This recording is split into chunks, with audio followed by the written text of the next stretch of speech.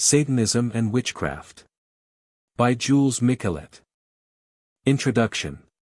Sprenger said, before 1500, we should speak of the heresy of the sorceresses, not of the sorcerers, the latter are of small account. So another writer under Louis XIII, for one sorcerer, 10,000 sorceresses. Nature makes them sorceresses, the genius peculiar to woman and her temperament.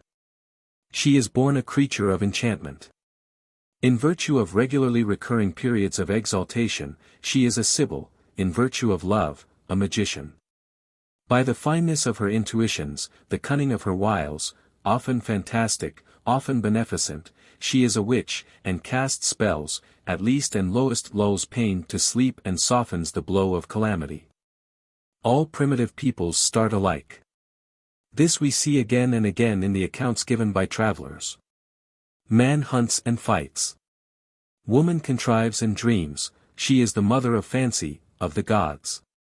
She possesses glimpses of the second sight, and has wings to soar into the infinitude of longing and imagination. The better to count the seasons, she scans the sky. But earth has her heart as well. Her eyes stoop to the amorous flowers. A flower herself in her young beauty, she learns to know them as playfellows and intimates. A woman, she asks them to heal the men she loves. Pathetic in their simplicity these first beginnings of religion and science. Later on, each province will be separated, we shall see mankind specialize, as medicine man, astrologer or prophet, necromancer, priest, physician. But in these earliest days woman is all in all, and plays every part. A strong and bright and vigorous religion, such as was Greek paganism, begins with the sibyl, to end with the sorceress. The first, a virgin fair and beautiful, brilliant in the full blaze of dawn, cradled it, gave it its charm and glamour. In later days, when sick and fallen, in the gloom of the dark ages, on heaths and in forests, it was concealed and protected by the sorceress, her dauntless pity fed its needs and kept it still alive. Thus for religions it is woman is mother, tender protectress and faithful nurse. Gods are like men, they are born and they die on a woman's breast. But what a price she paid for her fidelity. Magian queens of Persia, enchanting Circe, sublime Sibyl, alas! How are you fallen, how barbarous the transformation you have suffered. She who, from the throne of the Orient, taught mankind the virtues of plants and the motions of the stars, she who, seated on the Delphic tripod and, illumined by the very God of light, gave oracles to a kneeling world, is the same that 1,000 years later, is hunted like a wild beast, chased from street to street, reviled, buffeted, stoned, scorched with red-hot embers. The clergy has not stakes enough, the people insults, the child stones, for the unhappy being. The poet, no less a child, throws yet another stone at her, a crueler one still for a woman. Gratuitously insulting, he makes her out always old and ugly. The very word sorceress or witch calls up the image of the weird sisters of Macbeth. Yet the cruel witch trials prove exactly the opposite. Many perish just because they were young and pretty. The sibyl foretold the future, but the sorceress makes it. Here is the great, the vital distinction. She evokes, conjures, guides destiny. She is not like Cassandra of old, who foresaw the coming doom so clearly, and deplored it and awaited its approach. She creates the future. Greater than Circe, greater than Medea, she holds in her hand the magic wand of natural miracle, she has nature to aid and abet her like a sister. Foreshadowings of the modern Prometheus are to be seen in her, a beginning of industry, above all of the sovereign industry that heals and revivifies men. Unlike the sibyl, who seemed ever gazing towards the dayspring, she fixes her eyes on the setting sun. But it is just this somber orb of the declining luminary that shows long before the dawn, like the glow on the peaks of the high Alps, a dawn anticipatory of the true day. The priest realizes clearly where the danger lies, that an enemy, a menacing rival, is to be feared in this high priestess of nature he pretends to despise. Of the old gods she has invented new ones. Beside the old Satan of the past, a new Satan is seen burgeoning in her, a Satan of the future. For 1,000 years the people had one healer and one only, the sorceress. Emperors and kings and popes, and the richest barons, had sundry doctors of Salerno, or Moorish and Jewish physicians, but the main body of every state, the whole world we may say, consulted no one but the Saga, the wise woman. If her cure failed, they abused her and called her a witch. But more generally, through a combination of respect and terror, she was spoken of as the good lady, or beautiful lady, Belladonna, the same name as that given to fairies. Her fate resembled that which still often befalls her favorite herb, the belladonna, and other beneficent poisons she made use of, and which were antidotes of the great scourges of the Middle Ages. Children and ignorant passers-by cursed these somber flowers, without understanding their virtues, scared by their suspicious color. They shudder and fly the spot.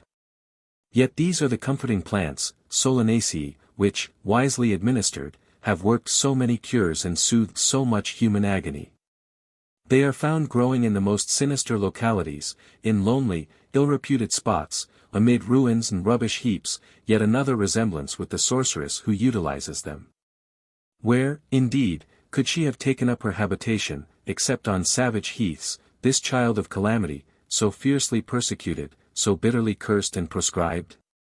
She gathered poisons to heal and save.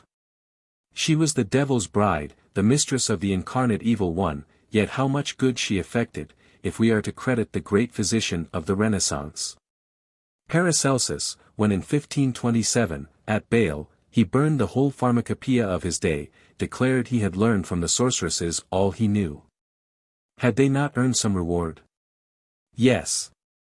And reward they had. Their recompense was torture and the stake. New punishments were devised for their especial benefit, new torments invented. They were brought to trial en masse, condemned on the slightest pretext. Never was such lavish waste of human life. To say nothing of Spain, the classic land of the auto da fe, where Moor and Jew are always associated with witches, 7,000 were burned at Treves, and I know not how many at Toulouse, at Geneva 500 in 3 months, 1513. 800 at Würzburg, in one batch almost, and 1,500 at Bamberg, both of these quite small bishoprics. Ferdinand II. Himself, the bigot, the cruel emperor of the 30 Years' War, was forced to restrain these worthy bishops, else they would have burned all their subjects. I find, in the Würzburg list, a wizard of 11, a schoolboy, and a witch of 15, at Bayonne, 2 sorceresses of 17, damnably pretty. Mark this, at certain epochs the mere word of sorceress or witch is an arm wherewith hate can kill at discretion. Female jealousy, masculine avarice, are only too ready to grasp so convenient a weapon. Such and such a neighbor is rich. Witch. Witch. Such and such is pretty. Ah. Witch. We shall see Mergen, a little beggar girl, casting this terrible stone at a great lady, whose only crime was being too beautiful, the chatelaine de Lancenina, and marking her white forehead with the death sign. Accused of sorcery, women anticipate, if they can, the torture that is inevitable by killing themselves. Remy, that worthy judge of Lorraine who burned 800 of them, boasts of this reign of terror. So sure is my justice, he declared, that 16 witches arrested the other day, never hesitated, but strangled themselves incontinently. In the long course of study for my history during the 30 years I have devoted to it, this horrible literature of sorcery, or witchcraft, has passed through my hands again and again. First I exhausted the manuals of the Inquisition, the asinine collections of the Dominicans, the whips, hammers, and swarms, fustigations, lanterns, etc., to give some of the absurd titles these books bear. Next I read the men of the law, the lay judges who take the place of these monks, and who despise them without being much less idiotic themselves. I say a word or two of these elsewhere, for the present I have only one observation to make, viz. that from 1300 down to 1600, and even later, the administration of justice is identically the same. With the exception of one small interlude in the Parliament of Paris, we find always and everywhere the same ferocity of folly. Ability and talent make no difference. The wise and witty de Lancre, a magistrate of Bordeaux under Henri IV. A man of enlightened ideas in politics, directly he has to deal with witchcraft, falls back to the level of a Nider or a Sprenger, two imbecile monks of the 15th century. One is filled with amazement to see all these widely different epochs, all these men of varying cultivation, unable to make one step in advance. But the explanation is simple. They were one and all arrested, let us rather say, blinded, hopelessly intoxicated and made cruel savages of, by the poison of their first principle, the doctrine of original sin. This is the fundamental dogma of universal injustice, all lost for one alone, not only punished but deserving punishment, undone even before they were born and desperately wicked, dead to God from the beginning. The babe at its mother's breast is a damned soul already. Who says so? All do, even Bossuet. A Roman theologian of weight, Spina, master of the sacred palace, formulates the doctrine in precise words: why does God permit the death of the innocent? He does so justly. For if they do not die by reason of the sins they have committed, yet they are guilty of death by reason of original sin. 1. From this monstrous theory two consequences follow, in justice and in logic. The judge is always sure of doing justice. Anyone brought before him is inevitably guilty, and if he defends himself, doubly guilty. No call for justice to sweat, and rack its brains in order to distinguish true and false, in every case the decision is a foregone conclusion. The logician likewise and the schoolman may spare themselves the trouble of analyzing the soul of man, of examining the phases through which it passes, of considering its complexity, its internal disparities and self-contradictions. No need, as we feel ourselves bound to do, to explain how, by slow and subtle degrees, the soul may grow vicious instead of virtuous. These refinements, these doubts and difficulties and scruples, if they understood them at all, how they would laugh at them, and shake their heads in scorn. And how gracefully would the fine long ears that ornament their empty pates waggle to and fro. Particularly when the compact with the devil comes into question, that ghastly covenant where, for some small ephemeral gain, the soul sells itself into everlasting torment, we philosophers should endeavor to trace out the accursed path. The appalling ladder of calamities and crimes, capable of having brought it so low. But our theologian can ignore all such considerations. For him soul and devil were created for each other, so that at the first temptation, for a caprice, a sudden longing, a passing fancy, the soul flies headlong to this dreadful extremity. Nor can I see any traces of modern writers having made much inquiry into the moral chronology of sorcery. They confine themselves far too much to the connections between the Middle Ages and classical antiquity. The connection is real enough, but slight and of quite minor importance. Neither the ancient enchantress, nor yet the Celtic and Germanic seeress, are yet the true sorceress. The harmless Sabbatia, festivals of Bacchus Sabbatius, a miniature rustic Sabbath, which survived down to medieval times, are far from identical with the black mass of the 14th century, that deliberate and deadly defiance of Jesus. These gloomy conceptions were not passed on down the long thread of tradition, they sprang ready-made from the horrors of the time. From when does the sorceress date? I answer unhesitatingly, from the ages of despair. From the profound despair the world owed to the Church. I say again unhesitatingly, the sorceress is the Church's crime. I pass over the string of plausible explanations by which the priests attempt to mitigate her guilt. Weak and frivolous by nature, open to every temptation, women were led astray by concupiscence. Alas! In the wretchedness and famine of those dreadful times, this was no force sufficient to rouse to demoniac frenzy. Loving women, jealous and forsaken, children driven out of doors by a cruel stepmother, mothers beaten by their sons, all hackneyed subjects of legendary tales, may indeed have been tempted to invoke the evil spirit. But all this does not constitute the sorceress, the witch. Because the unhappy creatures call upon Satan, it does not follow that he accepts their service. They are still far, very far, from being ripe for him. They have yet to learn to hate God. To understand this better, read the accursed registers still extant of the Inquisition, not in the extracts compiled by Llorente, Lamotte Langon, etc., but in what is extant of the original registers of Toulouse. Read them in their vapid sameness, their dismal aridity, their shocking unconscious savagery. A few pages, and you are cold at heart, a cruel chill strikes home to the vitals. Death, death, always death, you feel it in every page. You are already in the tomb, or immured in a little chamber of stone with damp-stained walls. The happiest gate is death. The dreadful thing is the in-pace.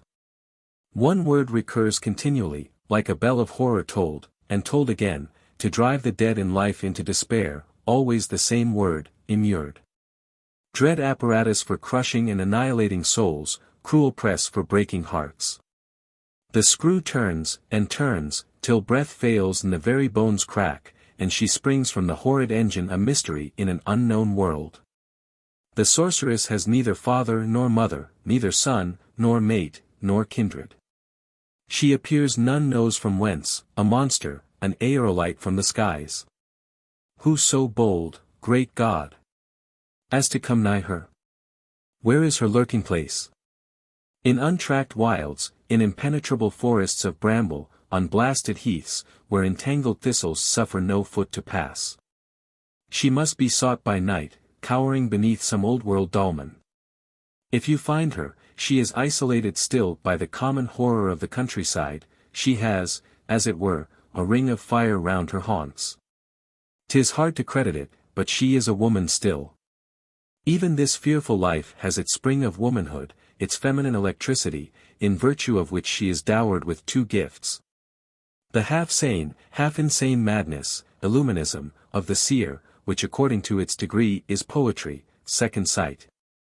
Preternatural vision, a faculty of speech at once simple and astute, above all else the power of believing in her own falsehoods. This gift is unknown to the male sorcerer, the wizard fails to comprehend its very elements.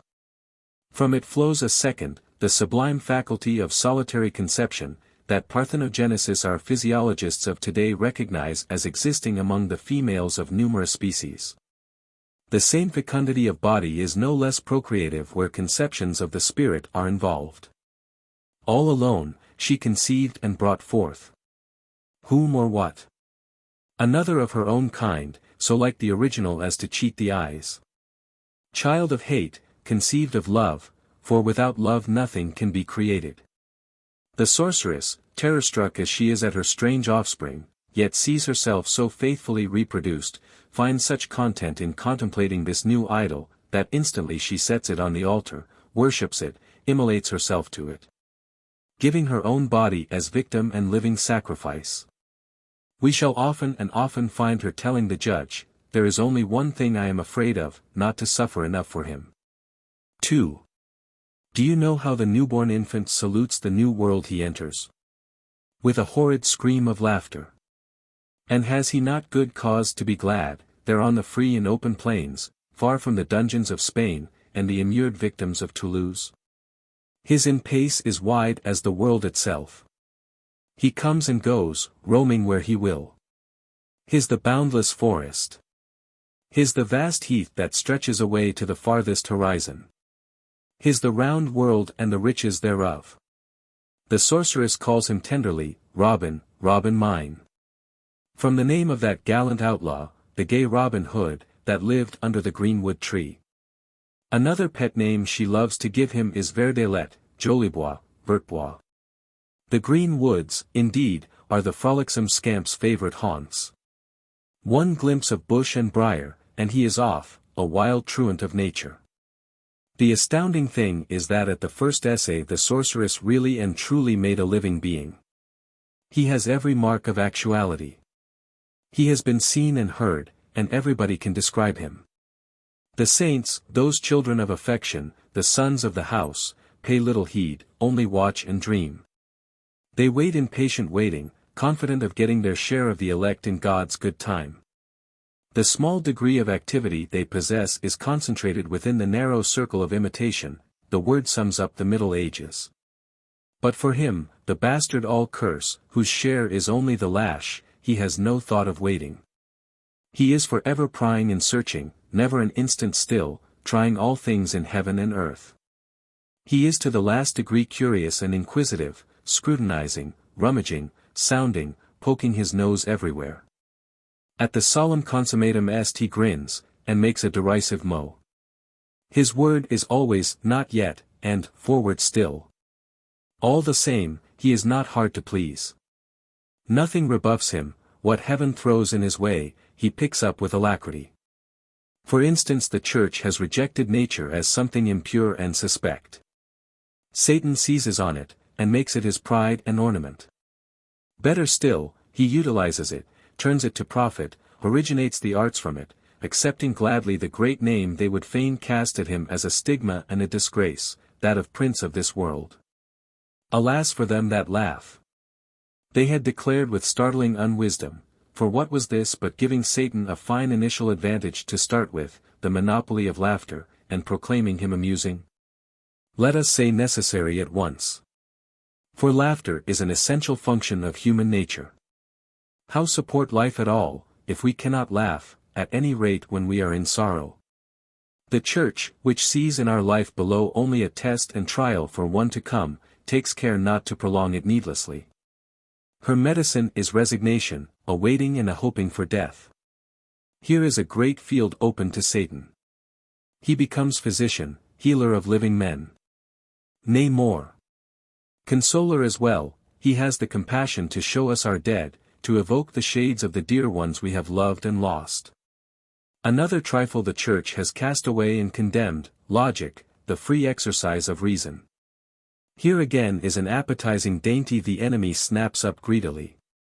The Church had built of solid stone and tempered mortar a narrow in pace, vaulted, low-browed and confined, lighted by the merest glimmer of day through a tiny slit. This they called the schools. A few shavelings were let loose in it, and told to be free, they won and all grew halting cripples. 300, 400 years, only made them more helplessly paralyzed. Between Abelard and Occam the progress made is, nil. A pretty tale, to say we must look there for the origin of the Renaissance. The Renaissance came about, no doubt of that, but how? By the satanic effort of men who broke through the vault, the struggles of condemned criminals who would see the light of heaven. It came about in the main far away from schools and scholastics, in that school of wild nature where Satan lectured a truant band of sorceresses and shepherd lads. A dangerous curriculum, if ever there was one. But its very risks stimulated the love of knowledge, the frantic longing to see and know. It was there began the black sciences, the forbidden chemistry of poisons, and the accursed thing, anatomy. The shepherd, first to scan the stars, along with his discoveries in astronomy, brought to the common stock his sinister recipes and his experiments on animals. Then the sorceress would contribute a corpse filched from the nearest graveyard. And for the first time, at the risk of the stake, men could contemplate that miracle of God's handicraft, which, as M. Sorceress so well said, we hide in silly prudishness instead of trying to understand. The only doctor admitted to these classes, Paracelsus, noted a third as well, who now and again would glide in to join the sinister conclave, bringing surgery with him as his contribution. This was the surgeon of those gentle times, the public executioner, the man of unflinching hand, whose plaything was the branding iron, who broke men's bones and could set them again, who could slay and make alive. And hang a felon up to a certain point and no further. This criminal university of the sorceress, the shepherd, and the hangman, by means of its experiments, a sacrilege every one, emboldened the other and rival seat of learning and forced its scholars to study. For each was fain to live. And otherwise the witch would have monopolized all, and the schoolmen turned their backs for good and all on medicine. The Church had to submit, and wink at these crimes. She allowed there were good poisons, Grolandus. She permitted dissection in public, though reluctantly and under dire constraint. In 1306 the Italian Mondino opened and dissected a woman, and another in 1315. It was a solemn and beneficent revelation, the veritable discovery of a new world, far more so than Christopher Columbus's. Fools shuddered, and howled in protest, wise men dropped on their knees. With victories like these to his credit, Satan could not but live. Alone the church would never have had strength to crush him. Fire and stake were of no avail, but a certain line of policy was more successful. With no little astuteness the kingdom of Satan was divided against itself. In opposition to his daughter and bride, the sorceress, was set her son, the healer. The church, deeply and from the bottom of her heart as she hated the latter, none the less established his monopoly, to secure the sorceress's ruin. She declares, in the 14th century, that if a woman dare to cure without having studied, she is a witch and must die. But how should she study publicly? Imagine the scene, at once ludicrous and terrible, that would have occurred if the poor savage creature had ventured to enter the schools. What merriment and wild gaiety! In the balefires of St. John's day, cats chained together were burned to death. But think of the sorceress bound to this caterwauling rout of hell, the witch screaming and roasting in the flames, what a treat for the gentle band of young shavelings and sucking pedants. We shall see Satan's decadence all in good time, a sorry tale. We shall see him pacified, grown a good old sort. He is robbed and pillaged, till at last, of the 2 masks he wore at the witches' Sabbath, the foulest is adopted by Tartuffe. His spirit is everywhere. But for himself, for his own personality, in losing the witch, he lost all. The wizards were bores, and nothing more. Now that his fall has been so far consummated, do his foes quite realize what they have done? Was he not a necessary actor, an indispensable factor in the great engine of religious faith, something out of gear nowadays? Every organism that works well is double, has 2 sides, life is hardly possible otherwise. A certain balance between 2 forces is necessary, forces mutually opposed and symmetrical, but unequal. The inferior acts as counterpoise, corresponding to the other. The superior grows impatient at the check, and is for abolishing it altogether. But the wish is a mistaken one. When Colbert, in 1672, shelved Satan with so little ceremony, forbidding the judges of the realm to hear cases of witchcraft, the Norman Parliament, in its obstinate conservatism, its sound Norman logicality, demonstrated the dangers attending such a decision. The devil is nothing less than a dogma closely bound up with all the rest. Touch the vanquished of the ages, are you not touching the victor too? Doubt the acts of the one, is not this paving the way to doubt those of the other, those very miracles he did to fight the devil? The pillars of heaven are based in the abyss. The rash man who shakes this infernal foundation may well crack the walls of paradise. Colbert paid no heed, he had so many other things to do. But it may be the devil heard. And his wounded spirit is greatly consoled.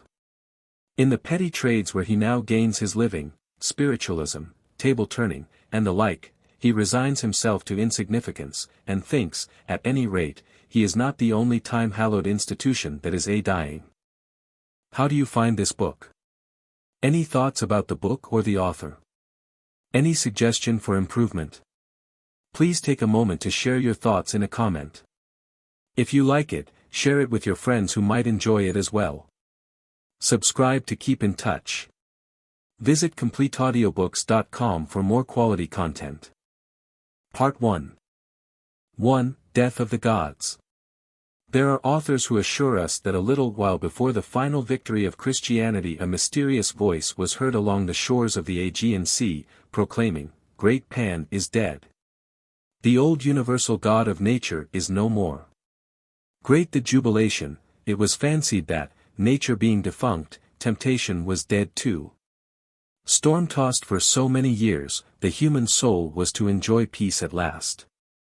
Was it simply a question of the termination of the ancient worship, the defeat of the old faith, the eclipse of time-honored religious forms? No. It was more than this. Consulting the earliest Christian monuments, we find in every line the hope expressed, that nature is to disappear and life die out, in a word, that the end of the world is at hand. The game is up for the gods of life, who have so long kept up a vain simulacrum of vitality. Their world is falling round them in crumbling ruin. All is swallowed up in nothingness, great Pan is dead. It was no new evangel that the gods must die. More than one ancient cult is based on this very notion of the death of the gods. Osiris dies, Adonis dies, it is true, in this case, to rise again. Aeschylus, on the stage itself, in those dramas that were played only on the feast days of the gods, expressly warns them, by the voice of Prometheus, that one day they must die. Die. But how? Vanquished, subjugated to the Titans, the antique powers of nature. Here it is an entirely different matter. The early Christians, as a whole and individually, in the past and in the future, hold nature herself accursed. They condemn her as a whole and in every part, going so far as to see evil incarnate, the demon himself, in a flower. 3. So, welcome, and the sooner the better, the angel hosts that of old destroyed the cities of the plain. Let them destroy, fold away like a veil, the empty image of the world, and at length deliver the saints from the long-drawn ordeal of temptation. The Gospel says, the day is at hand. The Fathers say, soon, very soon. The disintegration of the Roman Empire and the inroads of the barbarian invaders raise hopes in St. Augustine's breast, that soon there will be no city left but the city of God. Yet how long a-dying the world is, how obstinately determined to live on. Like Hezekiah, it craves a respite, a going backward of the dial. So be it then, till the year 1000, but not a day longer. Is it so certain, as we have been told over and over again, that the old gods were exhausted, sick of themselves and weary of existence? That out of sheer discouragement they as good as gave in their own abdication? That Christianity was able with a breath to blow away these empty phantoms? They point to the gods at Rome, the gods of the capital, where they were only admitted in virtue of an anticipatory death, I mean on condition of resigning all they had of local sap, of renouncing their home and country, of ceasing to be deities representative of such and such a nation. Indeed, in order to receive them, Rome had had to submit them to a cruel operation, that left them poor, enervated, bloodless creatures. These great centralized divinities had become, in their official life, mere dismal functionaries of the Roman Empire. But, though fallen from its high estate, this aristocracy of Olympus had in no wise involved in its own decay the host of indigenous gods, the crowd of deities still holding possession of the boundless plains, of woods and hills and springs. Inextricably blended with the life of the countryside. These divinities, enshrined in the heart of oaks, lurking in rushing streams and deep pools, could not be driven out. Who says so? The Church herself, contradicting herself flatly. She first proclaims them dead, then waxes indignant because they are still alive. From century to century, by the threatening voice of her councils, for she orders them to die. And lo! They are as much alive as ever. They are demons. And therefore alive.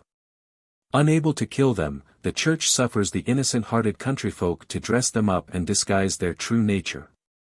Legends grow round them, they are baptized, actually admitted into the Christian hierarchy. But are they converted? Not yet by any means. We catch them still on the sly continuing their old heathen ways and pagan nature. Where are they to be found? In the desert, on lonely heaths, in wild forests. Certainly, but above all in the house. They cling to the most domestic of domestic habits, women guard and hide them at board and even bed. They still possess the best stronghold in the world, better than the temple, to wit the hearth. History knows of no other revolution so violent and unsparing as that of Theodosius. There is no trace elsewhere in antiquity of so wholesale a proscription of a religion. The Persian fire worship, in its high-wrought purity, might outrage the visible gods of other creeds, but at any rate it suffered them to remain. Under it the Jews were treated with great clemency, and were protected and employed. Greece, daughter of the light, made merry over the gods of darkness, the grotesque pot-bellied Cabri, but still she tolerated them, and even adopted them as working gnomes, making her own Vulcan in their likeness. Rome, in the pride of her might, welcomed not only Etruria, but the rustic gods as well of the old Italian husbandman. The Druids she persecuted only as embodying a national resistance dangerous to her dominion. Victorious Christianity, on the contrary, was fain to slaughter the enemy outright, and thought to do so. She abolished the schools of philosophy by her proscription of logic and the physical extermination of the philosophers, who were massacred under the Emperor Valens. She destroyed or stripped the temples, and broke up the sacred images.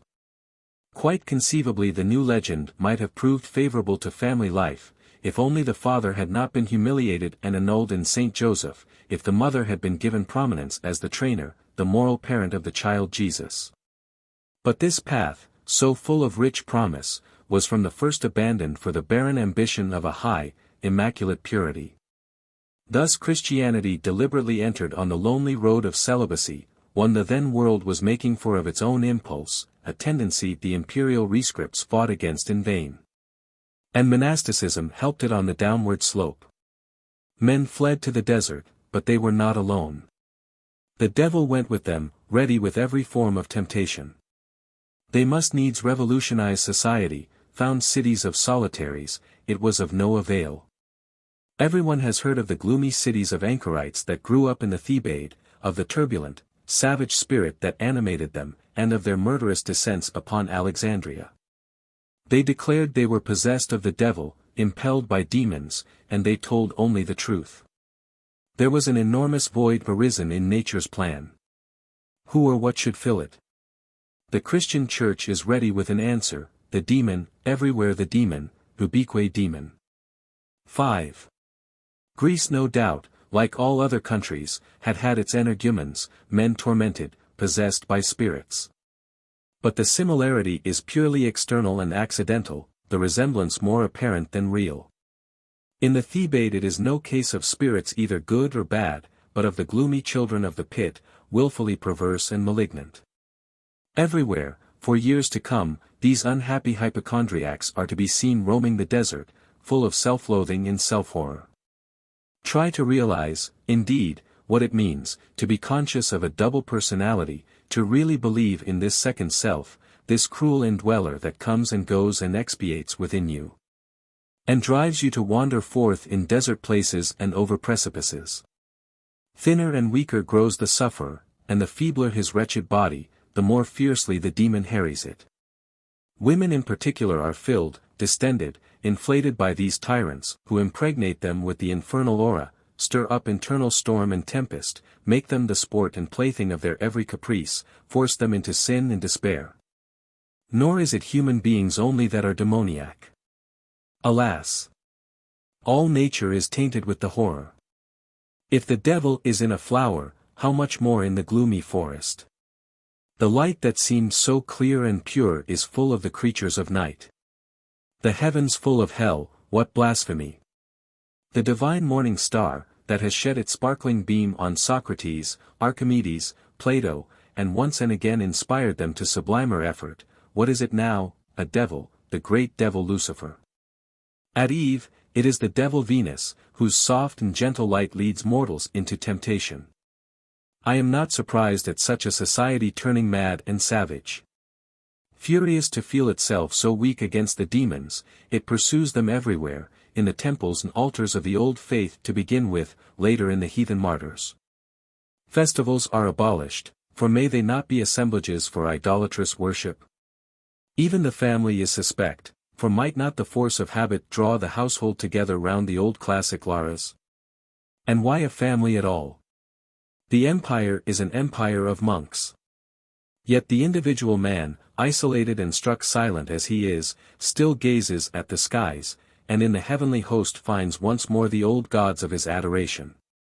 This is what causes the famines, the Emperor Theodosius declares, and all the other scourges of the empire, a terrible dictum that lets loose the blind rage of the fanatic populace on the heads of their inoffensive pagan fellow citizens. The law blindly unchains all the savagery of mob law.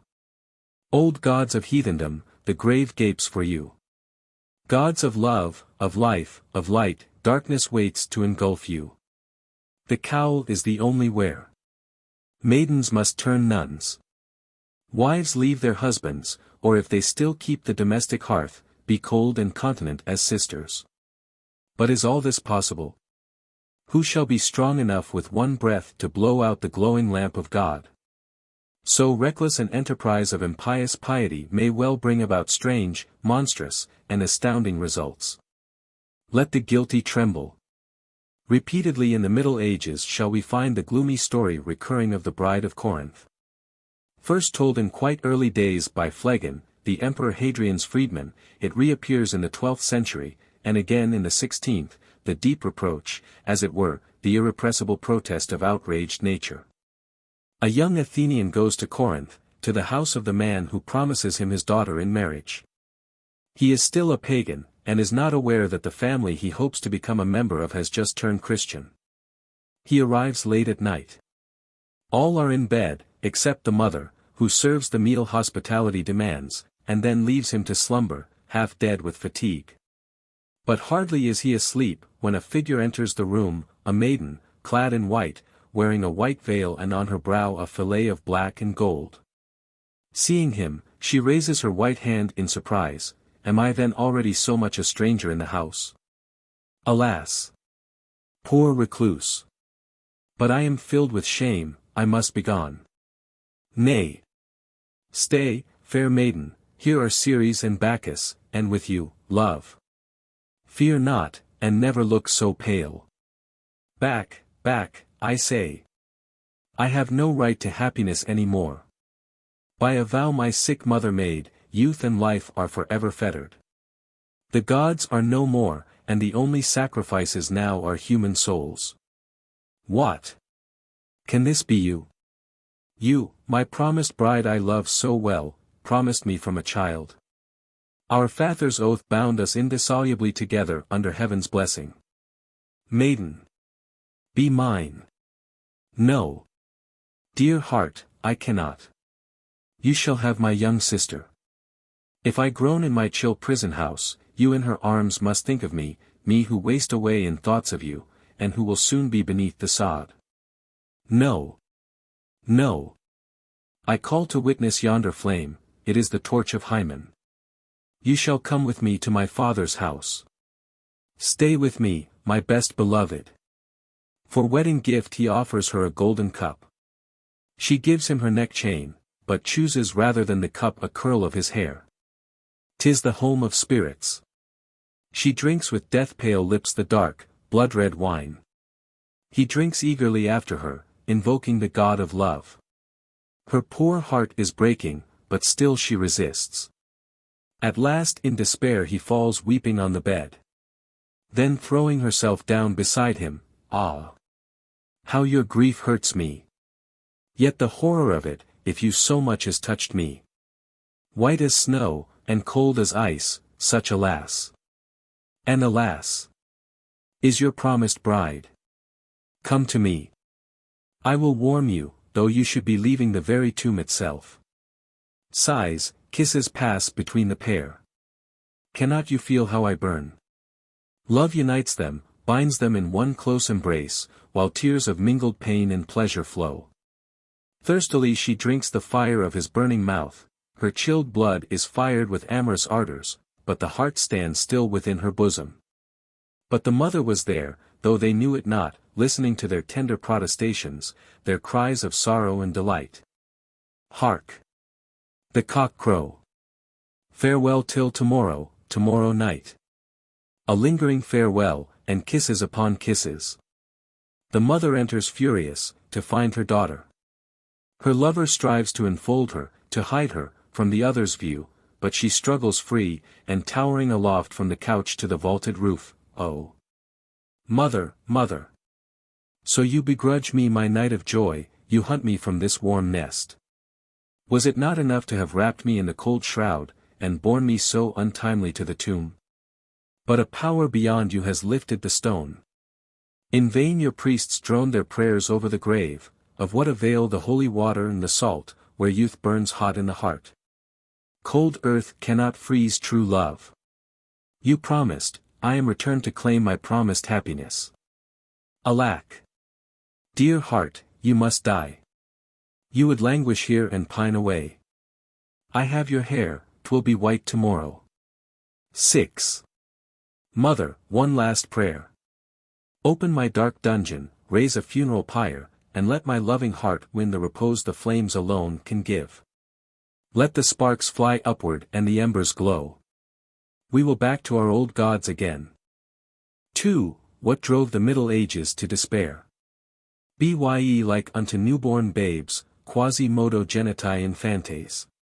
Be little children for innocence of heart, and peacefulness and forgetfulness of all causes of offense, calm and serene, under the hand of Jesus. Such is the sweet counsel the Church gives this stormy world on the morrow of the great catastrophe. In other words, volcanoes, scoriae, ashes, lava, grow green and lush with grass. Fields burned up with fire, come, carpet yourselves with flowers. One circumstance, it is true, then was promised the peace that revivifies, all the schools were ended, the path of logic abandoned and deserted. A method of infinite simplicity rendered all discussion futile, and set before the feet of all the easy downward road they must needs follow henceforth. If the credo was of doubtful interpretation, still life was all traced out plainly enough in the track of legend. The first word, and the last, was the same, imitation. Imitate, and all will be well, only repeat and copy. Yes. But is this really and truly the way of genuine infancy, the infancy that vivifies the heart of man, makes him find new sources of refreshment and fertility? To begin with, I can see in this world that molds childhood and infancy only attributes of senility, over-refinement, servility, impotence. What is this literature compared with the sublime monuments of Greeks and Jews? Even compared with the Roman genius? We find precisely the same literary decline that befell in India, from Brahmanism to Buddhism, a garrulous verbiage succeeding to lofty inspiration. One book plagiarizes another, till presently they cannot even copy correctly. They rob one from the other, and the marbles of Ravenna are torn down to adorn Aix-la-Chapelle. The whole fabric of society is of a piece. The bishop who is lord of a city, the barbarian prince of a half-savage tribe, model themselves on the Roman magistrature. Our monks we think so original, are only repeating in their monastery the villa of an earlier day, as Chateaubriand well observes. They have no notion of fashioning a new society, any more than of refertilizing the old. Mere imitators of the Eastern monks, they would fain have had their dependents poor monkish taskmen, a sterile population of celibate lay brothers. It was in their despite family life renewed itself, and so renewed the world. When we observe how quickly these old monks are aging, how in a single century the level drops from the wise monkaste Benedict to the pedant Benedict of Ariane, we clearly realize that these gentry were purely and entirely innocent of the grand popular creation that grew up about the ruins. I refer to the lives of the saints. The monks wrote them, but it was the people made them. This young vegetation may throw its luxuriance of leaf and blossom over the crumbling walls of the old Roman building converted into a monastery, but it does not grow out of it, we may be very sure. It has roots deep in the soil. The people sowed it there, the family worked the ground, all took a hand in its production, men, women, and children. The precarious, restless life of those times of violence made these poor country folk imaginative, ready to put faith in their own dreams that consoled them in their misery, wild dreams, teeming with wonders and full of absurdities. Equally ludicrous and delightful. These families, living isolated in the woods or on the mountains, as men live still in the Tyrol and the high Alps, coming down to the plains but one day in the week, were filled with the hallucinations their loneliness encouraged. A child had seen this, a woman had dreamed that. A brand new saint arose in the district, his story ran through the countryside, like a ballad, in rough and ready rhyme.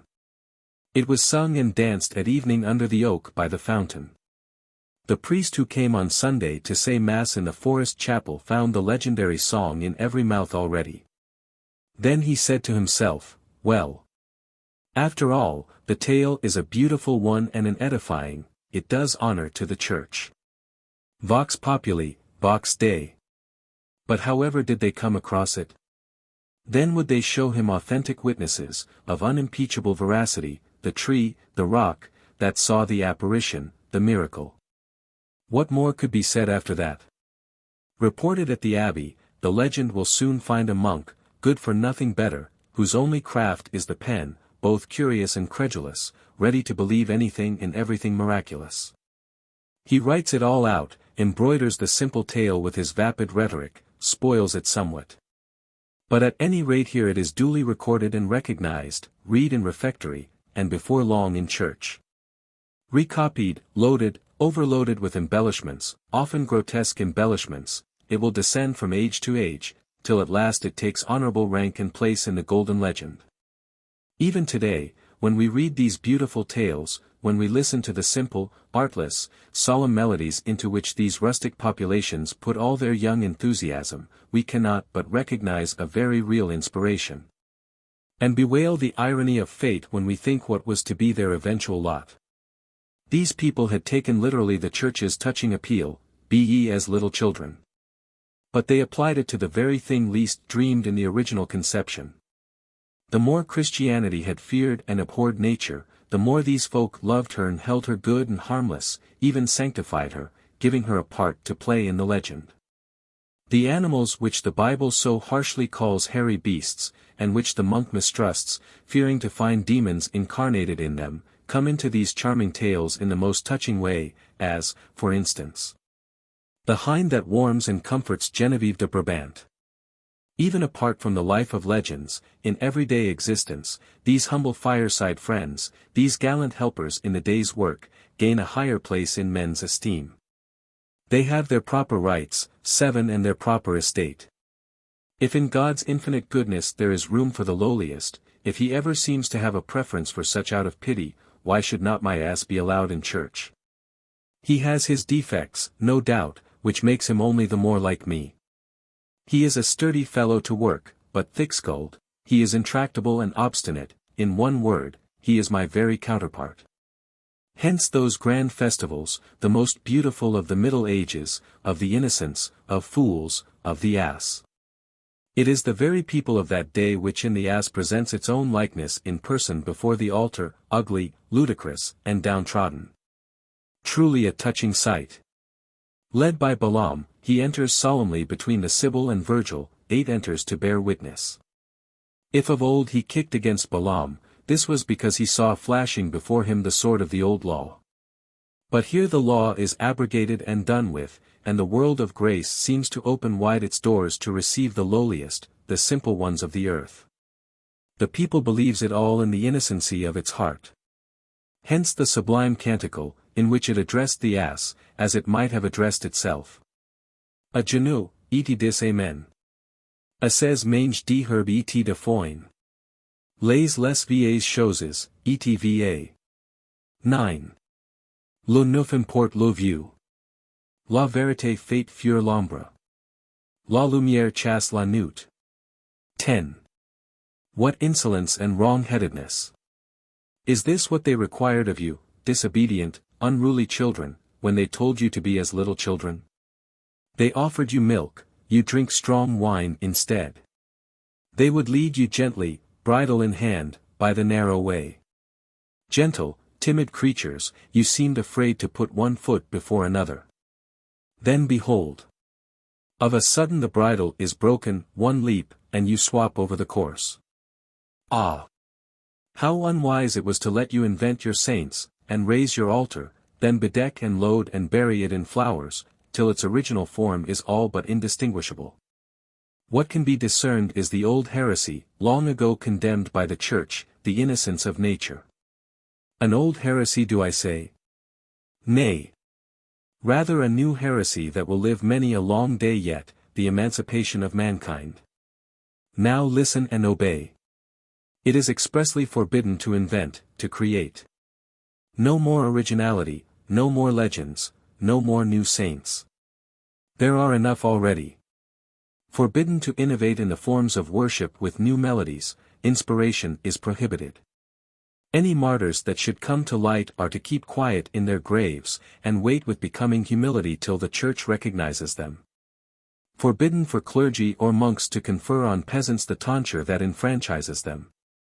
Such the narrow, timid spirit of the Carlovingian Church, 11 which deliberately contradicts herself, gives herself the lie, now says to little children, be ye old men. What a change is here!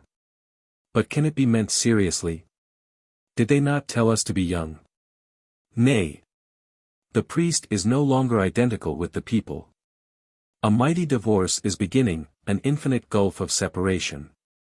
Henceforth the priest, a great lord now or a prince, will sing the office in a golden cope, using the sovereign tongue of the great empire that is no more. We, poor cattle of the field, having lost the language of mankind, the only one God will deign to hear, what can we do now but low and bleat, in company with the innocent companion that never scorns us? That in wintertime warms us in the stall and covers us with his fleece? We will live with the dumb beasts, and be dumb ourselves. In very truth, we have then the less need to go to church. But she will not let us off, she orders us back, to listen to words we cannot understand. From that day forth a monstrous fog, a heavy, grey, leaden fog, enwraps the world. Say, for how long? For 1,000 long, dreary, terrible years. For 10 whole centuries, a languor no previous age has known oppressed the Middle Ages, even to some extent later times, in a condition midway between sleep and waking, under the empire of a dismal, an intolerable phenomenon. That convulsion of supreme boredom we call a yawn. The indefatigable church bell rings out the accustomed hours, and folks yawn, a nasal chant drones on in antiquated Latin, and folks yawn. Everything is foreseen, no room is left for hope in all the world. Day after day events will recur in identically the same way. The inevitable oppression of tomorrow makes men yawn before today is done, and the never-ending perspective of days, and years, of weary sameness still to come, weighs on the spirits beforehand and sickens of life. From brain to stomach, from stomach to mouth, the automatic, the fatally irresistible, convulsion travels, distending the jaws in an endless and cureless gape.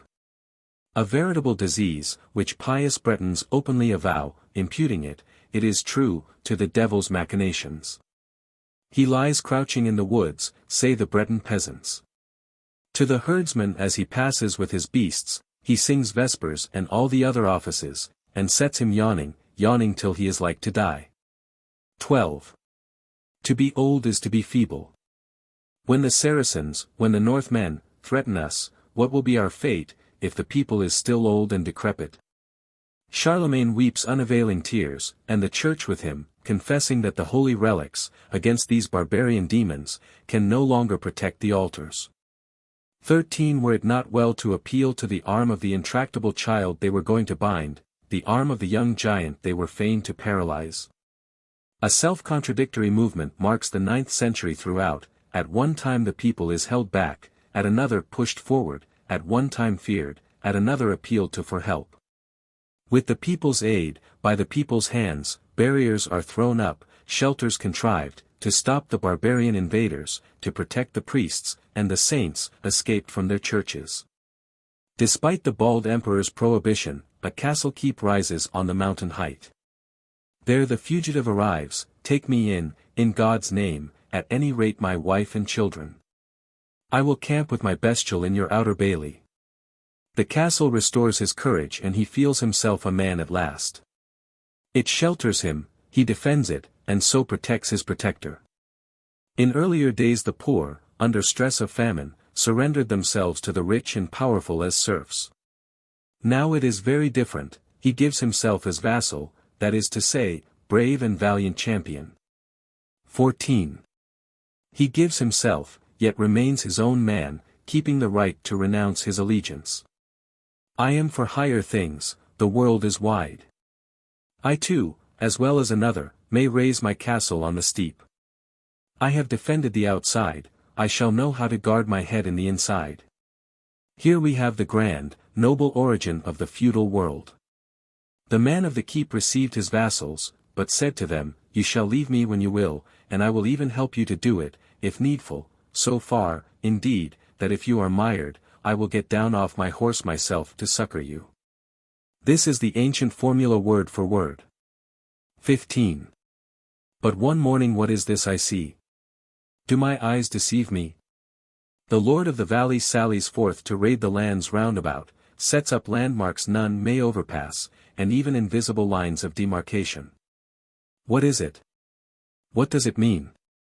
It means that the lordship is enclosed, the feudal lord, under lock and key, holds all immured, between sky and earth. Alas! Alas! By virtue of what right is the vassus, the valiant man, that is, henceforth to be a prisoner? Nay. Vassus, they will maintain, may equally be equivalent to slave. In the same way service, meaning servant, often a highborn servant, a count or prince of the empire, will signify for the weak and lowly, a serf, a villain whose life is valued at a denier. This is the hateful net they are taken in. But yonder on his plot of ground is one who maintains his land is free, an allod, allodium, elu, a fief of the sun. He sits on his boundary stone, crushes his hat down firm on his head, and watches the feudal lord, the emperor himself, pass by. 16. Go your ways, ride on, emperor, you sit tight in your saddle, and I on my boundary stone yet tighter. You pass, but I remain. For I am freedom. But I have not the heart to tell the man's eventual fate. The air thickens round him, and his breath fails more and more. He seems bewitched. He cannot move, he is as if paralyzed. His beasts too grow thinner and thinner, as though a spell were on them. His servants die of hunger. His land is fallen barren. He is hag-ridden, O knights. Still he holds on, he says, a poor man's house is his castle. But they will not leave him alone. He is cited, and must answer, to the imperial court. He repairs thither, a survival from a vanished world, a spectre of the past, a thing unrecognizable. What is it? The younger men ask each other. He is neither seigneur nor serf. Why, then, what is he? He is nothing. Who am I, ask you? I am he who built the first castle keep, and defended it in your behoof, he who, leaving its walls, strode bravely to the bridge to meet the heathen Northmen. More than that, I dammed the river, I reclaimed the alluvial waste, I created the very soil, like God who made the dry land appear. This soil, who shall drive me off it? Nay, my friend, answered his neighbor, you shall not be driven off it. You shall cultivate it still, this soil, only on other conditions from what you think.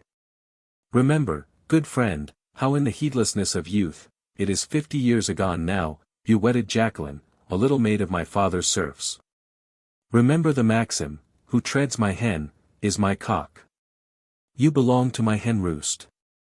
Come, off belt and away sword. Henceforth you are my serf.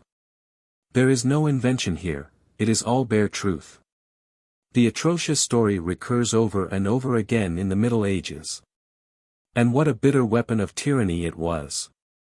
I have abridged and omitted much, for every time one returns to these incidents, the same sharp point of pity and indignation pierces the heart.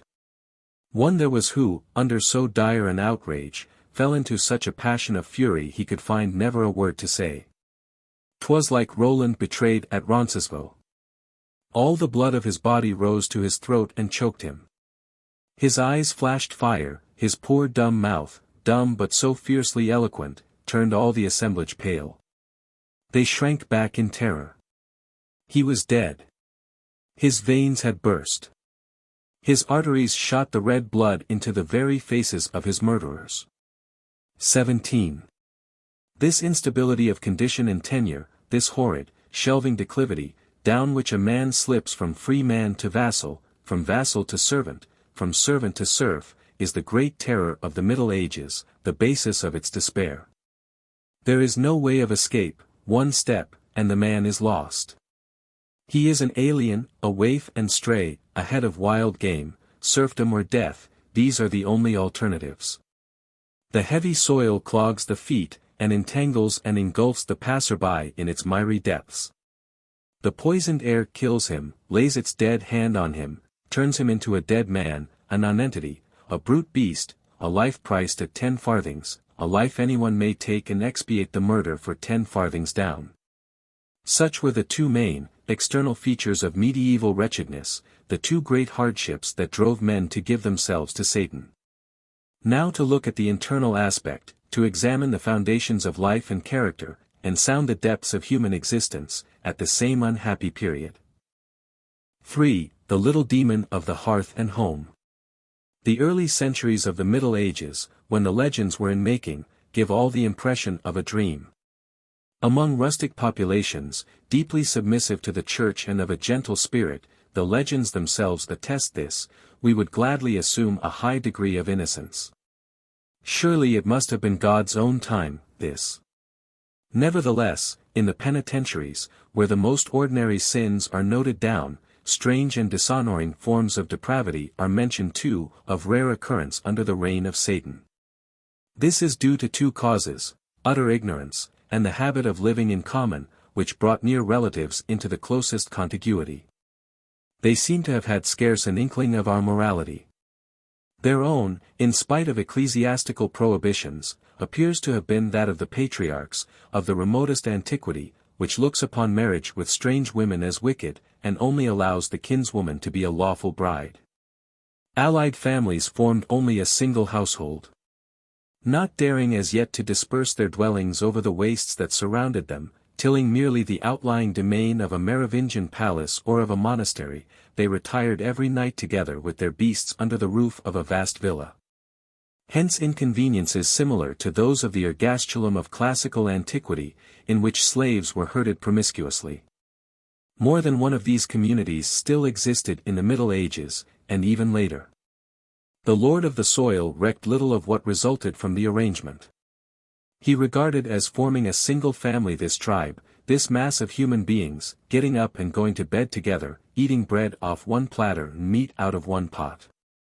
In this indiscriminate way of living, woman met with very little care or protection, the place she occupied was an extremely humble one. True, the virgin, the ideal woman, rose higher from century to century, but the woman of real life counted for mighty little in these rustic communities, these massed aggregates of men and cattle.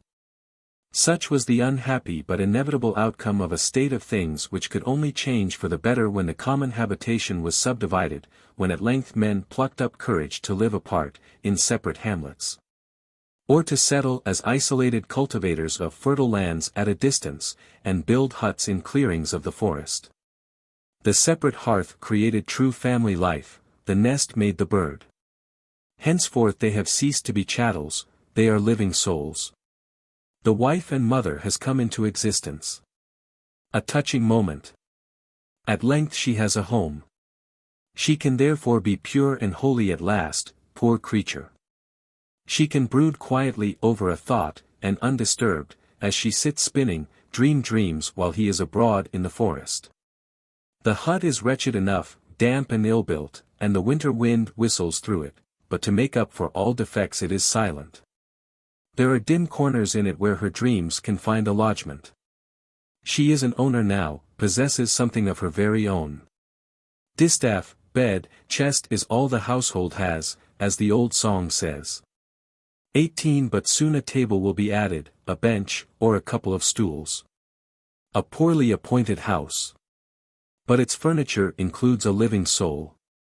The firelight heartens it, the consecrated bush of box guards the bed, to which is often added a pretty bunch of vervain. The lady of this palace sits spinning at her door, watching a few sheep the while. They are not rich enough yet to keep a cow, but this will come in time, if God blesses the house. The forest, a bit of pasture land, a hive of bees that feed on the heath are their livelihood. They do not grow much wheat yet, having no certainty of reaping a crop so long in growing. This life, poverty-stricken as it is yet less hard upon the wife.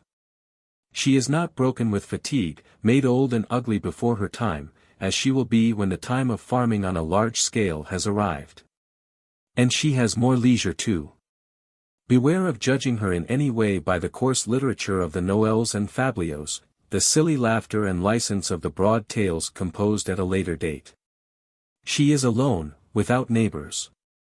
The evil, unhealthy life of dark little shut-in towns, the prying into each other's affairs, the pitiful, perilous scandalmongering, none of this is begun yet. There is no old harridan yet, coming creeping at dusk down the narrow, gloomy street to tempt the young wife and tell her someone is dying of love for her. The serf's wife we are describing now has no friend but her dreams, no one to gossip with but her beasts or the forest trees. They talk to her, we know not what about. They awake in her things her mother told her, her grandmother, old things that for century after century have been handed on from woman to woman.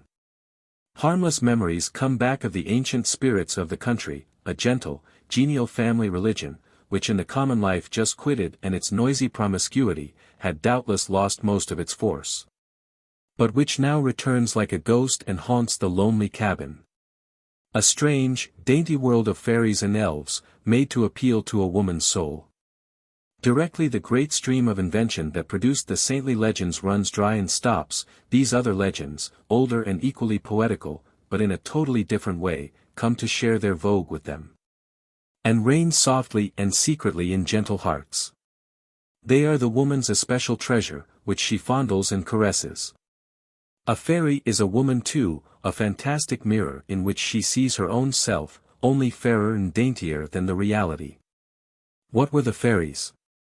What we are told is that in old days, queens of the Gauls, proud and fantastic princesses, at the coming of Christ and his apostles, were wickedly impertinent and turned their backs. In Brittany they were dancing at the time, and never stopped. Hence their cruel sentence, they are doomed to live on till the day of judgment. 19 Many of them are reduced to the tiny dimensions of a rabbit or a mouse. For instance, the Cauriguans, fairy dwarfs, who at night time, at the foot of old druidical stones, ring you round with their elvish dances, or to take another example, the lovely Queen Mab, who makes her royal coach out of a walnut shell. They are a trifle capricious, and sometimes mischievously disposed, and what wonder, considering their unhappy destiny. Whimsical and tiny as they are, they possess a heart, and crave to be loved. Sometimes kindly, sometimes the reverse, they are full of fancies. At the birth of a child they come down the chimney, endow the babe with gifts good or bad, and fix its fate. They love good spinsters, and spin divinely themselves. To spin like a fairy, the goodwives say. In the fairy tales, disencumbered of the absurd ornaments the latest editors have dressed them out in, is found the people's very inmost heart.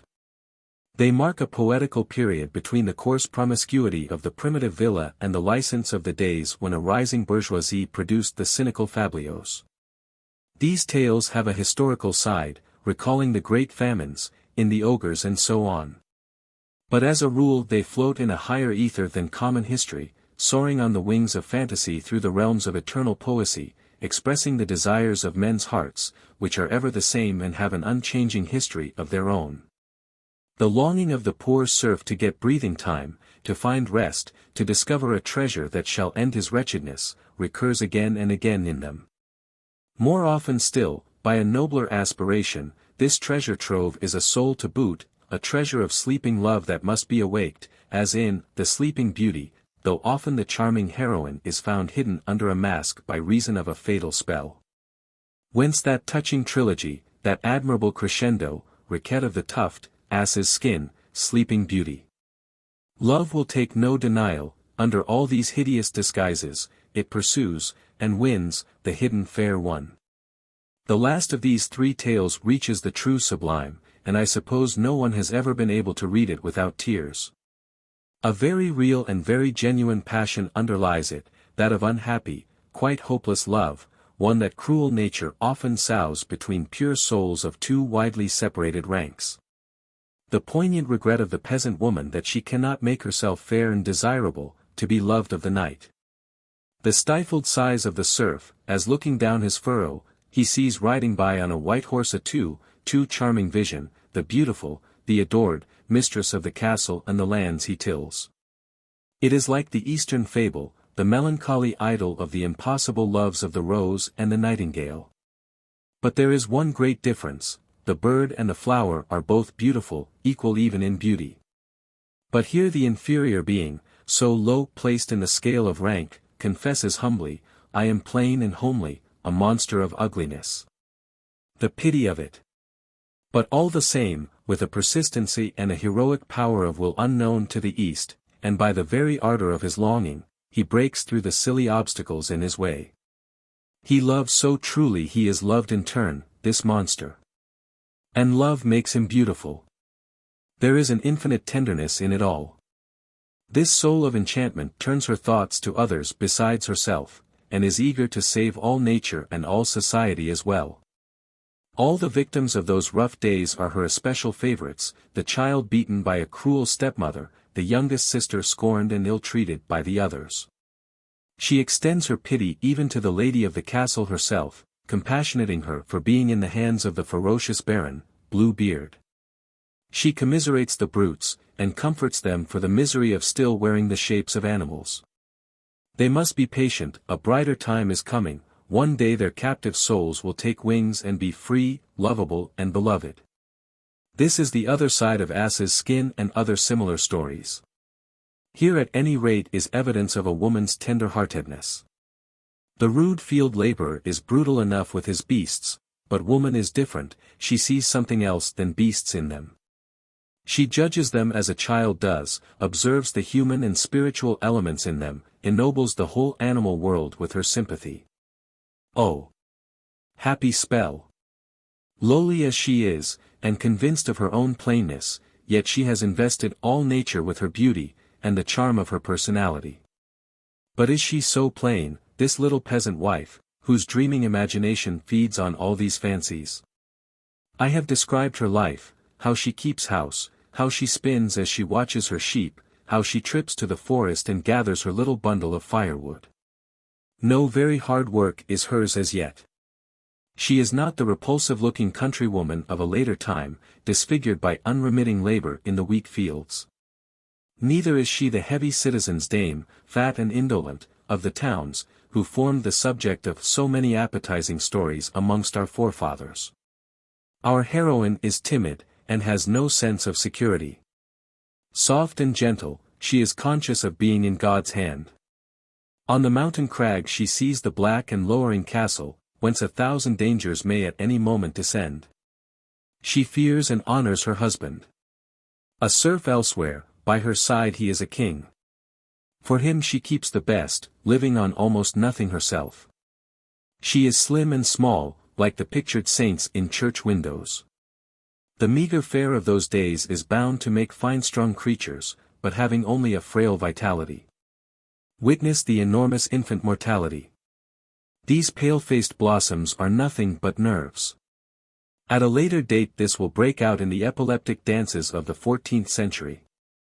At present in the 12th and thereabouts, two weaknesses are connected with this condition of semi-starvation, at night, somnambulism, and by day, hallucination, dreamy reverie, and the gift of tears. All innocence as the woman is, still she has a secret, we have said so before, a secret she never confesses at church. She carries shut within her breast a fond remembrance of the poor ancient gods, 20 now fallen to the estate of spirits, and a feeling of compassion for them. For do not for an instant suppose, because they are gods, they are exempt from pain and suffering. Lodged in rocks, in the trunks of oaks, they are very unhappy in winter. They greatly love heat, and prowl round the houses.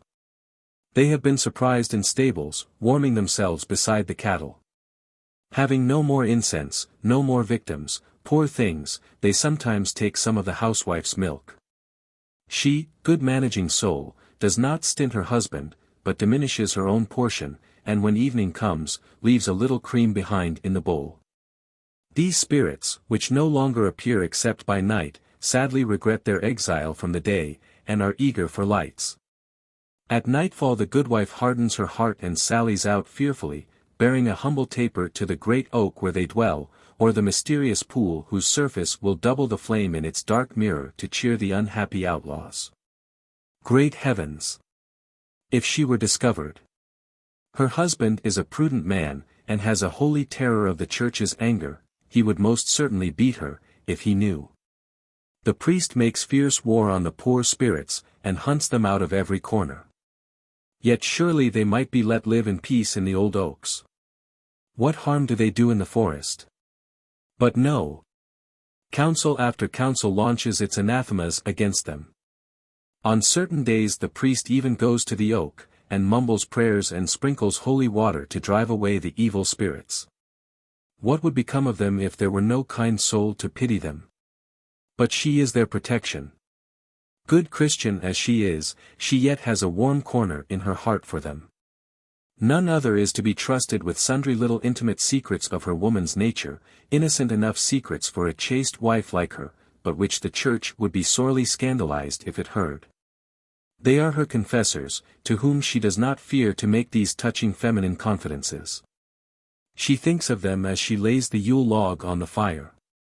It is Christmas, but it is the old feast of the spirits of the north as well, the feast of the longest night. The same of the vigil of May night, the pervigilium of Maya, when the mystic tree is planted. The same again, the fires of Asti. John's Eve, the true festival of life and flowers and newborn love. Above all, the childless wife makes it a duty to love these feasts, and observe them piously. A vow to the Virgin might not perhaps be successful. She is hardly in full sympathy with such a case. Whispering low, the anxious wife prefers to address her prayer to some old-world deity, adored as a rustic god of yore, and whom such and such a church has been good-natured enough to make into a saint.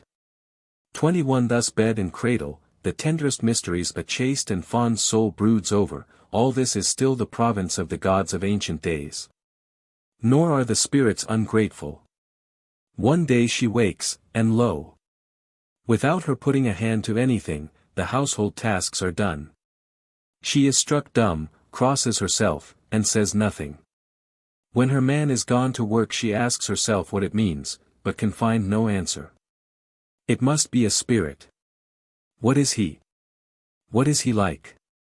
Oh! How I should love to see him. But I am afraid. They say folks die who see a spirit. Meantime the cradle moves, rocks all by itself. She is lost in wonder, and presently hears a tiny, soft voice, so low she might almost think it spoke within her own breast. It says, Dearest mistress, if I love to rock your child, 'tis because I am a little child myself. Her heart beats wildly, but soon she gathers better courage. The harmless innocence of the act makes the spirit seem harmless too. He must be good and gentle, one God must surely tolerate at least. Henceforth she is no longer alone. She plainly feels his presence, and he is never far from her. He rubs against her skirt, she can hear the rustle he makes. He is forever on the move about her, and evidently cannot quit her side. If she goes to the stable, there he is again. And she is almost sure, the other day, he was in the butterfirkin. 22.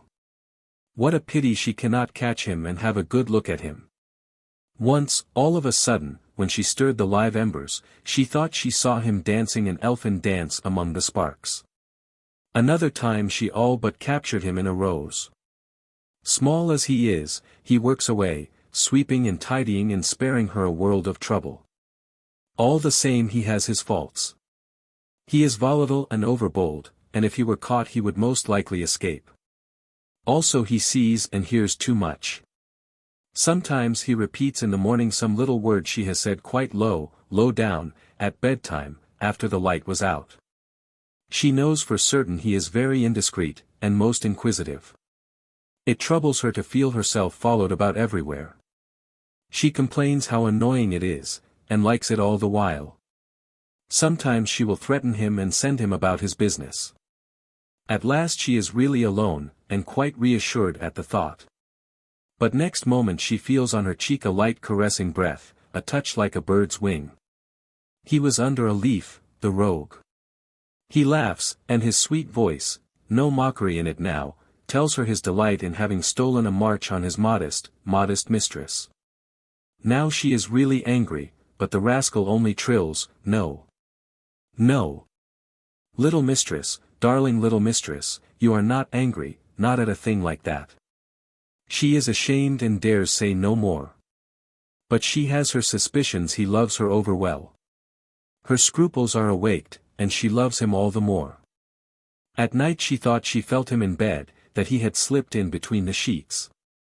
She was afraid, offered a prayer to God, and pressed close to her goodman's side. What is she to do? She has not the heart or the courage to tell the priest. So she tells her husband, who laughs at first in sheer incredulity. Then she confesses a little more, that Robin Goodfellow is a sly fellow, sometimes too bold by half. What matter? He is so wee. Thus her husband himself reassures her. Are we also to be reassured, we who can see more plainly? Yes. She is still perfectly good and innocent. She would shudder to imitate the great lady up yonder in the castle, who under her very husband's eyes, has her court of lovers and her page. Still we must allow the elfin lover has made good progress already. Impossible to have a less compromising page than one who can lie hid in a rose. And there is much that is love-like about him too. Few can be more encroaching. So tiny he is, he can slip in anywhere. He slips even into the husband's heart, pays court to him, wins his good graces. He looks after his tools, works in his garden, and of evenings for his reward, behind the child and the cat, crouches in the chimney corner. His little voice makes itself heard, for all the world like a cricket's, but he is seldom seen, except when a struggling beam of light falls upon a particular crack where he loves to lie. Then they catch a glimpse, or think they do, of a sharp, whimsical little face, and cry, "Ah, ha! Little one, we saw you." All very well to tell them at church they must beware of evil spirits, that one they think quite harmless, one that slips into the house like a puff of wind, may really and truly be a demon. They take good care not to believe a word of it. Why? His littleness is proof enough of innocence, and certainly they have prospered more since he came. The husband is as sure of it as the wife, perhaps surer. He is firmly convinced the dear, frolicsome little brownie makes the happiness of their home. 4. Temptations. I have omitted from the above picture the deep shadows of that cruel period, as these would have darkened it unduly. I refer especially to the uncertainty in which the rustic household habitually lived as to its lot, the suspense, the chronic terror of the savage violence that might burst at any moment on their unoffending heads from the castle above. The feudal regime involved precisely the two things of all others that go farthest to make a hell on earth. On the one hand, the extreme of immobility, the man was nailed to the soil, and emigration utterly impossible. On the other, a high degree of uncertainty as to the continuance of existing conditions. Optimistic historians who talk so glibly of fixed quit rents, and charters, and purchases of emancipation, forget the paucity of guarantees forthcoming for it all. So much is bound to be paid to the feudal lord, but he can take all the rest too, if he likes. This is called in so many words the right of prehension. Work away, goodman. And while you are abroad in the fields, the dreaded troop from the heights may swoop down on your house and carry off what it pleases, for the service of the seigneur. No wonder, if you look at him the fellow is gloomy over his furrow, and hangs his head. Yes. And he is always like that, with anxious brow and heavy heart, like a man constantly expecting bad news. Is he pondering revenge? Not he. But two thoughts fill his mind, two anxieties trouble him alternately. The first, in what condition will you find your house when you go back tonight? The other, ah! If only the clod I turn would let me see a treasure underneath. If the kind devil would give me wherewith to buy our freedom. It is said that at this appeal, like the Etruscan genius that emerged one day from under the plowshare in the shape of a child, a dwarf, a gnome, would often lift its tiny figure from the soil and standing up in the furrow ask him, "What will you of me then?" But the poor man would be dumbfoundered, and wanted nothing now. He turned pale and crossed himself, and then the whole vision was gone. Was he sorry afterwards? Did he never say to himself, "Fool, fool, do you mean then to be forever unhappy?" I can well believe it, but I am no less convinced an unsurmountable barrier of terror prevented him from going further. I do not think for an instant, as the monks would have us believe, who have given accounts of sorcery and witchcraft, that the pact with Satan was a mere caprice, a sudden impulse of a lover or a miser. We need only consult common sense and human nature to be certain of the contrary, that people never resorted to such extremes except as a last resource, in utter despair, under the awful pressure of unending wrong and wretchedness. But, they tell us, these excessive miseries must have been largely diminished as we near the days of St. Louis, who forbade private wars between great lords. My own opinion is exactly the opposite.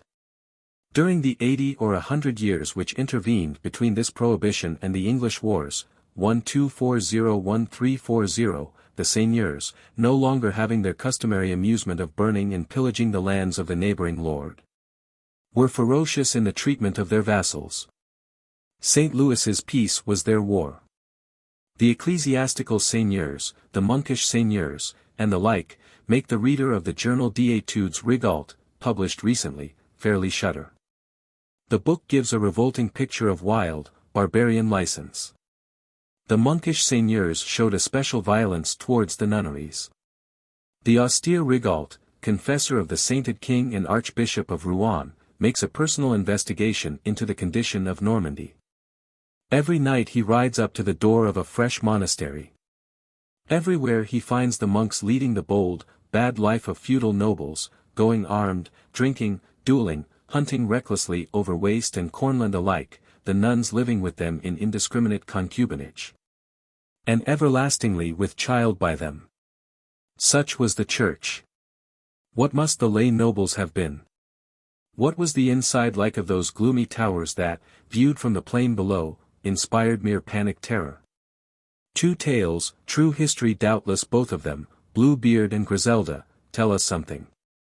What was he for his vassals, his serfs, this torturer, who treated his own family with such refinement of cruelty? We can judge from the only one of them brought to trial, and that not till the 15th century, Gilles de Retz, the kidnapper of children. Sir Walter Scott's front de bœuf, the barons of melodrama and romance, are poor creatures compared to these terrible realities. The Templar in Ivanhoe is an equally feeble and an entirely artificial portrait. The author has not dared to face the foul actualities of celibacy among the Knights of the Temple, and of life inside the fortified castle, where very few women were allowed, as being mere useless mouths. The romances of chivalry give exactly the opposite of the truth. Indeed, it has often been observed how literature in many cases expresses the entire contrary of contemporary life and character. As, for instance, the insipid pastoral plays of the Florian type that held the stage during the terror of the Revolutionary period. The domestic arrangements of these medieval castles, where they can still be traced, tell us more than all the books put together. Men-at-arms, pages, serving men, packed together at night under low-browed vaults, by day stationed on the battlements, on narrow terraces, suffering the most atrocious boredom. Found breath and life only in their sallies on to the plain below, no longer now warlike expeditions against neighboring lands, but hunting parties, man-hunting parties, exactions, outrages, without number on the households of the surrounding serfs. The Lord knew perfectly well himself that a mass of men like this without women could only be kept in hand on condition of occasional license. The appalling notion of a hell where God uses the wickedest souls, the most sinful of all there, to torture the less sinful, delivered up to them as playthings, this noble dogma of the Middle Ages was literally realized. Men felt instinctively God was far from them. Each razzia was another proof of the domination of Satan, a convincing proof it was to him they must henceforth address their prayers. To add insult to injury, there was much coarse laughter and ribald wit indulged in. But surely the serf women were too unattractive, it may be objected. The answer is, it was no question of beauty. The pleasure consisted in outraging, beating, and making women cry.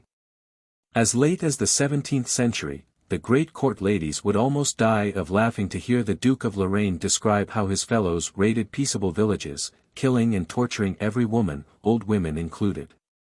Outrage was especially rife, as may be supposed, among the well-to-do households, of a relatively superior rank, which were to be found among the serfs, families of serfs supplying mayors to the community from generation to generation. Such as are found as far back as the 12th century, taking the first place in the villages. The nobility hated, mocked, and would fain have ruined these. Their new sense of moral dignity was an unpardonable offense. It was unforgivable that their wives and daughters should be chaste and virtuous women.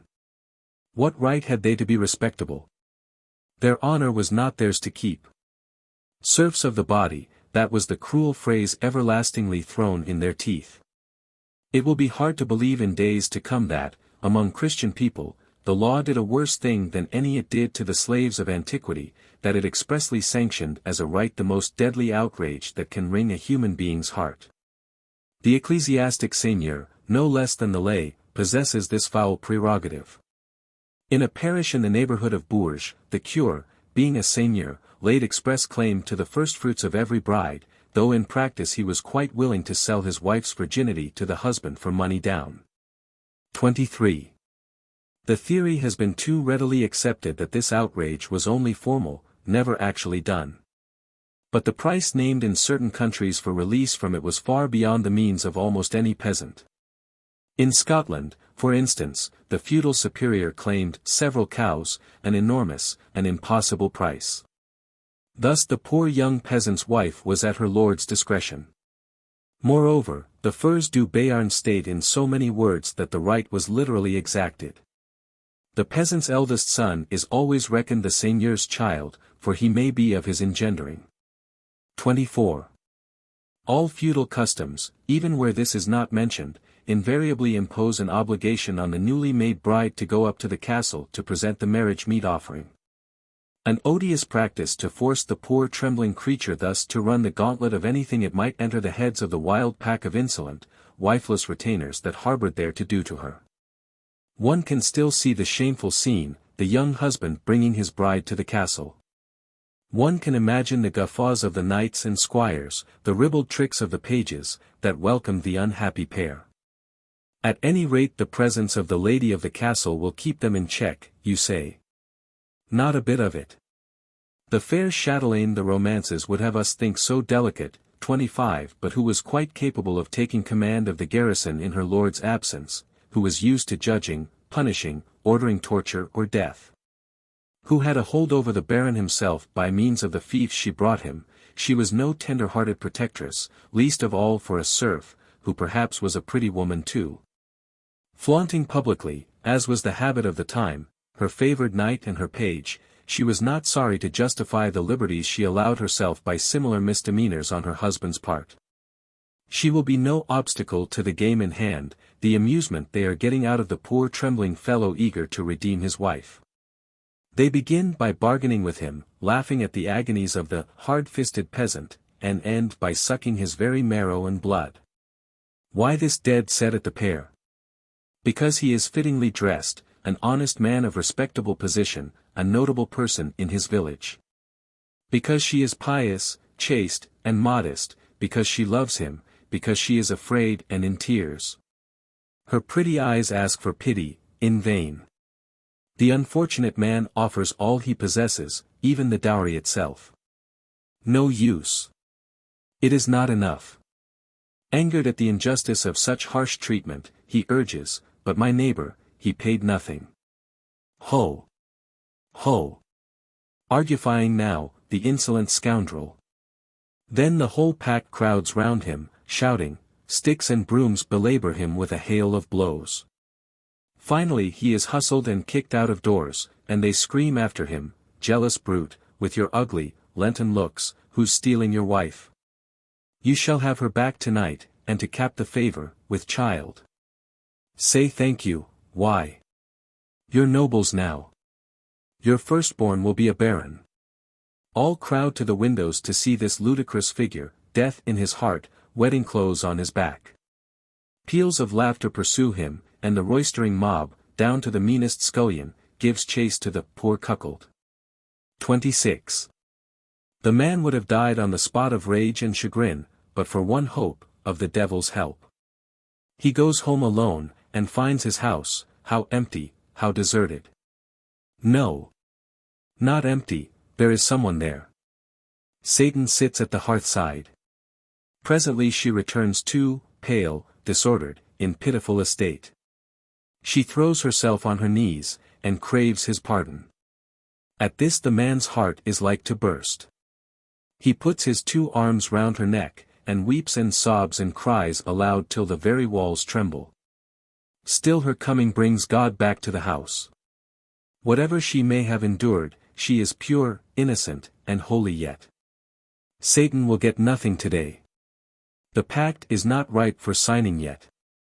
Our silly national fabliaux and ridiculous cant without exception assume that under this mutual injury and all subsequent ones she will have to affront, the wife is on the side of her outragers and against her husband. They would have us believe that the poor girl, bullied and shamefully used, made a mother in spite of herself, is delighted and overjoyed at it all. Can anything be more improbable? No doubt rank, politeness, elegance were likely enough to seduce her, but no one took the trouble to use these means.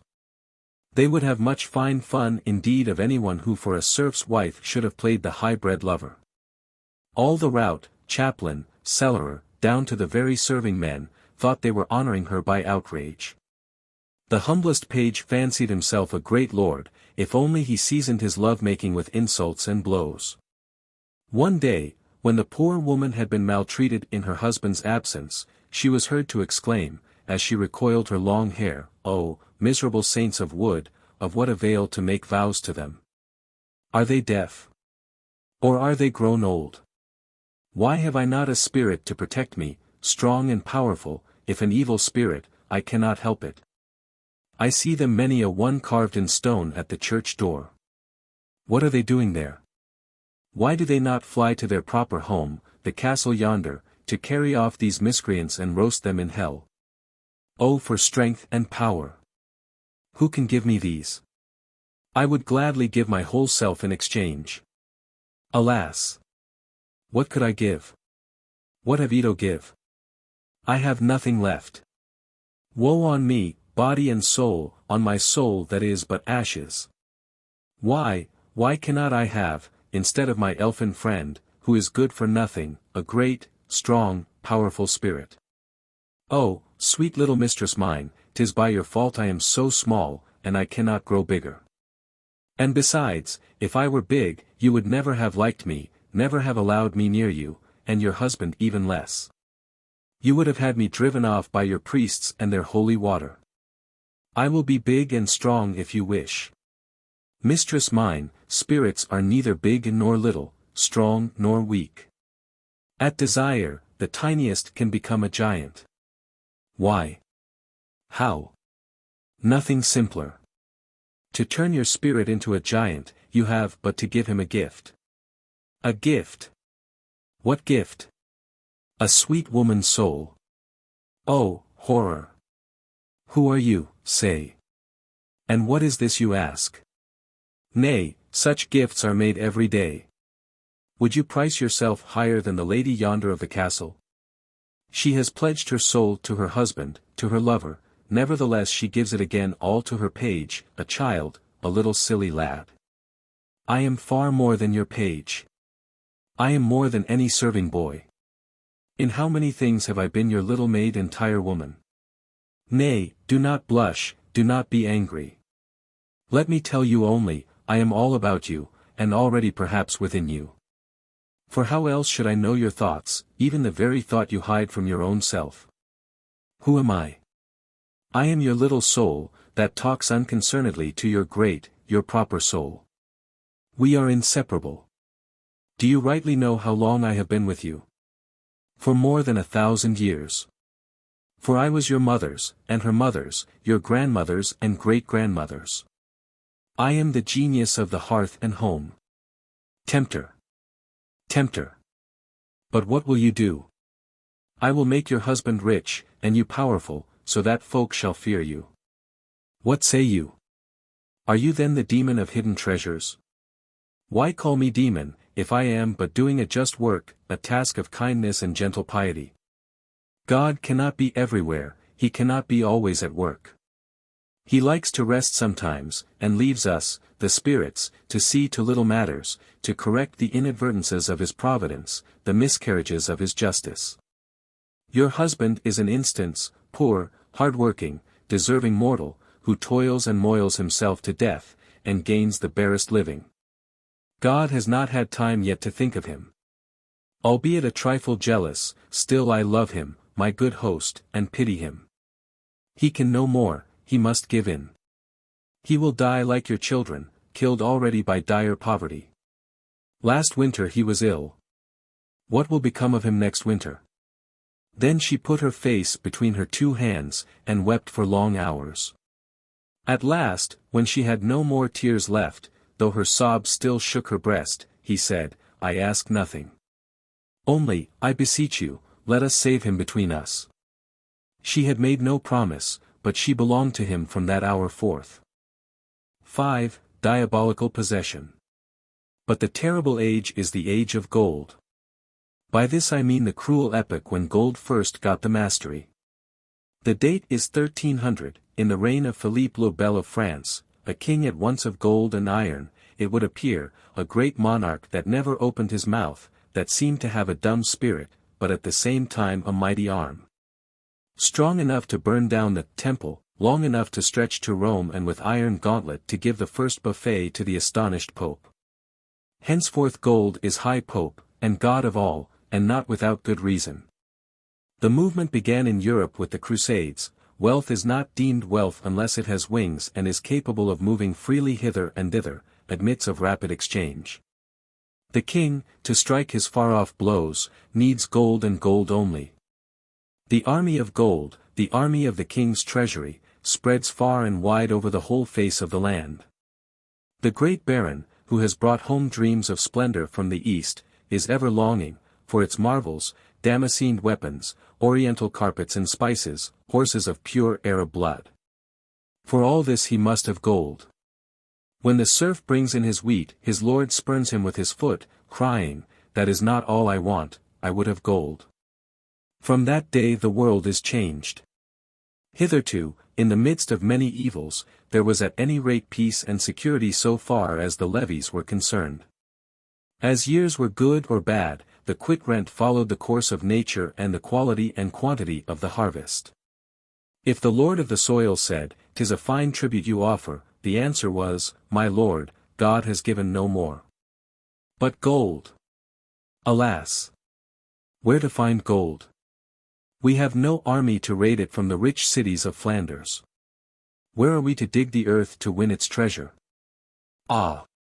If only we had the spirit of hidden treasures 27 to be our guide. While all are in despair, the peasant wife with the elfin ally is already seated on her sacks of wheat in the neighboring little market town. She is all alone, the rest of her village cronies are still busy making up their minds. She sells at what price she will. Even when the others do arrive, the cream of the custom goes to her, some mysterious, magic attraction draws all to her, and no one even thinks of beating down her terms. Before the appointed day, her husband carries his quit rent in good solid coin to the feudal elm. Astonishing! Astonishing, all the neighbors cry. For sure the devil must be in the dame. They laugh, but she is far from sharing their mirth. She is sad and sore afraid. Pray as she will, strange tingling, creeping sensations disturb her rest, and set her trembling in her bed. She sees grotesque and horrible shapes about her. The familiar spirit, once so tiny and so gentle, is grown a wilful tyrant. Terrified at his boldness, she is restless and angry and fain to rise.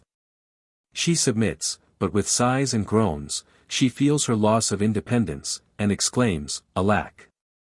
I am no longer my own woman now."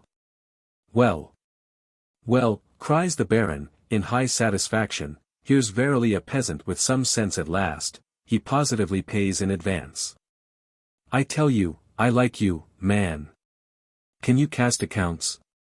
"Yes. A little." "Well, then, 'tis you shall settle accounts with all my folk.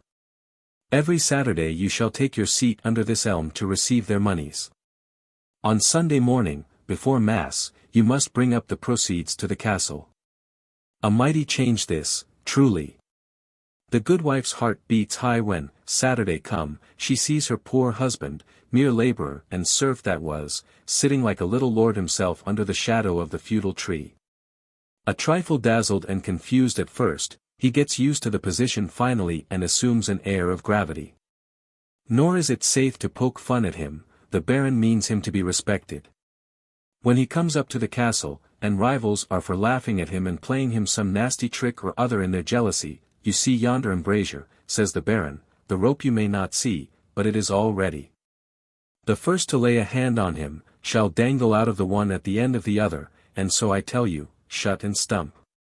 The saying is repeated, and there settles round them a sort of atmosphere of terror, everyone louts low, very low indeed to them, but they are avoided and shunned when they walk the roads. The neighbors strike into bypaths with a furtive air and a pretense of not seeing them. The change makes them proud just at first, but soon saddens them, as they realize their isolation in the midst of village society. She with her delicate perception sees plainly enough the hate and scorn the castle bears her, the hate and fear of her companions of the countryside. She feels herself between two dangers, in a terrible loneliness. No protection but the Baron, or rather the money they provide him with. But to get this money, to stimulate the peasant's reluctance, to overcome the vis inertia he offers, to drag something even from those who have nothing, what persistent pressure, what threats, what harshness, are required. The goodman was never meant for such a trade, his wife encourages him, urges him, saying, be stiff with them, cruel if needs must. Strike hard. Else you will be behindhand with your payments. And then we are indeed undone. Such the anxieties of the day, trifling in comparison with the torments of the night. She has all but lost the power of sleeping. She gets up, and paces up and down, prowling about the house. All is quiet, and yet how changed the house is. It has lost all its old pleasant sense of security and gentle innocence. What is the cat ruminating over as she lies before the fire, feigning to be asleep and blinking her half-shut yellow eyes at me? The goat with her long beard and her wily, sinister looks, knows a deal more than she says. And the cow, half seen in the moonlit stall, why does she gaze at me askance in that mysterious way? How uncanny it all is. She shudders, and lies down again by her husband's side. Lucky man, how sound he sleeps. But I have done with sleep, I shall never sleep again. Nevertheless she drops off at last. But then, how she suffers. Her importunate friend is at her ear, eager, tyrannical. He persecutes her without mercy. If she drives him off a moment by the sign of the cross or a prayer, he is back again directly in some other shape. Behind me, Satan. Beware. I am a Christian soul. No. Not that, you must not do that. Then in revenge he assumes 100 hideous forms. He glides a shining serpent over her bosom, dances a loathly toad on her belly, or with a bat's pointed beak steals horrid kisses from her shuddering mouth. He is trying every art to drive her to extremities, to force her, vanquished and exhausted, to assent at last to his vile propositions. But she is not beaten yet, she will not say, yes. She prefers to suffer her nightly tortures, the never-ending martyrdom of the awful struggle. How far can a spirit be incarnate too? Are his foul attempts corporeal realities or no? Would she be doing carnal sin if she yielded to her persecutor? Would it be actual and veritable adultery? Subtle questions these he asks at times to unnerve and undermine her resistance. If I am nothing but a breath, a vapor, a puff of wind, as many doctors of the church teach, why so fearful, little trembling soul? And what has your husband to say in the matter? One of the worst torments of pious souls throughout the Middle Ages is that many doubts we should deem frivolous and purely academical were then burning questions, agitating and terrifying men's minds, taking the form of visions. Sometimes of fierce arguments with the devil, or agonizing debates with a tortured conscience.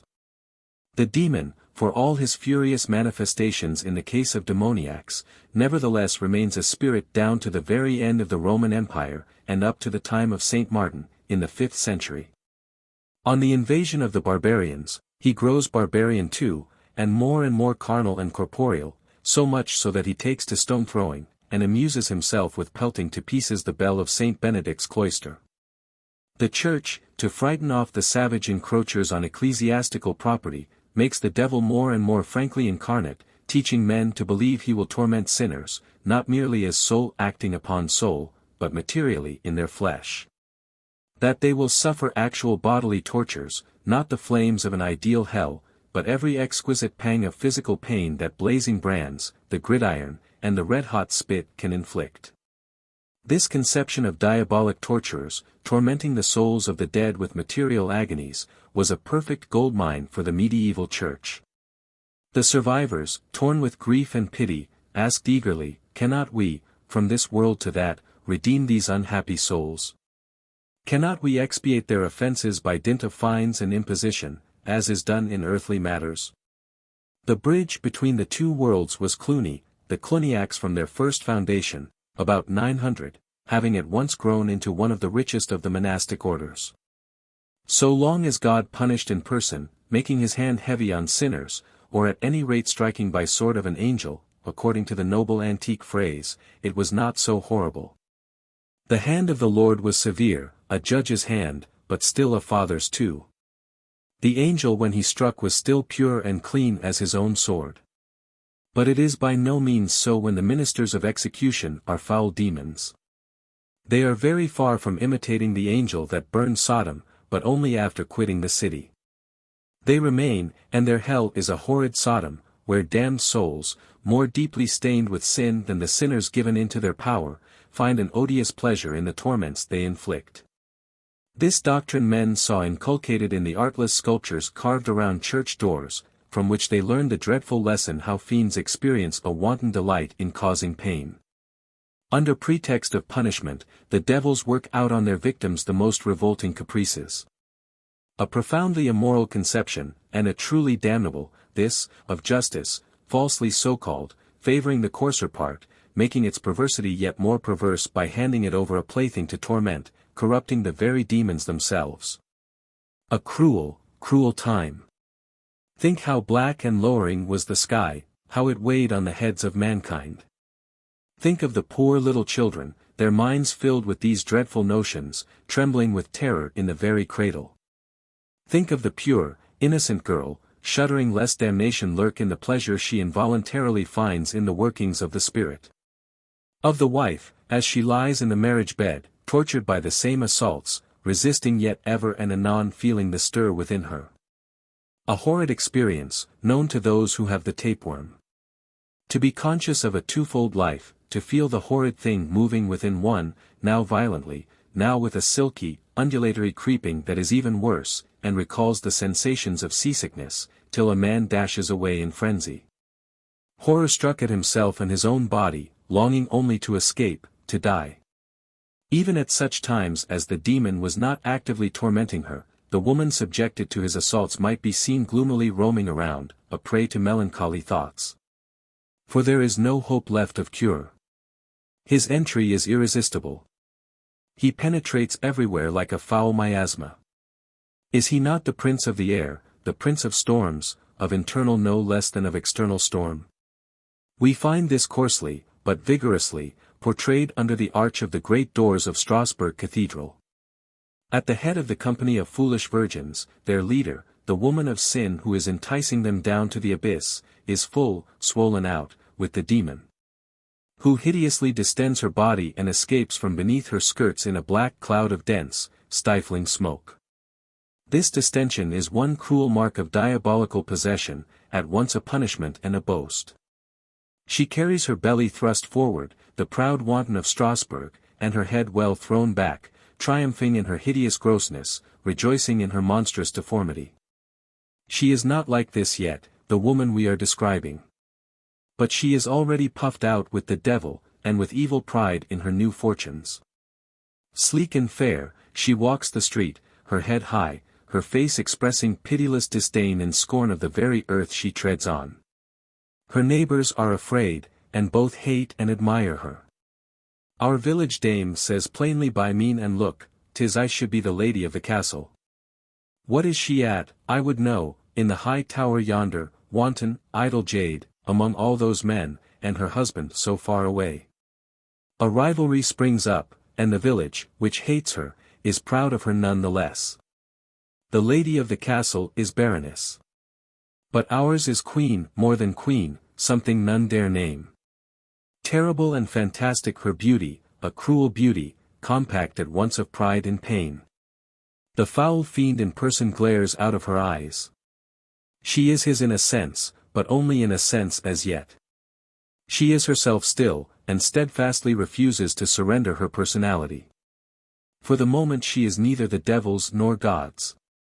True, the demon may enter into her, permeate her whole being in subtle vapors, but so far he has really won nothing, for her will is still unsubdued. She is possessed, bedeviled, but Satan is still very far from having got her in his power. At times he will practice on her atrocious, but quite unavailing, torments. He will kindle a flame of fire in bosom and belly and bowels, she writhes and struggles in agony, but nevertheless defies him. No. Vile torturer, I will not yield up my identity, I will not. Beware. I will lash you with a whip of scorpions, I will tear your flesh so savagely, you will thenceforth go in tears, piercing the shuddering air with your screams. The succeeding night he does not come. Next morning, it is Sunday morning, her husband went up to the castle, and returned a picture of desperation. The Baron had told him, a stream that trickles drop by drop will never turn the mill. You bring me a farthing at a time, what use is that? I must be starting in a fortnight. The king is marching on Flanders, and I have not so much as a warhorse ready, for my old charger goes lame since the tourney. See to it. I must have 100 silver pounds. But where to find them, my lord? Sack the whole village as you will. I will give you men enough. Tell your oafs they are ruined men unless the money comes, and yourself shall be the first to die. I am sick of you. You have a woman's heart, you are a craven and a sluggard. You shall pay dear for your cowardice and slackness. Look you. Only a straw turns the scale that I don't keep you here, that you never see your home again. 'Tis Sunday, they would have a good laugh down yonder to see you dancing in the air over my battlements. The unhappy wight repeats this to his wife. In sheer despair he prepares for death, and recommends his poor soul to God. She is as terrified as he, and can neither rest nor sleep. But what can she do? She is deeply sorry now she sent the spirit away. If only he would come back again. Next morning at her husband's rising, she falls back exhausted on the bed. In an instant she feels a ponderous weight on her breast, she pants and almost chokes. The incubus slips lower, presses the woman's belly, while simultaneously she feels her arms gripped by a pair of hands that are like steel. You wished for me. Well. Here I am. Ha! Cruel recreant, at last your soul is mine. Nay. But, great sir, is it mine to give? My poor husband. You used to love him. You said so. You promised. Your husband. Come, have you forgotten? Are you so sure you have always kept your will steadfast for him? For your soul, I ask you for it out of mere complaisance, for indeed 'tis mine already. Not so, great sir, she answers back, her pride rekindling spite of her sore strait. Not so. My soul is mine, my husband's, consecrated by my marriage vow. Little fool, little fool. You are incorrigible. Even now, under the goad, you persist in struggling. I have seen it, your soul, I know it by heart, every hour of the day and night, and better than you do yourself. Day by day I have watched your first essays at resistance, your times of grief and of despair. I have noted your hours of discouragement, when you murmured to yourself, who can resist the irresistible? I have been present at your periods of yielding too. You have suffered something, and cried a little, but never very loud. If I have claimed your soul of you, 'tis because it is a lost soul already. Now your husband is on the verge of ruin. How save him? I will take compassion on you. You are mine, but I would have more, I would have you give yourself to me, avowedly and of your own free will. If not, his ruin will be consummated. She answered soft and low, through her sleep, Alackaday. My body and my miserable flesh, take them, to save my husband. But my heart, never. None has ever had it yet, and I cannot give it. So said, she lay waiting her fate, resigned. Then he threw her 2 words, saying, remember, in them is your only safety. Then she shuddered from head to foot, rigid with horror to feel herself impaled by a fiery bolt, inundated by an ice-cold flood. A piercing scream, and she found herself lying in her astonished husband's arms, drenching him with her tears. She tore herself violently away, and sprang from the bed, trembling at the thought of forgetting the 2 indispensable words. Her husband was terrified. For she did not so much as see him, but kept throwing the savage looks of a Medea at the chamber walls around her. Never was her beauty more resplendent. In the dark pupil and the yellow-tinctured white of her fierce eyes flashed a gleam no man would dare encounter, the sulphurous lava glow of a volcano. She marched straight to the town. The first of the 2 words was green. She saw hanging at the door of a shop a green robe, green, color of the prince of this world. It was old and worn, but once on her shoulders shone forth new and dazzling. She marched, without a word of inquiry, straight to the house of a Jew, and knocked loudly. The door is opened cautiously, and the poor Jew discovered sitting on the ground, half smothered in the ashes. Good sir, I must have 100 silver pounds. Why? Lady, how should I lend such a sum? The Prince Bishop of this city, to force me tell where my gold lies hid, has had my teeth drawn one by one. 28. Look, see my bleeding gums. I know, but it is just the means to destroy your Prince Bishop I come to you for. When the Pope is buffeted, the Bishop will scarce stand firm. Who says so? It is the word of Toledo. 29. The Jew hung his head. She stooped over him and breathed softly in his ear. She was in deadly earnest, and the devil to back her to boot. A strange wave of heat filled the room, even the old man felt as if a fountain of fire had shot up before his eyes. Lady, he cried, gazing at her from under his brows, lady, poor, ruined as I am, I had a few pence in reserve to buy meat for my unhappy children. You will never repent it, Jew. I will swear you the great oath, the oath that kills. What you lend me you shall have back in 1 week, in good time, at earliest morn. I swear it by your great oath, and mine, a mightier watchword still, Toledo. A year passed. She was grown stout and rosy, resplendent like fine gold. Men marveled at her fascination, and admired and obeyed her with one consent. By a miracle of Satan, the Jew was become open-handed, ready to lend money at the smallest sign. She it was, and she alone, kept up the castle as well by her credit in the city as by the terror her harsh exactions inspired in the village. The triumphant green robe was everywhere, coming and going, every day seeming newer and more splendid. Her own person assumed an almost superhuman beauty, instinct with victory and haughty insolence. One prodigy there was that startled beholders, and each said wonderingly, a grown woman, and she grows taller, more stately, day by day. Meantime a new development, the seigneur is returned. The lady of the castle, who for long durst not come down for fear of confronting the lady of the plain, has mounted her milk-white palfrey. She comes to meet her husband, with all her folk about her, draws rein and gravely greets him. First and foremost she exclaims, "Ah! How wearily have I waited you! How could you leave your faithful bride to languish so long in lonesome widowhood? And yet, I cannot give you place by my side this night, and you grant me not one boon." Ask it, fairest lady," returned the knight, laughing gaily. "But ask quickly. Verily I am in haste to have you in my arms, lady mine. I wot you are grown more beautiful than ever." Then she spoke low in his ear, and none knows what it was she said.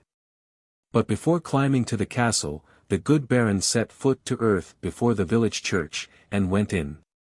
Under the porch, standing at the head of the village grandees, he sees a lady he fails to recognize, though he louts low before her. Proud as Lucifer, she wore towering above the heads of the men the lofty two-peaked coif of the period, the devil's bonnet as it was often called on account of the double horns that formed its ornament. The great lady blushed hotly, and passed on eclipsed and looking small and homely by comparison. Then furious she hissed under her breath. Yes. There she stands, your vassal, your serf all the while. 'Tis the last straw. All rank and order is overset, and asses bray insult at horses. Coming out, the bold-faced page, the favorite, draws a poniard from his girdle, and dexterously, with a single slash of the keen blade, slits the fine green robe from waist to feet. 30 she came near fainting at the cruel outrage, while the crowd stood staring in amazed. But they soon understood, when they saw the baron's retainers one and all dash forward to hunt the prey. Swift and pitiless fell the whistling lashes.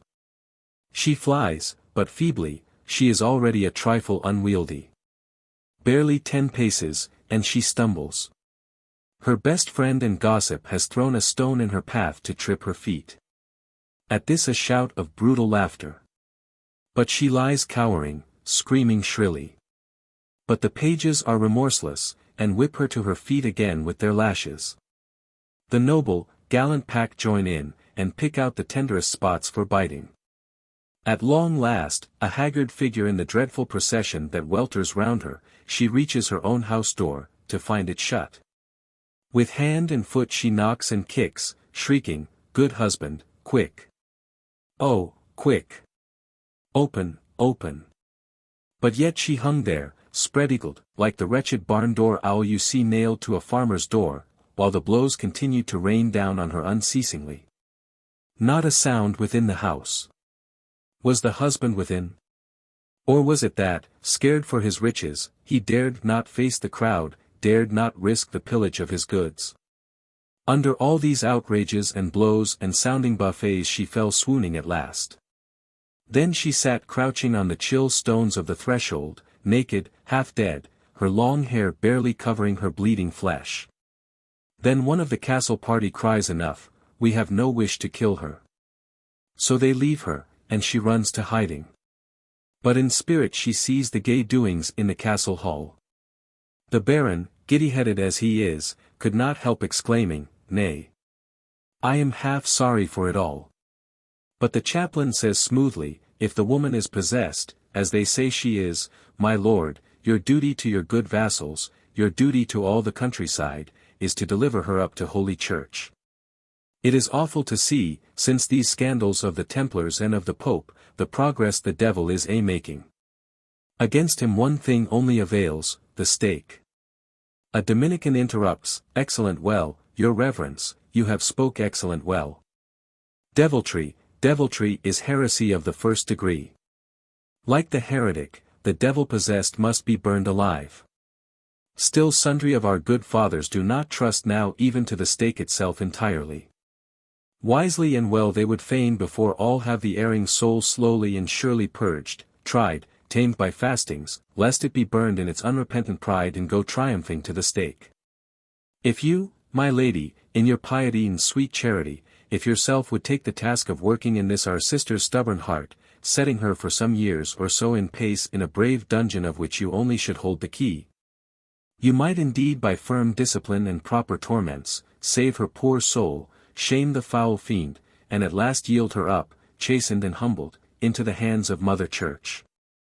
6. The Pact with Satan. Only the victim lacked. All knew the most acceptable gift they could offer the chatelaine was to deliver the unhappy creature into her power.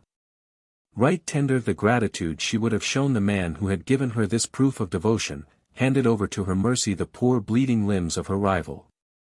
But the prey was on the alert. A few moments more and she would have been spirited away, imprisoned for good and all within the stone walls of a dungeon. She snatched up a tattered cloak lying in the cattle shed to cover her nakedness, took wings, so to speak, and before midnight struck, found herself leagues away, far from any thoroughfare, on a desert heath all thistles and brambles. The heath skirted a wood, where, under the glimpses of an uncertain moon, she was able to scrape together a few acorns, which she munched and bolted like a wild beast. Centuries seemed to have passed since yesterday. She was another woman altogether.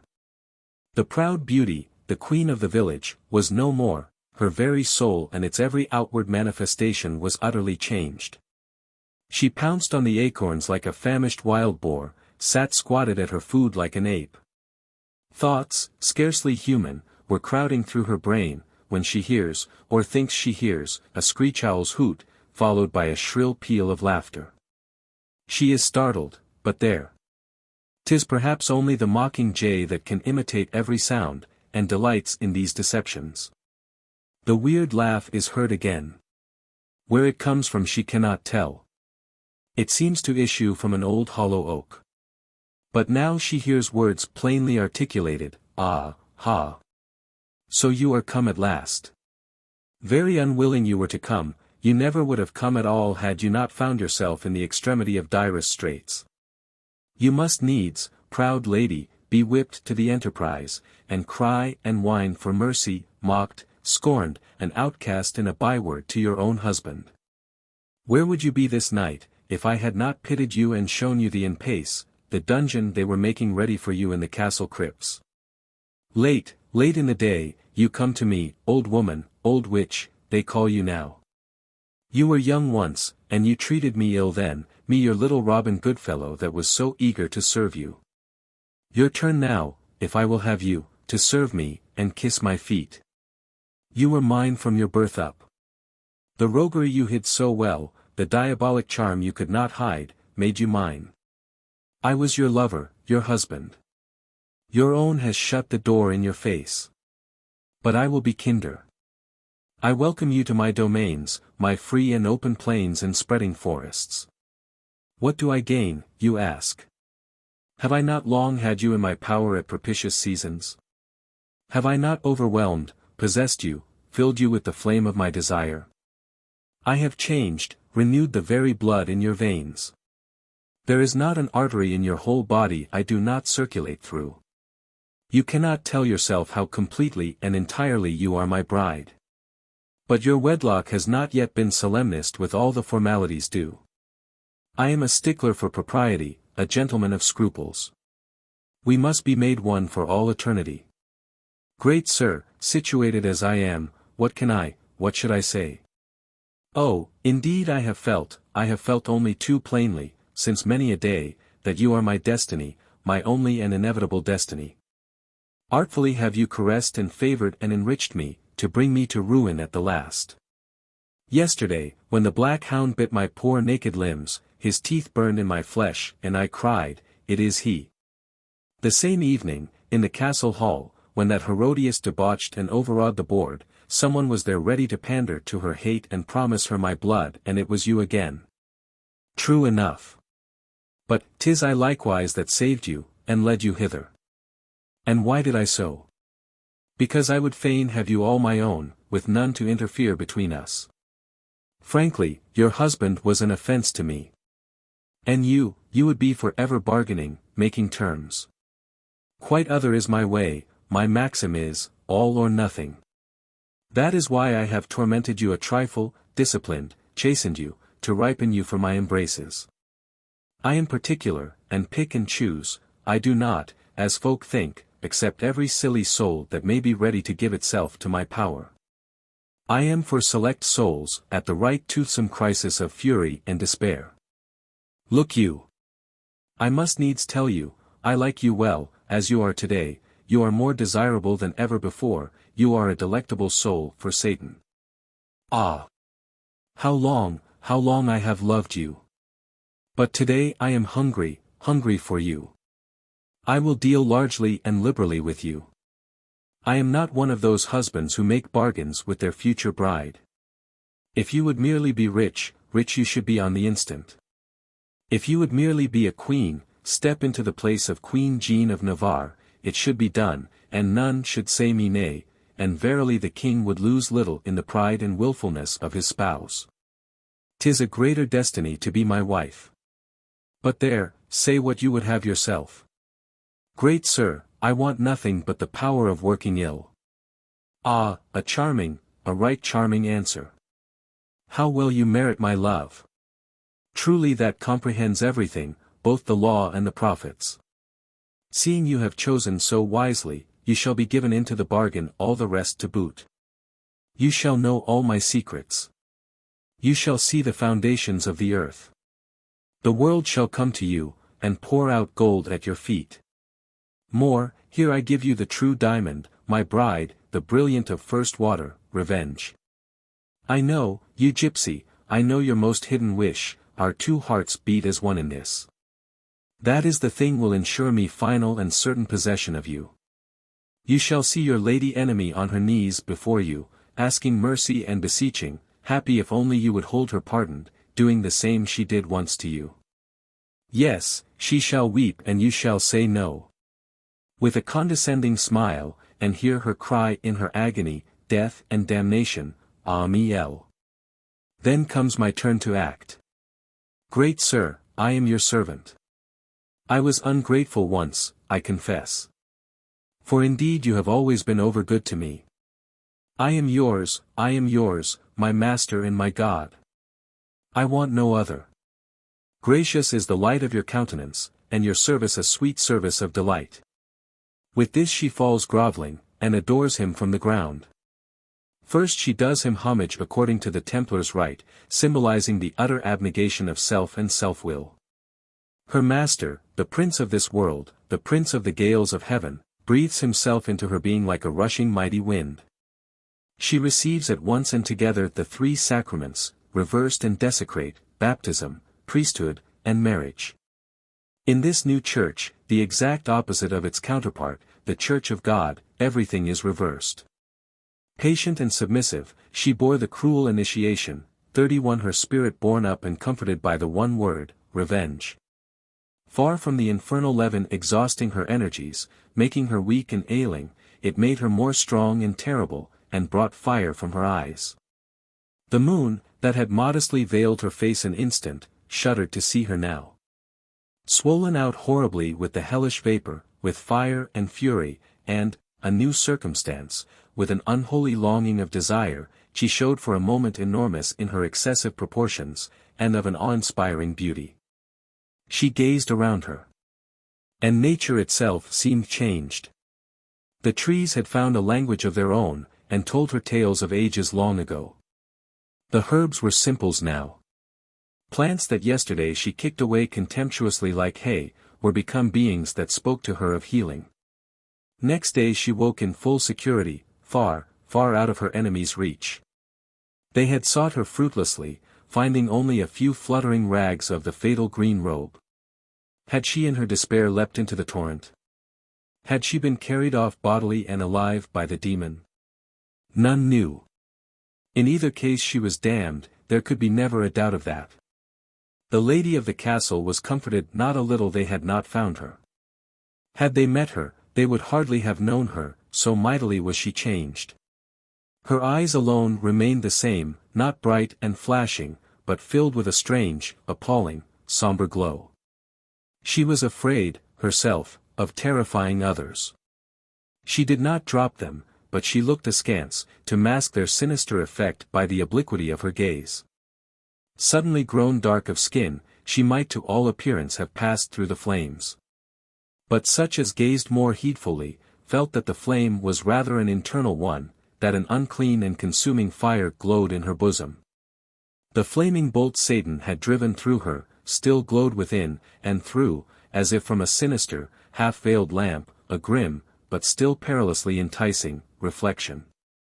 Men drew back shuddering, but did not quit her, and their senses were stirred and troubled.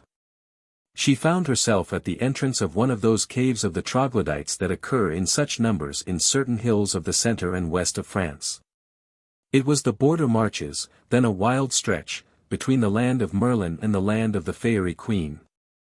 Open heaths, stretching limitless on every side, bore present witness to old-time wars and everlasting forays, the terrors of plunder and violence that kept the countryside yet unpeopled.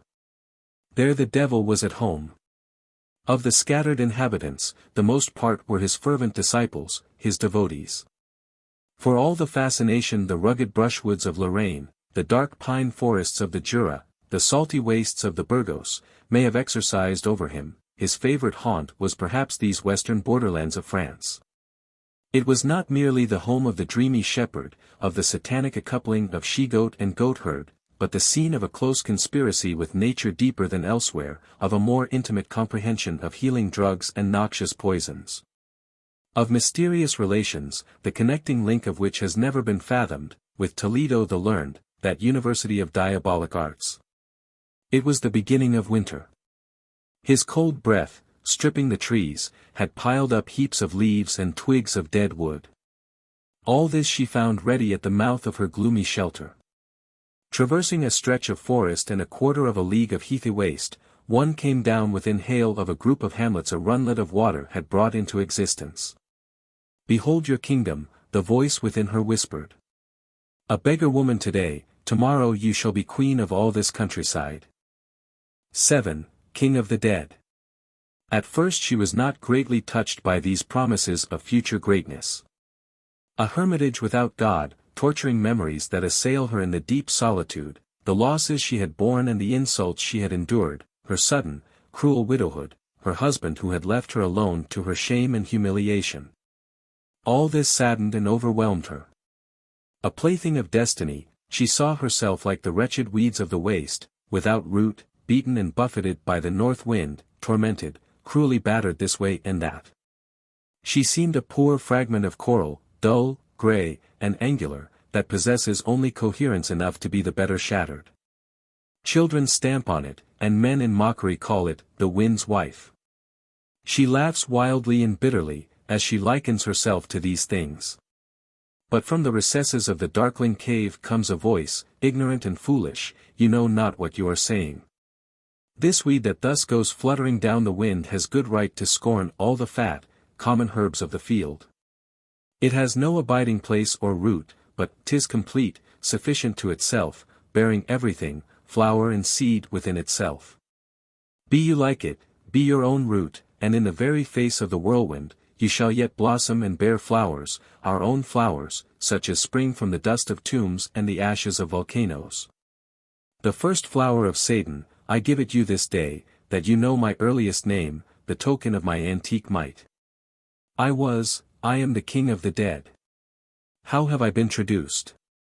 'Tis I alone, an infinite boon that should have won me altars of thanksgiving, I alone, that bring the lost ones back to earth. To penetrate the future, to call up the past, to anticipate or to resuscitate the days that fly so fast, to enlarge the present by what has been or what will be, two things these sternly proscribed in the Middle Ages. In vain. In this nature is irresistible and prohibition unavailing. To offend against such law is to be a man. He would be none, who should stay for ever bound to his furrow, with downcast eyes and gaze confined to the next pace he takes behind his plodding oxen. No. We men must always, as we go, be looking inquiringly higher, and farther, and deeper.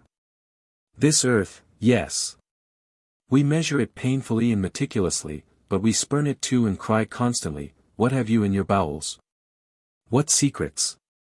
What mysteries? You give us back duly the grain we entrusted to you. But you never return us that human harvest, the dead loved ones we have lent you.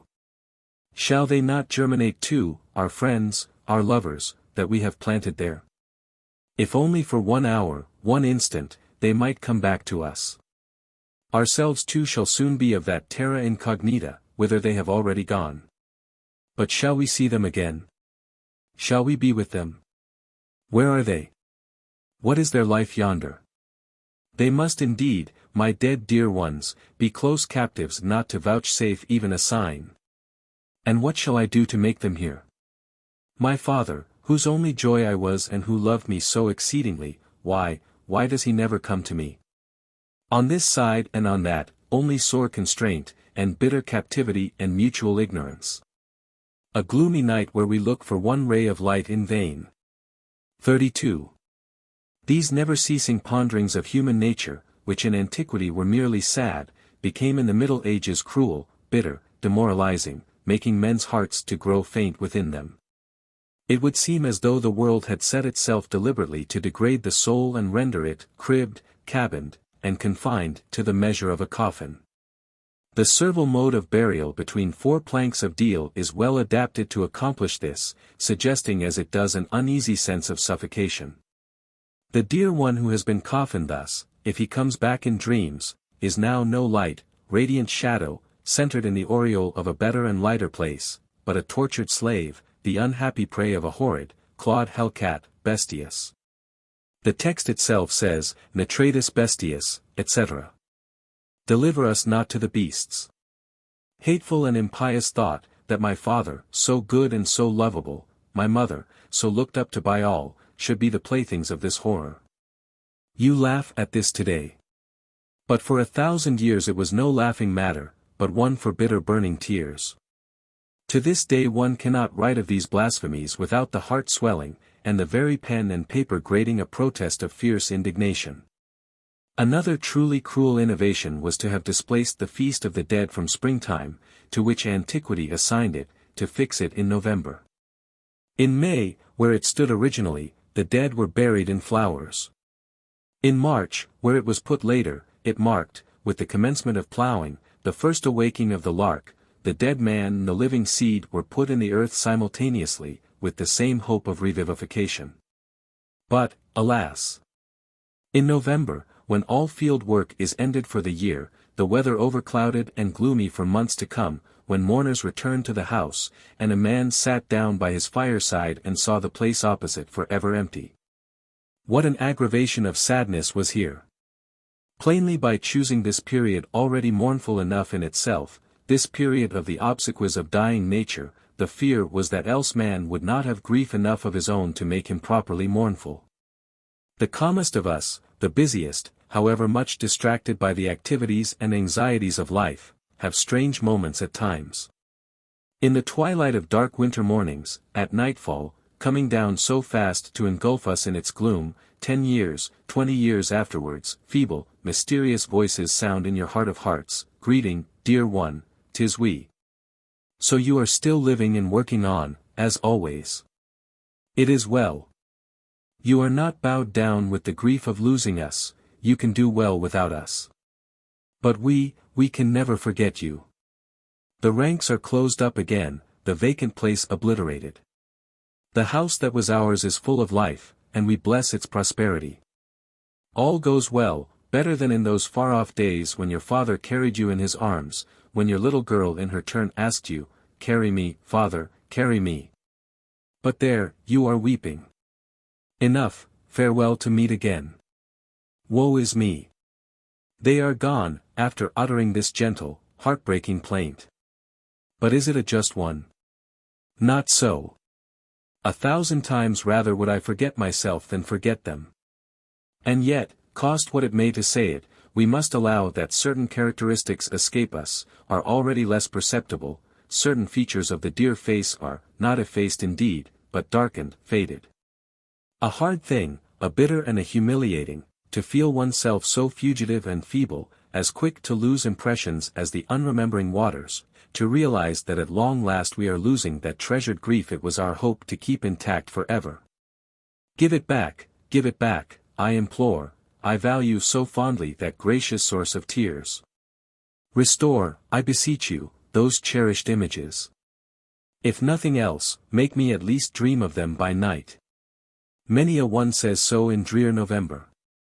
And, while the bells are tolling, and the dead leaves raining down, they disperse from the church door, whispering low to each other, "Do you know this, neighbor? There lives up yonder on the moors a woman they speak both good and ill of. For my own part, I dare not say, but she has strange powers over the underworld. She calls up the dead, and they answer her summons. Ah! If only she could, innocently, mind you, without offending God, if only she could bring back my loved ones that are dead. I am all alone, you know, I have lost all I had to live for in this world. But who is this woman? Who knows her? Whence she is, from heaven or from hell? I will never visit her, yet all the while he is dying to go. I will never risk my immortal soul by going near her. Those woods, besides, are haunted. Many a time men have seen in the heath things that were not there to see. Remember poor Jacqueline, who wandered there one night to search for a strayed sheep of hers. She came back a mad woman. I will never go. Nevertheless, hiding the fact one from the other, many of the men do go. Scarce as yet do the women dare to confront the risk. They think of the dangerous road, ask many questions of such as have been there already. The Pythoness is not like the witch of Endor, who called up Samuel at Saul's bidding. She shows no shadowy forms, but she gives the Kabbalistic words and beverages of might that will compel the dead to come back once more in dreams. How many sorrows come to her!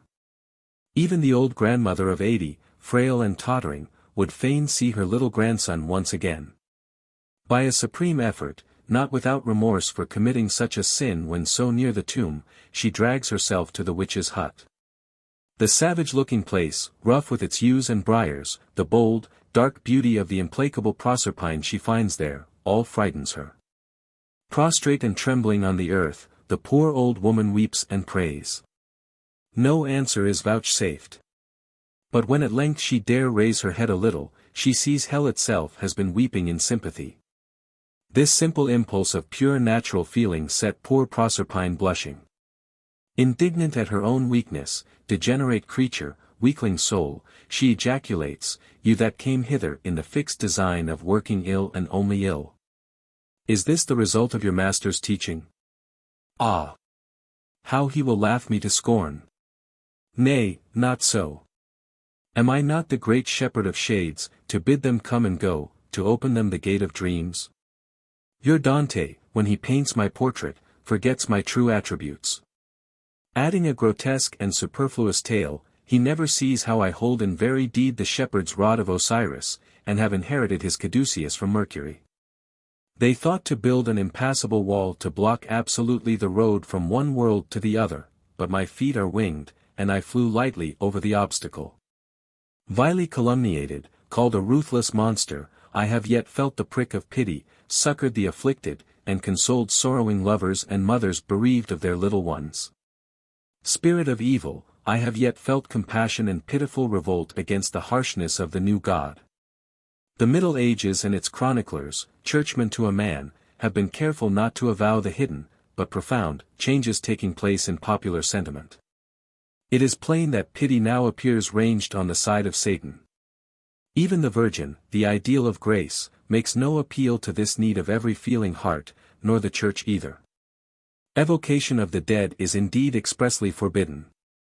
While all the books go on dilating glibly either of the swinish Satan of the earliest conceptions or else of the clawed demon, king of torments, of a later age, the devil has taken quite another aspect for the unlearned, who write no books. He has something of the classical Pluto, but pale and majestic, by no means deaf to prayers, granting to the dead return and to the living to see their dead once more. He approximates closer and closer to his sire or grandsire, Osiris, the shepherd of souls. This change involves many others. Men confess with their lips the official hell of the churches, the fiery furnaces and boiling cauldrons, but in their hearts do they really believe it all? Is it possible to reconcile a hell thus complacent towards sorrowing hearts with the awful traditions of a place of torment? One conception neutralizes the other, without entirely obliterating it, the resultant being a compound picture, vague and shadowy, destined to assimilate more and more nearly to the Virgilian idea of the infernal regions. An incalculable relief this to the overburdened spirit. Above all, a sweet alleviation for unhappy women, whom this terrible dogma of the torture of their loved ones kept forever weeping and uncomforted, their whole life one long-drawn moan of horror. The Sibyl was pondering the Master's words when a small, light step makes itself heard. The day is barely dawning yet, after Christmas Day, getting on for the new year.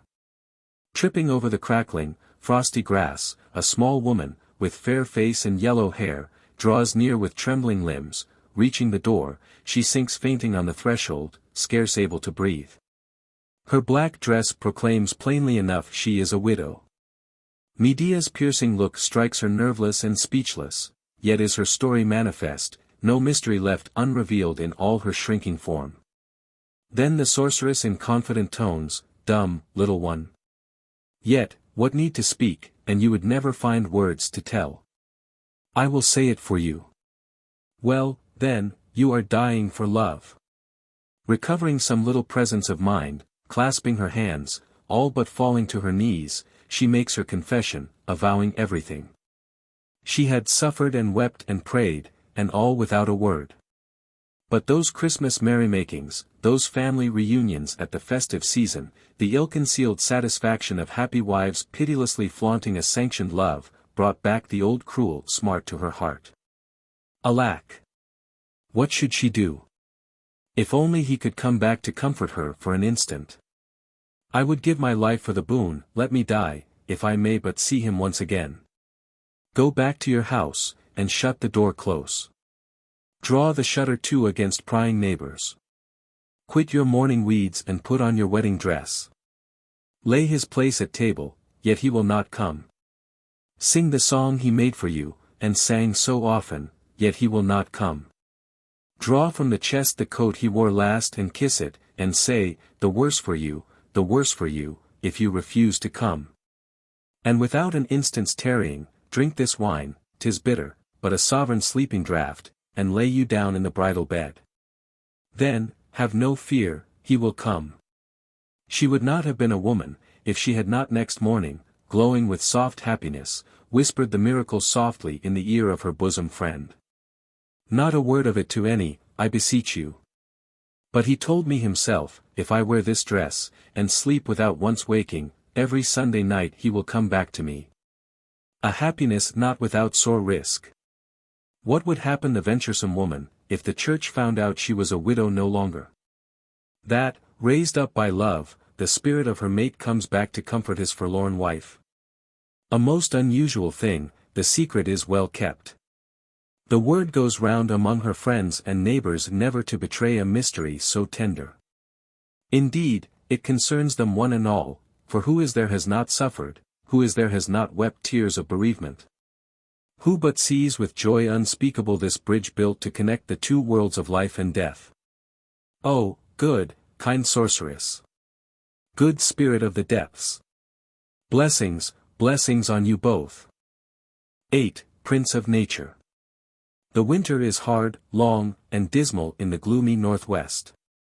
Even after it seems well ended, it suffers relapses, like a pain that has been stifled, yet stings afresh and rages intermittently. One morning, and all nature awakes bedecked with sparkling ice needles. In this bitter, ironical beauty of a day that sets all living things a-shivering, the vegetable world seems turned to stone, losing all the soft charm of its mobile variety and stiffening in rigid crystals. Our poor Sibyl, sitting benumbed at her wretched fire of dead leaves, buffeted by the cutting wind, feels her very heart cower under the cruel lash of the weather. Her loneliness oppresses her, but is a tonic too. Her pride is roused, and with it comes a strength that warms her heart and kindles her spirit. Alert, bright, eager, her sight grows keen as the ice needles themselves.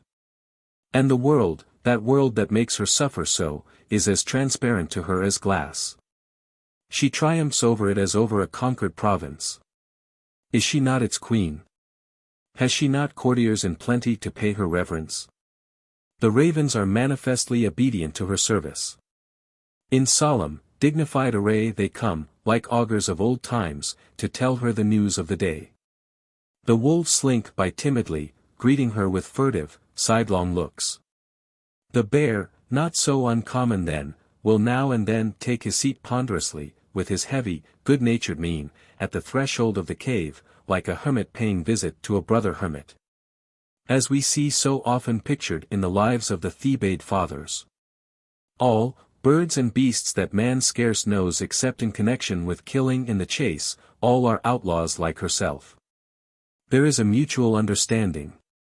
Is not Satan the outlaw of outlaws? And he gives his followers the joy and wild liberty of all free things of nature, the rude delight of being a world apart, all sufficient unto itself. Fierce, keen joys of solitude, all hail. The whole earth seems shrouded in a white winding sheet, imprisoned under a load of ice, chained down by relentless icicles, all alike, and all sharp and cruel. Especially after 1200 the world was close shut like a transparent sepulchre, where everything stands horribly motionless and, as it were, petrified with cold. It has been said that a Gothic church is a complex crystallization, and it is true. About 1300, architecture, sacrificing all it possessed of living variety in graceful caprice, enters into rivalry with the monotonous prisms of the Spitzberg. 'Tis a true and terrible image of the dead city of adamantine crystal, within which a dreadful dogma thinks it has succeeded in burying human life. But, no matter how strong the supports and buttresses and abutments that sustain the edifice, one thing sets it tottering. Not the noisy batterings from without, but a something soft and yielding in the foundations, something that affects the seemingly unyielding crystal with a gradual, almost imperceptible, thaw. What is it? The flood of warm human tears a lowly, pitiful world has shed, a sea of weeping.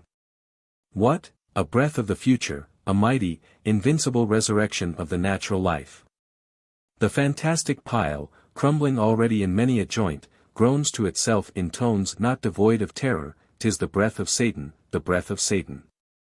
Picture a glacier on the flank of Hecla, and we shall see a like process. The ice lies over a volcano, not one receding to make sudden and fierce eruption, but for all that a center of slow heat, gradual, gentle, stealthy in its operation, which warms the icy mass caressingly from beneath, whispers it softly to come down. And down it comes. The sorceress has good cause for laughter, if from her shade she sees yonder, in the full light of day, how profoundly ignorant of the true facts are Dante and St. Thomas Aquinas. They make out that Satan progresses by dint of terror or cunning. They represent him a grotesque and coarse-minded being, such as he was in his earliest days, when Jesus could still drive him to enter into the herd of swine. Or else, as an alternative, they show him a subtle reasoner, a scholastic logician, a phrasemongering jurist. If he had been nothing else, only a beast, or else a rhetorician, if his only alternatives had been the mire of the sty, or the vain distinctions of empty logic, he would soon have perished of sheer hunger. The triumph is too easy a one when they show him us in Bentelo, pleading against the Virgin, who soon has him nonplussed, condemned, and cast in costs. It is presently discovered that here on this earth precisely the opposite is what really happens. By a supreme effort and final success he wins over his adversary herself, his fair adversary, woman, seducing her by an argument that is no mere play of words, but a living reality, entrancing and irresistible. He lays in her hand the precious fruit of science and of nature. No call for so much disputation, no need for special pleading, he has only to show himself, the embodiment of the gorgeous East, a veritable paradise regained. From Asia, that men thought they had abolished, rises a new dawn of incomparable splendor, whose rays strike far, very far, till they pierce the heavy mists of the West. Here is a world of nature and art that brute ignorance had called accursed, but which now starts forth to conquer its conquerors in a peaceful war of love and maternal charm. All men yield to the spell. All are fascinated, and will have nothing that is not from Asia. The Orient showers her wealth upon us. The webs, and shawls, and carpets of exquisite softness and cunningly blended colors of her looms, the keen, flashing steel of her damascene blades, convince us of our own barbarism. But far more than this, the accursed lands of the infidel, where Satan holds domain, possess, in sign manifest of heaven's blessing, the best products of all nature, the very elixir of the creative powers of God. The first of vegetables and the first of beasts, coffee in the Arab steed. Nay. Beside this, a whole world of treasures, silk, and sugar, and all the best of wonder-working herbs that cheer men's hearts, and console and soften their woes. Towards the year 1300 all this comes to a head. Spain herself, won back by the barbarous Goths, yet ever dreaming of the Moors and Jews of old, testifies for her heathen conquerors of an earlier day. Wherever the Mussulmans, those sons of Satan, are at work, all is prosperity, water springs bursting from the soil, and the earth all carpeted with flowers. Under the stimulus of good, honest, happy work, the land is glorified with those wondrous vines that make men forget their griefs and recover their serenity, seeming to drink in with the noble liquor happiness itself and heaven's sweet compassion. When Satan offers the brimming cup of life and happiness, in all this world of fasting mankind, is there one being of sanity strong enough, where sanity is so rare, to receive all this without giddiness, without intoxication, without a risk of losing self-control? Is there a brain, that not being petrified, crystallized in the barren dogmas of Aquinas, is still free to receive life, and the vigorous sap of life? 3 Wizards 33 Essay the task.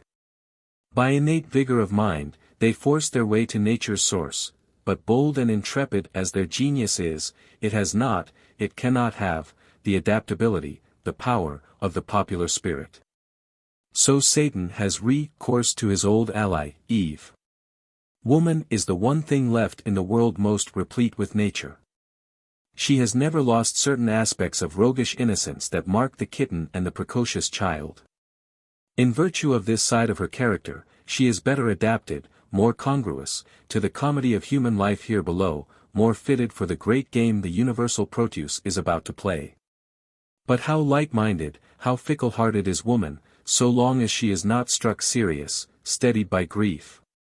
Our Lady of the Heath, outlaw from society, rooted in her savage waste, at any rate gives us something to take hold of.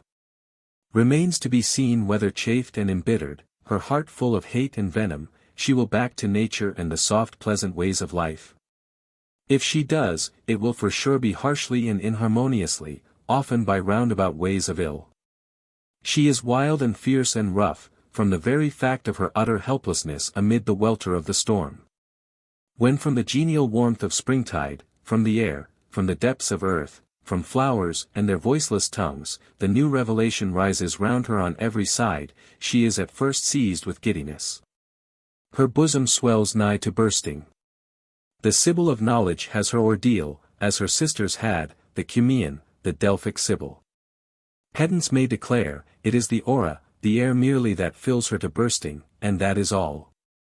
Her lover, the prince of the air, puffs her out with fancies and lies, wind, smoke, and infinite emptiness, but they are wrong and their simile absurdly mistaken. The truth is just the opposite. The cause of her intoxication is that no emptiness at all, but reality, actuality, definite form and substance, have taken shape over suddenly in her bosom. Have you ever seen the agave, that rude, harsh native of the African plains, spiky, bitter, sharp-thorned, with pointed spears instead of leaves? This aloe lives and dies every 10 years. One morning, the wondrous flower shoot, so long growing silently and voluptuously within the rude exterior of the plant, bursts forth with a sound like a gunshot and soars heavenward, a veritable tree in itself, full 30 feet high, encrusted with sad-looking blossoms. Something analogous is experienced by the gloomy Sibyl, when one morning of spring, a late, and for that very reason a more vigorously fecundating spring, all round her burst the infinite explosion of new life. And all this reacts on her, is done for her sake. For each creature whispers low, I am for that being that has comprehended me. The contrast. She, bride of the desert and black despair, fed on hate and vengeance, lo! She finds all these innocent creatures inviting her to smile. The trees, bending before the south wind, do her gentle reverence. All the grasses of the field, with their diverse virtues, perfumes, healing drugs or poisons, more often than not one and the same thing, offer themselves, murmuring, gather me, gather me. Everything speaks manifestly and by invisible signs of love. 'Tis all a mockery surely. I had been ready prepared for hell, but not for this strange festival. Spirit, dread spirit, are you indeed the spirit of terror I have known, the cruel trace of whose passage I can still feel, though I scarce know what it is I really feel, the wound that burns still within me? Nay. It is no more the spirit I longed for in my frenzied rage, he that pronounces the everlasting no, here I find him cooing a soft yes of love and sweet intoxication and giddy joy. What means it? Can he be the wild, the reckless, startled soul of life and its delights? They said great Pan was dead. But lo!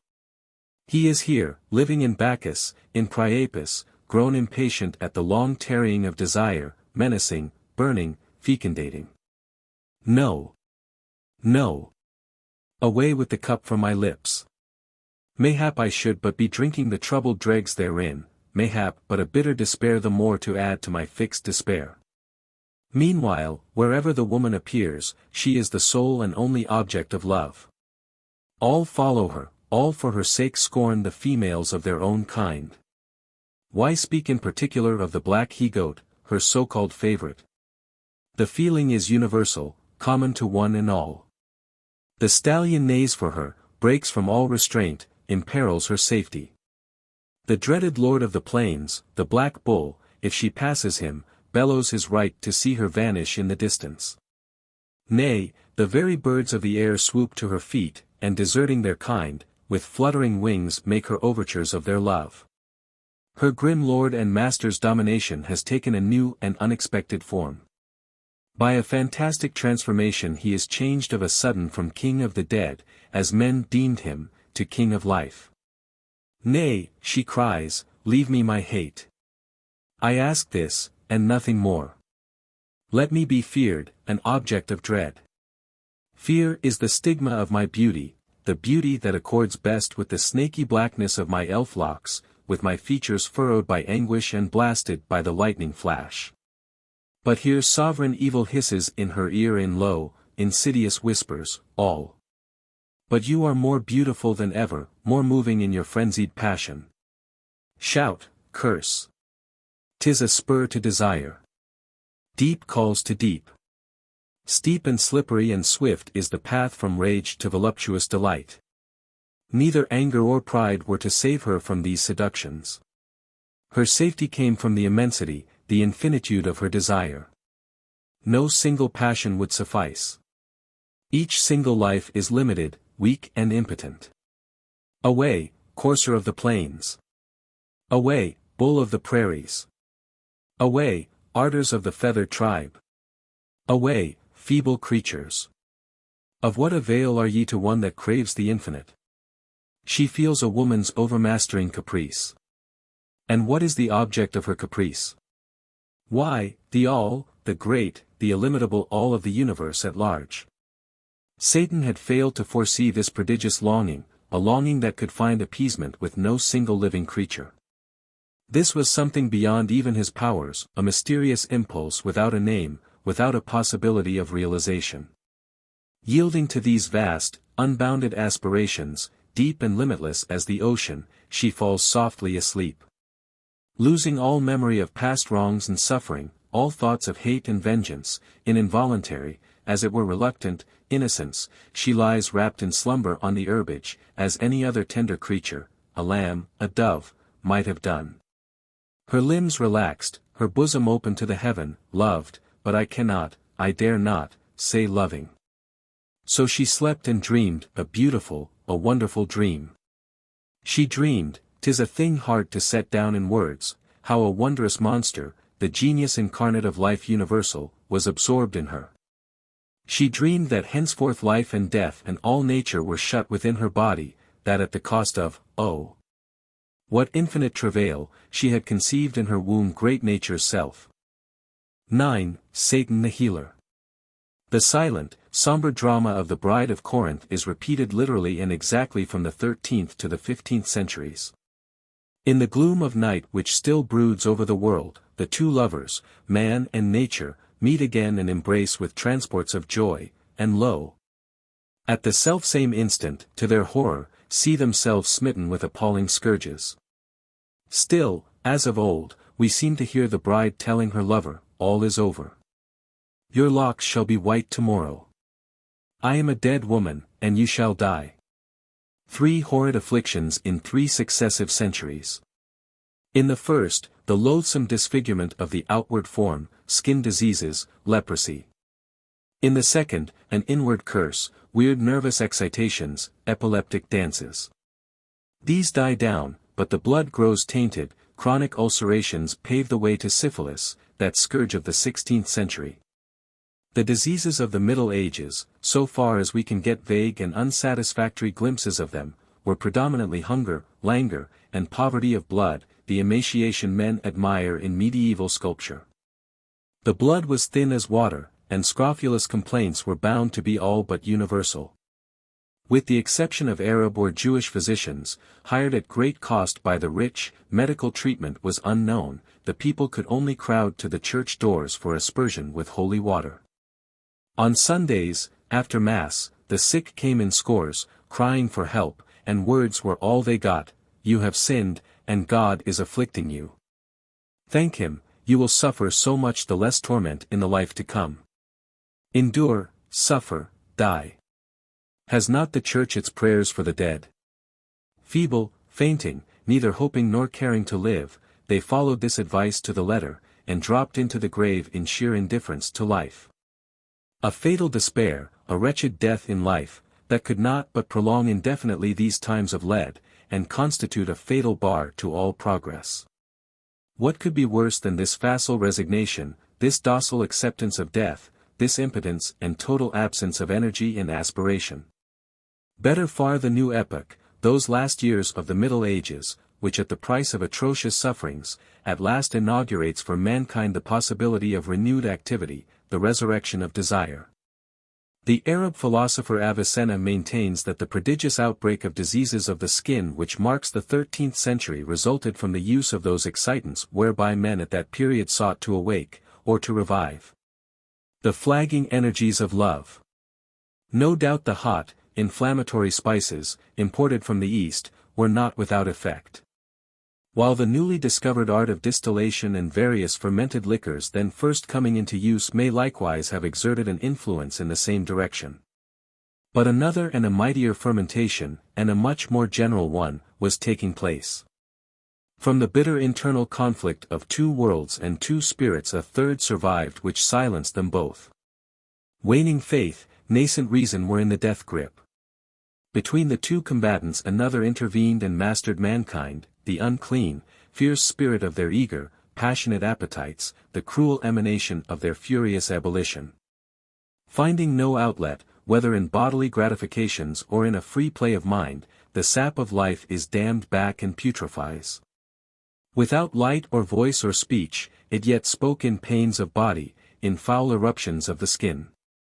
Then a new and terrible thing follows: balked desire, unsatisfied and unappeased, sees itself checked by a cruel spell, a hideous metamorphosis. 34 Love that was drawing nigh, blindly, with arms thrown wide, steps back shuddering. Yes. Love may fly, but the fury of the tainted blood persists, the flesh burns in agonizing, itching torments, while more agonizing still, the inward conflagration rages, fanned by the breath of despair. What remedy does Christian Europe find for this double evil? Death, captivity, nothing else is better. When bitter celibacy, hopeless love, fierce thwarted passion, bring you to an unhealthy, morbid state. When your blood grows corrupt, down with you into an impasse, or build your lonely cabin in the desert. You shall live, warning bell in hand, that all may flee your presence. No human being must see you, no consolation can be yours. If you approach too near, death is the penalty. Leprosy is the last degree, the apogee, of the scourge, but 1,000 other terrible and cruel ills only less hideous abound everywhere. The purest and the fairest of womankind were stricken with detestable eruptions that were looked upon as the visible sign of sin or a direct punishment from God. The men had recourse to means mere loss of life would never have led them to adopt. Prohibitions were forgotten, and the old consecrated medicines forsaken, and the holy water that had proved so useless. They visited the witch, the sorceress. From force of habit, as well as from fear, they still frequented the churches. But the true church was henceforth her hut, her haunt in heath, in forest, and in desert. Thither it was they now carried their prayers. Prayers for healing, prayers for some joy of life. At the first symptoms that showed the blood corrupted, they would away in great secrecy, at furtive hours, to consult the Sibyl. What must I do? What is this I feel within me? I am burning, oh! Give me something to calm my blood. I am burning, give me something to appease my intolerable longing. A bold, guilty step they repent them of when evening comes. It must indeed be pressing, this new and fatal constraint. The fire must indeed be agonizing, to make all the saints so utterly of no avail. But then the trial of the Knights Templars, the trial of Pope Boniface, have unmasked the Sodom that lurked under the altar stones. A pope a sorcerer, a friend of Satan, and finally carried off by the foul fiend, this turns all men's notions upside down. Not without the devil's help surely could the pope, who is no longer pope in Rome, in his city of Avignon, Pope John XXII. A cobbler's son of Cahors, amass more gold than the emperor himself and all the kings of the earth. Like pope, like bishop, did not Guichard, bishop of Troyes, win a boon of the devil, the death of the king of France's daughters? It is not death we ask for, but pleasant things, life, health, beauty, pleasure, things of God, that God refuses us. Well, then, suppose we were to get them by the favor of the prince of this world? That great and puissant doctor of the Renaissance, Paracelsus, when he burned the wise books of ancient medicine en masse, Greek, Jewish, and Arab, declared he had learned nothing at all but from popular medicine, from the good women. 35 From shepherds, and hangmen. The latter were often clever surgeons, setters of broken or dislocated bones, and accomplished farriers. I have little doubt but that his admirable book, so full of genius, upon the diseases of women, the first ever written on this important, profound, and touching subject, owed its special merits to the experience of women themselves. Those women whose help their sisters were used to appeal to, I mean the sorceresses who in every country fulfilled the office of midwives. No woman in those days would ever have consulted a male physician, trusted to him, or told him her secrets. Sorceresses were the only observers in this field, and, for women in particular, were the sole and only practitioners. The most certain fact we know as to their methods is that they made great use, for the most various purposes, as calmants and as stimulants, of a wide family of herbs, of doubtful repute and perilous properties, which proved of the most decided advantage to their patients. These are appropriately known as the Solanaceae, herbs of consolation. 36. A profuse and familiar family of plants, the majority of whose species are to be found in extreme abundance, under our feet, in the hedgerows, in every field. So numerous a family, that a single one of its genera embraces 800 species. 37. Nothing in the world easier to detect, nothing commoner. Yet these herbs are for the most part very risky to employ. Audacity was required to determine the doses, it may well be the audacity of genius. To begin at the bottom of the ascending scale of their potency. 38. The first to be named are simply pot herbs, good to eat, and nothing more, aubergines, tomatoes, inappropriately called love apples. Others of these harmless varieties are the quintessence of all that is calming and soothing, the mulleins, shepherd's club, for instance, so useful for fomentations. Next in the scale you will find a plant already open to suspicion, one that many believed a poison, a herb honey sweet at first, afterwards bitter, that seems to say in the words of Jonathan, I have tasted a little honey, and behold, for this I die. Yet this death is useful, it is the deadening of pain. The bittersweet, that is its name, was bound to be the first essay of a bold homeopathy, which by slow degrees aspired to the most dangerous poisons. The slight irritation, the pricking sensations it produces, sufficed to point it out as a remedy for the predominant maladies of the period, viz. Diseases of the skin. The fair girl, in despair at seeing herself marked with hateful blotches, carbuncles, spreading eruptions, came weeping for succor in her affliction. With married women the scourge was still more cruel. The bosom, the most delicate thing in all nature, and its vessels, which form an interlaced flower of incomparable perfection below the skin, 39 is, by virtue of its liability to congestion and blocking of the veins and arteries, the most exquisite instrument of pain, pain keen, pitiless, and never ceasing. How willingly would she have welcomed any and every poison to gain relief.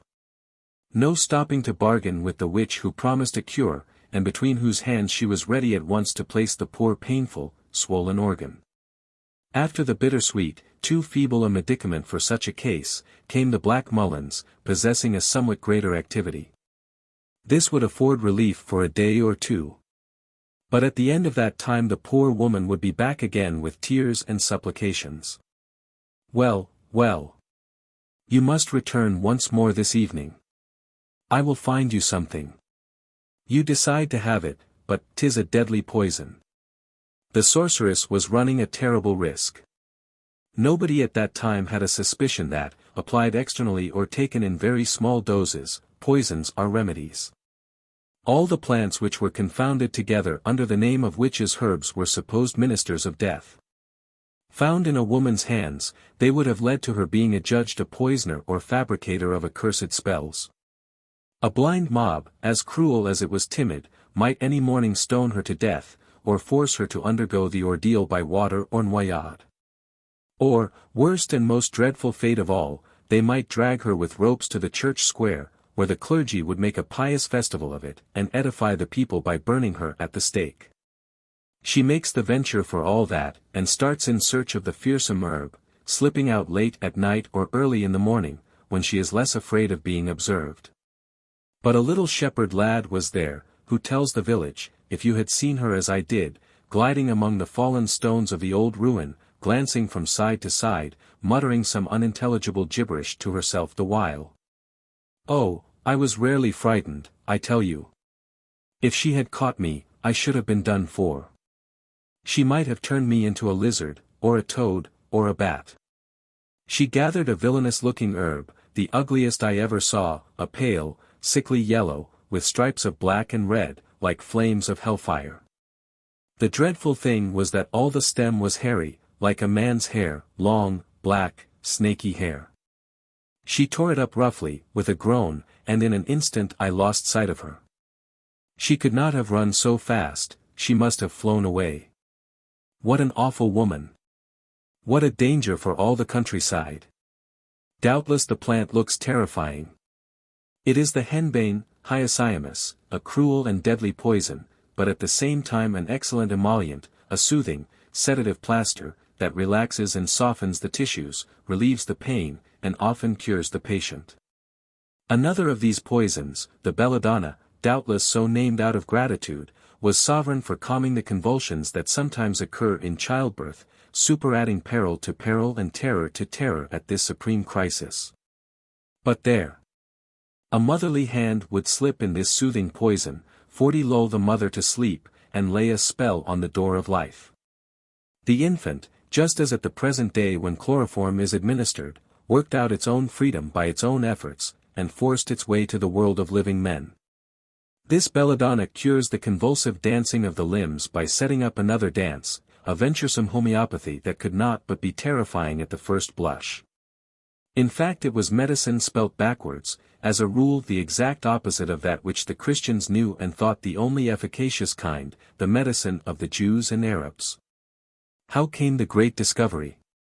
No doubt by simple application of the great Satanic principle that everything should be done backwards, precisely in the reverse way to that employed by the world of religion. The Church had a holy horror of all poisons. Satan utilizes them as curative agents. The priest thinks by spiritual means, sacraments, prayers, to act even upon the body. Satan, acting by contraries, employs material means for acting even on the soul. He gives potions to secure forgetfulness, love, reverie, any and every state of mind. To priestly benedictions he opposes magnetic passes by dainty female hands that lull pain and anguish to sleep. Through change of treatment, and still more of clothing, no doubt by the substitution of linen for wool, skin diseases lost much of their virulence. Leprosy diminished, but at the same time seemed to strike inwards and produce more deep-seated mischief. The 14th century oscillated between three scourges, epileptic convulsions, the plague, and those ulcerations which, if we are to believe Paracelsus, paved the way for syphilis. The first named was by no means the least formidable danger. It broke out about the year 1350, under the appalling form of St. Guy's dance, St. Vitus's dance, chorea, having this strange peculiarity, that the complaint was not, so to speak, individual. Those suffering from it, as if carried away by one and the same galvanic current, would grasp each other by the hand, group themselves in huge, endless chains, and whirl, like dervishes, till they died of exhaustion. The spectators would roar with laughter at first, then presently caught by the contagion, would give in and join the mighty stream, and swell the awful band of dancing maniacs. What would have happened if the malady had persisted in the same way as leprosy did for a long period, even in its decline? The answer is, it was a first step, an approximation, towards epilepsy. And if this first generation of sufferers had not been cured, it would have produced a second definitely and distinctly epileptic. The imagination shudders at the thought. All Europe packed with madmen, maniacs, idiots. We are not told how the complaint was treated, and finally arrested. The particular remedy recommended at the time, the expedient of falling on the dancers with kicks and fisticuffs, was infinitely well adapted to aggravate the cerebral disturbance and lead to actual epilepsy. We cannot doubt there was another treatment practiced that was never voluntarily mentioned. At the period when sorcery and witchcraft were at their point of highest activity and repute, the very extensive employment of the Solanaceae, and especially of belladonna, was the most marked general characteristic of the remedial measures taken to combat this class of disease. At the great popular gatherings, the witches' sabbaths, we shall describe later, the witches' herb, infused in hydromel, beer, as well as in cider 41 and perry, the strong drinks of the West, set the crowd dancing, but in wanton, luxurious measures, showing no trace of epileptic violence.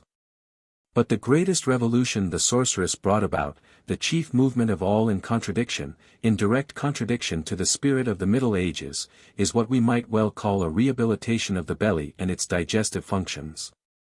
They boldly proclaimed the doctrine that nothing is impure and nothing unclean. From that moment the study of physical science was enfranchised, its shackles loosed, and true medicine became a possibility.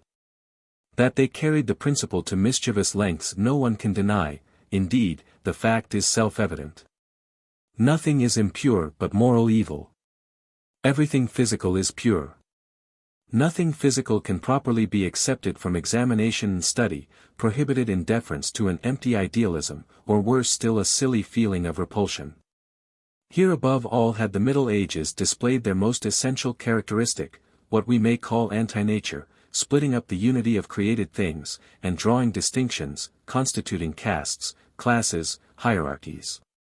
Not only according to this is the spirit noble, the body not noble, but there are actually particular parts of the body which are noble, and others not, plebeian it would appear. Similarly, heaven is noble, the abyss not. Why? Because heaven is high. But heaven is neither high nor low, it is above us and beneath us at once. And the abyss, what is it? Nothing, a figment of the imagination. The same foolish conceptions as to the macrocosm of the universe and the microcosm of the individual human being. All is of a piece, solidarity rules throughout. The belly is the servant of the brain, and feeds it. But it is no less true that the brain, working ceaselessly to make the sugar required in the processes of digestion, 42 is no less active to assist the belly. Abuse was lavished upon them.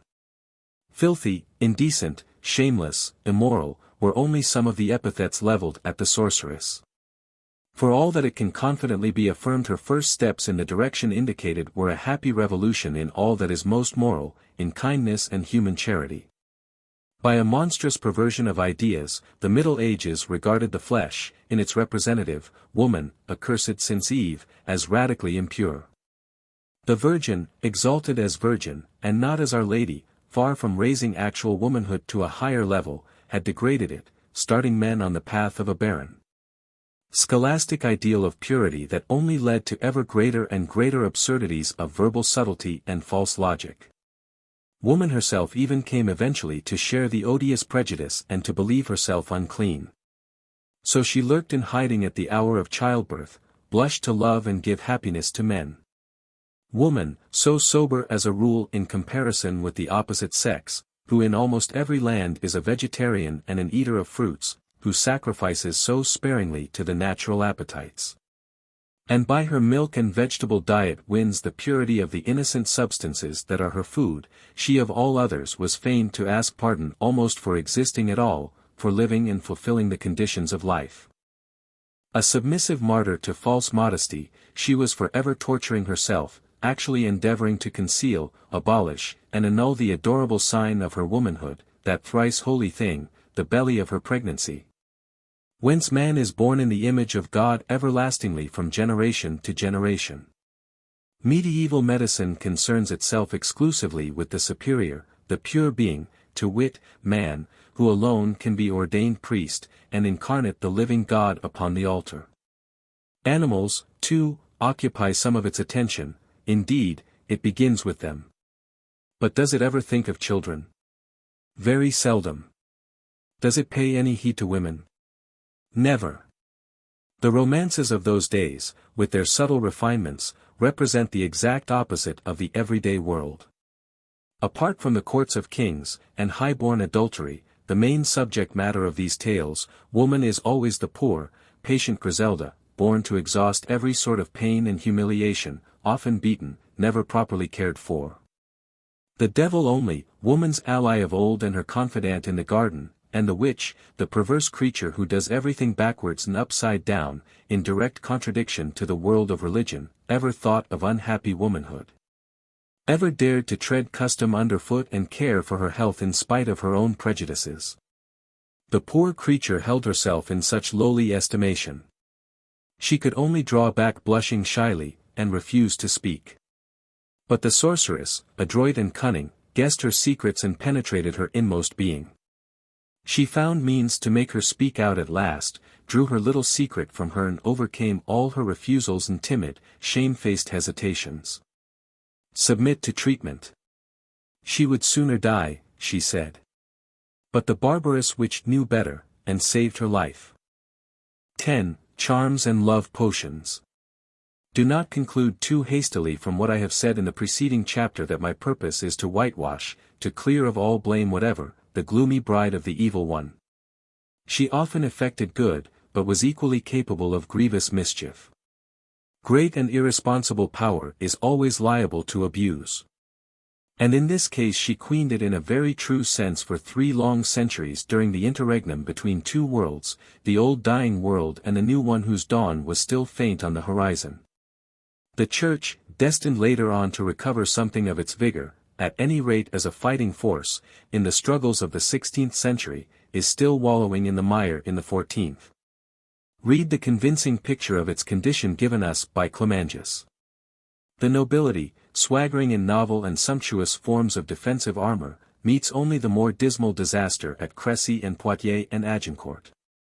The French nobles prisoners in England. What an opportunity for the scoffers! Bourgeoisie, even peasantry, are dissolved in mocking laughter, and shrug contemptuous shoulders. This general and compulsory absenteeism of the seigneurs afforded no small encouragement, in my opinion, to the witches' Sabbaths. These had always existed, but under the new conditions they grew into huge popular festivals. Think of the power wielded by Satan's chosen bride. She can heal, prophesy, predict, conjure up the spirits of the dead, can spellbind you, turn you into a hare or a wolf, make you find a treasure, and most fatal gift of all, cast a love charm over you there is no escaping. Awful attribute, more terrible than all the rest put together.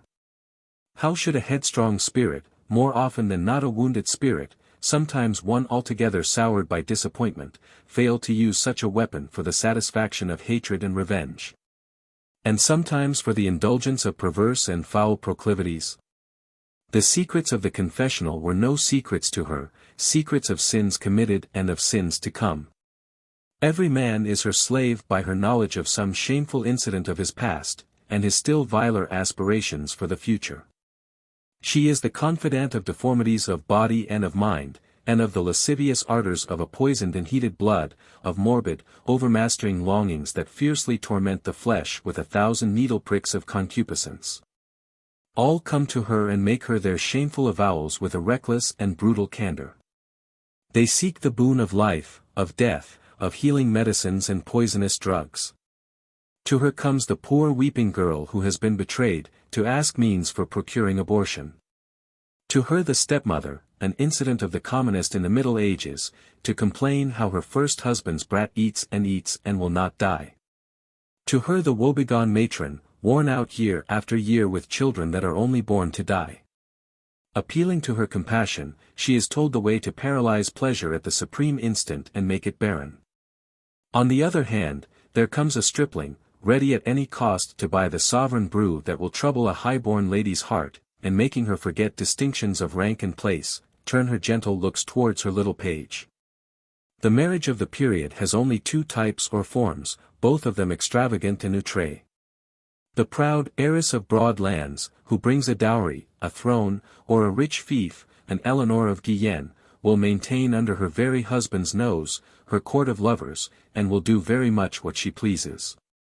Leaving on one side romance and poetry, let us look the facts in the face. The reality is terrible enough, culminating in the wild orgies of the daughters of Philippe le Bel, and the excesses of the cruel Isabella, who had her husband, Edward II, impaled by her lover's hands.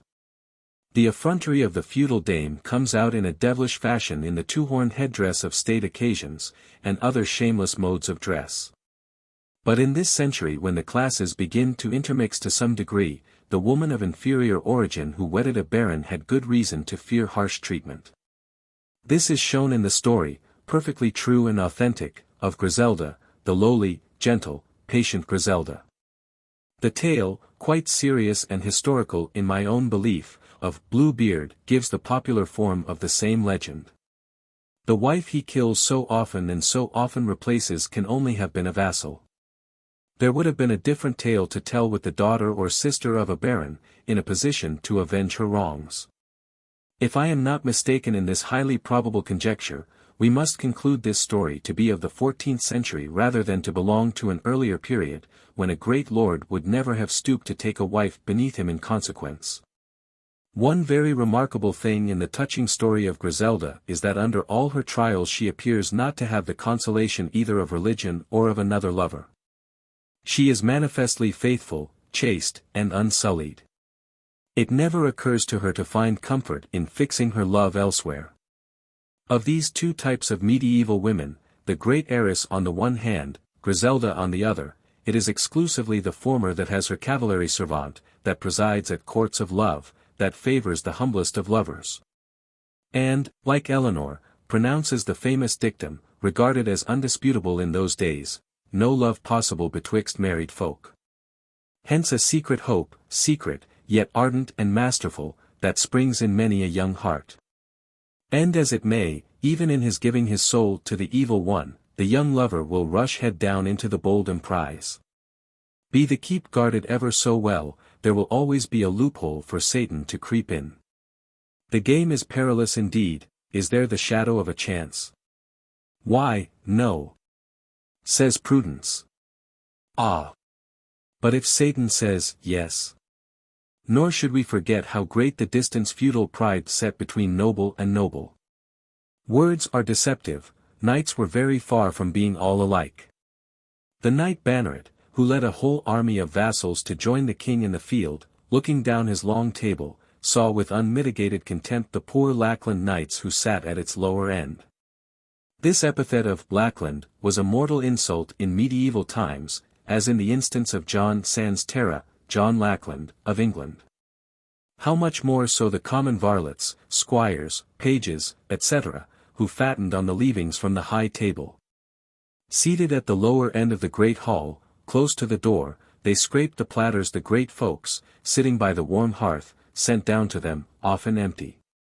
It never even entered the head of the lordly seigneur that these humble inferiors could have the hardihood to lift their eyes to the fair lady mistress, the proud heiress, sitting there on the dais by her mother's side, under a chaplet of white roses.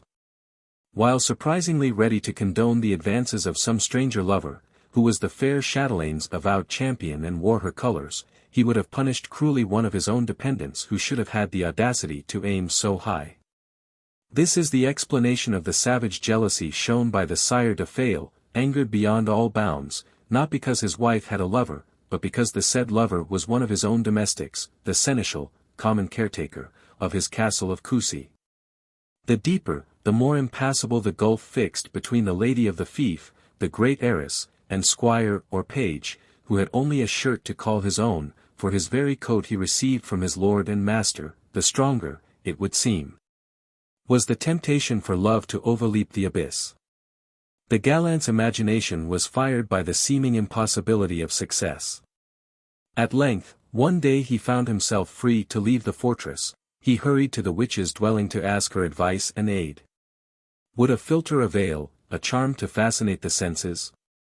If not, must he make an express pact with the devil? The awful thought of selling himself to Satan had no terrors for him.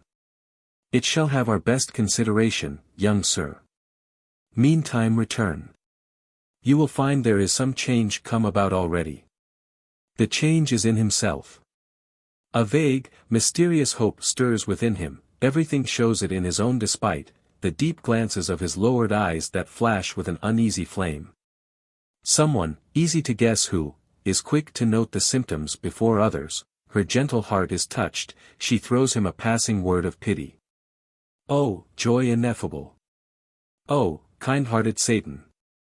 Charming, adorable witch-wife! He cannot eat or sleep till he has been to see her again. He kisses her hand with deepest respect, almost grovels at her feet. Let her ask him what she will, order him what she please, he will obey. Would she have his gold chain, the ring he wears on his finger, his dying mother's gift, he will give them without an instant's hesitation. But she is naturally spiteful, full of malicious hate for the Baron, and finds it only too delightful to stab him in the dark.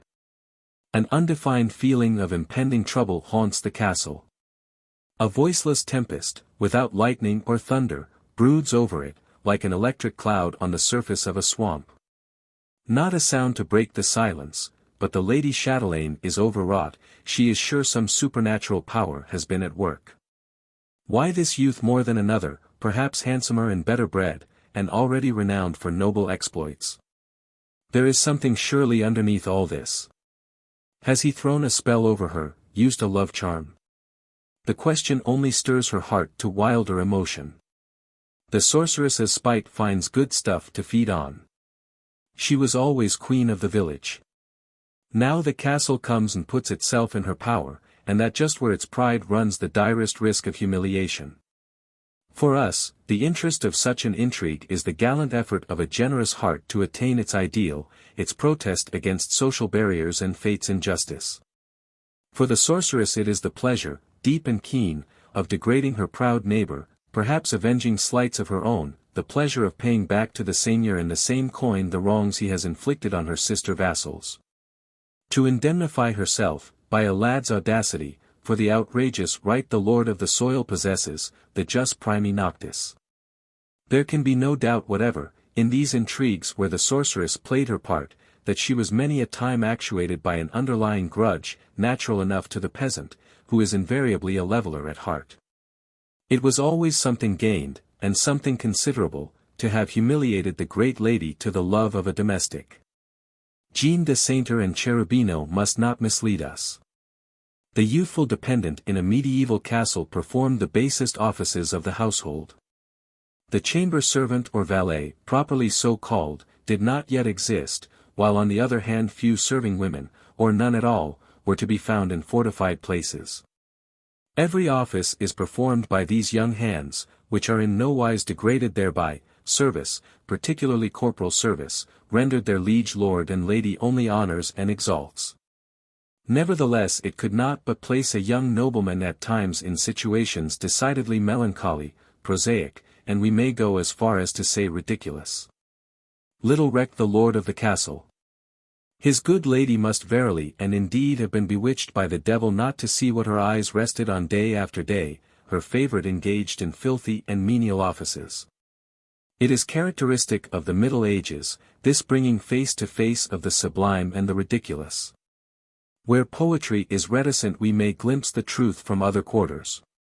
Mingled with these ethereal passions much coarseness of circumstance is very plainly to be seen.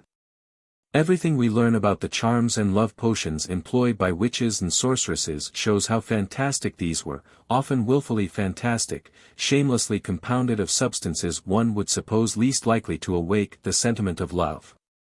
These women went to extraordinary lengths, without the infatuated being they were making a plaything of ever having his eyes open to the truth. Philters were of many and very different sorts. Some were intended to excite and trouble the senses, like the aphrodisiacs so freely abused to the present day by Eastern peoples. Others were dangerous, and often treacherous, drugs administered to cloud the wits and deprive the victim of all power of self-control. Some, again, were tests or proofs of passion, defiances to try how far the greediness of desire was capable of carrying the senses, making lovers accept as the most supreme of favors, as a sort of mystic communion. The least agreeable of matters coming from the loved one's person. The rude structure of medieval castles, made up as these were of great halls and little else, made a public function of domestic life. It was only reluctantly, as it were, and at a much later date that privacy was consulted by the contrivance of bower and oratory in some tower of the vast pile. It was easy to watch the chatelaine's daily habits. Then, on some day chosen for the purpose, after careful observation, the bold pretender, acting on the witch's suggestion, could strike his blow with every hope of success, drugging the posset and slipping the love potion in the cup.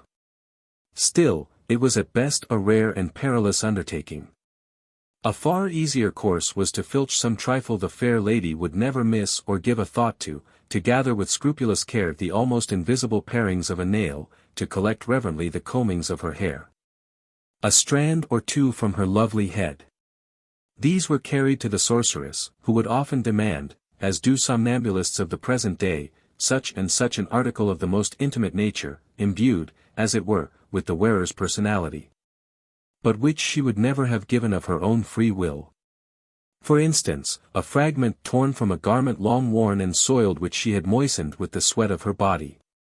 All this, remember, smothered with adoring kisses and wistfully regretted. But it must be ruthlessly burned and reduced to ashes to serve the required purpose.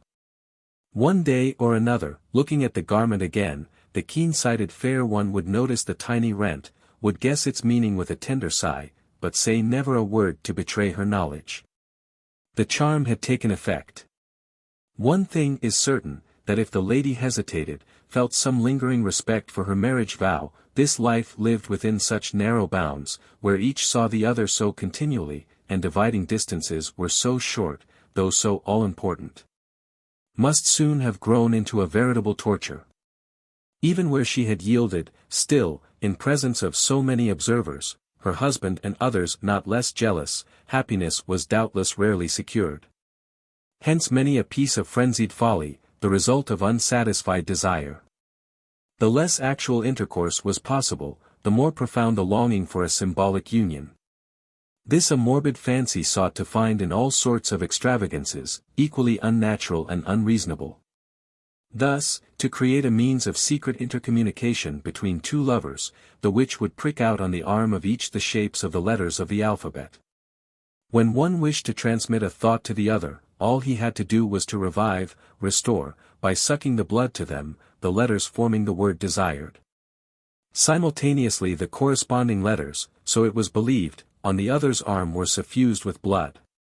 Sometimes in these outbursts of mad folly lovers would drink each other's blood, to effect a mystic communion which, it was supposed, made their two souls one. Coucy's heart, devoured by his widow, and which she found so good, she never ate more in her life, is the most tragic instance of these monstrous sacraments of cannibal affection. But when the absent lover did not die, but it was love died within him, then the lady would away to consult a witch and beseech her for means to bring him back and bind him to her. The magic incantations of Theocritus and Virgil continued to be used even in the Middle Ages, but were rarely efficacious. The attempt was tried to bring back the recreant lover by another charm, also apparently imitated from an antique model. Recourse was had to the magic cake, the conferriatio, which from furthest Asia to furthest Europe was ever the sacrament of love. But the aim here was to bind more than the soul, to bind the flesh, to create an identity of substance, so that, dead to all other women, he should live and breathe for one and one alone. The ordeal was no trifle. Take it or leave it, was the witch-wife's answer to all remonstrances, and her proud client grew instantly submissive, and suffered her to strip her to the skin, this being an indispensable condition in all these ceremonies. What a triumph for the sorceress! And above all, If the lady was one who had treated her despitefully in former days, what a fine piece of revenge and retaliation. The woman has her lying stark naked under her hands. Nor is this all. On her loins she lays a board, and on it a miniature oven, in which she bakes the magic cake. Sweet friend, I can bear no more. Quick, quick, I cannot stay like this. Nay, madam, 'twas bound to be so, you must needs burn. The cake is baking, 'twill be heated of your very body, the hot flame of your passion. The rite is ended, and we have the magic cake of antiquity, of Hindu and Roman marriage, seasoned and hotly spiced with the lewd spirit of Satan. She does not say, like Virgil's sorceress, come back, Daphnis, come back to me. Oh, bring him back to me, my songs. But she sends him the cake, all impregnated with her pain, and heated with her love. Scarce has he bitten it when a strange tumult, a giddiness, confuses his senses. His heart beats wildly, his blood boils, his face is suffused with blushes, his whole body burns. Love's madness seizes him once more, an inextinguishable desire. 11. Communion of Revolt Witches Sabbaths. The Black Mass. Witches' Sabbaths. We must use the plural, for it is obvious the word has denoted very different things at different epochs. Unfortunately, we possess detailed accounts of such scenes only of quite late date, reign of Henri IV. 43. By that time it had degenerated into little more than a huge carnival of lust, under pretense of magic rites.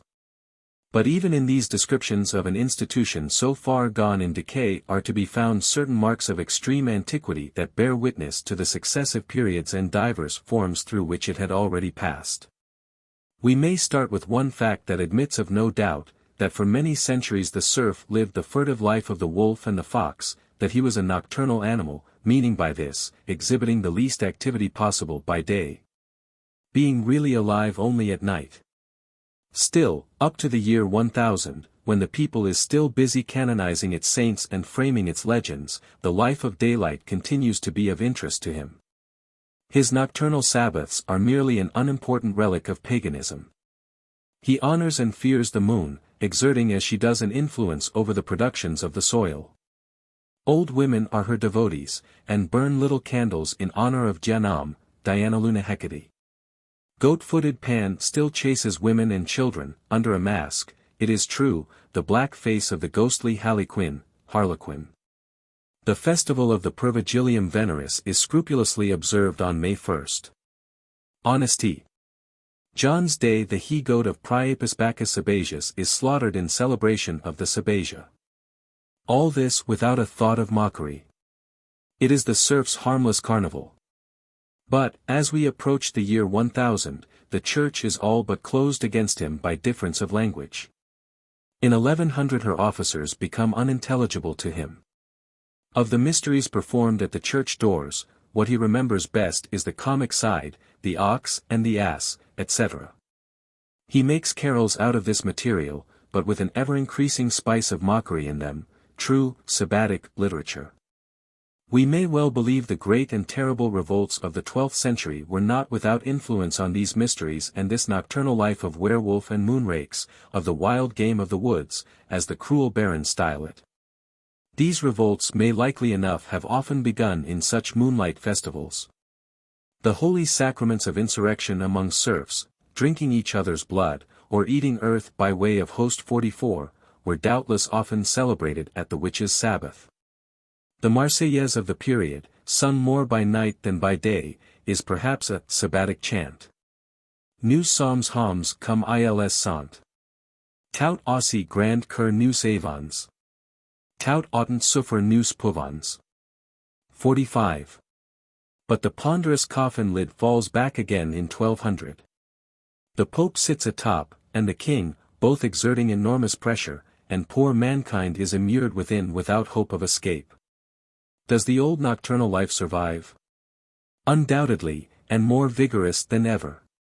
The old pagan dances are revived, more fast and furious than ever.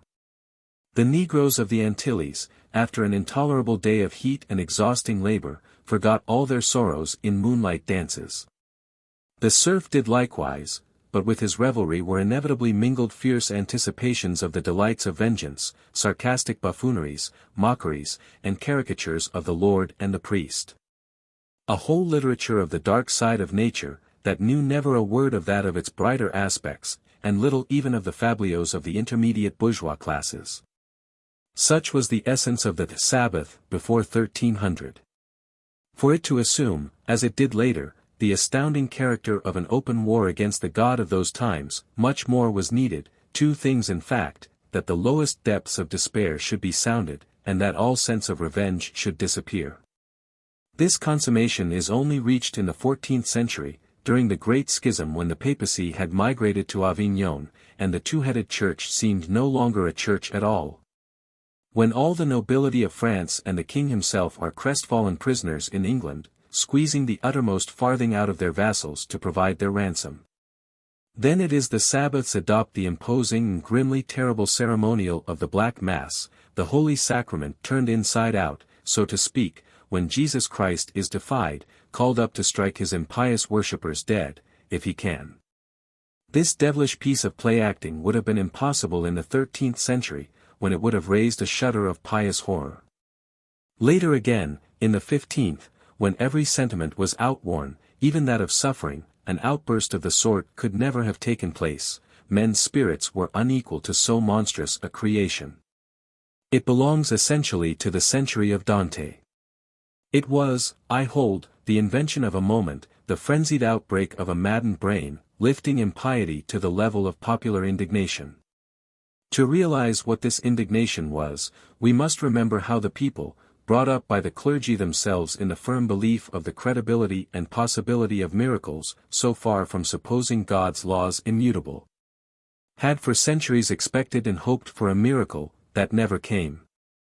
In vain men called for this miraculous intervention in the day of their despair and utmost need. From that hour forth heaven seemed but the ally of their savage tyrants and oppressors, itself a tyrant as bloodthirsty as any. Hence the Black Mass and the Jacquerie.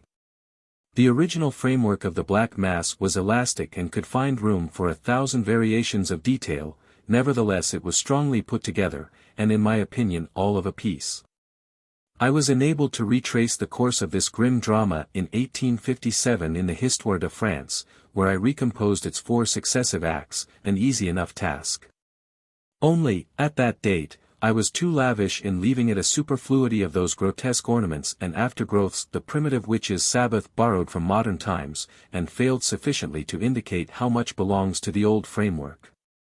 So gloomy and so terrible in its grim simplicity.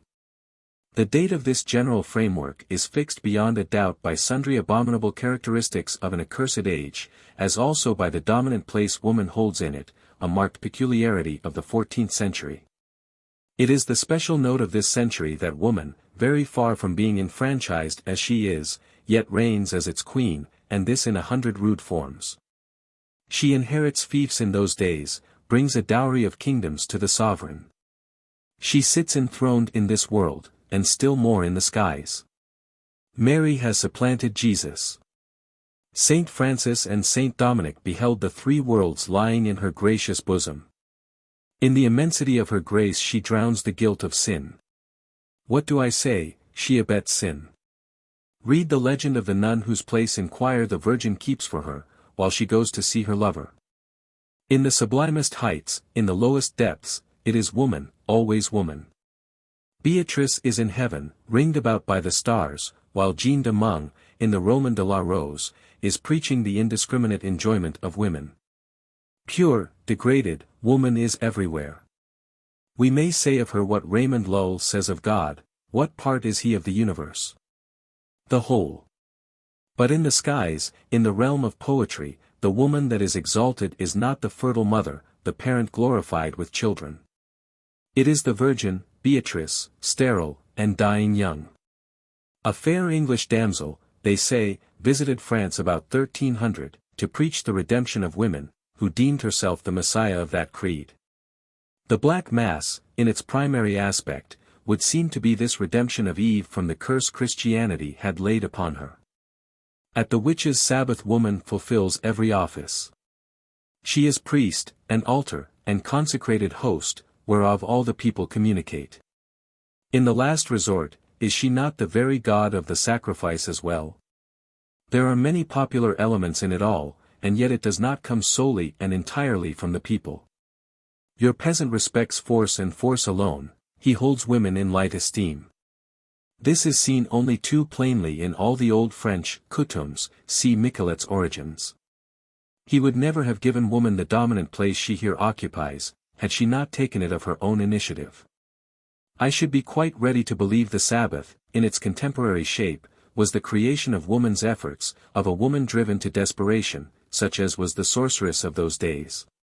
In the 14th century she sees opening before her a long and terrible career of punishment and torments, 300, 400 years lighted up with blazing faggots. Subsequently to the year 1300 her medicines are adjudged to be mischievous, her remedies condemned as poisons. The harmless spells whereby the lepers of that time thought to alleviate their lot lead to the massacre of these unhappy beings. Pope John XXI has a bishop flayed alive on suspicion of sorcery. Under such a system of blind and indiscriminate repression, to venture little, to venture much and far, is all one, and the risk the same. The very danger incurred increased the sorceress's recklessness, and led them to do and dare everything. Fraternity of man with man, defiance of the Christian's heaven, worship of nature's God under unnatural and perverted forms, such the inner significance of the Black Mass. The altar was raised to the spirit of the revolted serf, to him who has suffered wrong, the proscribed of ancient days, unjustly driven out of heaven, the great creator of the earth, the master that makes the plants germinate from the soil. Under such titles as these the Luciferians, his adorers, did him honor, and, if we are to credit a not improbable conjecture, the Knights of the Temple likewise. The great marvel of all, in those times of utter poverty, is that means were forthcoming for the nocturnal feast of fraternity which could never have been provided by day. The sorceress, at her own sore peril, induced those in better circumstances to contribute, and collected the offerings they made. Charity, as a satanic virtue, being at once crime and conspiracy, and assuming the aspect of revolt, exercised a mighty influence. Men stinted their meals by day to contribute to the nocturnal feast where rich and poor met at a common table. Imagine the scene, a wide heath, often in the neighborhood of an old Celtic dolmen, at the edge of a wood. The picture is twofold, on one side the heath brightly lighted up, and the crowds of people feasting. On the other, towards the wood, the choir of this church whose vault is the open heaven. The choir I speak of is a knoll rising somewhat above the surrounding country. Midway between the two, resinous fires burn with yellow tongues of flame and ruddy embers, making a vague, fantastic veil of smoke. In the background the sorceress set up her Satan, a great wooden Satan, black and shaggy. In virtue of his horns and the he-goat that stood by his side, he might have passed for Bacchus, but his virile attributes unmistakably proclaimed him Pan and Priapus. A darkling countenance, that each saw under a different aspect. While some beheld only an incarnate terror, others were moved by the haughty melancholy that seemed to enfold the exile of eternity. 46. Act the First. The superb introit Christianity borrowed of antiquity, usual at all ceremonies where the people wound in and out in long-drawn file under the temple colonnades, before entering the sanctuary, this the ancient god, come back to his own again. Appropriated for his services. Similarly, the lavabo was copied from the old pagan rites of purification. All this Satan claimed as his own by right of ancient use. His priestess is always the aged, this being a title of honor, but she may as an actual fact be quite young. Lanker speaks of a sorceress of only 17, a pretty woman and atrociously cruel. The devil's bride must not be a mere child, she should be full 30 years of age, with the face of a Medea and the beauty of Our Lady of Sorrows. Her eye deep set, tragic, and restless, her hair a dark untamable torrent, falling round her shoulders wildly like writhing snakes.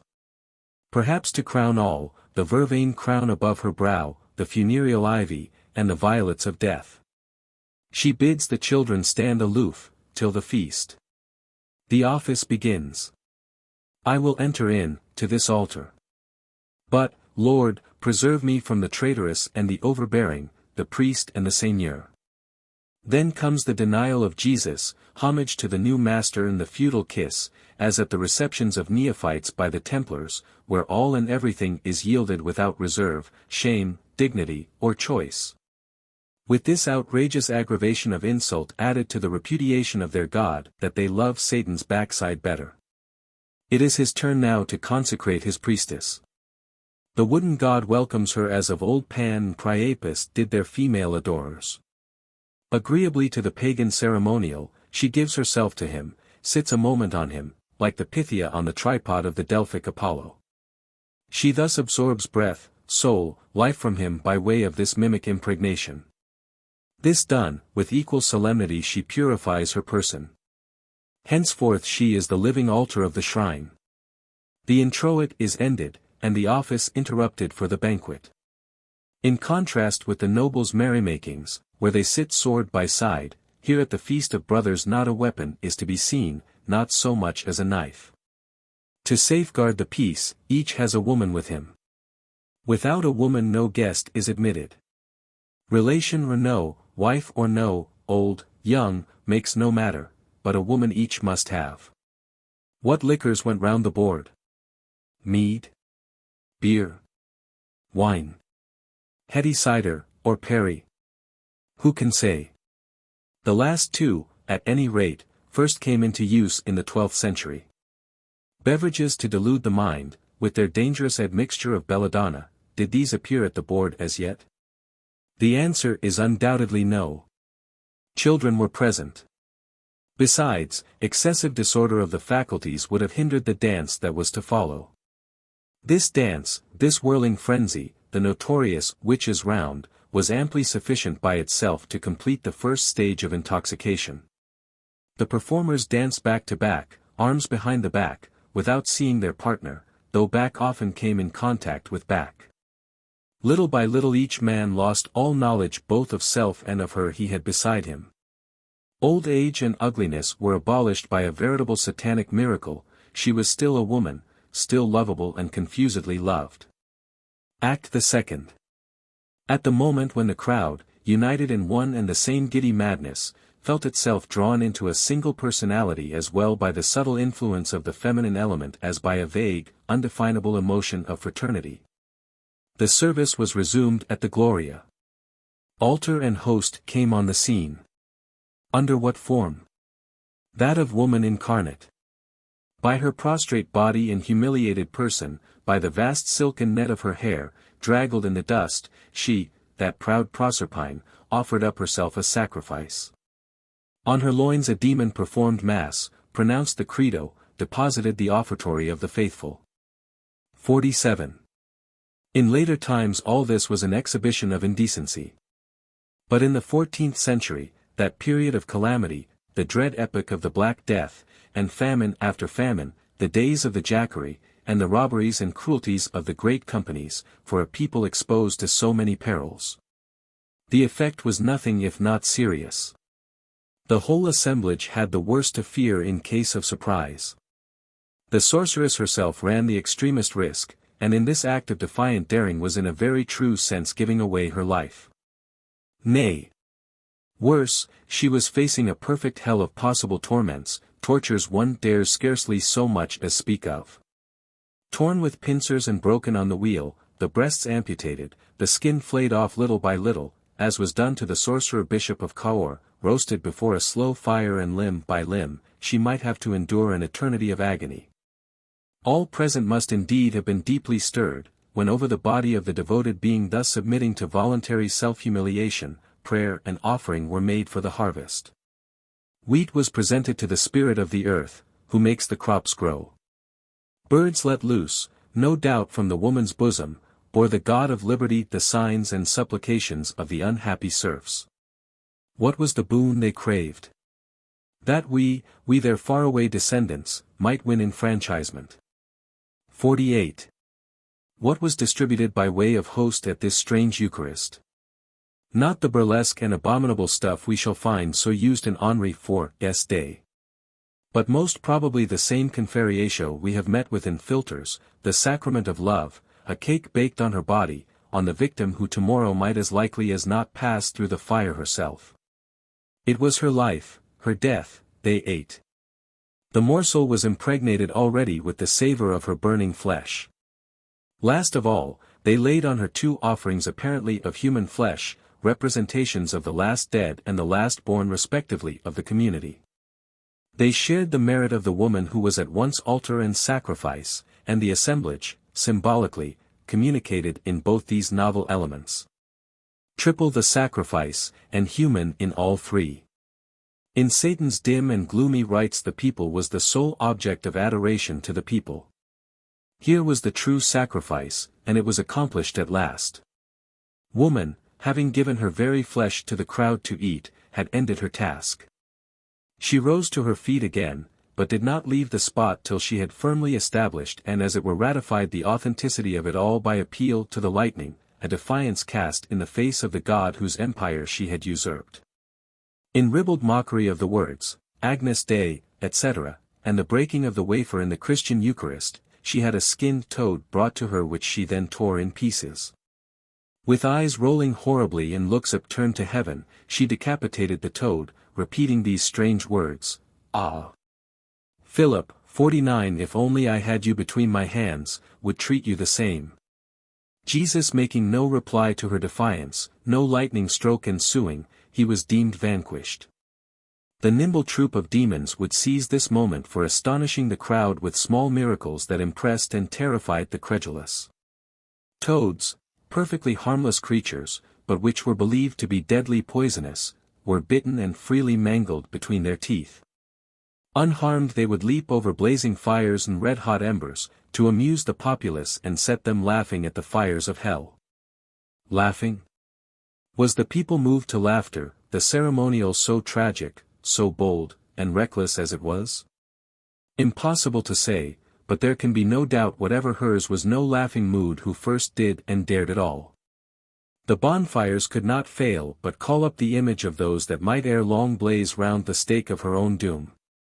Hers, too, the weighty responsibility of safeguarding the succession of satanic sovereigns, of training up the sorceresses of the future. 12. Black Mass continued, love and death, Satan disappears. The people is enfranchised and emboldened. The poor serf, free for once, is king for a few hours' space.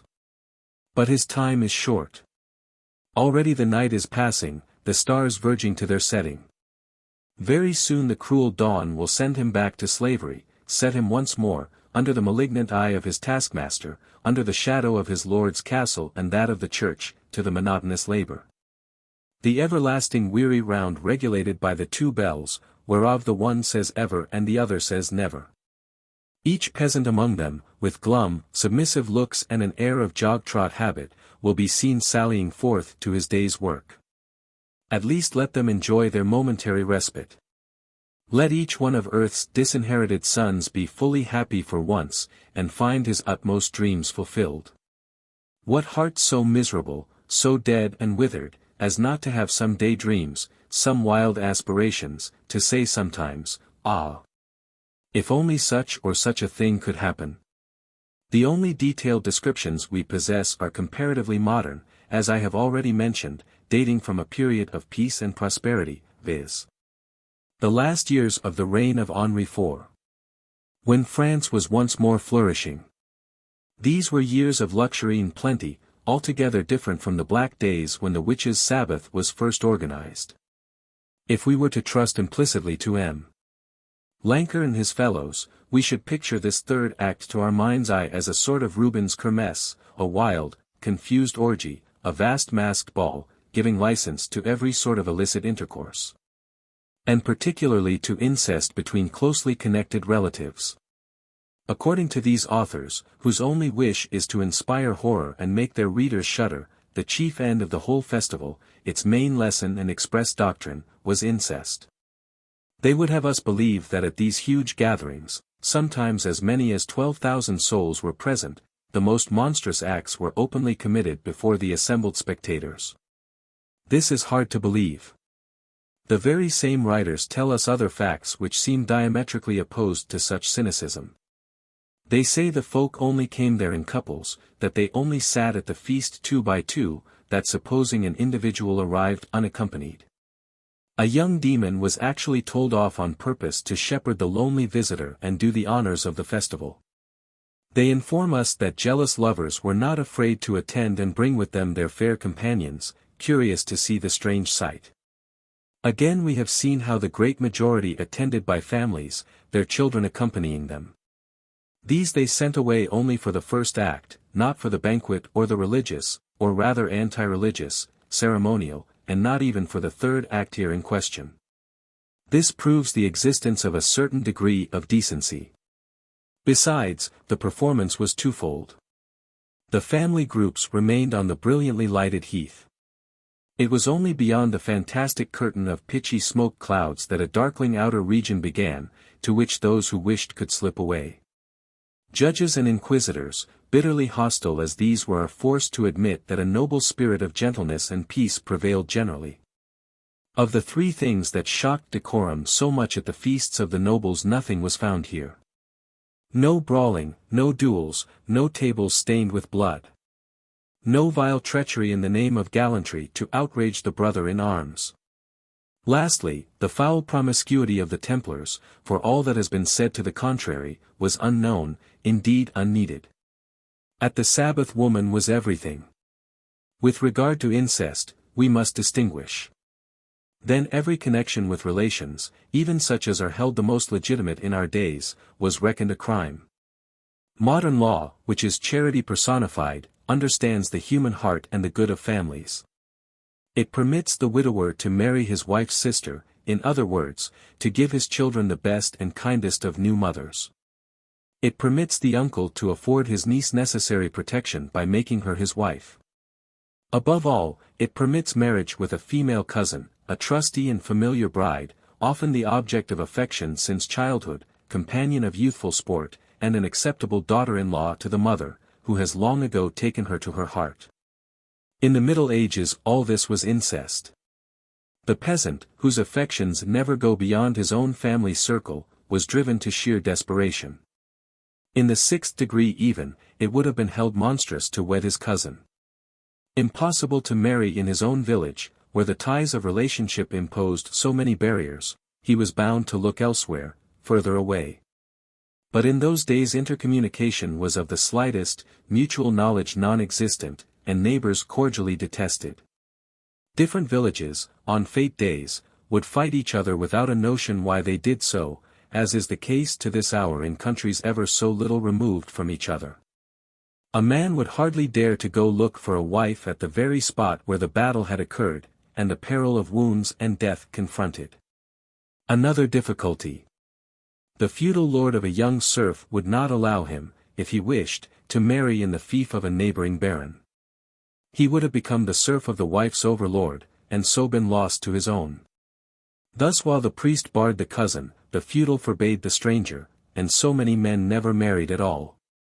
The result was precisely what they most wished to guard against. At the witches' Sabbath the natural affections had their way in double force. There the young man encountered once more the girl he knew and loved already, who when he was a lad of 10 had been called his little wife.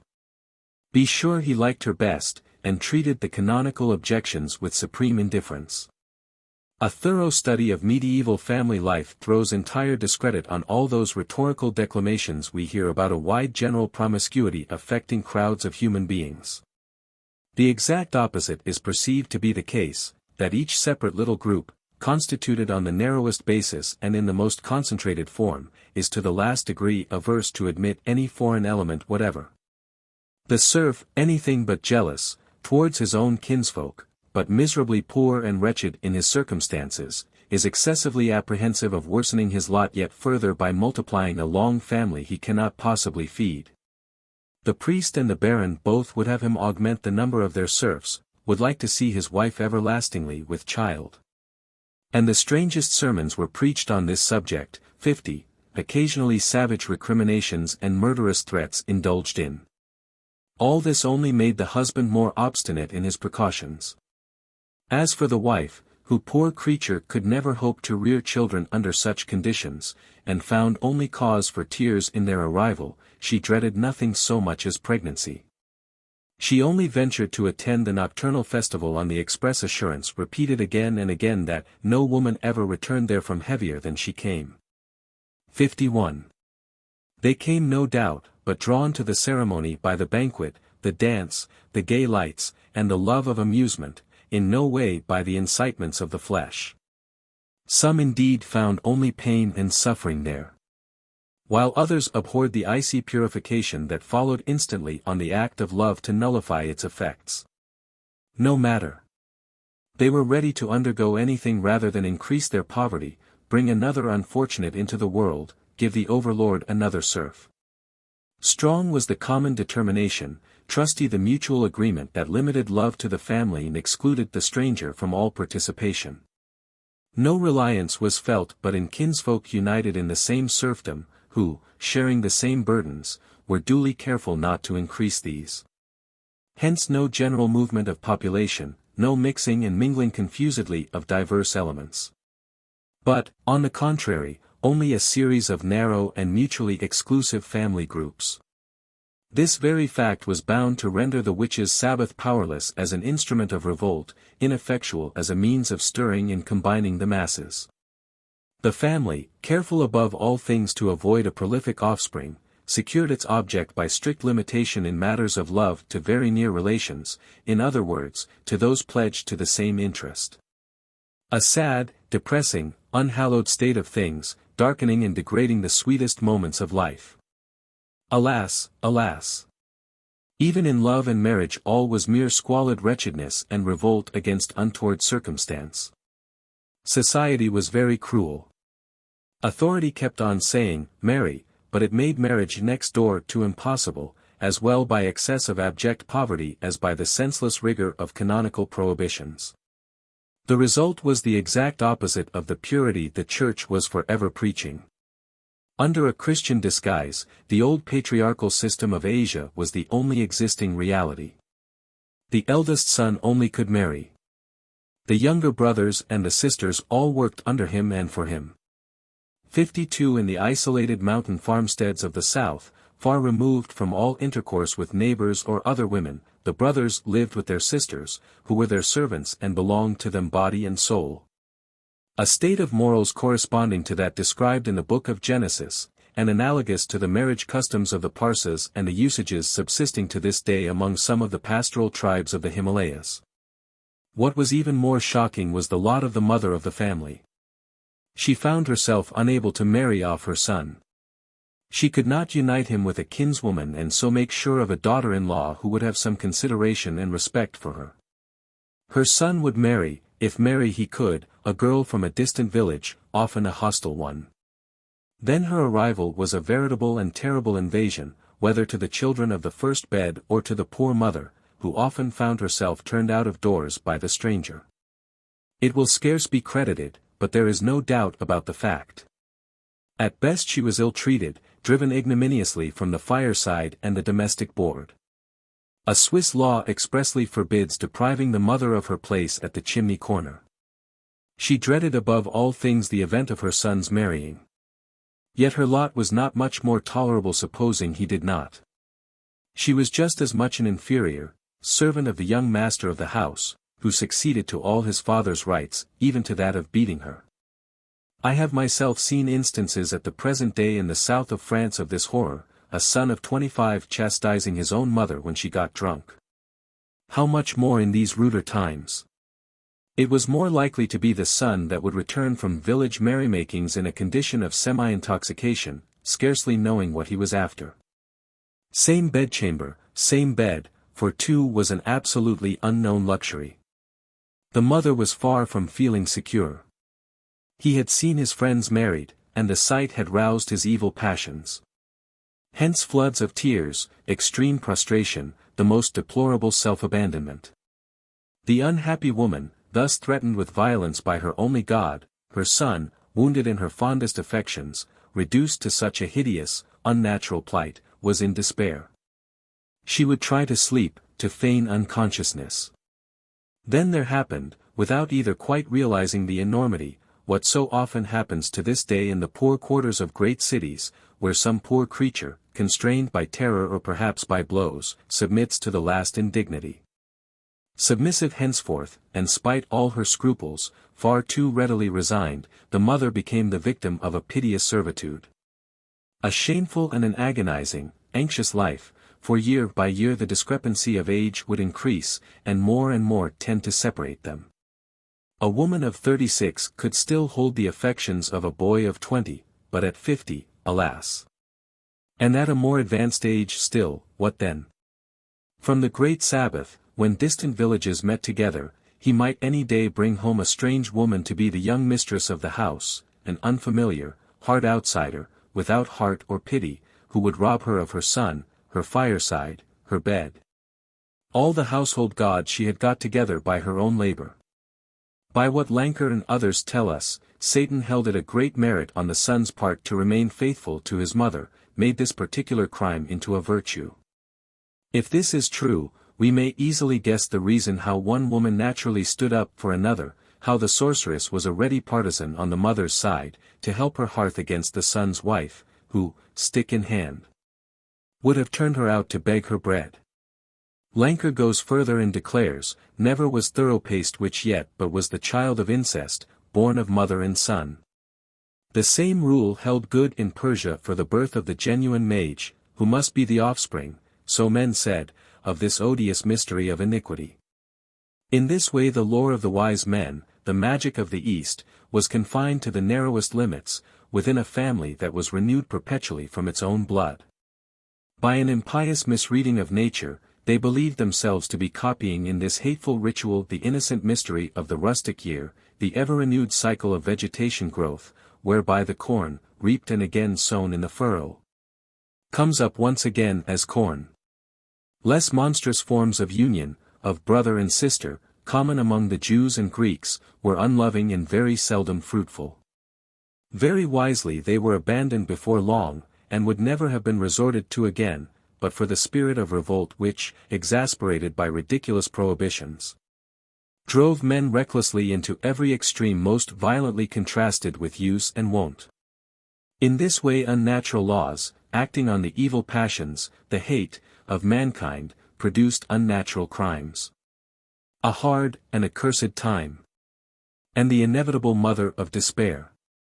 So far so good, or rather so bad, but lo! The dawn of a brighter day is all but come. In a moment, the hour strikes that puts all evil spirits to flight. The sorceress feels the gloomy flowers of sin withering on her brow. Farewell her royal state. Her very life, it may be. What would happen if the dayspring found her still exposed to its beams? What will she make of Satan? A flame of fire? A heap of ashes? He asks nothing better. He knows very well, the wily schemer, that to live, to be born again, the only way is to die. Shall he die, the mighty evoker of the dead, he who gave weeping friends the only joy they knew in this world, the dream, the image of their vanished dear ones? Nay. He is very sure to live. Shall he die, the mighty spirit who finding creation accursed and nature lying rejected in the mire, that nature which the church had tossed disdainfully from her lap like an unlovely, unloved foster child, took her up again and laid her softly in his bosom? Nay. The thing cannot be. Shall he die, the sole and only healer of the Middle Ages, that age of sore disease, who saved the people by his poisons and told them to live on, foolish folk, love on? As he is assured of life, the sturdy rogue, he dies quietly and comfortably enough. He slips off this mortal coil, like a conjuring trick, dexterously burns his fine black goat skin, and vanishes in a flash of fire in the brilliant light of the coming dawn. But she who made Satan, who made everything, good and ill alike, who fostered and favored so many causes, love, self-devotion, crime. What is her fate? Behold her all alone on the deserted heath. She is far, very far, from being, as represented, the horror of all mankind. Many will bless her name. 53 more than one has found her fair, more than one would sell his share of paradise if he dared but approach her. But round about her is a great gulf, the admiration she excites passes all bounds, and the terror is excessive of this all puissant Medea, of her wondrous deep-set eyes and the voluptuous snaky ringlets of coal-black hair that flood her shoulders. Alone forever loveless and alone. Who and what is left her? Naught but the dread spirit who stole away from her side but now. Well, then, good Satan, let us away. I am in haste to be in those regions down below. Hell is better than earth. Farewell this world and all its shows. She who first invented, first played the awful drama, could hardly survive her companion long. Satan, submissive to her behest, had nearby and ready saddled a gigantic black horse, whose eyes and nostrils shot fire.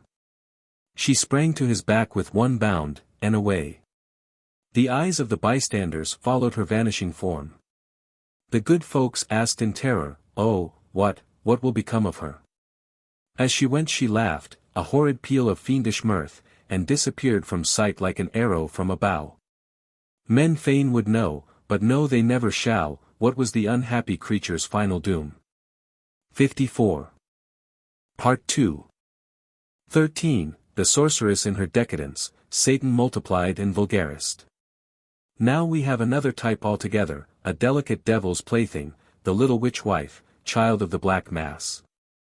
She has quite superseded the grim sorceress of an earlier day, blossoming into being, with all the wily ways and sportive grace of a kitten.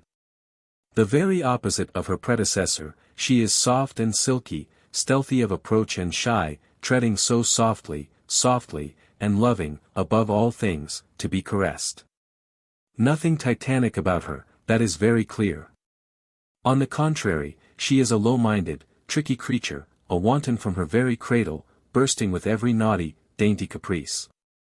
Her whole life will be but the expression of a certain midnight hour, a dark and evil moment, when a vile reverie that would have excited a mere horror of disgust by daylight, took form in the license of dreams. Born with such a secret in her very blood, possessing an instinctive knowledge of evil, with looks that pierce so far and so low, she will respect neither thing nor person in this world, and barely so much as think of religion. Satan himself will not move her hugely, for after all he is a spirit, and her tastes are pronounced, confined exclusively to material pleasures. As a child, she loved dirt. Grown a big girl and a pretty, she was a wonder of nastiness. In her sorcery will become the strange laboratory of a strange, mysterious alchemy. From a very early period she handles, by predilection, repulsive matters, drugs and medicaments today, tomorrow nauseous intrigues. This is her element, love and disease, she will turn out an apt go-between, a clever, bold experimenter. She will be persecuted for alleged murders, for the concoction of poisonous brews, but unjustly. Her instinct by no means lies in that direction, she has no hankering after death. Malevolent as she is, she yet loves life, prefers to heal the sick, and prolong existence. She is dangerous in another way, in two other ways. She will sell recipes to produce sterility, perhaps abortion.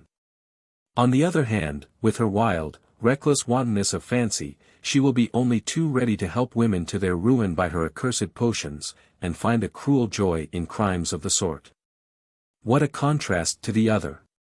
She is a mere trafficker after all, while the other was Antichrist, the demon, the spirit of revolt, the wife of Satan, and, in a sense, his mother. For did he not wax great from her and her inward might? But the latter which is, at most, the devil's daughter, inheriting two attributes from him, her uncleanness and her love of handling life. Such is her lot, she is an artist in this line, and a successful one, and mankind is her raw material. They say of her she will perpetuate her race by incest, whereof she sprang herself. But there is no need, without intervention of any male, she will bear an innumerable breed. In less than 50 years, by the beginning of the 15th century, under Charles VI, a prodigious contagion spreads far and wide. Whoever believes himself to possess secret remedies, mysterious recipes. Whoever thinks he can divine the future, whoever has dreams and waking reveries, dubs himself the favorite of Satan. Every light-headed, silly woman adopts as her own the imposing name of witch. A dangerous title, but a lucrative one, readily enough given by the hatred of the populace, which assails with alternate insults and prayers her unknown powers. It is no less readily accepted, often actually claimed. When children pursue her in the streets with jibes, and women shake their fists at her, and hurl the word at her as if it were a stone, she turns upon them and says proudly, "Yes. You say true, a sorceress I am." The trade is improving, and men are taking it up, a new come-down for the art and mystery. The humblest of witch wives still retains something of the Sibyl. But these self-styled wizards, sordid charlatans, commonplace jugglers, mole and rat catchers, casting spells over cattle, selling secrets they do not possess, infect the age with a foul, black, smothering smoke of fear and foolish terror. Satan becomes common, his vogue enormously increased, but in what low, sordid conditions. A poor triumph indeed, for he only grows dull and tiresome. Yet the people flock to him, will scarce endure any god but him. But his old self, his old dignity, are gone forever. The 15th century, for all its 2 or 3 great discoveries, is yet, I take it, a tired, outworn, exhausted century, lacking in ideas. It starts grandly enough with the royal Sabbath of St. Denis, the mad, wild, gloomy festival Charles VI gave in the Abbey of St. Denis to celebrate the reinterment of Duguesclin, who had been in his grave many a long year. For 3 days and 3 nights Sodom caroused over the tombs of the dead. The mad king, not yet the imbecile he afterwards became, forced all the kings, his ancestors, their dry bones dancing in their coffins, to share his revel. Grim death, whether he would or no, was made a panderer and added a horrid spur to the wanton pleasures of the court. There in all their effrontery flaunted the base fashions of the period, when great ladies, their height exaggerated by the devil's coif, or double-horned headdress of the day, threw the belly into unnatural prominence. So that one and all seemed pregnant, an admirable device, by the by, for concealing the fact if it were really so. 55 The mode was dear to women, and lasted a good 40 years. The young nobles on their side were just as shameless, and exposed their persons in an equally disgusting fashion. Whilst women wore Satan on their brows in the twin-peaked cap, knights and pages displayed his symbol on their feet in those pointed shoes that turned up like so many angry scorpions. Under the guise of animals, they disported themselves in brazen travesty of the basest lusts of beasts. It was their Gilles de Retz, the infamous kidnapper of children, himself a page at the time, first learned his monstrous vices. These great ladies and mistresses of broad fiefs were bold-faced Jezebels every one, more shameless even than the men. They would not so much as deign to wear a mask, but exposed their bold faces quite unveiled.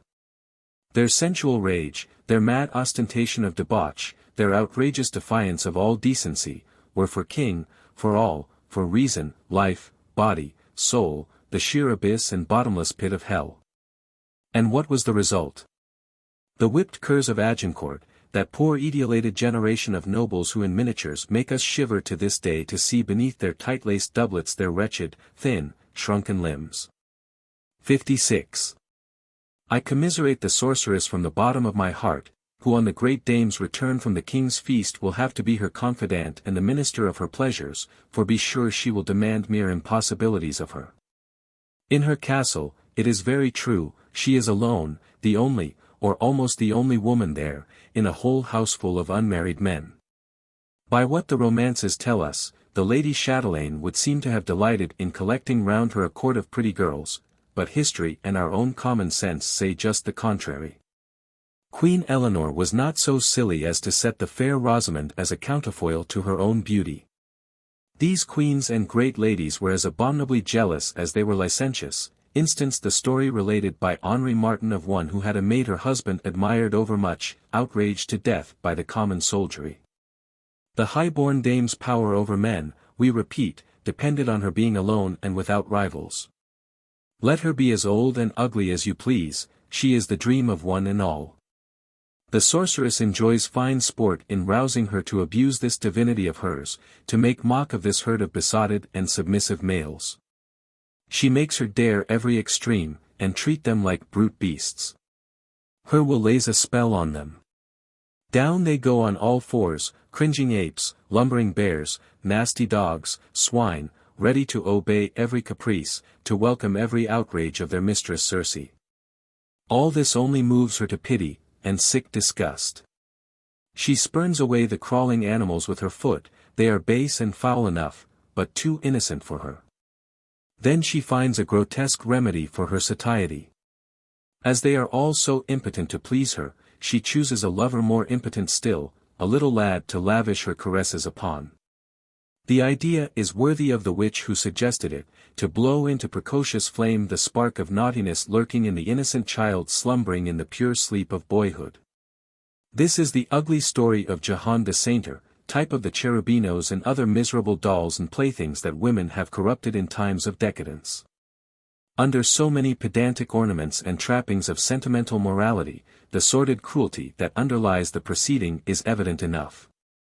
It is killing the fruit by nipping the flower in the bud. It is, in a sense, the very thing often cast up against the sorceresses, that they ate children. At any rate, it is drinking their life blood. With all her tender ways and motherly affectations, the fair lady whose caresses are so soft is a vampire to drain the blood of her weakling victim, nothing more nor less. The result of the horrid process the romancer tells us himself. Sainter, the story says, grows up a very perfect knight, yes. Perfectly frail and feeble, so that eventually he is braved and defied by the lout of a peasant abbé, in whom the fair lady, coming at length to a better mind, finds what suits her wishes best. These vain caprices serve only to augment her ennui, to set an edge to the empty feeling of satiety. Circe, surrounded by her beasts, utterly bored, utterly jaded, would fain be a beast herself. She feels wild impulses working, and shuts herself up in a lonely tower of the castle keep. Thence she throws sinister, questioning looks over the gloomy forest.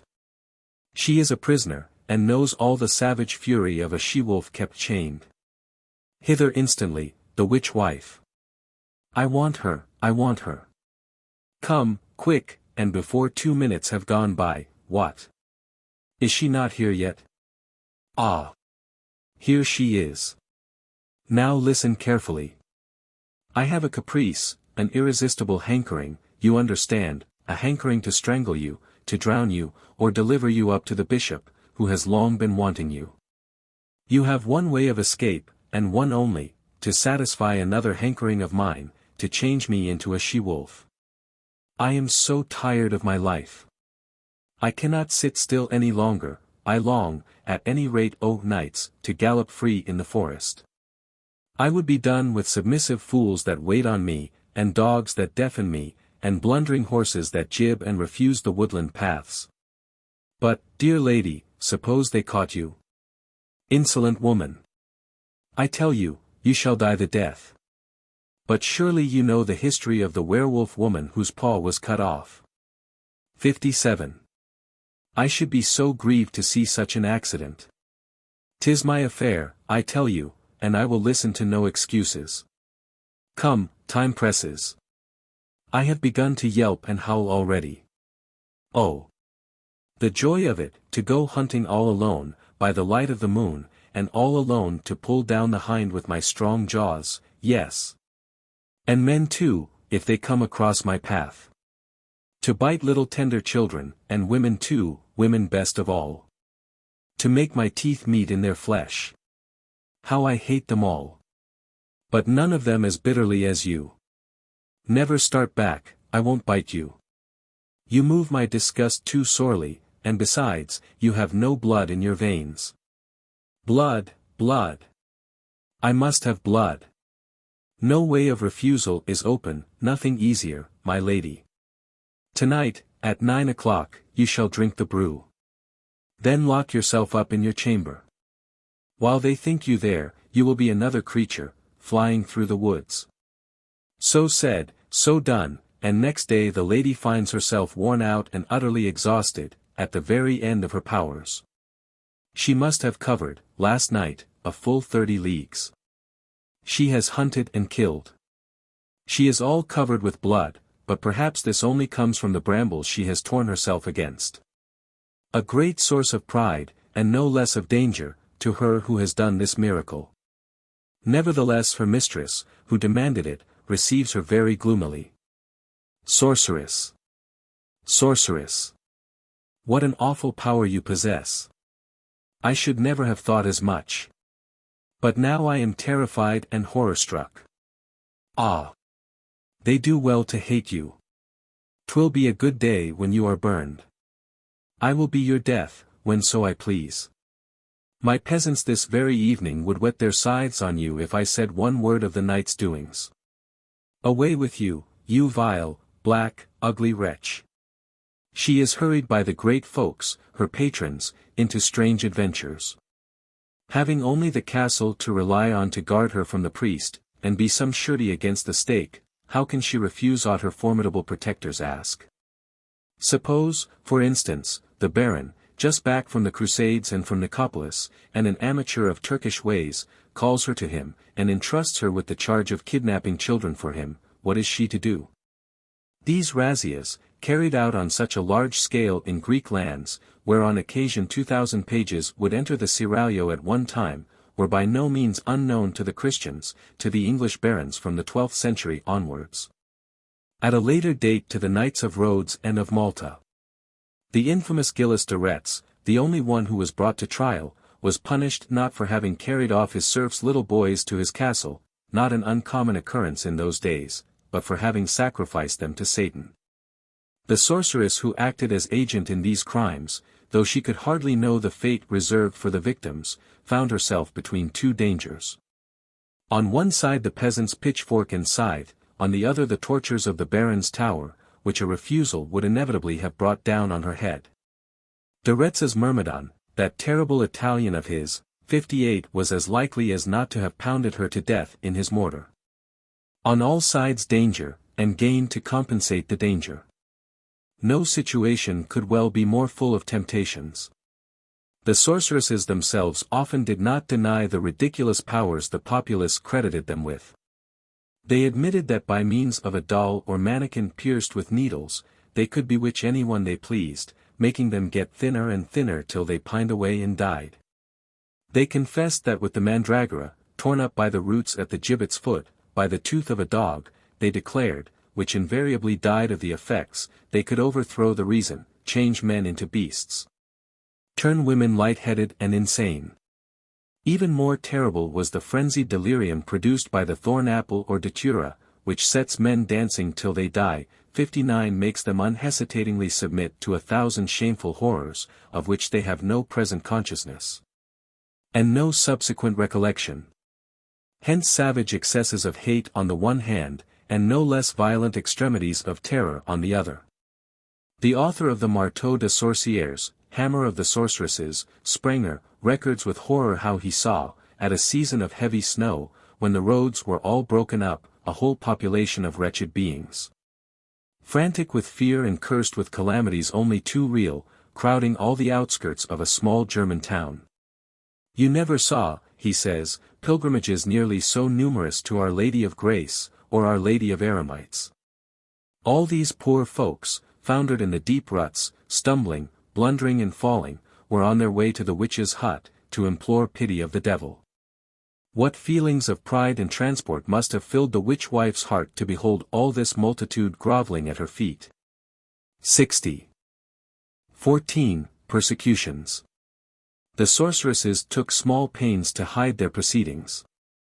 They rather boasted of their powers, and it is out of their own mouth Sprenger gathered a large proportion of the strange stories which adorn his manual.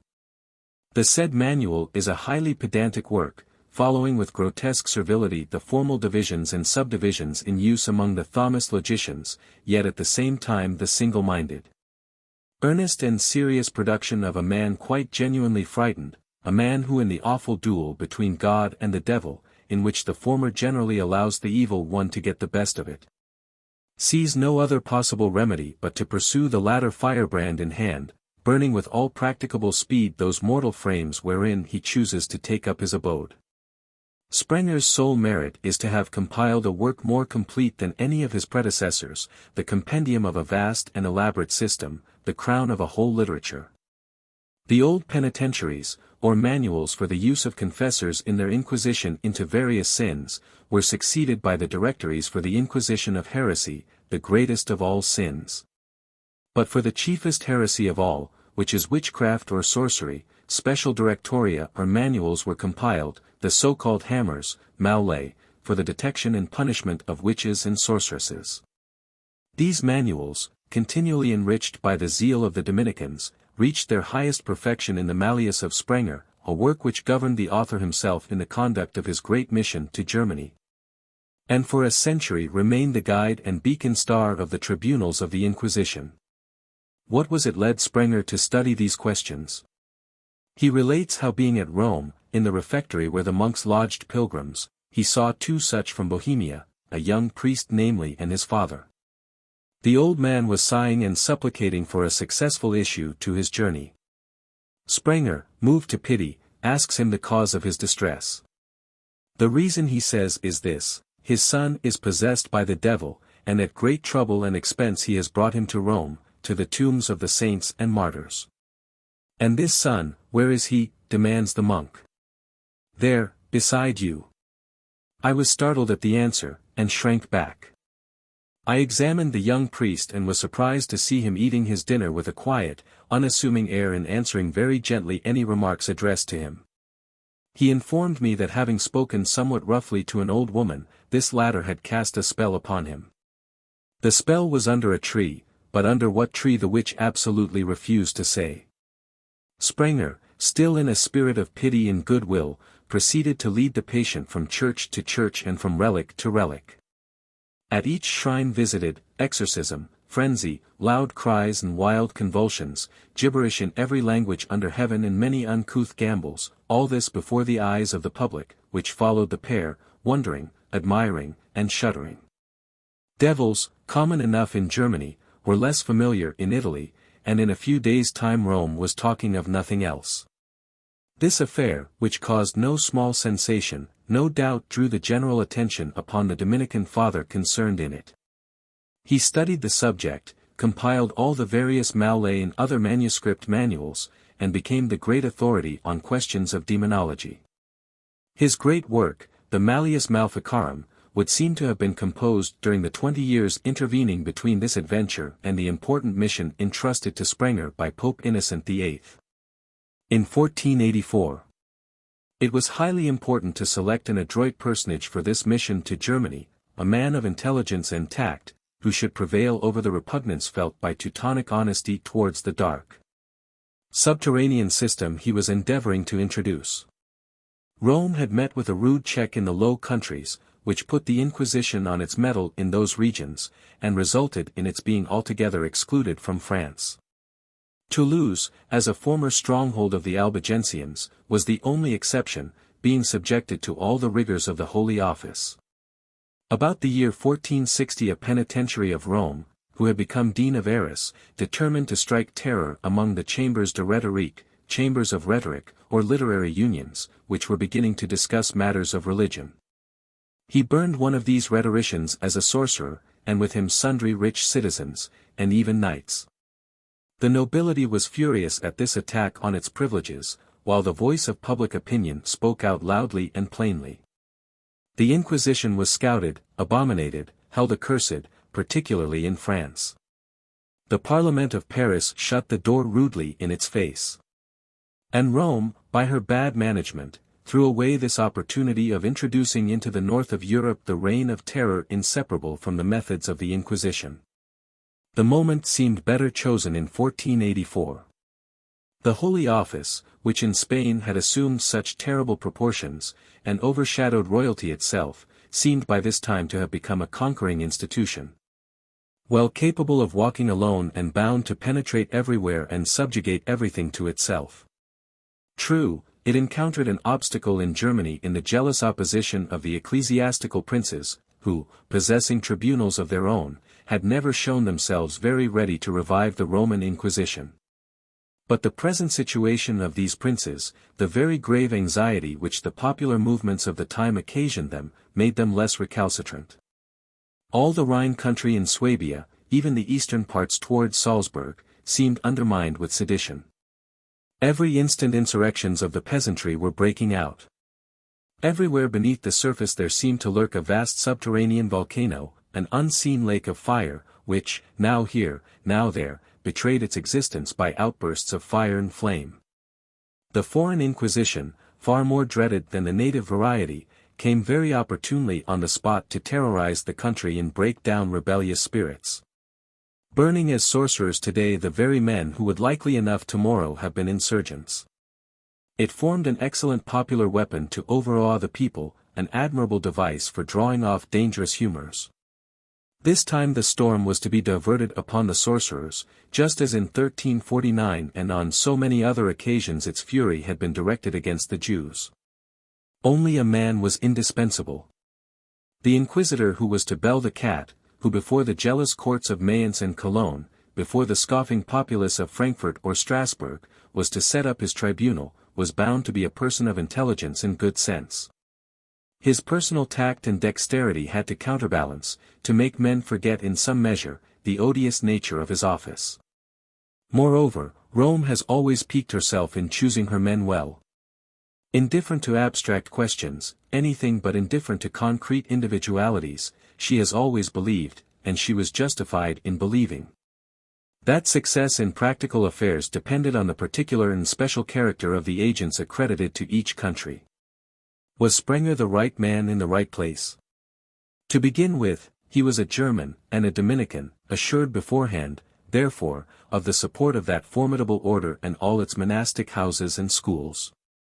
A worthy son of the schools was indispensable, a good schoolman, a master of the Summa Theologiae, soundly trained in his Aquinas, never at a loss for a text to clinch the argument. Sprenger was all this, and more than this, to wit a pedantic fool. It is often stated, both in speech and writing, that diabolus is derived from dia, two, and bolus, a bolus or pill, because swallowing body and soul at one gulp, the devil makes of the two only one pill, one single mouthful. But, he continues with all the gravity of Sganarelle, according to the Greek etymology, diabolus signifies clausus or gaschulo, imprisoned in a dungeon, or else defluens, whence devil, that is to say falling, because he fell from heaven. Ad is the derivation of malefice, sorcery. It comes from maleficiendo, ill-doing, which signifies male defied sentiendo, ill-thinking on matters of faith.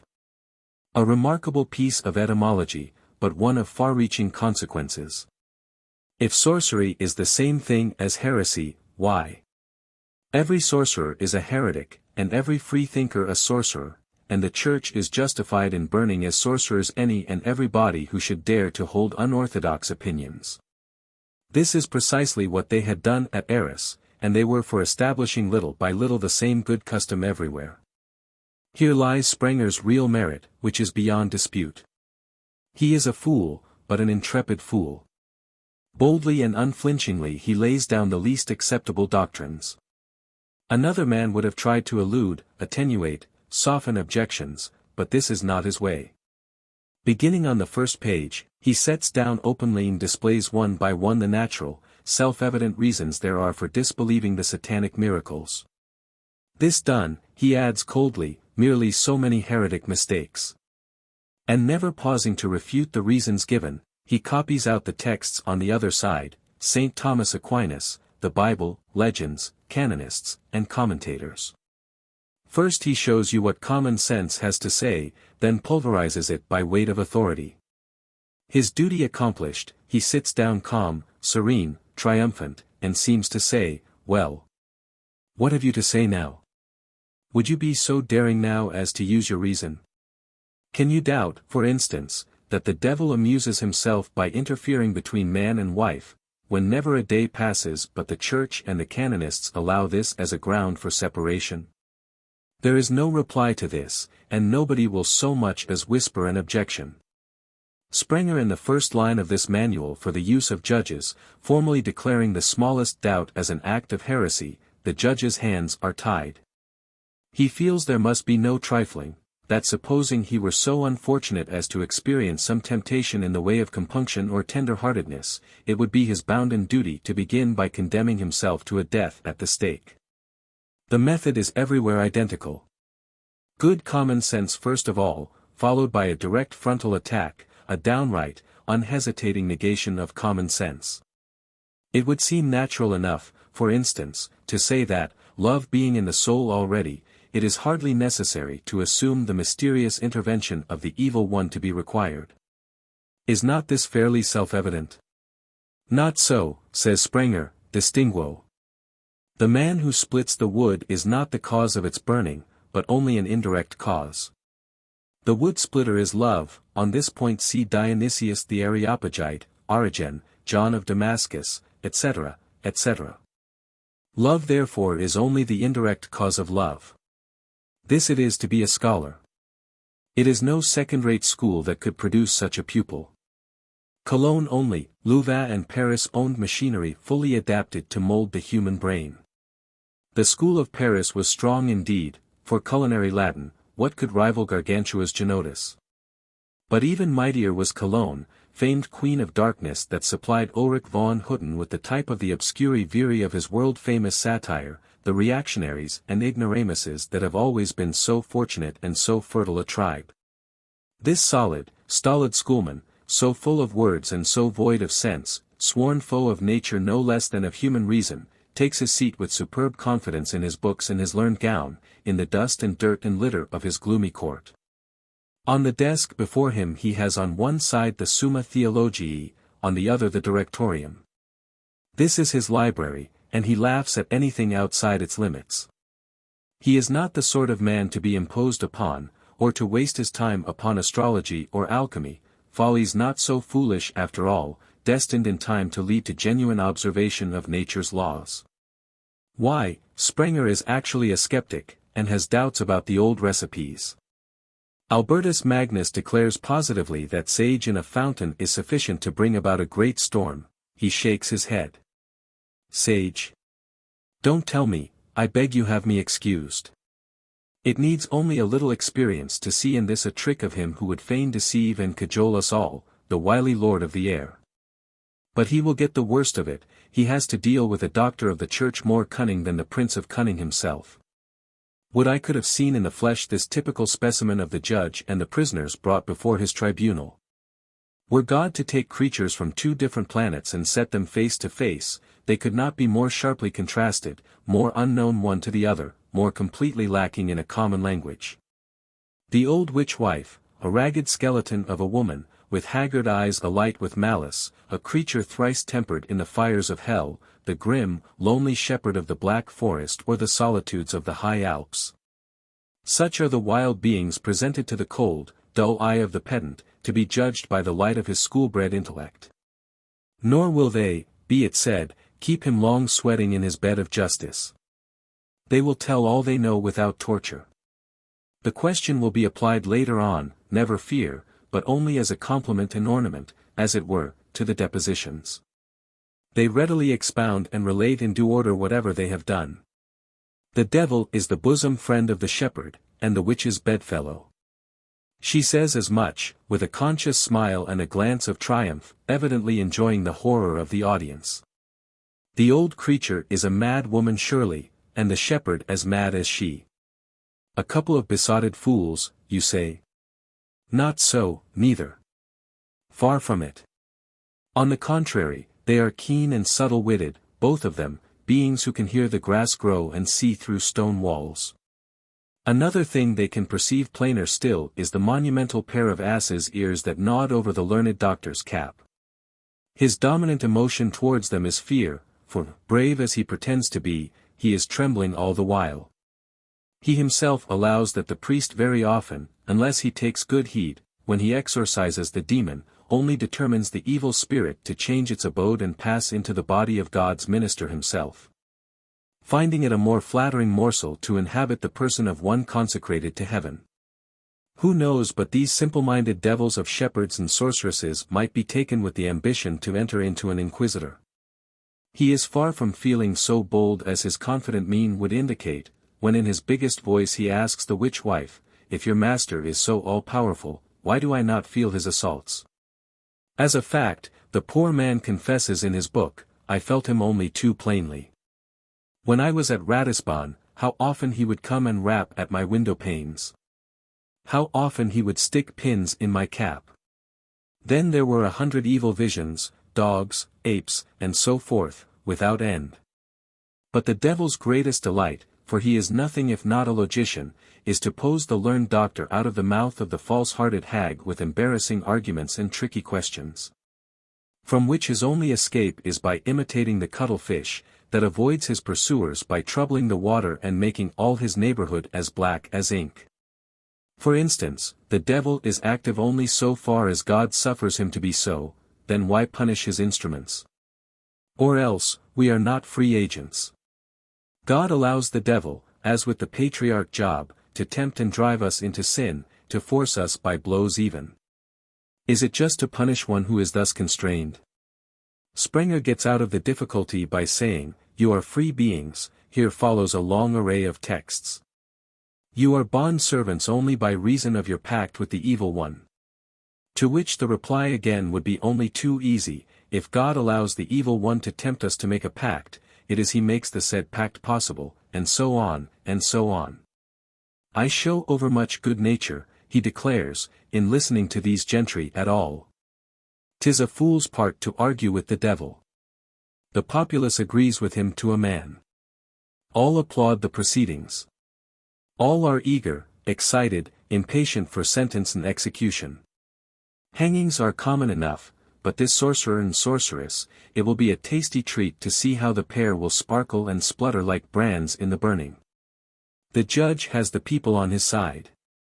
There is no sort of difficulty, under the rules of the Directorium, 3 witnesses were sufficient. How fail to get 3 witnesses, especially to bear false witness? In every tattling town, in every ill-natured village, witnesses are as common as blackberries. Besides, the Directorium is an old-fashioned book, a century behind date. In this 15th century, an age of such enlightenment, everything is improved. If no witnesses are forthcoming, the public voice is enough, the general cry of popular indignation. 61. This sincere cry of suffering and of fear, the lamentable plaint of the unhappy victims of bewitchment, moves Sprenger strongly. Do not for a moment suppose him a mere unfeeling pedant, a man of dry, unsympathetic hardness. He has a heart, and that is the very reason why he is so ready to kill. He is very pitiful and full of loving kindness. He pities intensely the weeping wife, a pregnant mother but now, whose babe the witch stifled in her womb with a look of her evil eye. He pities the poor farmer on whose crops she has brought down the blighting hail. He pities the husband who, no sorcerer himself, is convinced his wife is a sorceress, and drags her, a rope round her neck, before Sprenger, who promptly has her burned. With a cruel man there might be means of escape. But this good, charitable Sprenger leaves no room for hope. His humanity is so overpowering, you must just be burned, there is no help for it, or at any rate an extraordinary degree of address, a presence of mind of the readiest, is needed. One day a complaint is lodged with him by 3 good ladies of Strasbourg, who on the same day and at the same moment felt themselves struck by an invisible assailant. How did it happen? The only person they can accuse is an ill-looking fellow, who has cast a spell over them, it would seem. Summoned before the Inquisitor, the man protests, swearing by all the saints he does not even know the ladies in question, has never so much as set eyes on them before. The judge refuses to believe him. Neither tears nor oaths are of the slightest avail. His great compassion for the ladies made him inexorable, and the man's denial only roused his anger. He was already rising to order the fellow to the torture chamber, where he would have confessed no doubt, as the most innocent constantly did, when he got leave to speak and said, "I do indeed recollect how yesterday at the hour named, I struck. Who was it I struck? No Christian women, but 3 cats that ran at me savagely biting my legs." Then the judge, like a man of sagacity as he was, saw it all. The poor man was innocent. Without a doubt the ladies on such and such days were changed into cats, while the artful fiend amused himself by setting them at good Christians' legs to work the ruin of these latter and get them taken for sorcerers. A less perspicacious judge would never have guessed that. But you could not always count on having a man of such penetration on the bench. So it was highly necessary there should lie always ready on the desk of the tribunal a good guidebook or manual for fools, to make manifest to simpler and less experienced inquisitors the wiles of the enemy of mankind and the means of frustrating them. In fact, the same system of deep and artful strategy which the great Sprenger had employed to such good purpose in his Rhenish campaigns. To this end, the Malleus was printed in a pocket edition, generally of a size then uncommon, viz. small 18 mo. It would not have been seemly for the judge to have been seen fumbling over the leaves of a great folio lying on his desk, while all the court gaped at him. But he could quite well and without any fuss consult out of the corner of his eye and thumb furtively under cover his pocket manual of folly. The Malleus, like all the books of this kind, contains a strange admission, namely that the devil is gaining ground, in other words that God is losing it, that the human race, saved by Jesus Christ, is becoming the conquest and prey of Satan. The latter, only too manifestly, is making progress, as legend after legend proves. What an advance he has made since the times of the Gospel, when he was too happy to take up his abode in the swine, down to the period of Dante, when a theologian and a lawyer, he argues with the saints, and pleads his case.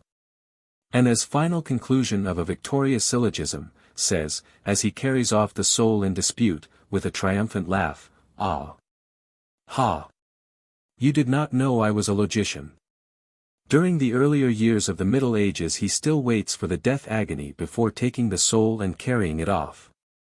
St. Hildegard, circa 1100, believes that he cannot enter into the body of a living man.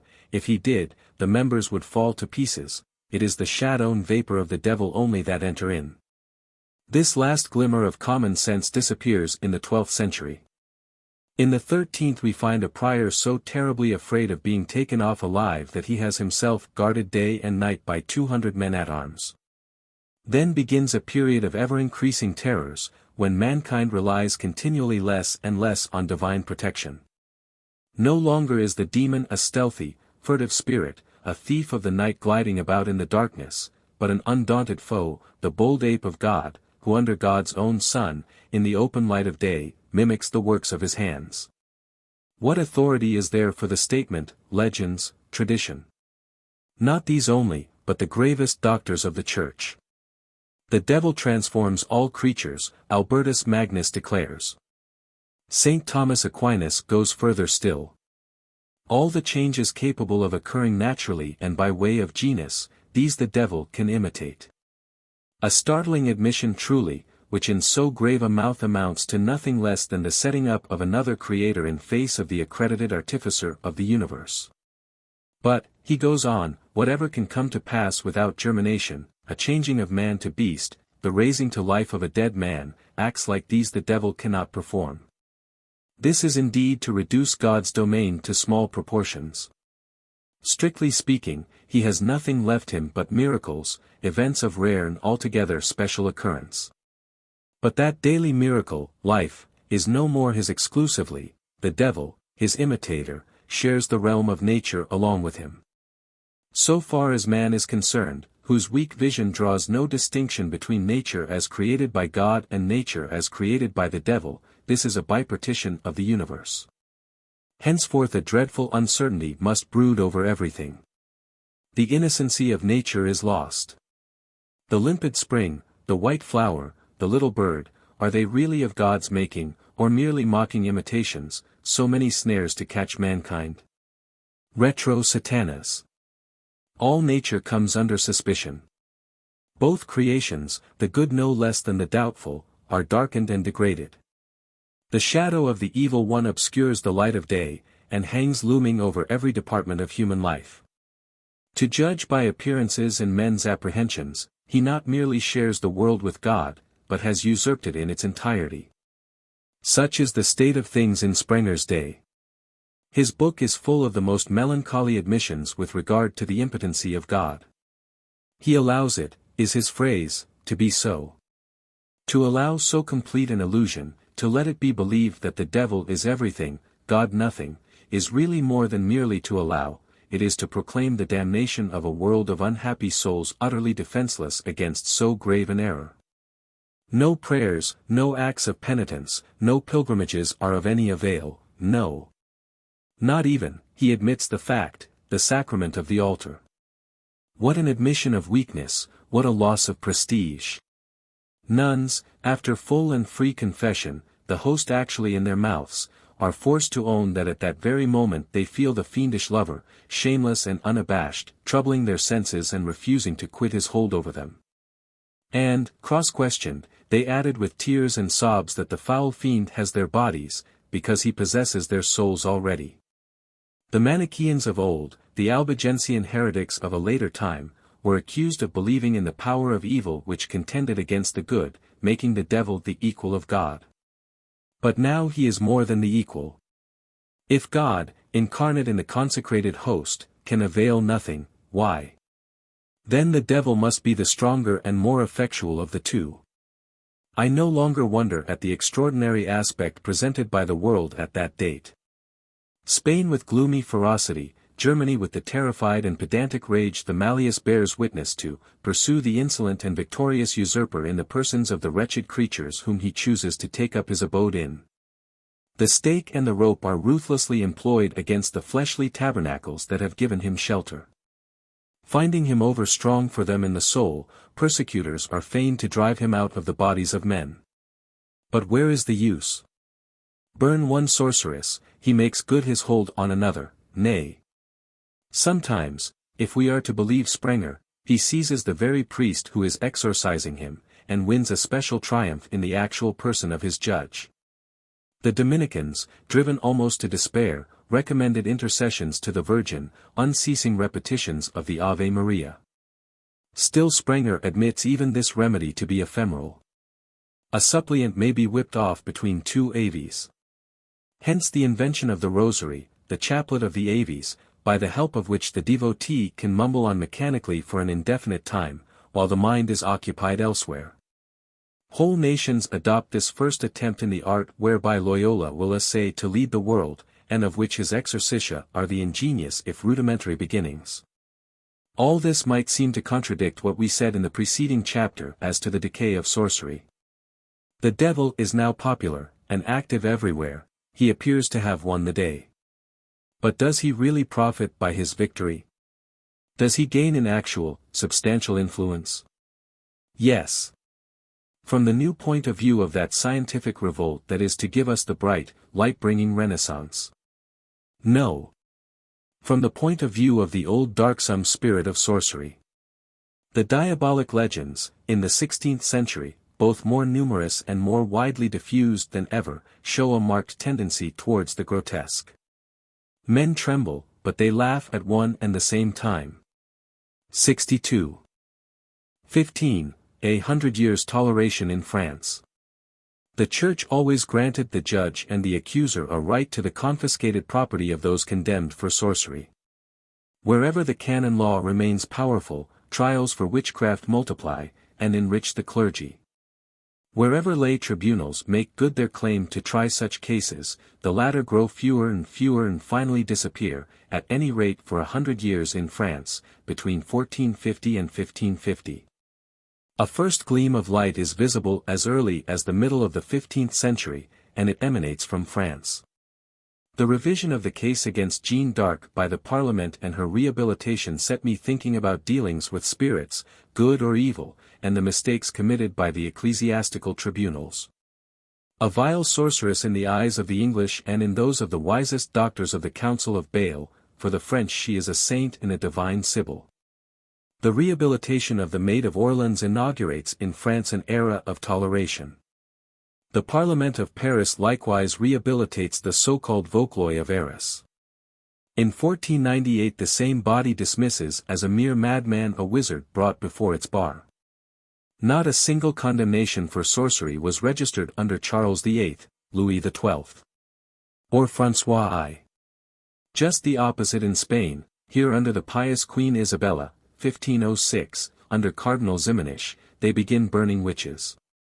Geneva, then governed by its bishop, 1515, burned 500 in 3 months.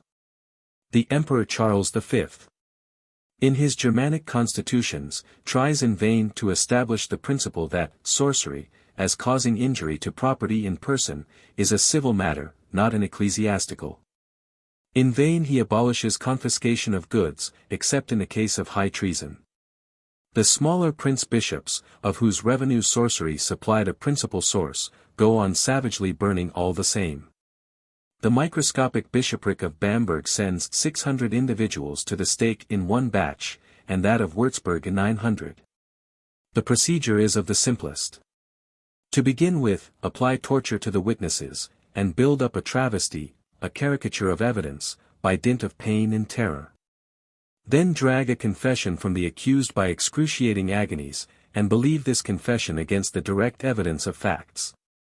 For instance, a sorceress confesses she had recently dug up a child's dead body from the churchyard, to use it in her magic compounds. Her husband says, "Go to the churchyard and look, the child is there now." The grave is opened, and the body found intact in its coffin. Yet the judge decides, against the testimony of his own eyes, that it is only an appearance, an illusion of Satan. He credits the woman's confession in preference to the actual fact, and the poor creature is burned. 63. Things reached such a pass among these worthy prince-bishops that later on the most bigoted emperor there ever was, the emperor of the 30 Years' War, Ferdinand II, is forced to interfere and establish at Bamberg an imperial commissioner to see the rights of the empire are not infringed and that the episcopal judge shall not open these trials by tortures which made the result a foregone conclusion and led straight to the stake.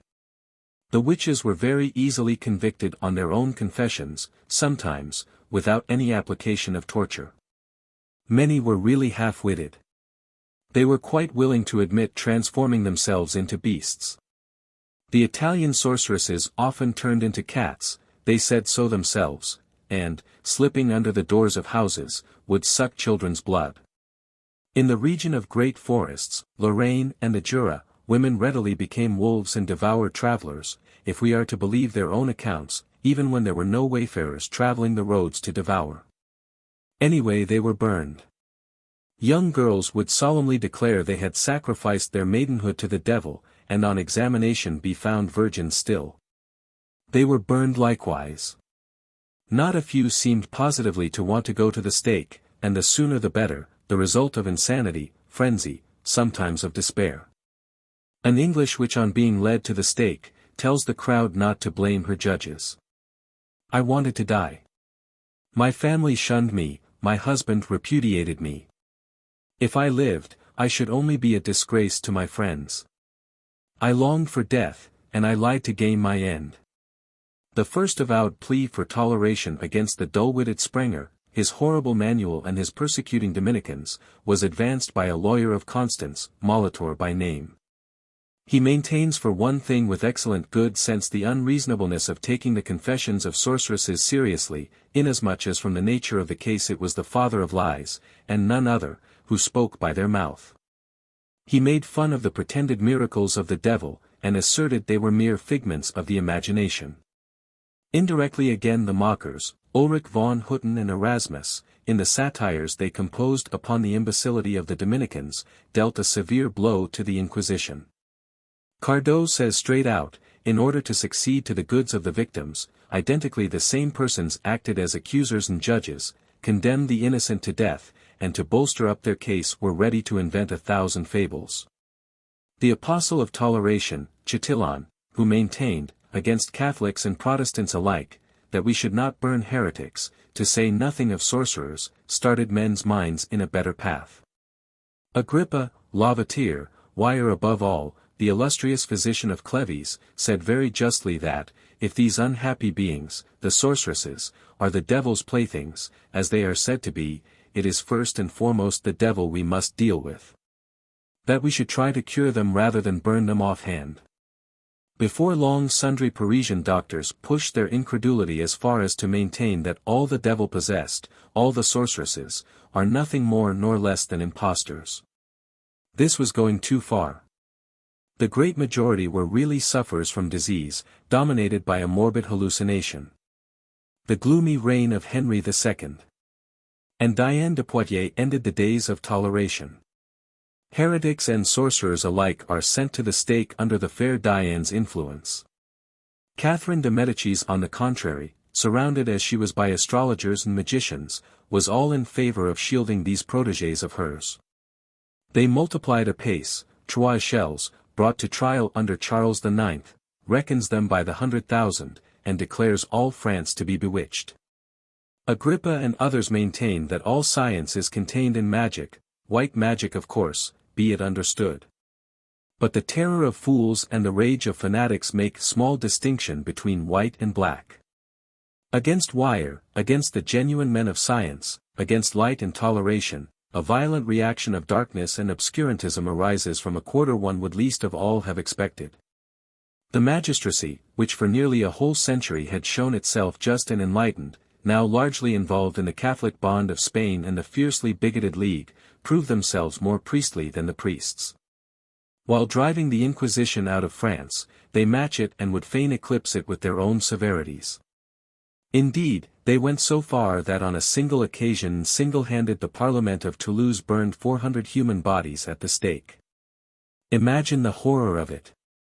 Think of the thick, black smoke from all this burning flesh, picture the masses of fat that amid yells and howls melt in horrid deliquescence and pour boiling down the gutters. A vile and sickening sight such as had not been since the broilings and roastings of the Albigensians. But even this is not enough for Baudin, the legist of Angers, and the furious antagonist of Wire.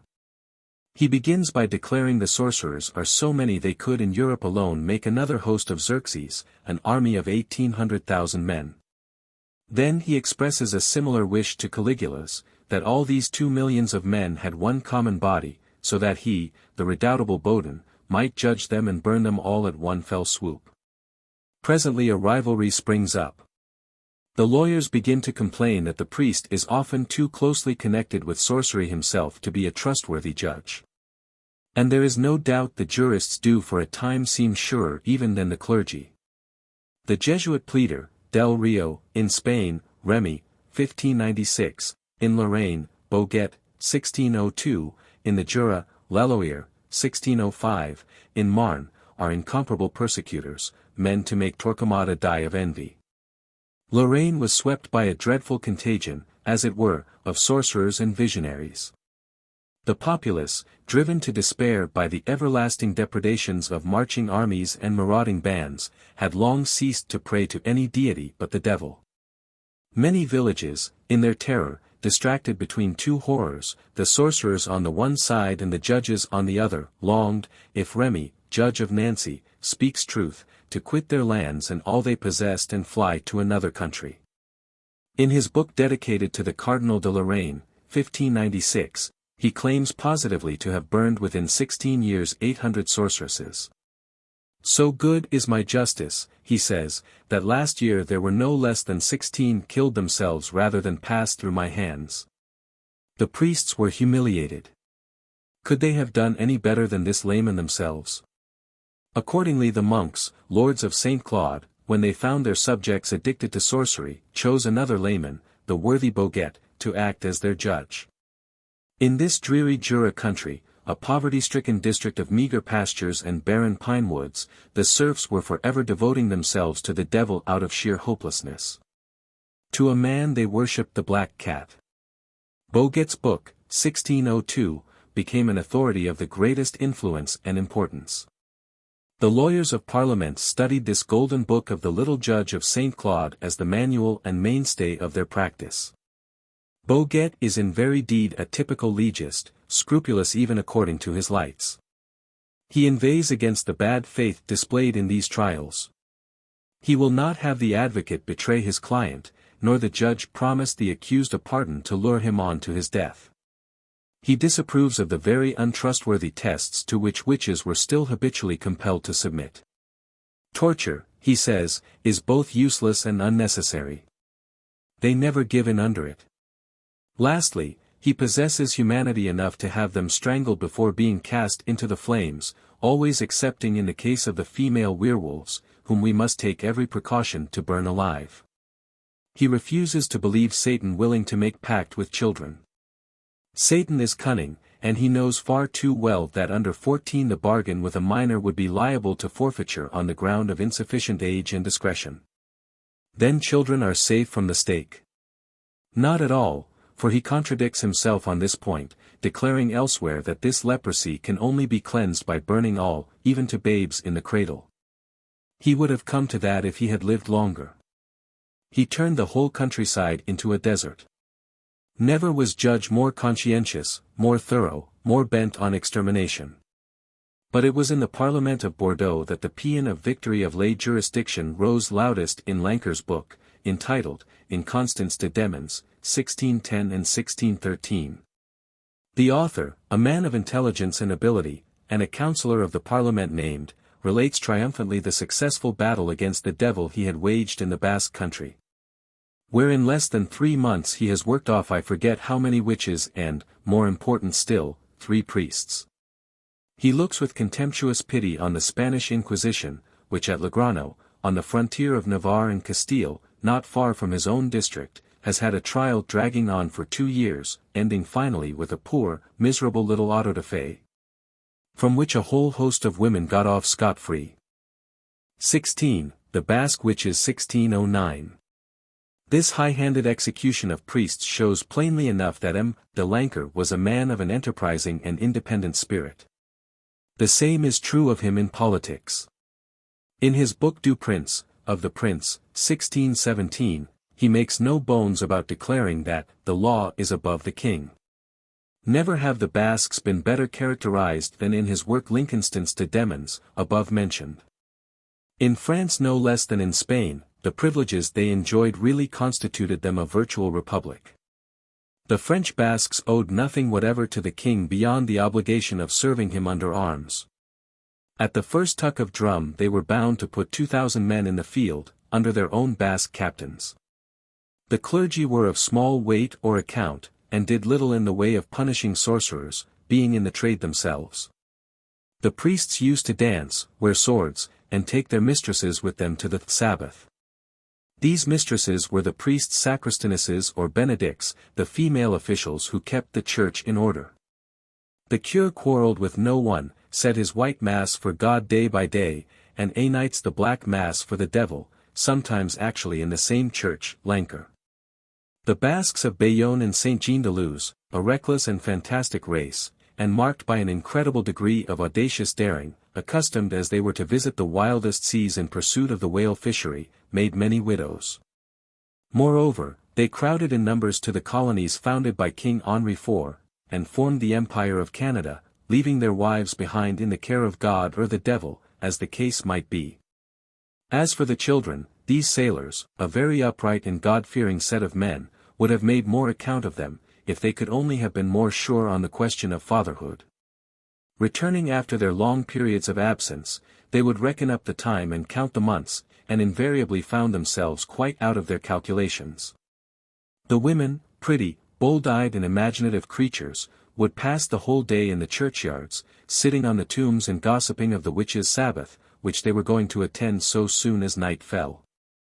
This was the passion, the infatuation of their lives. Nature makes them sorceresses from the cradle, these daughters of ocean nurtured on weird and fantastic legends. They swim like fishes, every one of them, and sport boldly amid the Atlantic rollers.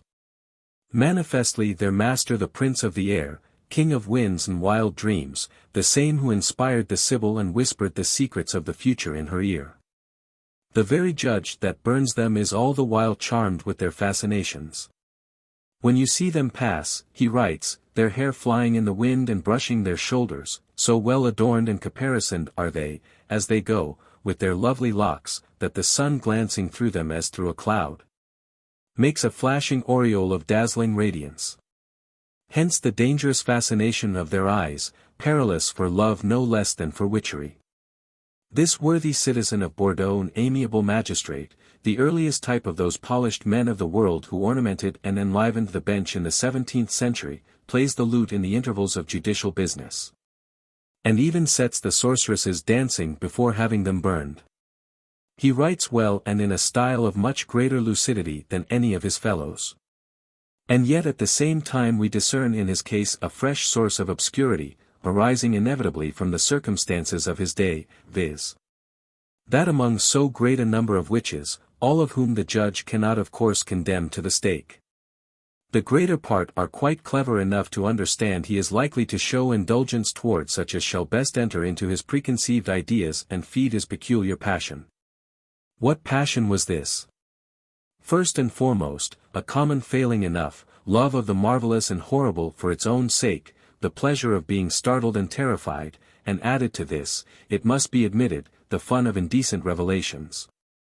A touch of vanity besides. The more formidable and fierce these women are artful enough to make the devil appear, the more is the judge flattered and exalted who can master so fell an adversary. He savors the sweets of victory, gloats over his silly success, poses triumphant amid all this foolish cackle. The finest example is to be found in the Spanish official report of the auto de fe at Legrano, November 9, 1610, as given in Llorente. Lanker, who quotes it not without envy, and is by way of depreciating the whole thing, yet admits the unspeakable charm of the fete, its magnificence as a spectacle, and the profound effect of the music.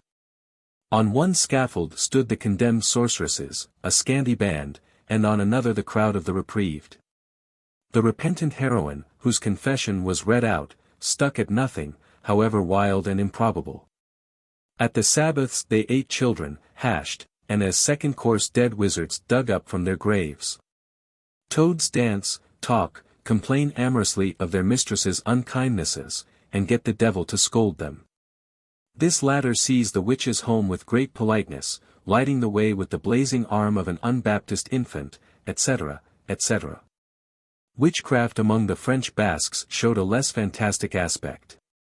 It would seem that with them the Sabbath was little more than a fete on a large scale, which everybody, including even the nobles of the country, attended in search of amusement. In the front rank appeared a row of veiled and masked figures, believed by some to be princes. In former days, Lanker says, only the simple, dull-witted peasantry of the Landis were to be seen at these assemblages. Now people of quality are to be found there. By way of compliment to these local notabilities, Satan would frequently, under such circumstances, elect a bishop of the Sabbath. Such is the title the young Seigneur Lancenina received from him, with whom the devil was graciously pleased personally to open the ball. Thus influentially supported, the sorceresses reigned supreme, exercising over the country an almost incredible domination by means of the terrors of the imagination. Numbers of persons came to believe themselves their victims, and actually fell seriously ill.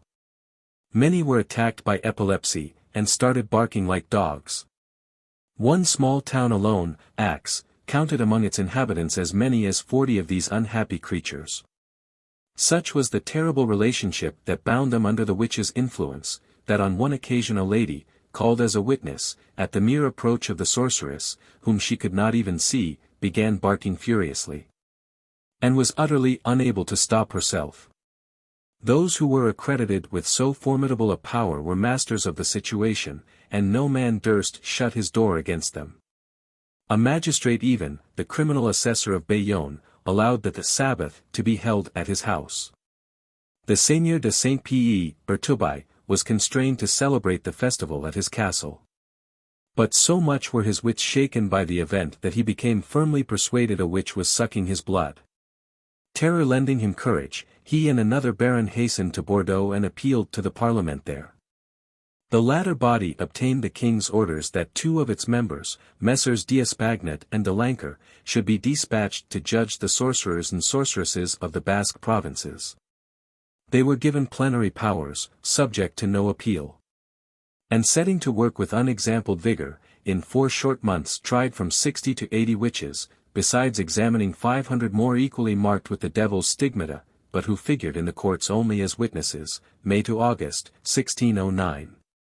It was an enterprise by no means devoid of danger for 2 men and a few soldiers to proceed to such measures in the midst of a lawless and headstrong population, and a mob of sailors' wives, notoriously a reckless and violent set of women. A second risk came from the priests, numbers of whom were sorcerers themselves, and whom the lay commissioners were bound to bring to trial in spite of the fierce opposition of the clergy. On the judges' arrival many fled with all speed to the mountains. Others put a better face on the matter and remained, declaring it was the judges who would be burned. So undismayed were the witches, that actually in court they would doze off in the sabbatical sleep, and openly describe on awakening how before the judges' very eyes they had been enjoying the delights of satanic intercourse. Several declared, "Our only regret is that we cannot properly show him how we burn to suffer for his sake." When questioned they would affirm they could not speak, that Satan rose in their throats and obstructed their utterance.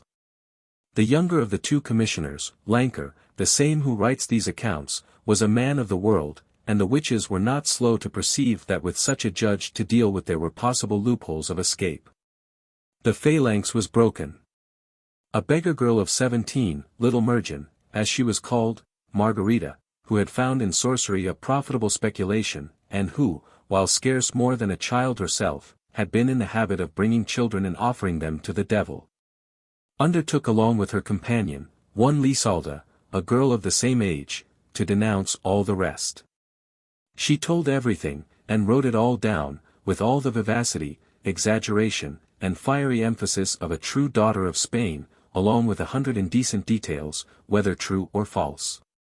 She both terrified and diverted the judges, twisting them round her little finger and leading them whither she pleased like a pair of dummies.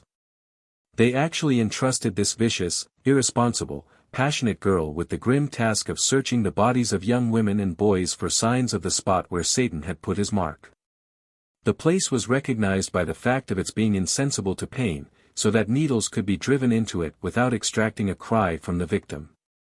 A surgeon tortured the old women, Margarita the younger ones, who were called as witnesses, but who, if she declared them marked in this way, might easily find their way to the bench of the accused. An odious consummation truly, that this brazen-browed creature, thus made absolute mistress of the fate and fortune of these unhappy beings, should go pricking them with needles at her pleasure, and might adjudge, if such were her caprice, any one of their bleeding bodies to a cruel death. Such was the empire she had gained over Lancre. She actually induced him to believe that while he slept in his house at Saint-Pie, surrounded by his serving men and escort, the devil entered his chamber at night, and said the black mass there. That the witches forced their way under his very bed curtains to poison him, but had found him too securely guarded by God. The black mass was served by the Baroness de Lancenina, with whom Satan had casual intercourse in the judge's apartment itself.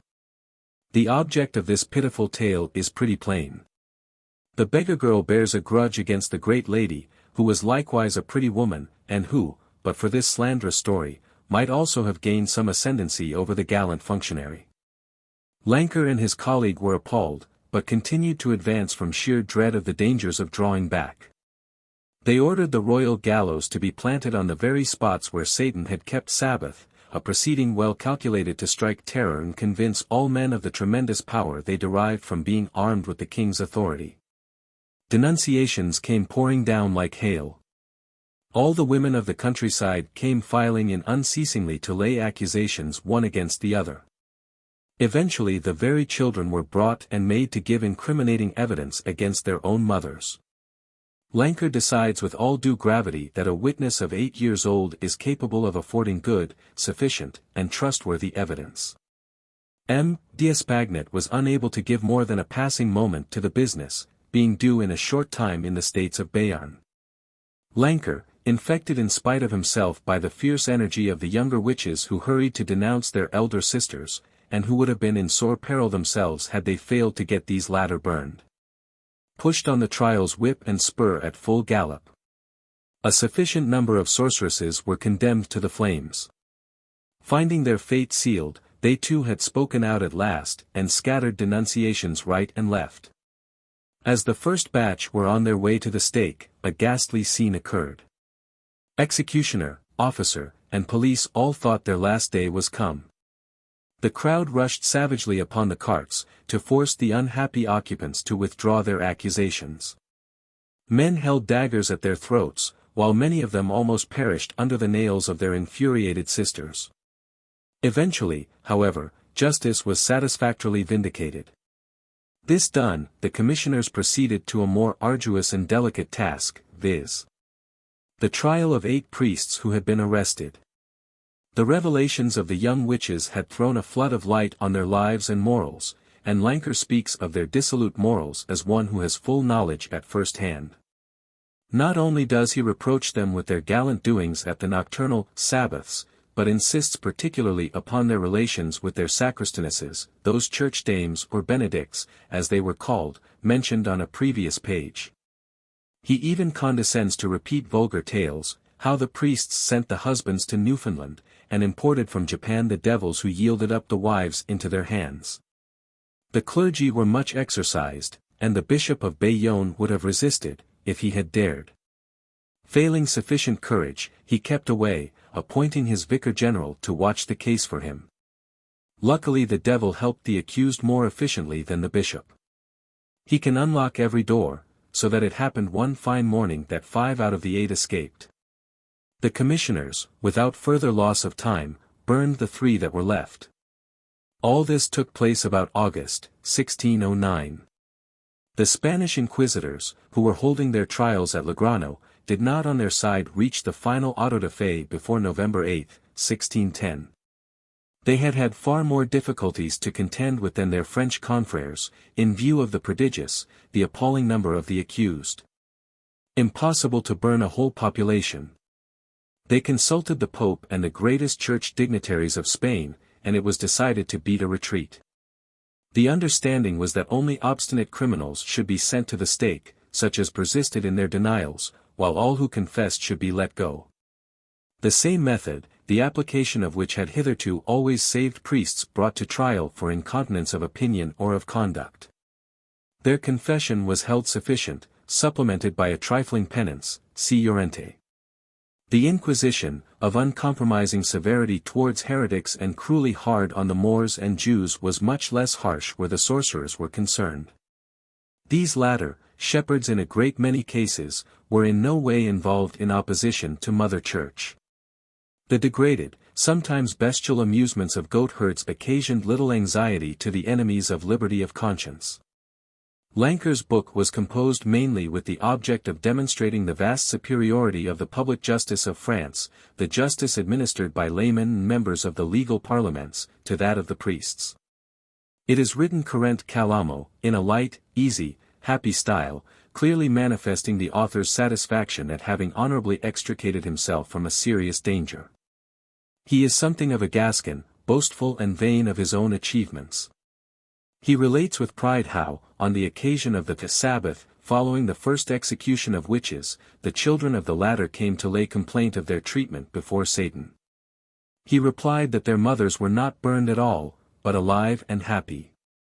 From the depths of the smoky cloud the children actually thought they heard their mothers' voices declaring they were now in full and complete happiness. Nevertheless, Satan was afraid, and kept away for 4 successive Sabbaths, sending as his substitute a quite subordinate imp. He did not put in an appearance again until the 22nd of July. When the sorcerers asked him the reason of his absence, he told them, "I have been to plead your cause against Janicot, Little John," this is the name he bestows on Jesus. "I have won my case. And the witches still remaining in prison will not be burned." The Prince of Lies was once more shown to be a liar, and the victorious judge assures us that when the last of them was burned, a swarm of toads was seen to escape from her head.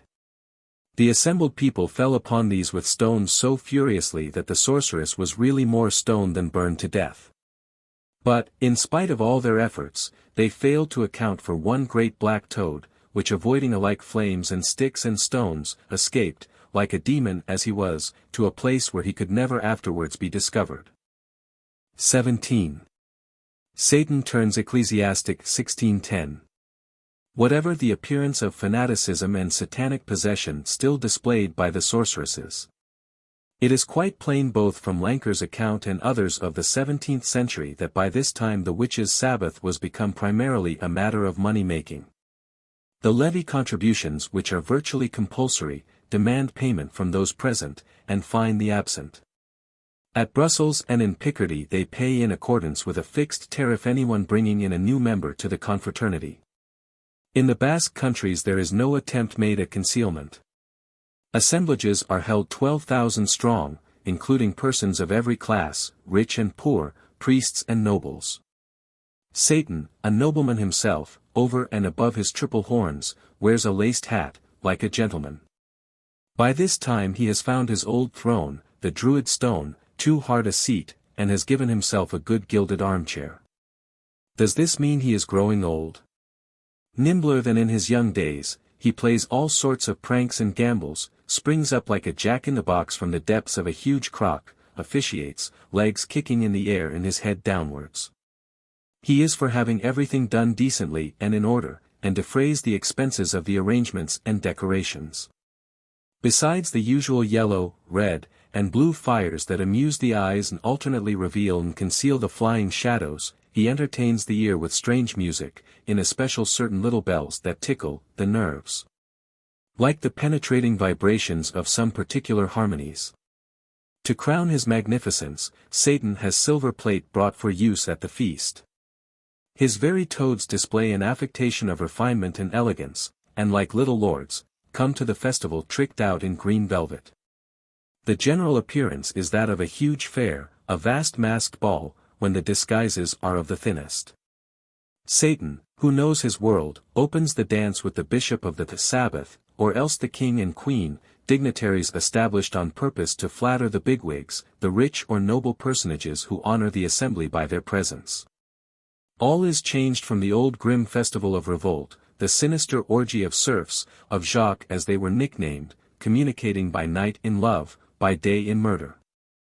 The frenzied sabbatical round no longer forms the one and only dance. It is supplemented by Moorish dances, lively or languishing, amorous and obscene, in which girls trained for the purpose, such as the Mergen and the Lisalda mentioned above, simulate and parade the most lust-provoking actions. These dances, it is said, were the irresistible attraction which among the Basques inevitably drew to the witches' Sabbath all the world of women, wives, maids, and widows, the last especially in great numbers. Apart from these diversions and the feast to follow, it would be difficult to account for the unbounded popularity that Sabbath enjoyed. Loveless love was the dominant note. The festival was expressly and avowedly a celebration of female sterility. This Boguet establishes beyond a doubt. True, Lancre tells a different tale in one place, in order to scare women away and make them afraid of being got with child. But as a rule he is more sincere, and agrees with Boguet. The cruel, indecent examination he undertook of the witches' persons is good and sufficient proof of his belief in their sterility, and that sterile passive love is the foundation stone of the sabbatical observances. This could not but have cast a gloom over the festival, if the men had had hearts. It was the mad women who flocked there to dance and feast that paid for all. But they were resigned to their fate, their sole aspiration being not to leave the place pregnant. True enough they bore the burden of wretchedness and poverty far more than men did. And Sprenger tells us the dismal cry that as early as his day would escape them in the very act of love, "May the devil have the fruit of our embrace." Yet in his time, 1500, living cost but a penny a day, while at the later period here referred to, 1600, under Henri IV, it was difficult to keep body and soul together at 10 times that expense. Throughout the whole century, the desire, the craving for sterility is forever on the increase. This mournful reserve, this fear of mutual love, must have rendered the Sabbath a cold, wearisome function, had not the expert mistresses of the ceremonies, who managed the entertainment, exaggerated the burlesque element, and diverted the spectators with many a ludicrous interlude. Accordingly the opening ceremony of the Sabbath, the world-old scene, coarse and realistic, of the pretended fecundation of the chief sorceress by Satan, in former days by Priapus, was followed by another travesty, a lavabo. 64 A cold purification, to chill and sterilize, which she received not without grimaces expressive of shuddering and mortal chill. The whole forming a broad farce in which the sorceress usually substituted an attractive-looking understudy for herself, the queen of the Sabbath, some young and pretty married woman. Another distraction, no less abominable, centered round the black wafer, the black radish, the subject of 1,000 coarse witticisms in ancient Greek days.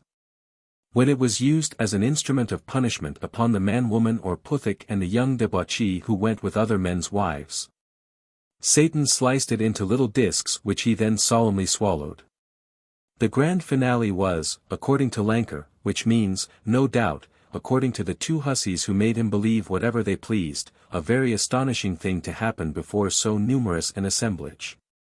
Incest would seem to have been publicly, indiscriminately, and ostentatiously indulged in, by way of reproducing the old satanic conditions needed to originate the sorceress, that is to say, the mother's impregnation by her own son. But this horror was not only unnecessary by this time, when sorcery had become hereditary in certain fixed and legally descended families, but impossible in fact, a thing altogether too shocking to be endured. Possibly merely a travesty of it was acted, a grotesque kind of miracle play between a comic Semiramis and a dotard Ninus. There was another and probably a more serious feature, a comedy of real and actual life, and one that points strongly to the presence of persons of high rank and corrupt morals. His was an odious sort of practical joke. A cruel and coarse mystification. They would entice to the festival some ill-advised married man, whom they proceeded to intoxicate with their deadly brews, datura, belladonna, and the like, till he was spellbound and lost all power of motion and speech. But not the use of his eyes. His wife, also spellbound, but in a different way, with erotic beverages and reduced to a deplorable state of self-abandonment, would then be shown him naked and unashamed, patiently enduring the caresses of another before the indignant eyes of her natural protector, who could not stir a finger to help her. His manifest despair, his unavailing efforts to speak, his violent struggles to move his torpid limbs, his dumb rage, his rolling eyes, all provided the spectators with a cruel pleasure, not dissimilar, be it said in passing, to that afforded by certain comedies of Molière's. In the present instance the play was all palpitating with actuality, and was easily pushed to the last extremities of sin and shame. Doubtless the shame was followed by no after-effects, as was the invariable rule at these witches' Sabbaths, and next day's recollections were but dim in the brains of the now sobered victims. But the spectators, the actors, were they likely to forget? These criminal doings show plainly the aristocracy is now at work, bearing no resemblance whatever to the old fraternity of serfs, the primitive Sabbath, impious and impure no doubt, but free, open, and aboveboard, where everything was voluntary and done by universal consent. Satan, always corrupt, is evidently going from bad to worse. The evil one is growing a polite, adroit, soft-handed gentleman, and the change only leaves him a more false-hearted and filthy-minded villain than before. What a new and strange departure is this for a witch's Sabbath, to find him hand and glove with the priests. What of the cure who brings his benedict, his sacristaness, to the feast, who burlesques the holy offices, says the white mass in the morning and the black mass at night? Satan, Lancre says, recommends him to debauch his penitents, his spiritual daughters. Simple-minded magistrate, who actually seems unaware that for a good century now Satan has well understood and made good profit of the advantages offered by the Church. The devil has turned confessor, director of consciences. Or if you like it better, the confessor has turned devil. Just recall, my worthy Lancre, the series of trials beginning in 1491, which it may well be did something towards teaching the Parliament of Paris toleration. This body discontinues almost entirely the practice of sending the devil to the stake, realizing that he is no more now than a mask, a cloak, to cover priestly offenders. Not a few nuns fall victims to his new ruse of borrowing the face and figure of a beloved confessor. We may instance the case of Jean Pothier, a nun of Le Quesnoy, a woman of middle age, 45 years old, but, alas, only too susceptible. She declares her passion for her father confessor, who takes good care not to listen to her, and runs away to Philempin, a place at some leagues' distance. The devil, who never sleeps, at once recognizes his advantage, and seeing her, in the chronicler's words, pricked by the thorns of Venus, he cunningly adopts the form of said father, and returning night after night to the convent. Enjoys her favors, deceiving her so thoroughly that she declares herself to have been had by him, she had kept count, 434 times. 65. Her subsequent repentance met with no little compassion, and she was speedily relieved from the agonies of shame, a good walled dungeon being at once provided for her in the near neighborhood, at the castle of Celles, where she expired in a few days, dying a peaceful, edifying death as a good Catholic should. What could be more touching? But after all, the incident was a trifling thing compared with the notable Gauffridi affair, which occurred at Marseilles while Lancre was still busy at Bayonne. The Parliament of Provence had no occasion to envy the successes of their confreres at Bordeaux. The lay jurisdiction once more seized the opportunity of a trial for sorcery to institute a systematic reform of ecclesiastical morals, and undertook a searching scrutiny into the cloistered life and mysterious secrets of the nunneries. The opportunity was a rare and exceptional one, involving as it did, and was bound to do, a remarkable concurrence of circumstances, a series of savage jealousies and acts of reprisal between priest and priest. But for this indiscreet and passionate violence, a passion and violence we shall see breaking out again and again on subsequent occasions. We should possess no information whatever as to the real destiny of the vast population who live and die within these gloomy walls, and never hear one word of what takes place behind convent bars and within the portals the father confessor is alone privileged to enter.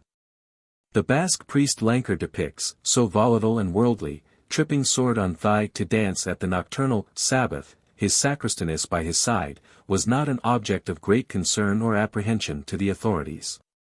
He was not of the sort the Spanish inquisitors took such pains to screen, and for whose peccadillos that stern conclave showed itself so indulgent. It is clear enough from what Lancre hints, in spite of all his reticence, there is something else behind. The States General of 1614, too, when they lay it down that priests ought not to try priests, are likewise thinking of something else. Here lies the mystery, the veil of secrecy that is rudely torn asunder by the Parliament of Provence. The father confessor of nuns, their tyrant and the irresponsible disposer of soul and body alike, fascinating them by all sorts of sinister acts, such as the figure revealed at the trial of Gauffridi, and at a later date in the dreadful affairs of Loudun and Louviers and others which Lawrence and Ricci and the rest have made us acquainted with. The tactics adopted were invariably the same, to extenuate the scandal and mislead the public by concentrating its attention on the accidental form and diverting it from the essential substance. When a priest was tried for sorcery, every pain was taken to lay stress on his doings as a wizard, and juggle into the background his priestly character, in such a way as to put all the mischief down to the magic arts employed, and ignore the natural fascination exercised by a man occupying a position of absolute domination over a herd of women abandoned to his good pleasure. The first of these sad affairs, that of Gauffridi, it was impossible to hush up. The thing had broken out in mid-Provence, in that land of light where the sunshine penetrates every crevice. The principal scene of the events that followed was not only Aix and Marseilles, but the well-known locality of La Sainte-Baume, the Holy Balm, a much frequented place of pilgrimage, to which a crowd of curious devotees now resorted from every part of France to look on at the duel to the death to be fought out between two nuns afflicted with diabolical possession and between their respective demons. The Dominicans, who interfered in the matter as inquisitors, deeply compromised themselves on this occasion through the keen attention they drew to the event by the marked partiality displayed by them in favor of one of the two combatants. For all the pains the Parliament subsequently displayed in order to arrive at an early settlement of the affair, the monks found themselves bound in honor to explain and excuse the attitude they had adopted. Hence the important book of the monk Michelet, a strange medley of truth and myth, in which he exalts Gauffridi, the priest he sent to the stake, as the prince of magicians, not only of all France, but of Spain, Germany, England, Turkey, as well. In fact, of the whole habitable world. Gauffridi appears to have been a man of agreeable manners and many accomplishments. A native of the mountains of Provence, he had travelled widely in the Low Countries and in the East. He enjoyed the best of reputations at Marseilles, where he served as priest at the Church des Écoles. His bishop thought highly of him, and the most pious ladies selected him as their confessor. He possessed, we are told, a singular aptitude for winning the love of all such. Nevertheless, he would probably have preserved his good repute intact had not a certain noble Provençal lady, a woman blinded by passion, and whom he had already ruined, pushed her infatuation to such lengths as to confide to his care, with a view, perhaps, to her religious education, a charming child of 12, named Madeleine de la Palade, a pretty blonde of a gentle and affectionate disposition. Gauffridi lost his head, and failed to respect either her tender age or the sweet innocence and utter confidence of his pupil. But presently she grew into a woman, and realized her calamity. How, noble as she was bound to an inferior by an unworthy tie and could now never hope for marriage. In order to keep her, Gauffridi said he could wed her before the devil, if he could not before God. He flattered her pride by telling her he was the prince of the magicians, and that she should be the queen.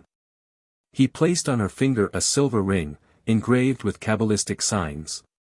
Did he take her with him to the witches' Sabbath, or did he merely make her think she had been there, clouding her mind with magic potions and magnetic spells? This much at least is certain, that the poor child, torn between credulity and doubt, tormented by anxiety and terror, became from this time liable to fits of insanity and subject on occasion to epileptic seizures. Her overmastering dread was of being carried off alive by the devil. She dared not stay longer in her father's house, and took refuge at the convent of the Ursuline Sisters of Marseilles. 18. Gauffridi 1610. Of all the religious orders, that of the Ursulines seemed the calmest, the least liable to give way to irrational impulses. The sisters were not idle, employing a portion of their time in the education of little girls.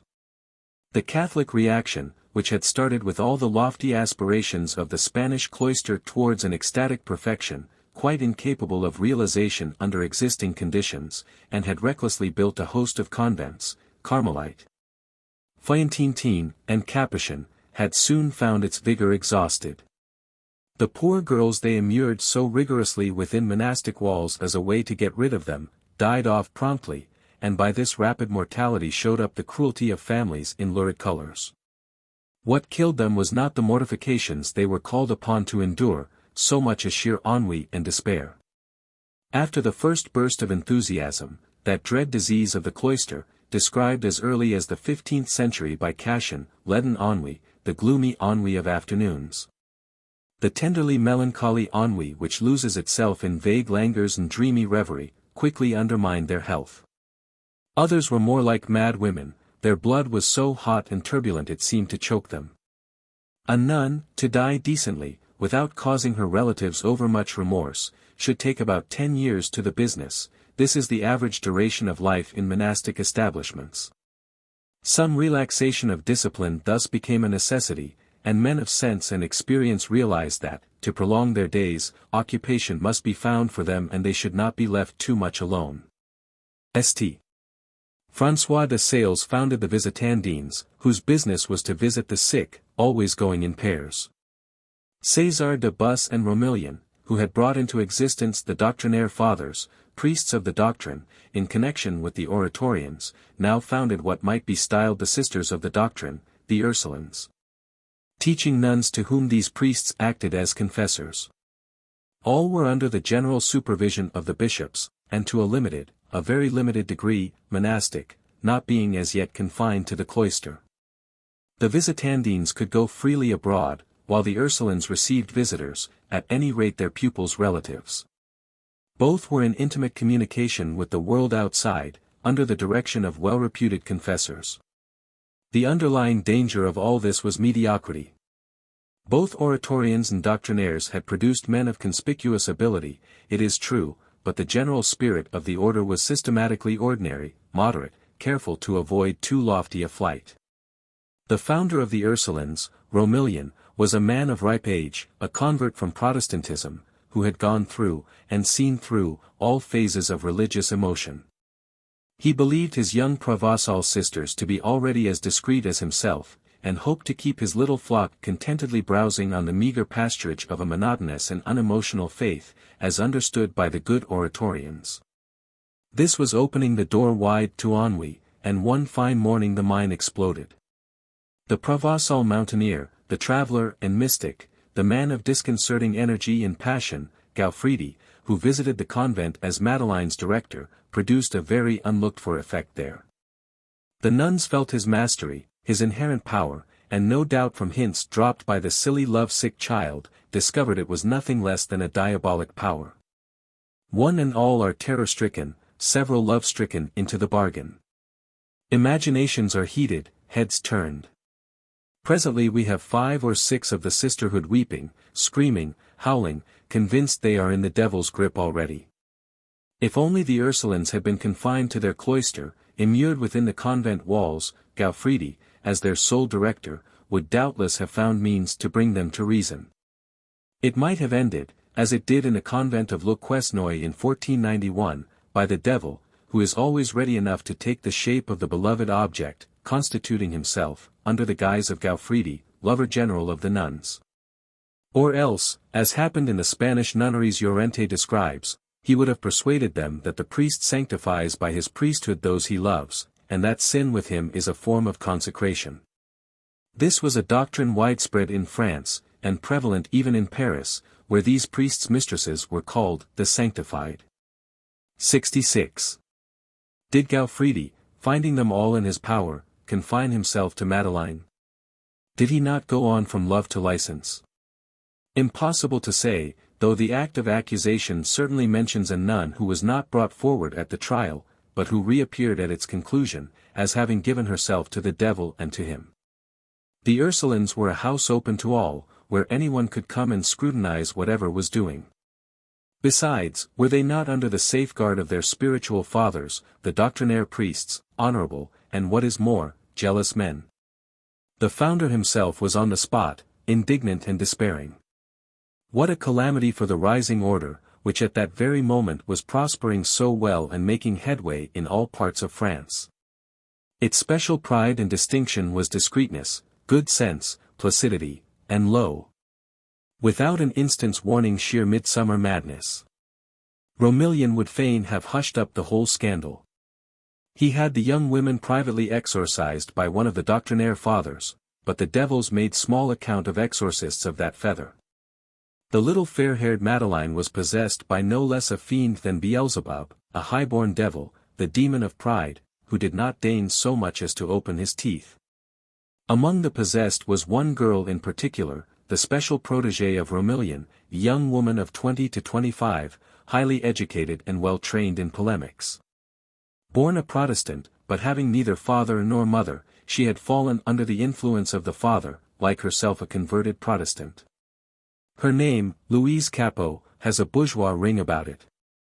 She was gifted, as appeared only too plainly later on, with a remarkable intellect, passionate determination, and, be it added, terrific force of character. For 3 whole months she sustained, to say nothing of the diabolic storms raging within, a desperate struggle that would have killed the strongest man in a week. She declared she had 3 devils, Verine, a good-natured Catholic devil, and a volatile, one of the demons of the air, Leviathan, a bad-hearted devil, a freethinker and a Protestant, lastly, one she admits to be the demon of impurity. But there is yet another she forgot to mention, the demon of jealousy. She hated with a vindictive hatred the little pretty, fair-haired favorite, the proud, well-born Madeleine. This latter, in her mad fits, had claimed to have attended the Sabbath, and to have been crowned queen there. She said she had been adored by the others, and had been loved, by the prince himself. Prince?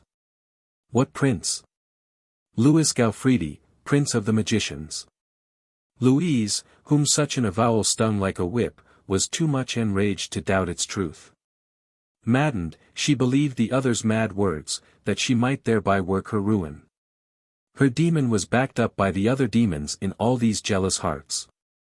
With one voice they all chimed in, declaring that Gauffridi was indeed the king of the wizards. Then it was noised abroad everywhere a great capture had been made, nothing less than a priest-king of the magicians, the prince of magic in all lands. Such was the fatal diadem of fire and iron these she-devils forced on his brow. All men lost their heads, even Romillion. Whether from hatred of Gauffridi, or fear of the Inquisition, he withdrew the matter from the bishop's hands, and carried his 2 devil-possessed nuns, Louise and Madeleine, to the convent of La Sainte-Baume, the prior of which was Father Michaelis, a Dominican and Pope's inquisitor in the papal territory of Avignon, claiming to exercise the same office also for the whole of Provence. The primary question was only one of exorcising the evil spirits, but as the 2 women were bound to accuse Gauffridi, the latter was on the high road to fall under the disciplinary powers of the Inquisition. Michaelis was to preach the Advent sermons at Aix before the Parliament there assembled. He at once saw how well these dramatic occurrences would serve to bring him into prominence, and seized the opportunity offered with all the eagerness our modern pleaders at assizes display when a sensational murder comes their way or a curious case of crime. Con. The correct thing in affairs of this sort was to carry on the drama throughout Advent, Christmas time, and Lent, and only come to the burning in Holy Week, on the eve of the great festival of Easter Day. Michaelis reserved his chief efforts for the final act, entrusting the bulk of the work to a protégé of his, a Dominican from Flanders, one Dr. Dompt, a Louvain man, who was already practiced in exorcism, and well posted in these follies. Besides, the very best thing the Fleming could do was to do nothing at all. In Louise he had a redoubtable helper, 3 times as zealous as the Inquisition, endowed with a fierce untiring energy and a burning eloquence, wild indeed and sometimes grotesque, but always terror-striking, a veritable brand of hell. The matter resolved itself into a duel between the 2 devils, between Louise and Madeleine, fought out in public. Simple folk who came there on pilgrimage to the Holy Baum, a worthy goldsmith, for instance, and a draper, both natives of Troyes in Champagne, were ravished to see Louise's demon belabor the other demons so cruelly and cudgel the magicians. They positively wept for joy, and wended homewards giving thanks to God. A terrible sight, for all that, terrible even as depicted in the heavy, colorless, official report as drawn up by the Flemish doctor, to watch the unequal contest, to see the stalwart Louise, both an older and a stronger woman than her adversary. A true Provençal, as hard as the stones of her own desert of the Cran, day by day pelt and pummel and demolish her shrinking victim, so young and childish looking, but already so sore a sufferer, love-sick and shame-sick, writhing in the pains of epilepsy.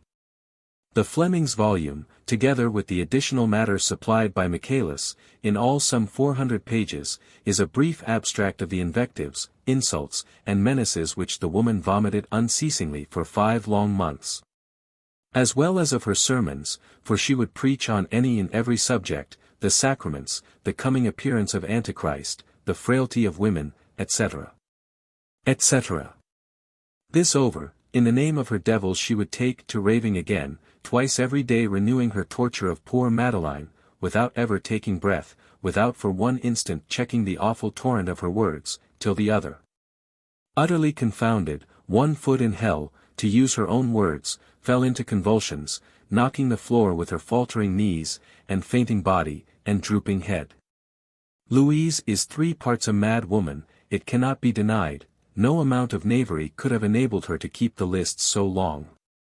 Nevertheless her bitter jealousy teaches her, wherever she can find a chance to stab her victim's heart and wound her feelings, a dreadful lucidity is expressing herself. All ordinary laws are clean upset.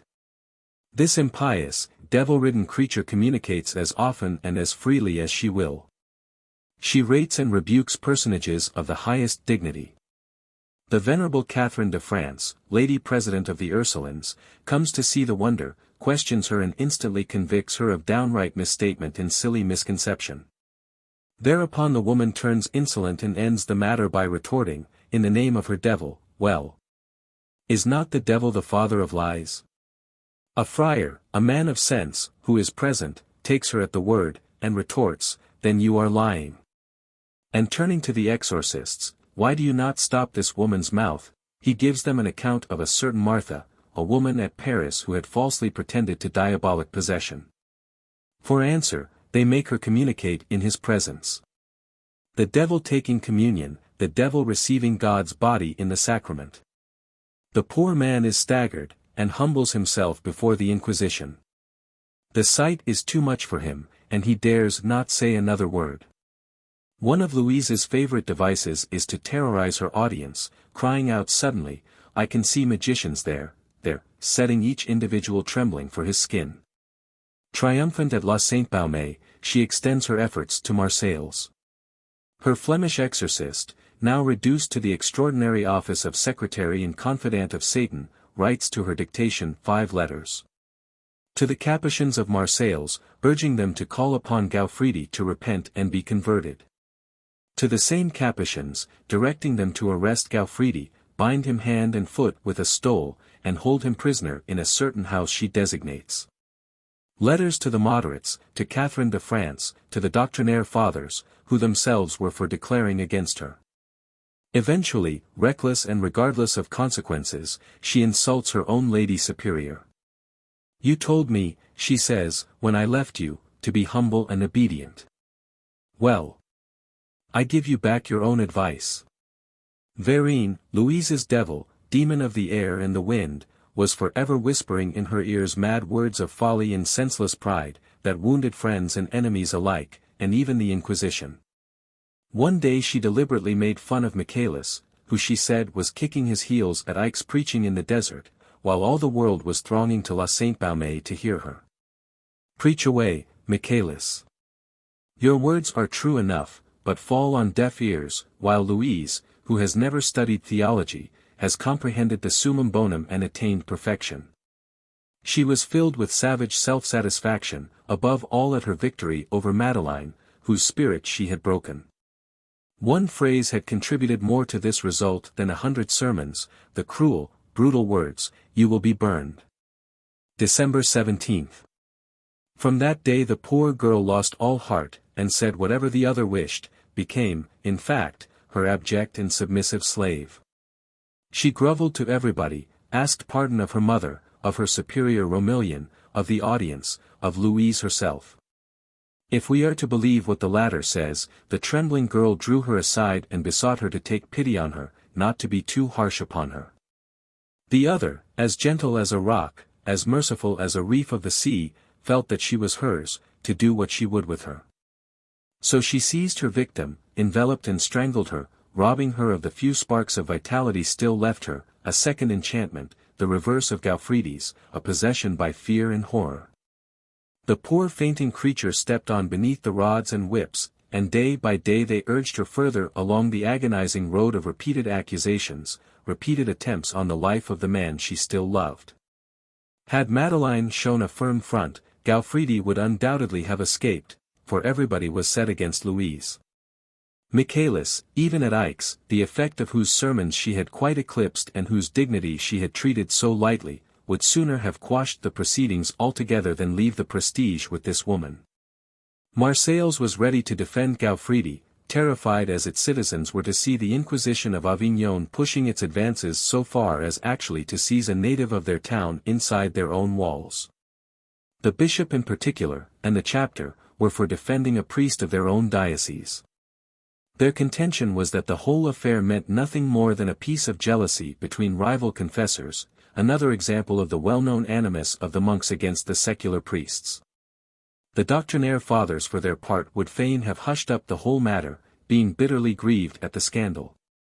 Not a few of their number were so deeply chagrined they came near leaving all and quitting their house altogether. The ladies were indignant, especially Madame Libertat, the lady of the chief of the Royalists, who had surrendered Marseilles to the king.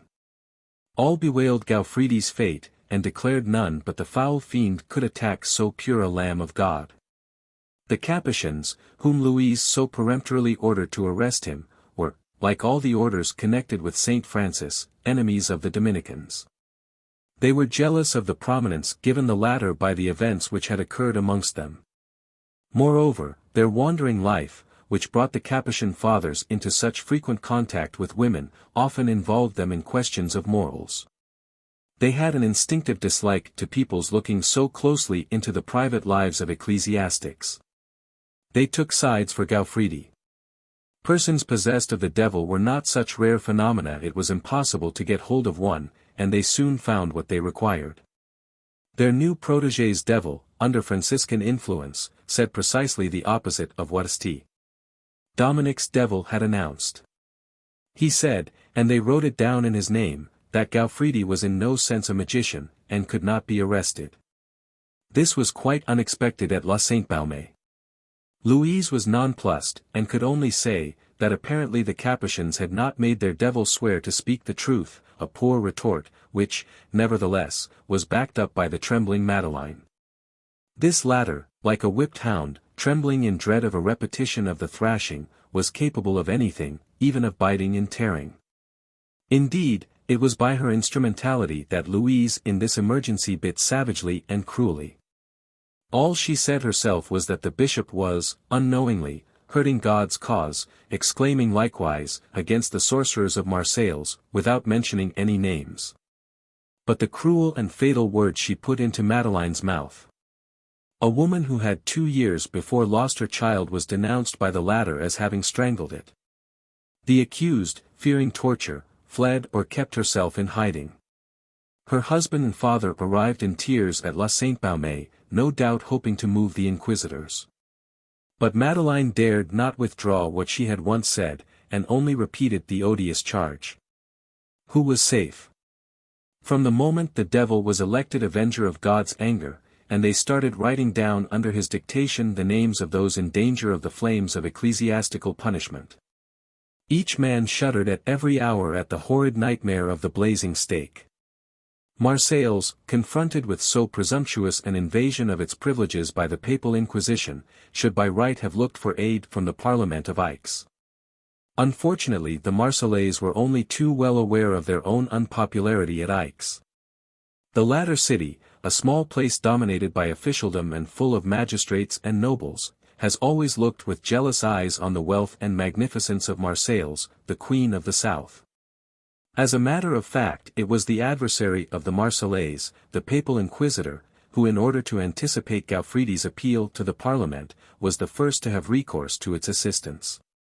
It was an intensely bigoted body, the bigwigs of which were chiefly nobles enriched in the preceding century at the time of the massacre of the Vaudois. Moreover, as lay judges, they were delighted to see an inquisitor of the Pope create a precedent of the sort, and admit that where a priest was concerned and a question of alleged sorcery involved, the Inquisition could only proceed so far as the preliminary examination. It was as good as a formal resignation on the part of the inquisitors of all their ancient privileges. Another point which pleasantly flattered the vanity of the men of Aix, as it had done in the case of those of Bordeaux, was this, that laymen though they were, they had been set up by the Church herself as censors and reformers of ecclesiastical morals. In this business, where everything seemed bound to be extraordinary and miraculous, not the least miraculous feature was to see so savage a demon grow suddenly complimentary towards the Parliament, and turn politic and diplomatic. Louise enchanted the king's friends by a panegyric of the late king, Henry IV. Who would have thought it possible, was canonized by the devil. One fine morning, propos of nothing, she broke out into eulogiums, of that pious and sainted monarch who had but now risen to the skies. An alliance of this sort between two such old enemies as the Parliament and the Inquisition, the latter henceforth assured of the assistance of the secular arm, of soldiery and executioner. A special commission dispatched by the Parliament to La Sainte-Baume to examine the victims of diabolical possession, to hear their depositions and accusations, and draw up lists, was indeed a terrifying eventuality. Louise made no more ado, but denounced the Capuchins, Gauffridi's champions, in so many words, and declared, they would be punished temporally, in their persons and in their flesh.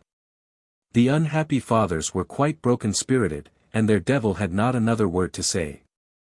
They went to the bishop to tell him they could not really very well refuse to produce Gauffridi at La Sainte-Baume and make a formal act of submission. But this done, that the bishop and chapter might reclaim him and bring him once more under the protection of the episcopal jurisdiction. Another effect, moreover, had no doubt been calculated upon, namely that the sight of the man they had loved so deeply would shake the equanimity of the two women. That the redoubtable Louise herself would be deeply moved by the promptings of her heart. As a matter of fact her sensibility was awakened at the approach of her guilty lover, and the fury would seem to have shown a moment's weakness. I know of nothing more ardent than her supplication to God to save the man she has herself been driving to his death. Great God, I offer you all the sacrifices ever offered since the beginning of the world. And that shall be offered to the end of time. All for Louis. I offer you all the tears of the saints and all the ecstasies of the angels, all for Louis. I would there were more souls yet, that the oblation might be more complete, all for Louis. Pater de Cælis Deus, miserere Ludovici. Filii Redemptor Mundi Deus, miserere Ludovici. O God the Father of heaven, have mercy upon Louis.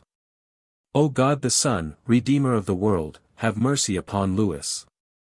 Vain compassion, and sinister, to boot.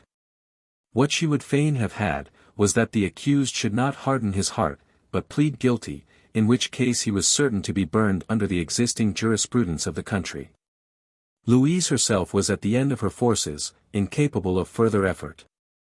The Inquisitor Michaelis, humiliated at owing his success solely to her, and exasperated with his Flemish exorcist, who had allowed himself to fall so completely under her ascendancy and let all the world see into the secret springs of the drama.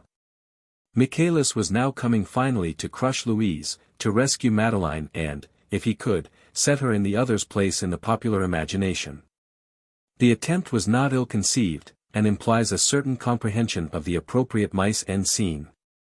Winter and the Advent season had been occupied by the awful Sibyl, the wild Bacchante. In the gentler weather of a Provençal springtide, in Lent, would have figured a more touching personality, a soft, feminine demon incarnate in a sick girl and speaking from trembling lips. The child coming as she did of a distinguished family, the nobility took an interest in her case and the Parliament of Provence. Far from listening to his Flemish colleague, Louise's man, Michaelis, when the former tried to enter the Privy Council of the Parliament, slammed the door in his face. A Capuchin, another fresh arrival, cried out at the first word Louise uttered in his presence, "Silence, accursed devil." Meantime Gauffridi had arrived at La Sainte-Baume, where he cut a very poor figure. A man of sense and ability, but weak and sinful, he foresaw but too plainly the inevitable termination of a popular tragedy of the sort, and in the cruel catastrophe beheld himself abandoned, betrayed by the child he loved. He gave himself up to despair, and when confronted with Louise, stood before her as if she were his judge, one of those old ecclesiastical judges, cruel and subtle in his inexorable logic. She put doctrinal questions to him, to all of which he answered yes, granting her even the most disputed points, for instance, that the devil may be believed in a court of justice on his word and oath. This lasted only a week, from the 1st to the 8th of January, then the clergy of Marseilles claimed him. His friends, the Capuchins, stated they had visited his lodging, and found nothing there connected with magic. For canons of Marseilles arrived armed with authority to take him, and carried him home again. Gauffridi was brought very low, but neither did his adversaries occupy a particularly proud position. Even the two inquisitors, Michaelis and the Fleming, were scandalously in disagreement. The partiality of the latter for Louise and of the former for Madeleine went beyond mere words and was embodied in action.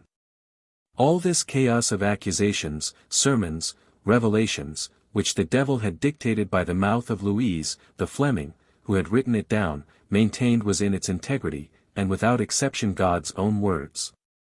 And feared any interference with it. He avowed much distrust of his chief Michaelis, dreading lest, in the interests of Madeleine, he should falsify these papers in such a way as to ruin Louise. He defended them with all his might, shut himself up in his room and stood a regular siege. Michaelis, who had the members of the Parliament on his side, could only get hold of the manuscript by using the king's name and breaking in the door. Louise, who was afraid of nothing, was for setting up the Pope against the king. The Fleming laid complaint against his chief Michaelis before the papal legate at Avignon. But the prudent papal court shrunk back terrified before the scandal of seeing one inquisitor leveling accusations against another. The Fleming found no support, and had nothing else to do but to submit. Michaelis, to make him hold his tongue, gave him back the papers. Those of Michaelis which form a second portfolio, sufficiently dull and uninteresting and not to be compared for an instant with the other, are full of Madeleine and nothing else. They play music to her by way of calming her agitation. They note with the utmost care whether she eats or refuses her food. They fuss round her, in fact to excess, often in not over-edifying particulars. They ask her strange questions about the magician, and about the localities of her person which might bear the devil's mark. She was also actually examined. Though it would seem this had been done already at Aix by the physicians and surgeons of the Parliament, page 70, Michelet, in his extreme zeal, examined her again minutely at La Sainte-Baume, and gives his observations in detail, page 69. No matron was called in. The judges, lay and monkish, agreed for once, and having nothing to fear from each other's surveillance, mutually consented, it would seem, to wink at this neglect of the proper formalities.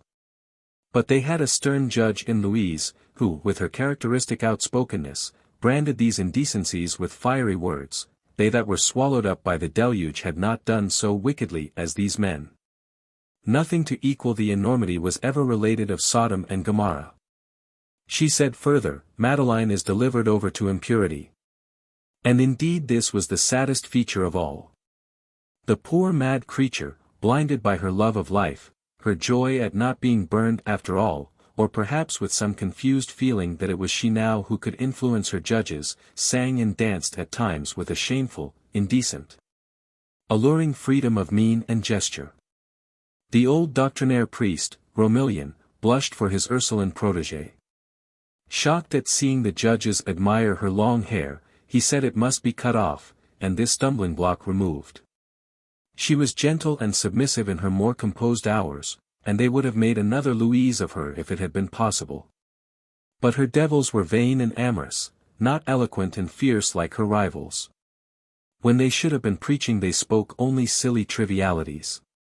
So Michelet was forced to play the piece by himself. As Inquisitor-in-Chief, feeling bound to far outdo his subordinate, the Fleming, he declared he had already drawn out of the child's body an army of 6,660 devils, only 100 now remaining. The better to convince the public, he made her bring up the charm or spell she had swallowed, so he said, and extracted it from her mouth in the form of a glutinous, sticky substance. Who could hold out against this? The audience was left dumbfounded and convinced. Madeleine was now on the high road to save her life. The only obstacle lay in her own impudence. She kept continually saying injudicious things likely to rouse her judges' jealousy and exhaust their patience. She confessed that every object reminded her of Gauffridi, that he was constantly before her eyes. She did not try to hide her erotic dreams. Last night, she would say, I was at the Sabbath, and the magicians were adoring my statue, which was gilt all over. In its honor each of them made an offering of their blood, which they got by cutting their hands with lancets. He was there, on his knees, a rope round his neck, beseeching me to come back to him and not to betray him. But I held back. Then he said, Is there any here ready to die for her? Yes, I am, cried a young man, and the magician immolated him. Another time she saw him praying her just for one of her beautiful golden hairs. And when I refused he said, Well, give me half a hair at any rate. Meantime she assured them she was always firm in her resistance. But lo! One day, the door happening to stand open, the virtuous convert is away at top speed to rejoin Gauffridi once more. She was recaptured, at least her body was. But her soul, Michelet was puzzled how to recapture it. By a happy inspiration, he thought of her magic ring. This he took from her, cut it in pieces, ground it to powder and burned it. Moreover, suspecting that her obstinacy, unaccountable in so gentle a creature, was fostered by invisible sorcerers who slipped unperceived into the room, he stationed a man-at-arms there, a stalwart fellow armed with a sword, who lashed out in every direction and hacked the invisible tempters into bits. But the best medicine towards Madeleine's conversion was the death of Gauffridi. On February 5, the Inquisitor visited Aix to preach the Lenten sermons, saw the judges and stirred them up to action. The Parliament, readily adopting his suggestions, sent to Marseilles to arrest the rash offender, who seeing himself so well supported by the bishop, the chapter, the Capuchins and everybody, had never supposed they would venture on so bold a step. Madeleine from one quarter, Gauffridi from another, arrived at Aix. Such was her excitement they were forced to bind her, her state of agitation was terrible, and anything might happen. A very bold experiment with a girl in her morbid condition was tried, to give her one of those frights that throw a woman into convulsions, that are sometimes fatal. A vicar general of the archbishops mentioned that there was in the archiepiscopal palace a dark, narrow charnel house, what in Spain they call apodritero, such as we see at the Escorial. In former days a quantity of old bones of dead men whose names were forgotten had been thrown there to rot. Into this sepulchral vault they brought the trembling girl, and exorcised the demon within her by putting these cold dead bones in contact with her cheeks. She did not die of horror, but from that time she was absolutely at their disposal. They had got what they wanted, the death of conscience, the extermination of all that was left of moral sense and free will. She became a pliant instrument, ready to do whatever was desired, with a flattering alacrity seeking to guess what would be agreeable to her masters. They showed her Huguenots, and she cursed them. They confronted her with Gauffridi, and she told him by heart the counts of accusation against him more glibly than the king's officers could have done. Nor did this in any way prevent her snarling and snapping like a wild beast when she was taken to church and set to stir up the populace against Gauffridi by making her devil blaspheme in the name of the magician. Beelzebub would exclaim by her mouth, "I forswear God," in the name of Gauffridi, "I forswear God," and so on. Then, at the instant of the elevation of the host, "On me be the blood of the just one, on me," in the name of Gauffridi. A grim partnership, whereby this twofold devil damned the one out of the mouth of the other, for whatever he said through Madeleine, was surely imputed to Gauffridi. So that this crowd was eager and anxious to see the stake make a speedy end of the blasphemer, whose impiety, dumb though he remained, yet spoke loudly and hatefully by Madeleine's voice. The exorcists asked her a cruel question, one they could have answered far better themselves than she could: "How is it, Beelzebub, you speak so ill of your bosom friend?" Her answer was in these appalling terms: "If there are traitors among men, why not among demons?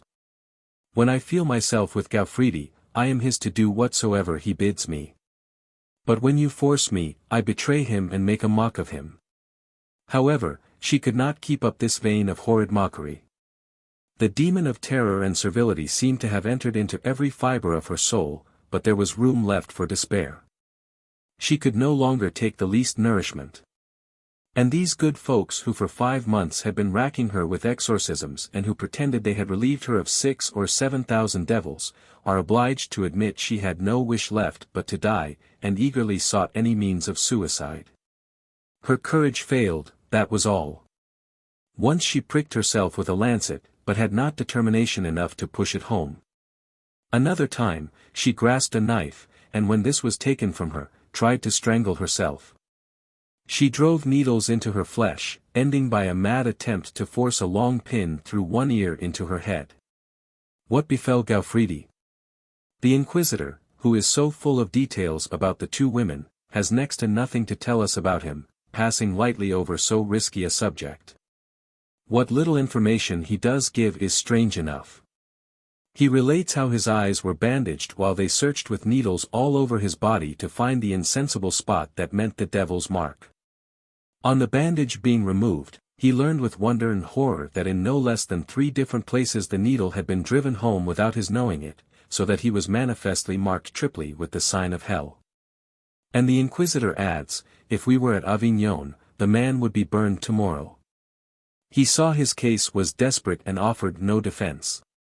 His only idea now was that some enemies of the Dominicans might perhaps save his life, and he expressed a wish to confess to the Oratorians. But this newly founded order, which might fairly be called the media via of Catholicism, was too cold and too prudent to take such an affair in hand, to say nothing of its having already gone so far and reached such a desperate pass. Next he turned again for succor to the begging order, and making confession to the Capuchins, admitted all, and more than all the truth, hoping to buy his life at the price of infamy. In Spain, he would undoubtedly have been relaxed, barring a period of penance in some monastery. But the French parliaments were more severe, and made a point, besides, of proving the superior integrity of the lay jurisdiction. The Capuchins, not over-firm themselves on the question of morals, were not of the sort to draw down the lightning on their own heads. They made much of Gauffridi, kept him safe and offered him consolation day and night, but solely to the end that he might be induced to confess himself a magician, and so, the practice of magic arts remaining the main count of accusation. A decent veil might be drawn over the crime of seduction by a confessor, an incident so compromising for the clergy. Thus eventually his own friends, the Capuchins, by persistency, by gentle treatment and soft words, drew from him the fatal admission, which, so they said, was the salvation of his soul, but which very certainly meant giving his body to the stake. The man being settled and done with, they made an end with the two girls, who, however, were not to be burned. The finale was a broad farce. Before a great assembly of the clergy and parliament Madeleine was brought forward. Then addressing her, they formally called upon her devil, Beelzebub, to quit the field, or else give satisfactory reasons for his contumacy. He had no reply to make, but departed ignominiously. Then Louise was produced, with her devil Verine. But before driving out a spirit so friendly to the church, the monks regaled the gentlemen of the parliament, who were novices in these matters, with an exhibition of the savoir-faire possessed by the devil in question. Making him go through an extraordinary pantomime. How do the seraphim and cherubim and thrones do before God? Difficult. Difficult. Louise answered, they have no bodies. However, on the order being repeated, she did her best to obey, imitating the flight of the first, the divine ecstasy of the others, and finally the adoration of all, bending low before her judges, and prostrating herself head bowed to the earth. All saw the far-famed Louise, so proud and so indomitable, humiliated, kissing the floor, and with arms outstretched lying her length on the cold stones. An extraordinary exhibition, foolish and indecent to the last degree, by which she was made to expiate her redoubtable success with the populace. Even now she partially won over the assembly again by an adroit stab she administered to Gauffridi, who was present in chains. At the present moment, she was asked, where is Beelzebub, the devil expelled from Madeleine? I see him plainly, there at Gauffridi's ear, was her cruel answer. Enough surely of these horrors and abominations? Why inquire what the unhappy man said under torture? For he was subjected to the question, both ordinary and extraordinary. The revelations he must have made would no doubt throw considerable light on the dark and mysterious history of nunneries. The Parliament greedily collected all such particulars, as weapons that might prove useful, but they kept them to themselves, under seal of the court. The Inquisitor Michaelis, much blamed by public opinion for so much animosity that was hardly distinguishable from petty jealousy, was recalled by his order, which was sitting in assembly at Paris, and did not see Gauffridi's execution. The latter was burned alive at Aix 4 days later, April 30, 1611. The reputation of the Dominicans, which had suffered in this affair, was not much mended by another case of diabolic possession which they got up at Beauvais, November of the same year, in such a way as to give themselves all the honors of war. And a report of which they printed at Paris. As one chief objection against Louise's devil had been that he could not talk Latin, this new victim of the fiend, Denise Lecale, could gabble a few words of that language. They made a great ado, frequently showed the woman in procession, and even took her from Beauvais to Notre Dame de Lys. But there was no enthusiasm, this Picard pilgrimage had none of the dramatic effects, the terrors of La Sainte-Baume. The Lecale woman, for all her Latin, did not possess the burning eloquence of her Provençal predecessor, and had neither her fiery spirit nor her savage energy. The only result of the whole thing was to give the Huguenots something to laugh at. What became of the two rivals, Madeleine and Louise? The first, or rather her shadow, was kept within the papal territory, for fear of her being induced to talk about the dismal and disreputable affair. She only appeared in public to be stared at as an edifying example of penitence, and was employed generally along with a number of poor women in cutting wood to be sold for charitable purposes. Her family were ashamed of her and had cast her off and deserted her. As for Louise, she had declared during the trial, "I shall win no glory from it all. The trial ended, I shall die." But she was wrong. She did not die, but went on killing instead. The murderous devil that was in her raged more savagely than ever. She began deliberately to denounce by name, Christian name and surname, all whom she imagined mixed up with magic and sorcery, among others a poor young girl, by name Honorée, blind of both eyes, who was burned alive. "Let us pray God," says the good Father Michaelis, in conclusion, "that all may redound to his glory and the glory of his church." 19. The Nuns of Loudun Urbain Grandier 1633-1634. In the Memoirs d'État composed by the renowned Father Joseph, known to us only in fragments, having doubtless been prudently suppressed as too instructive. The worthy father explained how in the year 1633 he had had the good fortune to discover a heresy, an enormously widespread heresy, affecting a countless multitude of confessors and directors of consciences. The Capuchins, an admirably organized legion of defenders of the Church, good watchdogs of the Holy Flock, had sent it out and unearthed, not in the deserts, but in mid-France, in the centre, at Chartres, in Picardy and everywhere. A formidable quarry, the Alumbrados of Spain, Illuminati or Quietists, who too fiercely persecuted in that country, had taken refuge in France, and who among women, and above all in the nunneries, were instilling the soft poison ticketed later on with the name of Molinos. The wonder is the thing had not been discovered sooner. It could not very well be hidden, being so widely disseminated. The Capuchins swore that in Picardy alone, a land where the women are weak and the blood more fiery than in the south itself, this mania of mystic love had 60,000 professors. Was the whole body of clergy involved then? All the confessors, all the directors? It must no doubt be understood that the official directors of consciences were supplemented by a great number of laymen burning with the same zeal for the salvation of female souls.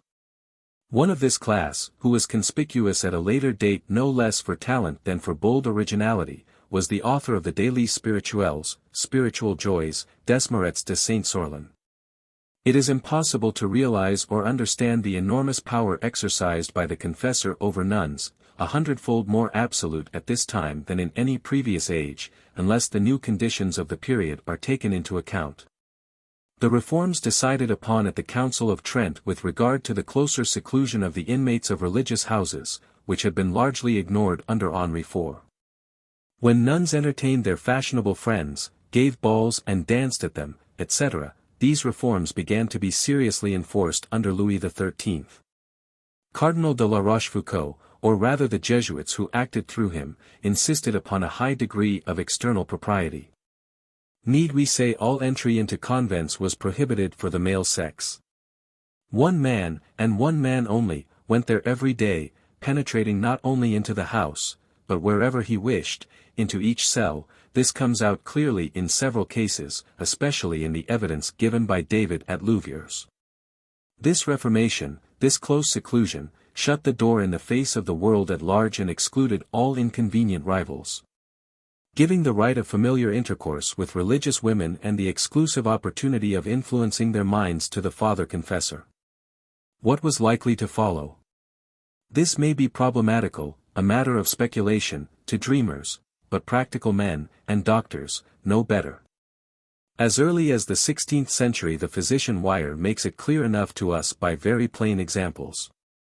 In his Book 4, he cites numerous cases of nuns having gone mad with love, while in Book 3, he mentions a well-reputed Spanish priest, who having gone by chance when at Rome into a convent of nuns, left it a maniac, declaring that as brides of Christ, they were his, those of the priest, Christ's vicar. He had masses said praying that God might grant him the grace to wed soon with the convent in question. 67. If a mere passing visit could produce such an effect, we can understand what must have been the state of mind of the regular director of nunneries of women, when he was alone with them, in the seclusion of the cloister. Could spend all day with them, and receive at any hour the perilous confidences of their languors and weaknesses. Nor are temptations of the senses the only factor to be reckoned with in these cases. We must likewise take account of the ennui and the irresistible craving to vary the conditions of existence, to escape from a monotonous life by the indulgence of some caprice or some fancy. Then what an age of new discoveries, of novelties of all sorts, it was. Travel, the Indies, discoveries of new worlds. Printing. Last but not least, romances. When everything is on the move out of doors, every mind on the stretch, how suppose it possible to endure the crushing uniformity of monastic life, the long, weary services? Unrelieved by anything more exciting than a dull sermon intoned through the nose. Even laymen, in the midst of so many distractions, demand insistently of their confessors the pleasing variety of an occasional escapade, absolution for a certain degree of inconsistency of life. The priest is hurried along by the current, and constrained to concede point after point. A vast, various, and learned literature develops out of casuistry, or the art of making everything permissible, a rapidly progressive literature moreover, in which yesterday's leniency would seem stern severity today. Casuistry was for the laity, mysticism for the cloister. The complete suppression of individuality and the death of free will, this is the great principle of mysticism. Desmaretz gives us very clearly the true moral purport of it all. The pious devotee, he says, sacrificed in and for himself and annihilated, exists henceforth only in God. Henceforth he can do no wrong. His higher part is so divinely perfect, he has no consciousness left of what the other part is doing. 68. One would have supposed that the zealous Father Joseph, after uttering so loud a cry of alarm against these corrupters of morals, would not have stopped there, that a full and searching inquiry would have been held, that this countless host, that in one province alone numbered 60,000 doctors of the Church, would be made known and minutely scrutinized. But no. They simply disappear, and no news is to be heard of them. Some, it is said, were cast in prison, but no trial was held, nothing done to break the deep silence. To all appearance, Richelieu had no mind to fathom the matter. For all his tenderness for the Capuchins, he was not so blinded by partiality as to follow their lead in a matter which would have put into their hands the duty of making inquiry into the conduct of all the confessors in the country. As a rule, the monk both envied and hated the secular clergy. He was absolute master of the women of Spain, but was less appreciated by their French sisters on account of the dirtiness of his person. They preferred to call in the priest or the Jesuit father, an amphibious director, so to speak, half monk, half man of the world. If once Richelieu let loose the pack on Capuchins, Recollets, Carmelites, Dominicans, and the rest, no one would be safe among the clergy either. What director, what priest, however well-meaning, had not on occasion used, and abused, the pleasant jargon of the Quietists when dealing with his penitents? Richelieu took good care not to worry the clergy at a time when he was already preparing for the general diet at which he asked for a contribution for the war. One prosecution was allowed the monks, and only one, against a cure, but a cure accused of magic, which made it competent to confuse issues, as in the Gauffridi affair, to such good purpose that no single confessor, no single director, recognized the case as being like his own, and each could say in perfect security, "I have nothing to do with it." Thanks to these judicious precautions, a certain degree of obscurity really envelopes the case of Urbain Grandier. 69. The historian of the affair, the Capuchin Tranquil, proves conclusively and satisfactorily he was a sorcerer, and more than a sorcerer, a devil. And he is entitled in the documents of the trial, as they might have said of the goddess Ashtoreth, Grandier of the dominations. Menage, on the contrary, taking a diametrically opposite view, is almost ready to rank him in the list of great men falsely accused of magic, among the martyrs of liberty of conscience. To see somewhat more clearly into the affair, we must not isolate Grandier, but let him occupy his proper place in the great diabolic trilogy of those days, of which he and his doings formed only the second act. We must seek enlightenment on his case from the first act, played out in Provence, as we have seen, in the dreadful business of La Sainte-Baume that ruined Gauffridi, and further enlightenment again from the third act, the affair of Louviers. which was a copy of Loudun, in the same way as Loudun had copied La Sainte-Baume, and which in its turn produced a Gauffridi and an Urbain Grandier. The three affairs are one and identical. In all of them the libertine priest, in all the jealous monk and the maniac nun by whose mouth they make the devil speak, and all end in the same way, by the death of the priest at the stake. One difference throws a strong light on these matters, and lets us have a clearer view than we can ever obtain in the fetid darkness of the Spanish and Italian monasteries. The fact that while the nuns of these lands of southern sloth were astonishingly passive and readily submitted to the life of the seraglio, and worse things still, 70 their French sisters were of a very different temper. Their personality was vigorous, ardent, exacting, very devils, in no figurative sense, at once of jealousy and hate. They were equally indiscreet, loquacious, and spiteful. Their revelations were very precise, so extremely so towards the end as to arouse universal shame and disgust, the result being that in the course of 30 years 3 several scandals, forced into prominence by sheer horror and indignation, eventually died out drearily and ignominiously amid the groans of sick repulsion. It was hardly at Loudun, in Mid-Poitou, among the Huguenots and exposed to their scrutiny and jeers, in the very town where they held their great national synods, that we should have expected a great scandal for the Catholics to have occurred. But it was just in these old Protestant towns that the latter were accustomed to live like conquerors in a subdued country, allowing themselves a very wide liberty of action, not unnaturally supposing that people so often massacred and only recently defeated, would enter no protests. The Catholic inhabitants, magistrates, priests, monks, a few nobles and a handful of artisans, lived apart from the rest of the population quite like a colony of conquering aliens. This colony was further subdivided, as might be guessed, by the opposition existing between priests and monks. The monks, a haughty and numerous band, as missionaries among a heretic population, took the wall of the Protestant inhabitants, and acted as confessors to the Catholic ladies of the town. Such was the state of things, and one day there arrived from Bordeaux a young curé, a pupil of the Jesuits, a cultivated and agreeable man, writing well and speaking better. He made a sensation in the pulpit, and soon afterwards in society as well. He was a native of Mantes and a born dialectician, but by education a Meridional, with the well-oiled tongue of Bordeaux and all the boasting, light-hearted effrontery of a Gascon. In a very short time he had contrived to set the whole of the little town by the ears, having the women on his side, the men against him, all or very nearly all. He waxed superb, insolent, and insupportable, lost to all sense of proper reverence. He rained torrents of sarcasm at the Carmelites, and held forth publicly in the pulpit against the monks in general. The crowds were suffocating when he preached. Dignified and richly dressed, he paraded the streets of Loudun like a father of the church, while by night in a quieter way he would be lurking down back alleys or slipping in by back doors. The women were at his beck and call.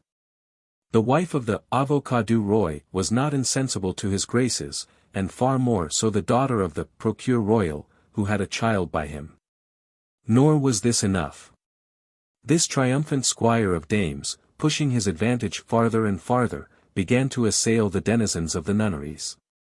There were to be found everywhere at that period sisters of the Ursuline order, nuns vowed to the education of the young, lady missionaries in a Protestant land. Expert at flattering and winning over the mothers and drawing the little girls under their influence. The Ursulines of Loudun formed a small convent of the daughters of poor but noble houses. The convent itself was ill supplied with this world's goods.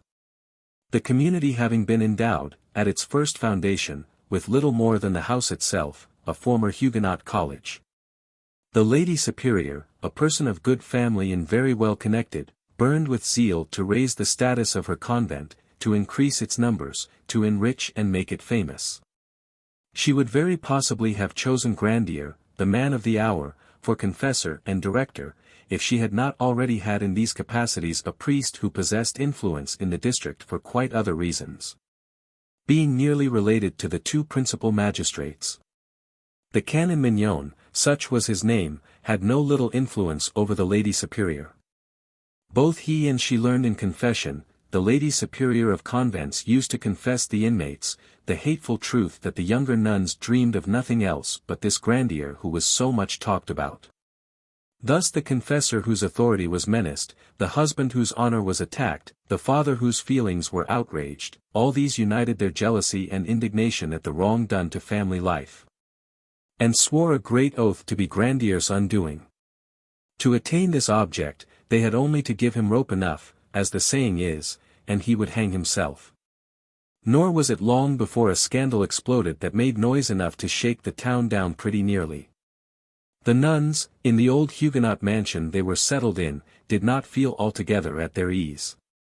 Their boarders, children of the townsfolk, the younger sisters possibly helping them, had found it a diverting amusement to terrify their companions by playing at ghosts, phantoms, and apparitions.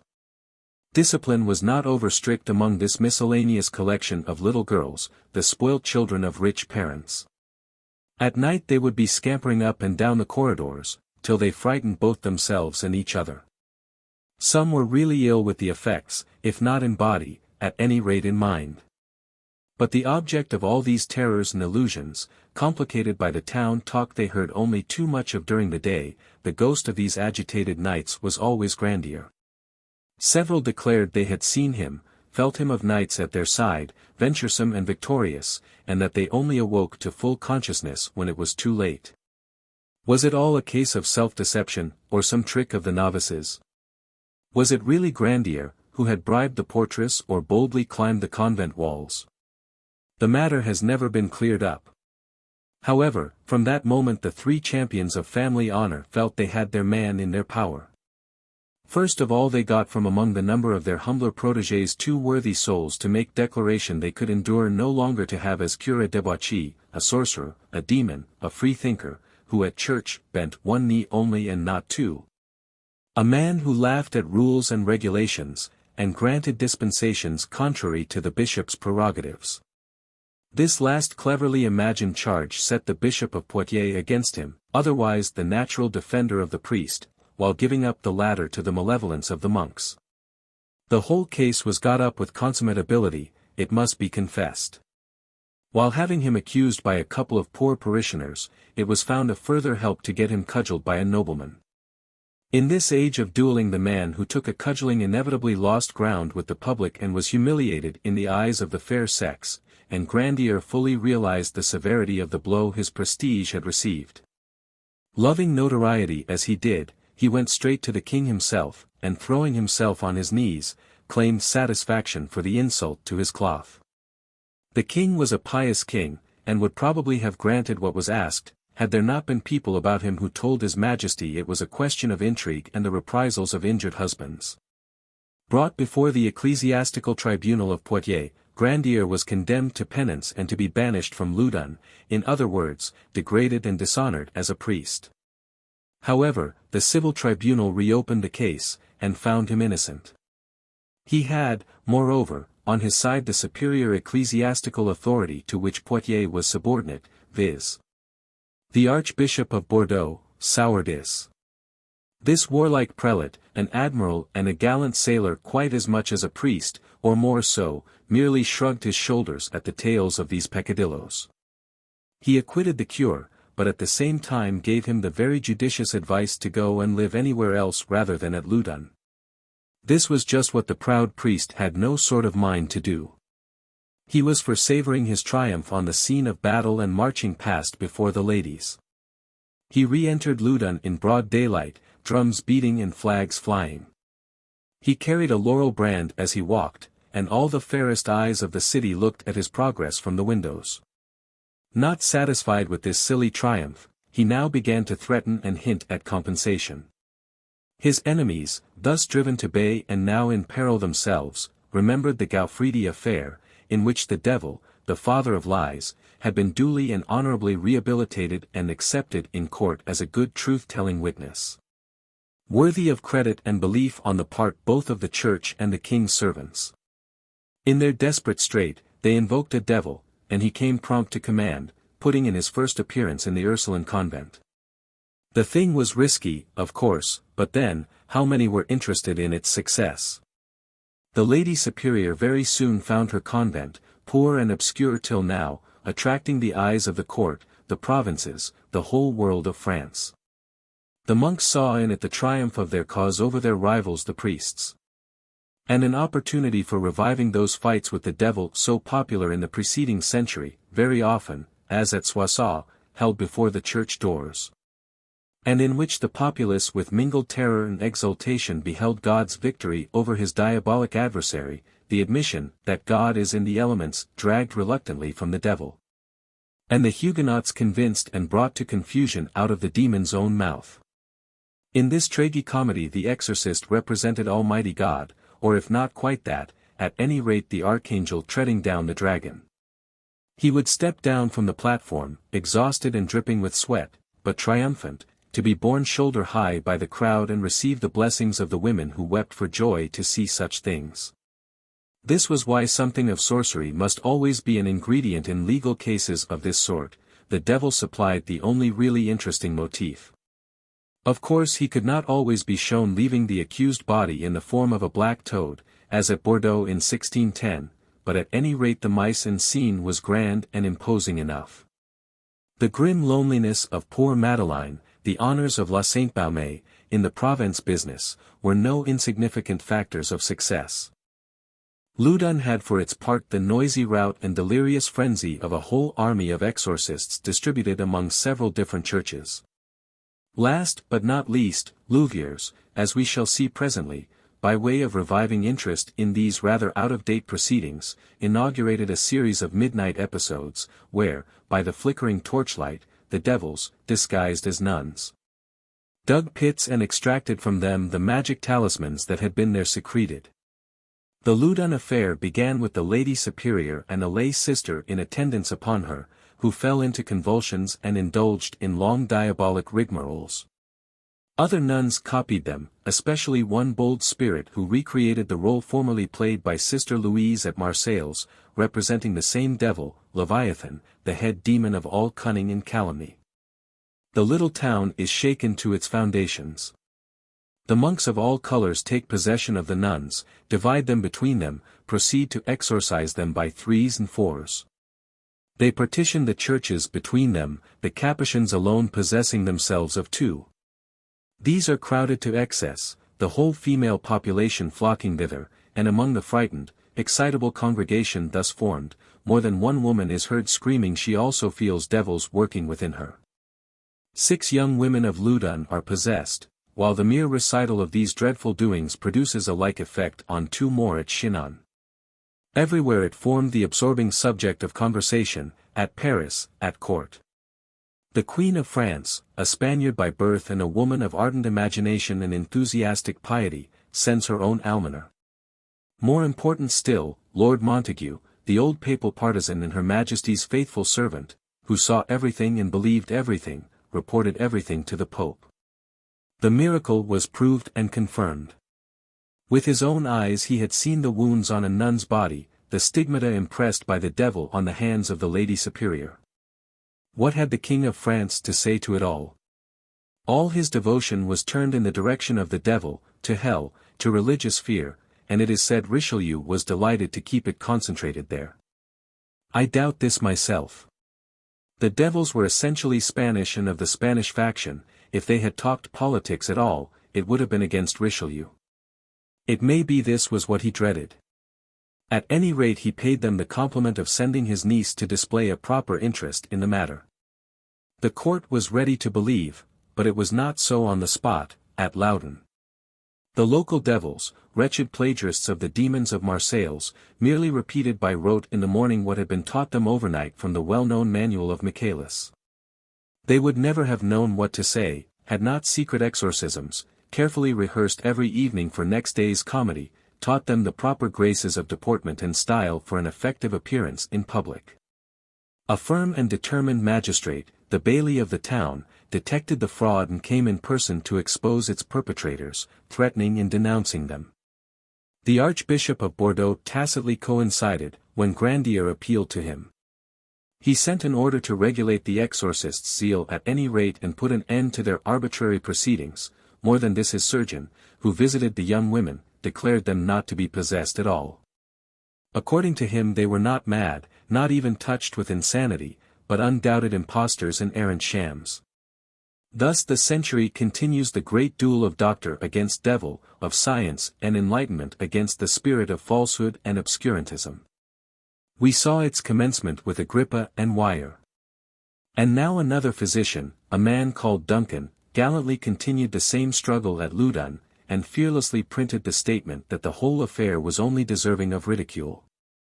The devil, reputed so stubborn, showed the white feather and uttered not another word. But the angry passions of both sides were too much excited for things to stop here. The tide flowed so strong in Grandier's favor that those attacked now became the attacking party.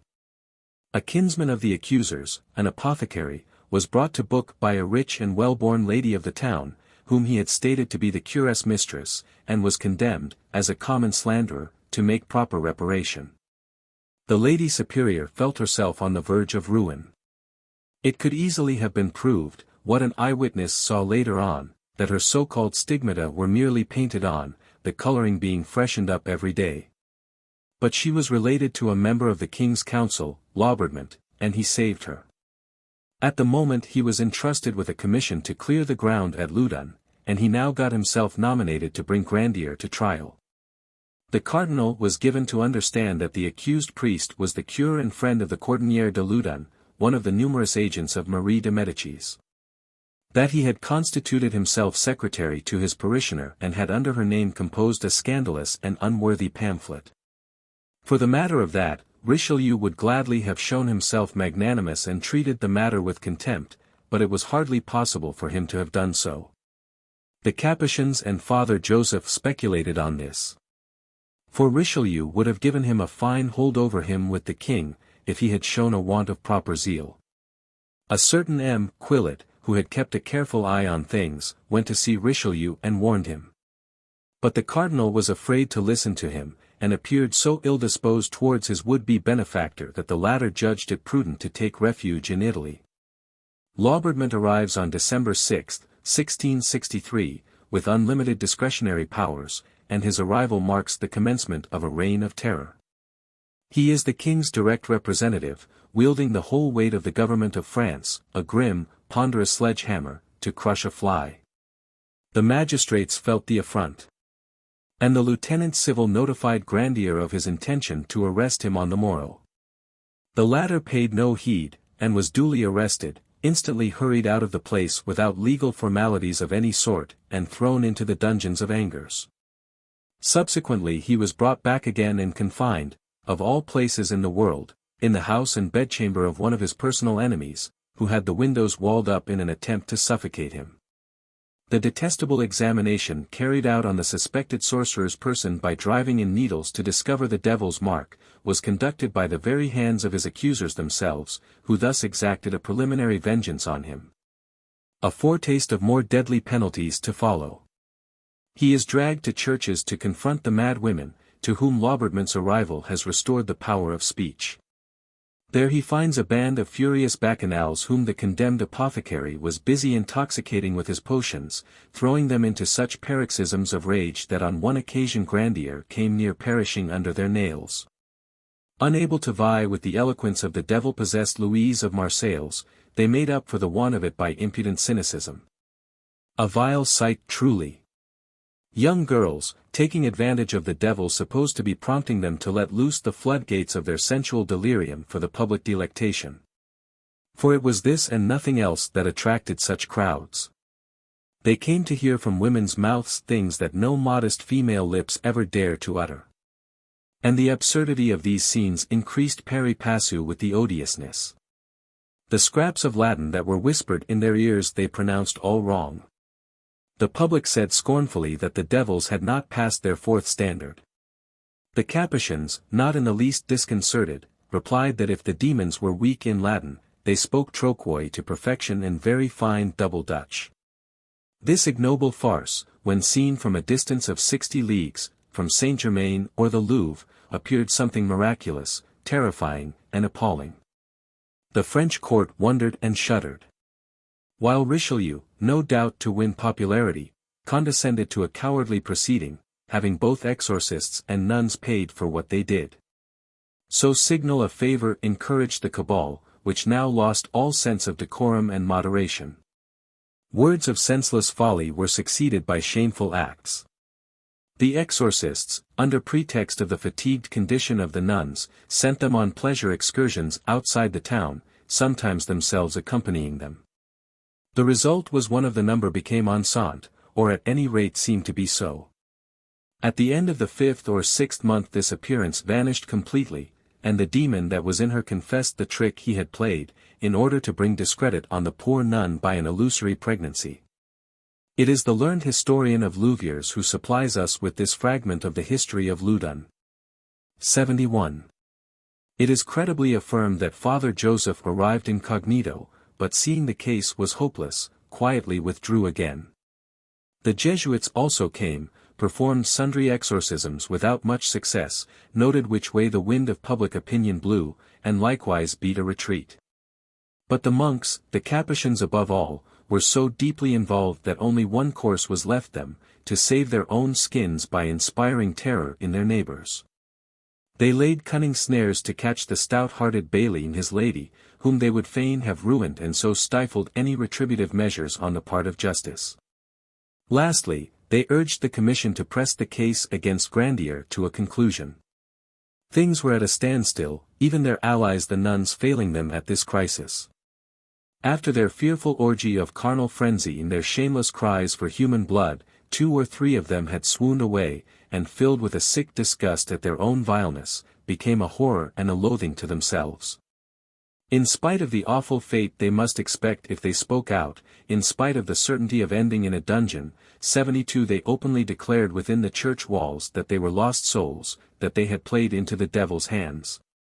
That Grandier was an innocent man.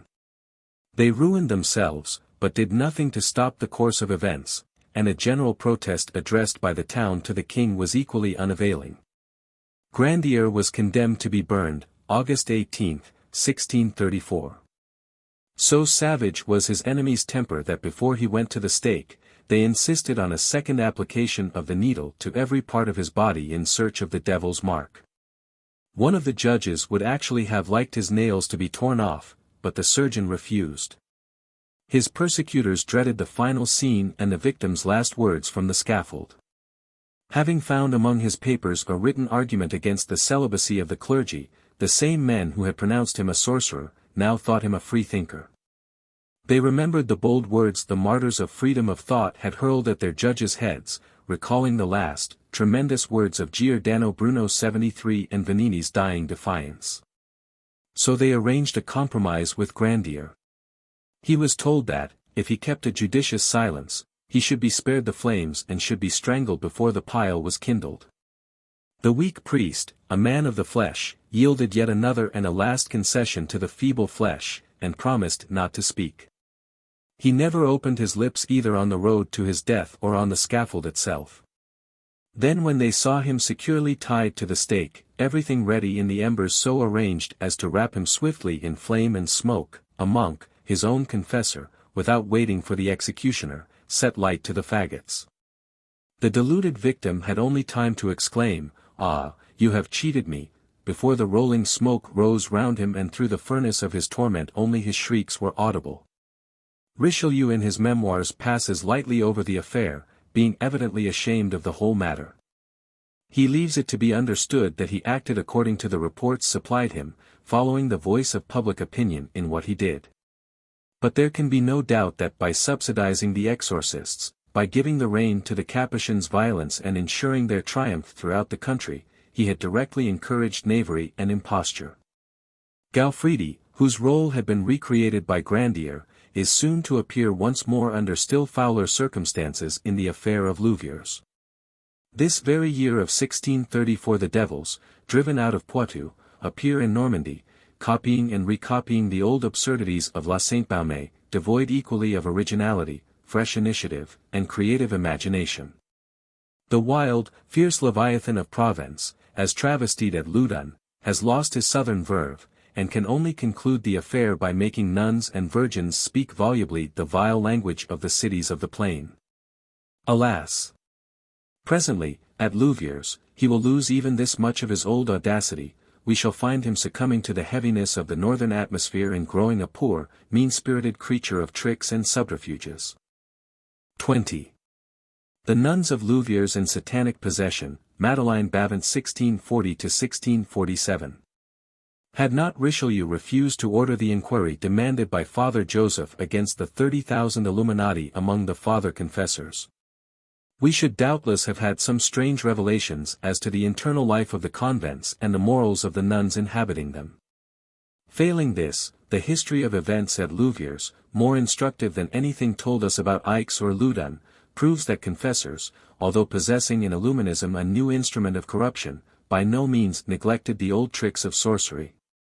Diabolic apparitions, angelic visitations, and the like. 74.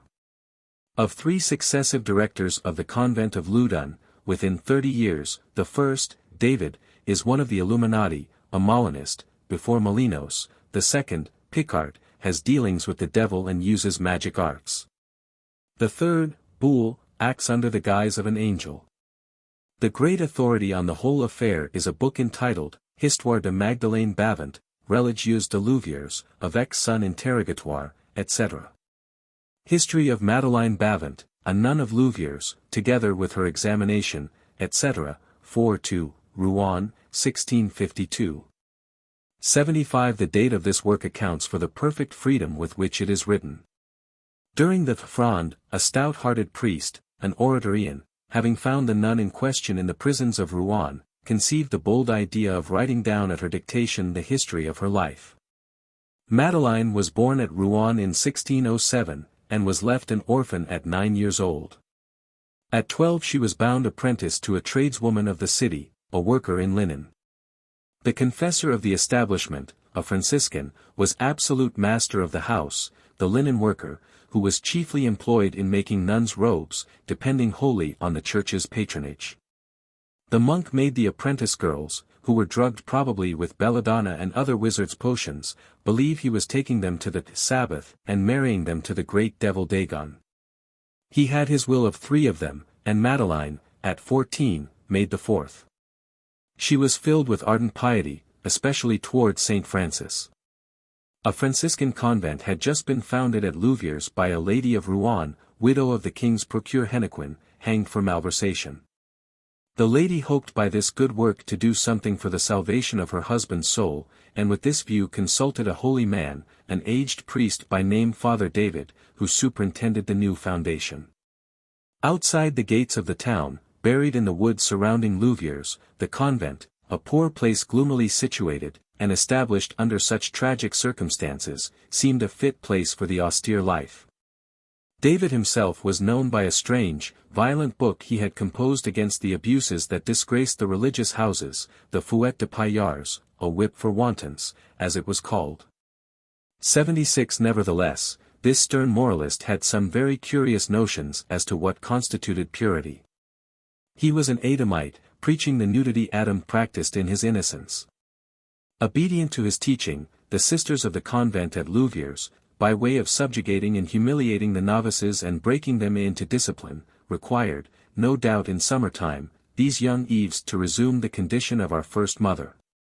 They made them take exercise in this state in certain private gardens, and even appear so in chapel. Madeleine, who had succeeded at 16 in being received as a novice, was too proud, too pure-minded perhaps so far, to submit to this strange way of living. She incurred the displeasure of the authorities and was scolded for having endeavored, at communion, to hide her bosom with the altar cloth.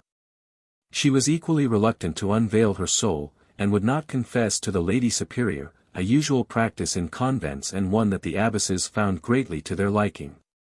She preferred to entrust the care of her soul to the old priest, David, who separated her from the other sisters, while he returned the compliment by entrusting his body to her when he was ill.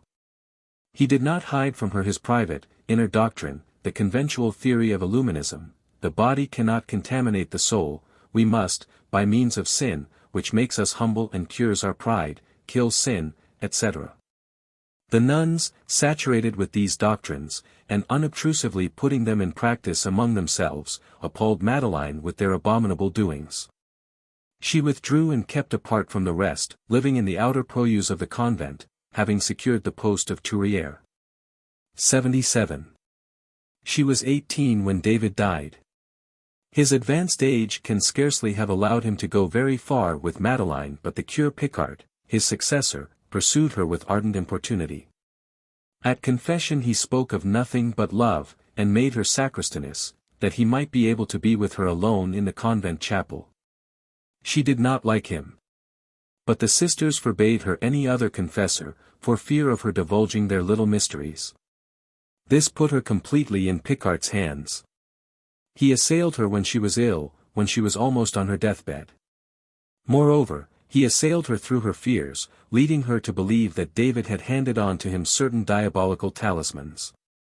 Last of all, he assailed her through her feelings of compassion, shamming sick himself and beseeching her to visit him in his room. From that moment he was her master, and it would seem, confused her wits with magic potions. She dreamed of the witches' Sabbath, fancied herself carried off thither in his company, where she was at once altar and victim.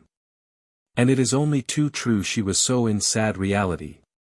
But Picard was not satisfied with the barren pleasures of the Sabbath, but, defying scandalous tongues, boldly got her with child. The nuns, whose turpitude he knew, were afraid of him. Besides which they were bound to him by their worldly interests, it was his credit, his energy, the alms and gifts he attracted from all quarters, which had enriched their convent. He was even now building them a great church. The affair of Loudun has sufficiently shown what were the ambitions and mutual rivalries of these houses and the jealous eagerness they displayed to outvie one another. Picard, in virtue of the goodwill of rich patrons, found himself promoted to the role of benefactor and sacred founder of the convent. "Dear heart," he declared to Madeleine, "'tis I am building this magnificent church. After my death you will see wonders. Will you not do as I wish?" He was a great lord, and carried things with a high hand. He paid down a dowry for her, and from a mere lay sister raised her to the position of a full-blown sister, so that, being no longer in charge of the turning box, and living within the convent itself, she might conveniently be delivered or contrive abortion, as the case might be. Provided with certain drugs, and possessed of certain secrets, convents could dispense with the necessity of calling in medical aid. Madeleine declares, examination, page 13, she bore several children. What became of these infants she does not say. Picard, already an oldish man, dreaded Madeleine's fickleness, fearing she might form a new connection with some other confessor, to whom she could pour out her remorse. He adopted a hateful means of attaching her irrevocably to himself. He made her swear an oath pledging herself to die when he should die, and be with him where he should go. The poor, faint-hearted creature endured agonies of terror. Would he drag her with him into the tomb? Would he set her in hell alongside of himself? She fully believed herself a lost soul. She became his chattel, his familiar spirit bound to do his will, and he used her and abused her for every vile purpose. He prostituted her in a fourfold orgy, carried out with his vicar Boule and another woman. He made use of her to win over the other nuns by a magic talisman. The sacred wafer, dipped in Madeleine's blood and buried in the convent garden, was a sure way of agitating their senses and eluding their wits. It was the very same year that Urbain Grandier was burned, and all France was talking of nothing else but the devils of Loudun. The penitentiary of Evreux, who had been one of the actors in that drama, brought back appalling accounts of what had occurred to Normandy. Madeleine felt herself possessed, assailed, battered, by devils. A cat with fiery eyes pursued her with amorous advances. Little by little other sisters caught the contagion, and began to experience strange, supernatural stirrings. Madeleine had asked help of a Capuchin, and later on of the Bishop of Evreux. The Lady Superior, who could not but be aware of the fact, was rather glad than otherwise, seeing the glory and riches a similar affair had brought to the convent of Loudun. But for 6 years the bishop was deaf to all such appeals, being no doubt afraid of Richelieu, who was trying at the time to initiate a reform of the religious houses. His wish was to put an end to all these scandals. Only at his death and that of Louis XIII, in the general confusion that followed, under the Queen and Mazarine, did the priests really take up their dealings with the supernatural again, and resume their struggle with the devil. Picard was dead, and interference looked less hazardous now in an affair in which that dangerous man might have involved many others in his own guilt. To fight the visions of Madeleine, another visionary of the same sort was sought for, and soon found.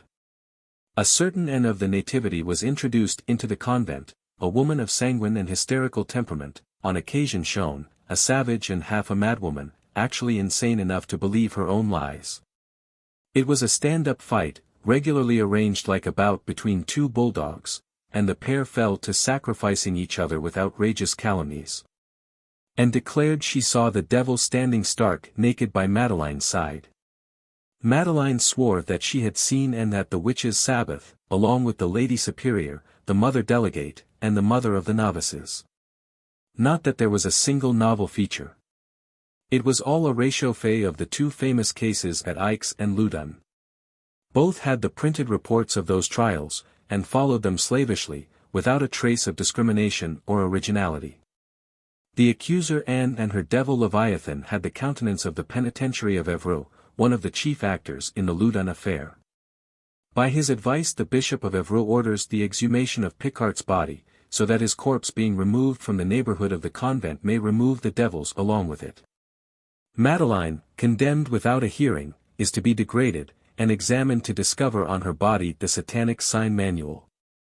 Her veil and robe are torn off her wretched body, which is left to be the butt of an unworthy curiosity, ready to pry into her very vitals to find excuse to send her to the stake.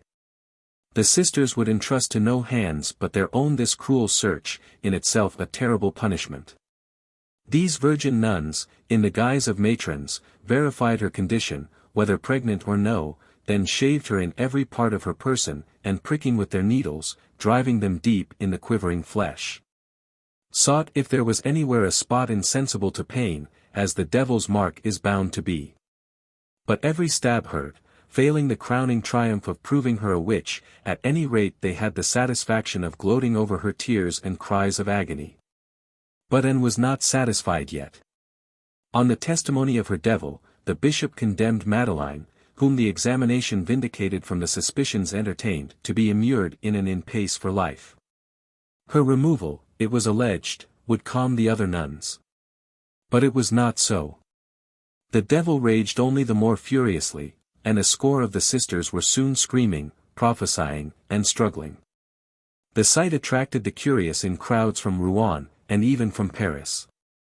A young surgeon of the latter city, Yvelin by name, had already been a spectator of the farce perpetrated at Loudun, and now came to watch the one at Louviers. He was accompanied by a magistrate, a very clear-headed man and an assistant councillor at Rouen. They devoted a steady and persevering attention to the matter, establishing themselves in the town and studying the phenomena systematically for 17 days. From the very first day they detected the imposture. A conversation they had had with the penitentiary on entering the town was repeated to them, as a special revelation, by the devil in possession of Anne of the Nativity. On every occasion they accompanied the crowd to the convent garden. The scene and its accessories were extremely striking. The shades of night, the torches, the trembling and smoky lights, all produced effects which had been lacking at Loudun. The mode of procedure, however, was of the simplest. One of the possessed would declare, "You will find a talisman at such and such a spot in the garden." A hole was dug at the place indicated, and the charm duly discovered. Unfortunately, Yvelin's friend, the skeptical magistrate, refused to quit the side of the principal performer, the nun Anne. On the very edge of an excavation they were going to open up, he grasps her hand, and opening the fingers, finds the talisman, a little black thread, concealed there, which she was on the point of throwing into the hole. Exorcists, penitentiary, priests, and Capuchins, who were all present, were covered with confusion. The intrepid Yvelin, on his own authority, commenced an inquiry and saw to the bottom of the whole thing. Among 52 nuns there were, he declared, 6 under possession, diabolic or otherwise, who would seem to have deserved a taste of discipline. 17 others, under a spell, were merely victims, a troop of young women affected by the morbid excitement characteristic of cloister life. He details the symptoms with precision. The girls are otherwise normal, but hysterical, suffering from extreme disturbances and derangements of the womb, to all intents and purposes lunatic and deranged. Nervous contagion had destroyed their wits, and the very first thing to do is to isolate them from each other. Next he scrutinizes with a Voltairean keenness the various signs by which the priests recognize the supernatural character of the possession under which they labor. They prophesy, granted, but things that never happen. They translate tongues. Granted, but without understanding the original. For instance, ex parte virginis is made to mean the departure of the Virgin. They know Greek before the populace of Louviers, but cannot speak a word of it before the doctors at Paris. They make extraordinary leaps and perform feats of strength, the easiest in the world, climbing a great tree trunk a child of 3 could negotiate. In one word, the only thing they do really terrible and unnatural is to say filthy abominations no man would ever soil his lips with. The surgeon was really doing a great service to humanity by tearing away the mask from them. For the business was being pressed, and more victims would soon have been added. Besides the talismans, papers were discovered which were attributed to David or Picard, and in which such and such individuals were declared sorcerers and marked down for death. Everybody trembled, and the terror of ecclesiastical pains and penalties gained ground from day to day. The evil days of Cardinal Mazarin were now come, and the first essays in ruling of the weak and of Austria. Order and good government were things of the past. There was only one phrase left in the whole French language, La reine est si bonne, the queen is so good-natured. This good nature it was gave the clergy their chance to gain the upper hand. Lay authority being interred with Richelieu, bishops, priests, and monks were going to govern instead. But the impious audacity of the magistrate and Yvelin was like to compromise this agreeable hope. Voices of lamentation and protest reached the good queen, not the voices of the victims, but those of the scamps and impostors caught red-handed in their trickeries. The court must go into mourning for the dire outrages done to the sacred cause of religion. This was a blow Yvelin was far from expecting, believing his favor at court to be firmly based, as for 10 years he had enjoyed the title of surgeon to the queen. Before his return from Louviers to Paris, his adversaries won from the weakness of Anne of Austria the appointment of other experts, of their own choosing, an old dotard in his second childhood, a diaphorus of Rouen and his nephew. 2 clients of the clergy. These did not fail to find that the affair of Louviers was supernatural, above and beyond all human skill. Any other man but Yvelin would have been discouraged. The Rouen experts, who were physicians, treated as altogether an inferior this mere barber surgeon, this quack, while the court gave him no support. He only stiffened his back and wrote a pamphlet, which will live. In it he accepts the great duel between science and the clergy, and declares, as Wire had done in the 16th century, that in such like matters the proper judge is not the priest, but the man of science. After much difficulty he found a printer to risk putting it in type, but no one willing to sell it. Accordingly the heroic young fellow set himself in broad daylight to the task of distributing the little book. He posted himself at the most frequented spot in Paris, on the Pont Neuf, and standing at the feet of Henri IV, presented his brochure to the passers-by. There they could read the official report of the scandalous deceit, the magistrate seizing in the very hand of the female devils the unanswerable evidence of their own infamy. To return to the unhappy Madeleine. Her enemy, the penitentiary of Evreux, the same who had ordered her to be pricked, personally marking the place for the needles, now carried her off as his prey, and deposited her in the depths of the episcopal in Pace at that town. Beneath a subterranean gallery was a cellar at a lower level still, beneath the cellar a dungeon where the prisoner lay rotting in damp and darkness. Her unfeeling companions, making sure she must soon perish in the dreadful place, had not common kindness enough to provide her with a little linen to dress her ulcer with. She suffered both from pain and from her filthy condition, lying as she did in her own excrements. The perpetual darkness was disturbed by a dreadful scampering of hungry rats, the object of much terror in prisons, as they will sometimes gnaw off the helpless prisoners' noses and ears. But the horror even of these fearful surroundings did not equal that inspired by her tyrant, the penitentiary. Every day he would come into the cellar overhead, to speak down the orifice of the in-pace, threatening, ordering, confessing her in her own despite, making her say this and that against other people. Presently she left off eating entirely. He was afraid she was going to die, and took her out of the in-pace for a brief while, lodging her in the cellar above. Then, furious at Ivelin's brochure, he threw her once more into the foul sewer down below. This glimpse of light, this gleam of hope, kindled and so soon extinguished, all added to her despair.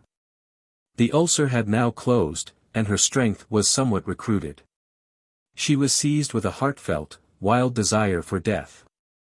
She swallowed spiders, she merely vomited, without further bad effects. She pounded glass and gulped it down, but in vain. Putting her hand on an old blunt knife, she tried hard to cut her throat, but could not succeed. Next, choosing a softer place, her belly, she forced the iron into her inwards. For 4 whole hours she worked, and writhed and bled. But nothing answered her hopes, even this wound soon closed. To crown her woes, the life that she hated so, grew stronger within her. Her heart was dead indeed, but what of that? She became a woman once more, and alas! Desirable still, a temptation for her jailers, brutal fellows of the bishop's household, who, in spite of the horrors of the place, the unhealthy and unclean condition of the wretched creature, would come to take their pleasure of her. Deeming any outrage permissible on a witch. An angel came to her succor, so she declared. She defended herself both from men and rats, but not from her own evil passions. A prison degrades the character. She began to dream about the devil, to call upon him to visit her, to implore the renewal of the shameful, agonizing delights he used to wring her heart with in the old days at Louviers. But he would come back no more. The power of dreams was done in her, her senses depraved indeed, but dulled and dead. Only the more eagerly did she recur to the thought of suicide. One of the jailers had given her a poison to destroy the rats that infested her cell. She was on the point of swallowing it, when an angel stayed her hand. Was it an angel or a demon, reserving her for an existence of crime? Now fallen into the most abject condition, to indescribable depths of cowardice and servility, she signed interminable lists of crimes she had never committed. Was she worth the trouble of burning? Many renounced the idea, and the implacable penitentiary was the only one who still thought seriously of adopting such a course. He offered money to a wizard of Evreux they had under lock and key if he would give such evidence as to ensure Madeleine's death. But henceforth she could be utilized in quite a different way, as a false witness, an instrument of lying and slandering. Every time it was desired to ruin a man she was haled to Louviers, to Evreux, the accursed phantom of a dead woman who went on living only to be the death of others. In this fashion she was brought along to kill with the venom of her tongue a poor man by name Duval. The penitentiary dictated, and she said her lesson obediently after him. He told her by what sign she should recognize Duval, whom she had never seen. She duly identified him, and affirmed she had seen him at the witches' Sabbath, and he was burned on her testimony. She confesses to this atrocity, and shudders to think she must answer for it before God.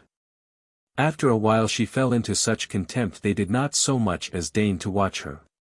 The doors stood wide open. Sometimes she had the keys in her own possession. Where, indeed, should she have fled, now she was grown a mere object of horror to all mankind? From henceforth the universe rejected the odious creature and spurred her out. Her only world was her dungeon. Under the anarchy of Mazarin and his good-natured mistress, the parliaments were the sole and only authority left. That of Rouen, till then the most favourable of them all towards the clergy, yet waxed indignant at the insolence of their present proceedings, the way they were domineering and burning. By a mere decree of the bishops, Picard had been exhumed and his body cast into the common sewer. Now it was the vicar Boulet's turn, and they were trying him. The Parliament hearkened to the appeal of Picard's family, and condemned the Bishop of Évreux to return the body at his own cost to the tomb at Louviers. It summoned Boule to appear before it, discharged his case, and on the same occasion finally removed the unhappy Madeleine Bavent from Évreux, and took her also to Rouen. There was much reason to fear the Parliament might call up both the surgeon Yvelin and the magistrate who had detected the nuns, flagranti delicto, in their imposture. Appeal was instantly made to Paris. And Mazarin threw the aegis of his protection over his fellow rascals. The whole affair was to be laid before the King's Council, an easygoing tribunal, which had neither eyes nor ears, and whose first care was invariably to bury, to hush up, to make a cloud of darkness, in any question of law and justice. Simultaneously, soft-spoken priests, in the dungeons of Rouen, comforted Madeleine, received her confession, and for penance ordered her to ask pardon of her persecutors, the sisters of Louviers. Henceforward, come what might, Madeleine, thus tongue-tied, could not be brought up to bear witness against them. This was a distinct triumph for the clergy, a triumph which the Capuchin, Esprit de Boss Roger, one of the charlatan exorcists, has celebrated in his Pied Affligée, a grotesque monument of human folly, in which, quite unknowingly, he incriminates the very people he believes himself to be defending.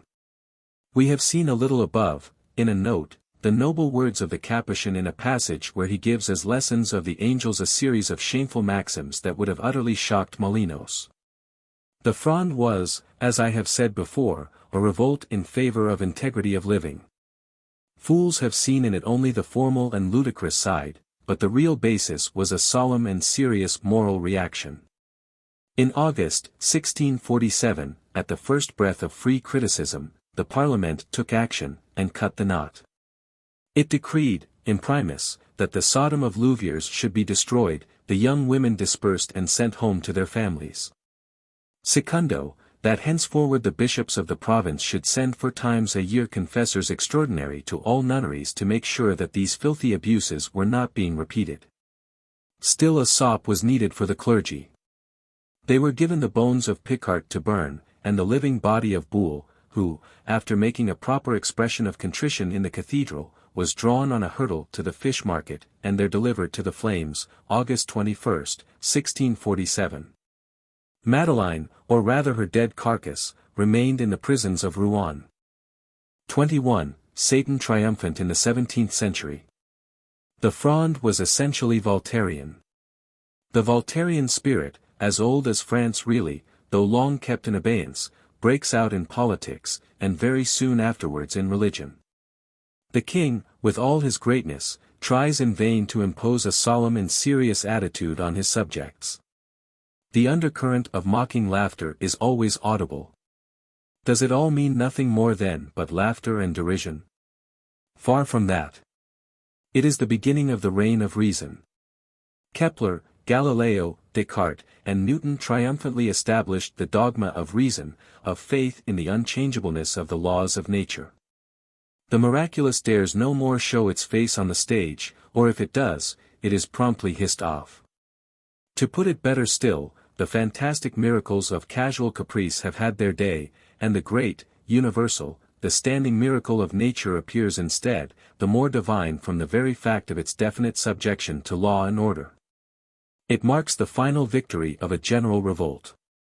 So much may be seen in the bold forms assumed by these earliest protests, in the irony of Galileo, in the absolute skepticism from which Descartes starts to build up his system. The Middle Ages would have said, it is the spirit of the wily one, the foul fiend. No mere negative victory, however, but positive and firmly based. The spirit of nature and the sciences of nature, those proscribed outlaws of an earlier day, there is no resisting their restoration to power. It is reality and hard fact chasing away the empty shadows of medieval darkness. Foolishly men had said, Great Pan is dead. Then presently, seeing he was alive still, they had made him into a god of evil, and in the gloom and chaos of those days the mistake was possible enough. But lo! He is alive now, and with a life in harmony and sweet accord with the sublime and immutable laws that guide the stars of heaven, and no less surely govern the deep mystery of human life. 2 things may be predicated of this epoch, apparently, yet not really, contradictory, the spirit of Satan has prevailed, but witchcraft is doomed. Magic of every kind, whether diabolic or divine, is sick unto death. Sorcerers and theologians, both are equally impotent. They are reduced to the condition of empirics, vainly imploring of some supernatural accident or the caprice of a gracious providence, those marvels that science asks only from nature, from reason. The Jansenists, with all their ardent zeal, obtain in a whole century but one insignificant, rather ludicrous, miracle. More unfortunate still, the Jesuits, rich and powerful as they are, cannot, at any price, get even one, but must rest content with the visions of a hysterical girl, Sister Marie Alacoque, a being of a quite abnormally sanguine idiosyncrasy. In face of such a show of impotence, magic and sorcery may well take heart of grace for their own failures. Observe how in this decay of faith in the supernatural, infidelity of one kind ensues upon infidelity of the other. The two were bound together in the thoughts and fears of the Middle Ages. They continued closely bound together in ridicule and contempt. When Molière made fun of the devil and his boiling cauldrons, the clergy were sorely disturbed. They felt instinctively that faith in paradise was being depreciated to a corresponding degree. A purely lay government, that of the great Colbert, who for a long period was king in all but name, takes no pains to conceal its contempt for these outworn questions. It purges the jails of the sorcerers. The Parliament of Rouen still went on accumulating within their walls, eventually forbids the courts to take cognizance of charges of witchcraft at all, 1672. The said Parliament protests, and protests with great plainness of speaking, that a repudiation of sorcery implies risk to a great many other things as well. Who throws doubt on the nether mysteries, shakes belief in many a soul in the mysteries of heaven. The witches' Sabbath disappears, and why? The reason is, it is everywhere henceforth, it is a part of men's ordinary habits. Its practices are those of everyday life. It was said of the Sabbath, no woman ever returned from it in child. The devil and the witchwife were reproached with being sworn foes of generation, of hating life and loving death and annihilation. And lo! It is precisely in the sanctimonious 17th century, when witchcraft is dying, 78 that love of barrenness and fear of giving birth form the most general of diseases. If Satan is a reading man, he has good cause to laugh when he peruses the casuists, his successors and continuators. Yet a difference there is between them. Satan in dread days of old was careful for the hungry, and pitiful for the poor. But these others have pity only for the rich man. Croesus with his vices and luxury in life at king's courts, is needy, grievously poor, a beggar. He comes in confession, humble, yet menacing, to extract from the learned father a license to sin, within the bounds of conscience. Some day will be written, if anyone has the courage to write it, the surprising history of the cowardly expedients of the casuist eager not to lose his penitent and the disgraceful subterfuges he is ready to resort to. From Navarro to Essiabar, a strange bargaining goes on at the expense of the wife, and some points are still left open to dispute. But this is not enough, the casuist is fairly beaten, and gives up everything. From Zoccoli to Liguori, 1670 to 1770, the defense of nature is abandoned altogether. The devil had, as everyone knows, when attending the witches' Sabbath, two faces, one above, gloomy and terrible, the other behind, ludicrous and grotesque.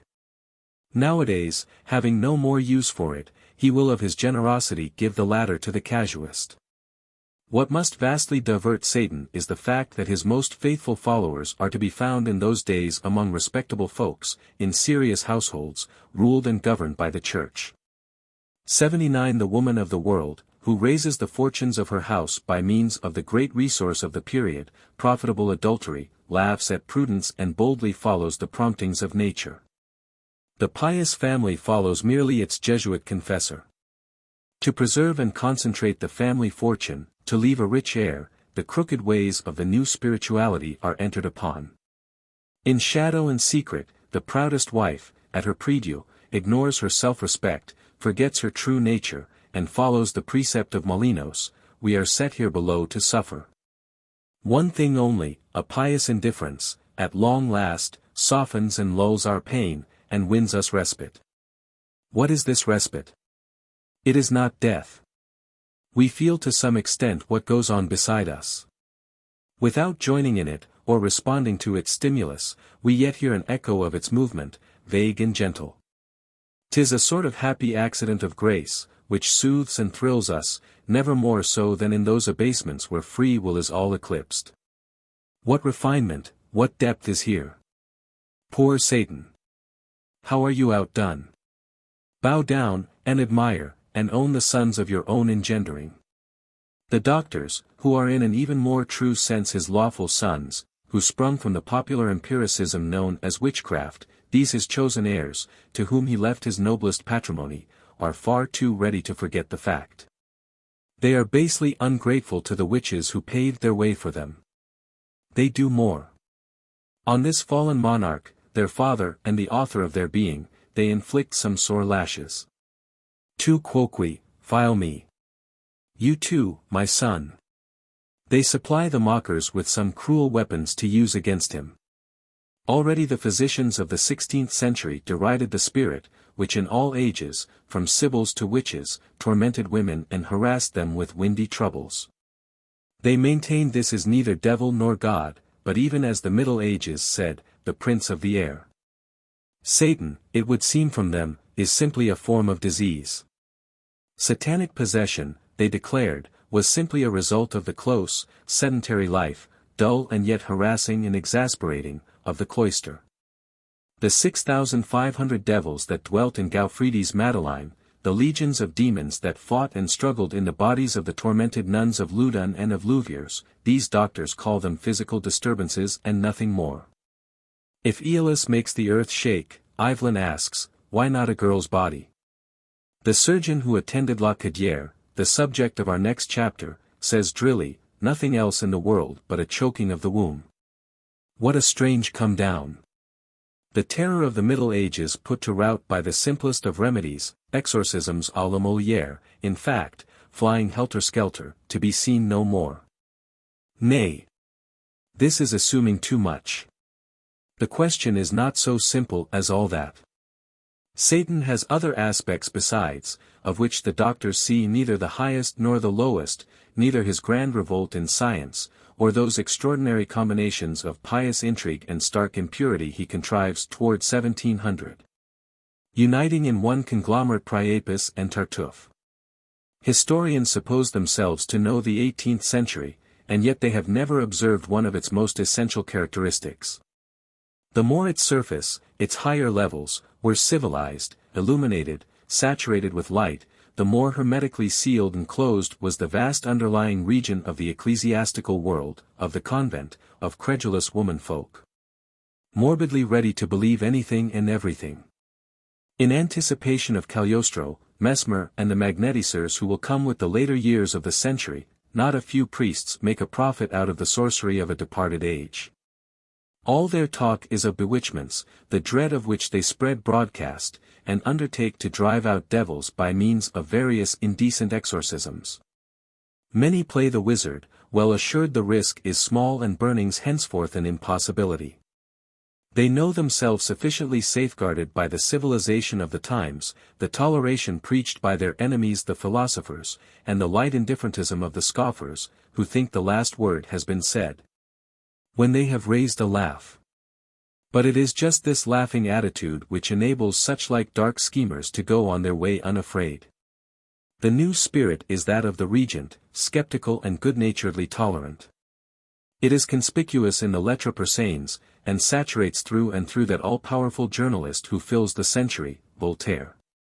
Once let human blood flow, and his whole heart revolts, at all else he laughs. Little by little the guiding principle of the world at large apparently comes to be, punish nothing, and make fun of everything. The spirit of toleration is such as to suffer Cardinal Tencin to live openly as his own sister's husband. Such as to ensure the ruling spirits of the convents in peaceful, undisturbed possession of the nuns in their charge, so completely so indeed that cases of pregnancy amongst the latter were regularly announced. And births formally and legally declared. 80 The same spirit of tolerance excuses Father Apollinaire, caught in a vile and shameful act of exorcism. 81 While Gauffridi, the gallant Jesuit, idol of the provincial nunneries, expiates his intrigues merely by a recall to Paris. In other words, by a summons to higher preferment. Similar was the punishment accorded the notorious Jesuit, Father Gerard. He deserved hanging, but was loaded with honors instead, and died in the odor of sanctity. Indeed, this is one of the most curious occurrences of the century, marking exactly the characteristic methods of the period, the rough and ready combination of the most contradictory modes of procedure. The perilous suavities of the Song of Songs formed, as usual, the preface, followed up by Marie Alacoque and her ecstasies, by the wedlock of bleeding hearts, seasoned with the morbid, unctuous phrases of Molinos. Gerard supplemented all this with the diabolic element and the terrors of bewitchment. He was the devil, and the exorcist to boot. The dreadful conclusion of the whole affair was that the unhappy woman he so barbarously immolated, far from obtaining justice, was harried to her death. Eventually she disappeared, probably imprisoned under a lettre de cachet, and cast for the rest of her days into a living tomb. 22. Father Gerard and Charlotte Cadier. The Jesuits were much to be pitied. So favorably regarded at Versailles, masters of all they surveyed, at court, they had not the smallest prestige in the eyes of heaven, not the most insignificant miracle to show. The Jansenists enjoyed an abundance at any rate of moving legends. Unnumbered crowds of sick folk, of the afflicted, the lame, the paralytic, found at the tomb of the deacon Paris a moment's healing and relief. The unhappy French people, bowed down under an appalling succession of scourges, the Grand Monarch, in the first place, then the Regency in law's wondrous system, which between them reduced such multitudes to beggary. This unhappy people came to implore salvation of a poor man of righteousness, virtuous if weak-witted, a saint in spite of his many ridiculous attributes. And when all is said and done, why jeer? His life is indeed far more touching than ludicrous. No need for wonder if these good folks were moved to awe and veneration at their benefactor's tomb, and straight forgot their ills. True, the cure was hardly ever permanent, still, what matter? The miracle had actually occurred, the miracle of genuine devotion, and loving faith, and heartfelt gratitude. Later on, an alloy of charlatanry was infused in it all. But at that time, in 1728, these extraordinary scenes of popular enthusiasm were still perfectly sincere. The Jesuits would have given their ears to own the smallest of these miracles which they refused to credit. For more than half a century they had been at work decking with fables and pretty tales their legend of the Sacred Heart, the story of Marie Alacoque. For 25 or 30 years they had been striving to persuade the world that their ally, James II, not content with curing the king's evil, in his quality as King of France, which he never was, amused himself after his death in making the dumb to speak, the halt to run, the squint-eyed to see straight. Unfortunately, after cure, their outlook was more oblique than ever, and as for the dumb, it was discovered, alas, that the individual who played this part was a known and proved impostor, a woman who had been caught red-handed in cheatery. Her habit was to travel the countryside, and at every chapelry renowned for the holiness of its patron saint, to be miraculously healed and receive the alms of the edified worshippers, going through the same performance at each successive shrine.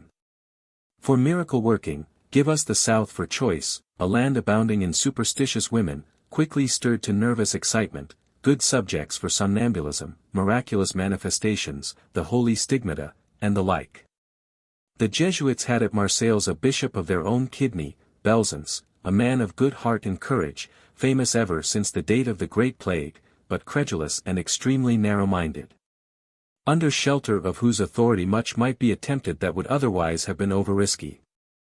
As his right-hand man they had established a certain Jesuit from Franche-Comté, a man of keen intelligence and no little ability, who for all his austerity of external demeanor was yet an agreeable preacher in the florid, somewhat worldly style ladies admire. A true Jesuit, competent to win success in either of two ways, whether by feminine intrigue or by the most straight-laced piety, Father Gerard had otherwise neither youth nor good looks to recommend him. He was a man of 47, tall, dry as dust, tired-looking, he was rather deaf, had a squalid look about him, and was forever spitting, pages 50, 69, 254. 82 He had been a teacher up to the age of 37, and still retained some of the tastes he had learned among schoolboys. For the last 10 years, since the Great Plague, that is to say, he had been a confessor in nunneries.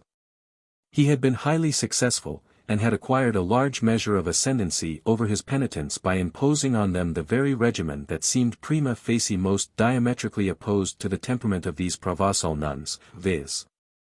the doctrine and discipline of mystic self-annihilation, passive obedience, and the absolute and utter abnegation of self. The fearful incidents of the plague had broken their spirit, enervated their heart, and affected them with a sort of morbid languor. The Carmelites of Marseilles, under the direction of Gerard, carried this species of mysticism to great lengths, at their head a certain Sister Remusat, who was reputed a veritable saint. The Jesuits, in spite of all this success, or perhaps just because of it, removed Gerard from Marseilles. They were anxious to employ him in the task of raising the status of their house at Toulon, which sorely needed it. Colbert's magnificent foundation, the Seminary of Naval Almoners, had been entrusted to the Jesuits to gradually wean the young priests attached to it from the mischievous ascendancy of the Lazarist fathers, to whose spiritual superintendence they were in almost every instance subject. But the two Jesuits appointed were far from competent for the task. One was a fool, the other one, Father Sabatier, a man of a singularly violent temper, notwithstanding his years. He had all the blunt insolence of the old type of naval martinet, and scorned any sort of moderation. He was blamed by people at Toulon, not for keeping a mistress or even going with a married woman, but with doing so openly, insolently, and outrageously, in such sort as to drive the injured husband to despair. His chief wish was that the latter should before all things realize his shame and feel all the pangs of marital jealousy. Eventually things were pushed so far that the poor man died of chagrin. 83. However, the rivals of the Jesuits afforded even greater cause for scandal. The Observantine Fathers, who acted as spiritual directors to the nuns of Saint Clare of Orleans, lived in open concubinage with their penitents, nay, they were not satisfied with this iniquity, but even failed to respect the little girls who were pupils at the nunnery. The Father Superintendent, one Aubigny, had violated one, a child of 13, afterwards flying to Marseilles to escape the vengeance of her relatives. Gerard, now nominated director of the Seminary of Toulon, was destined, by his apparent austerity of character and his very real dexterity of management, soon to regain ascendancy for the Jesuits over a body of monks so deeply compromised and of parish priests of small education and of a very common stamp. In this land where men are rough and hasty, often harsh in speech and rugged in appearance, women appreciate highly the gentle gravity of men of the North, liking and admiring them for speaking the aristocratic, the official language, French. 84. Gerard on his arrival at Toulon must have known the ground thoroughly well already. He already possessed a devoted ally there, a certain Madame Guyol, daughter of a cabinet maker in a small way of business. She was in the habit of paying occasional visits to Marseilles, where she had a daughter in a Carmelite convent. This woman put herself absolutely at his disposal, as much as and more than he wished. She was well on in years, 47, extremely hot-spirited, utterly corrupt and unscrupulous, ready to serve him in any capacity, whatever he did or whatever he was, be he saint or sinner. Besides her daughter in the Carmelite convent at Marseilles, she had another who was a lay sister with the Ursulines of Toulon. The Ursulines, a society of teaching nuns, constituted in all localities a nucleus of social intercourse. Their parlor, which was frequented by their pupils' mothers, formed a halfway house between the cloister and the world outside. Here by the sisters' complaisance, no doubt, Father Gerard came in contact with the ladies of the town, amongst the rest with a lady of 40, and unmarried, a certain Lee Gravier, daughter of a former contractor of government works in the Royal Arsenal. This lady had a friend and familiar, a sort of shadow accompanying her wherever she went, Mlie Reboul, her cousin, daughter of a ship's captain, who was her heir and who, though of pretty near the same age, 35, quite expected to succeed to her property. Round these two grew up by degrees a little coterie of Father Gerard's female admirers, who chose him as their confessor. Young girls were sometimes admitted, for instance, Mlle Cadier, a tradesman's daughter, Mlle Laugier, a sempstress, Mlle Batterel, daughter of a waterman of the port. Books of devotion were perused, and occasionally little suppers indulged in. But nothing interested them so strongly as a series of letters in which were recounted the miracles and ecstasies of Sister Remusat, who was still living at the time. She died in February, 1730. What a crown of glory for good Father Gerard, who had led her so near to heaven.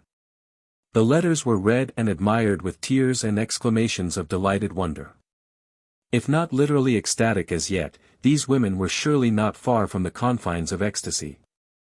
And indeed, Mlle Reboul, in order to gratify her kinswoman, was already in the habit occasionally of producing strange phenomena in herself by the familiar device of quietly holding her breath and pinching her nose with her fingers. 85.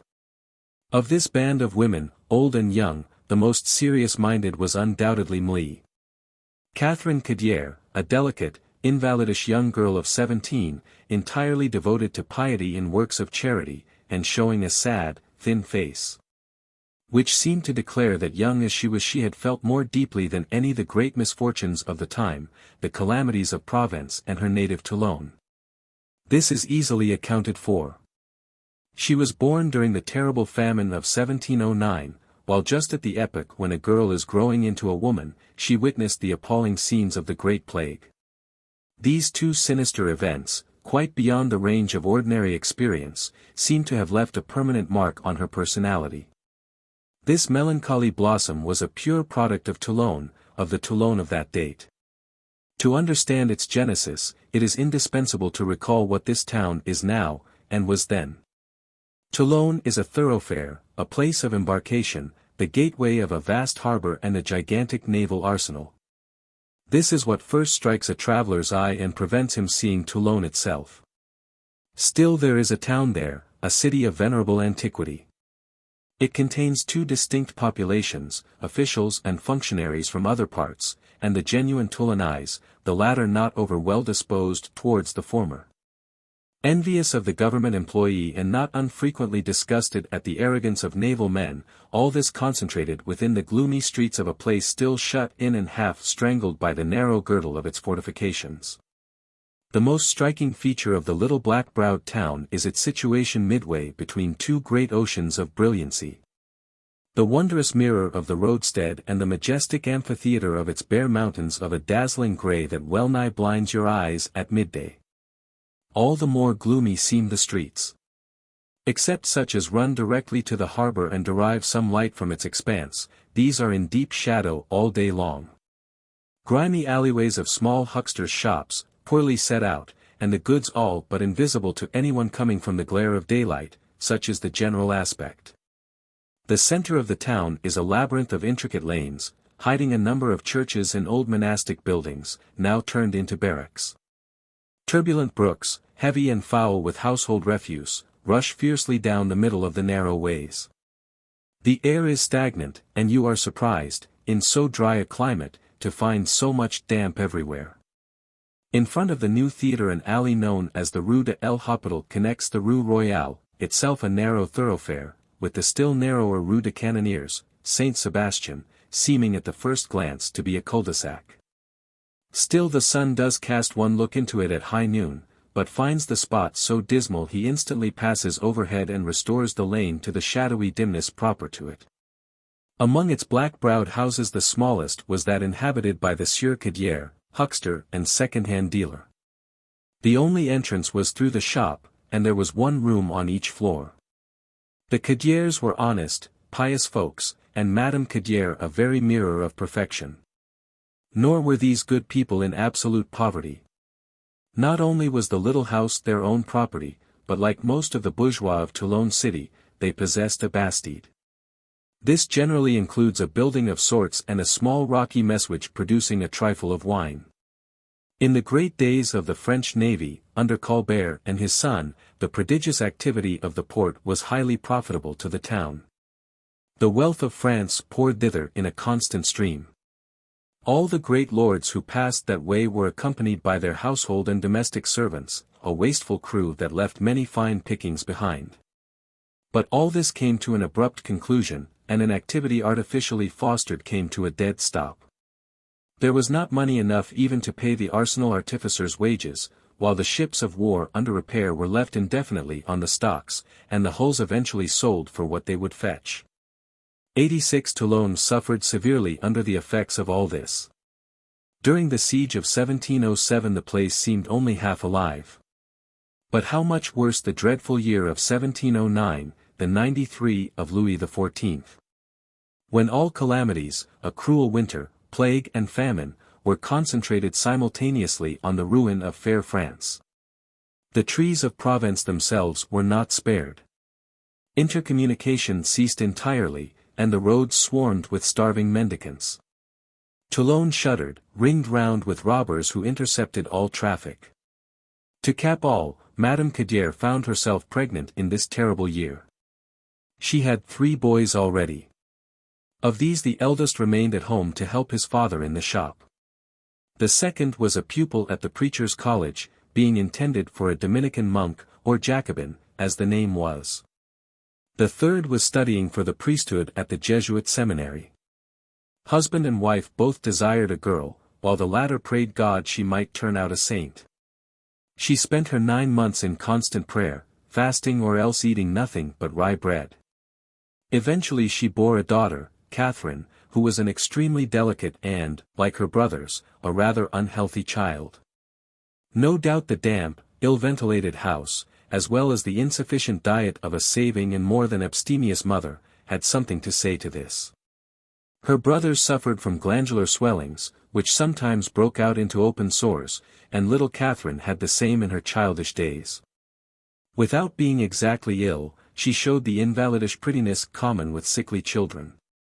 She grew tall without growing strong. At an age when other girls feel their strength and activity overflowing, and experience all the exhilaration of youth, she was already declaring, "I have not long to live." She had the smallpox, which left her somewhat marked.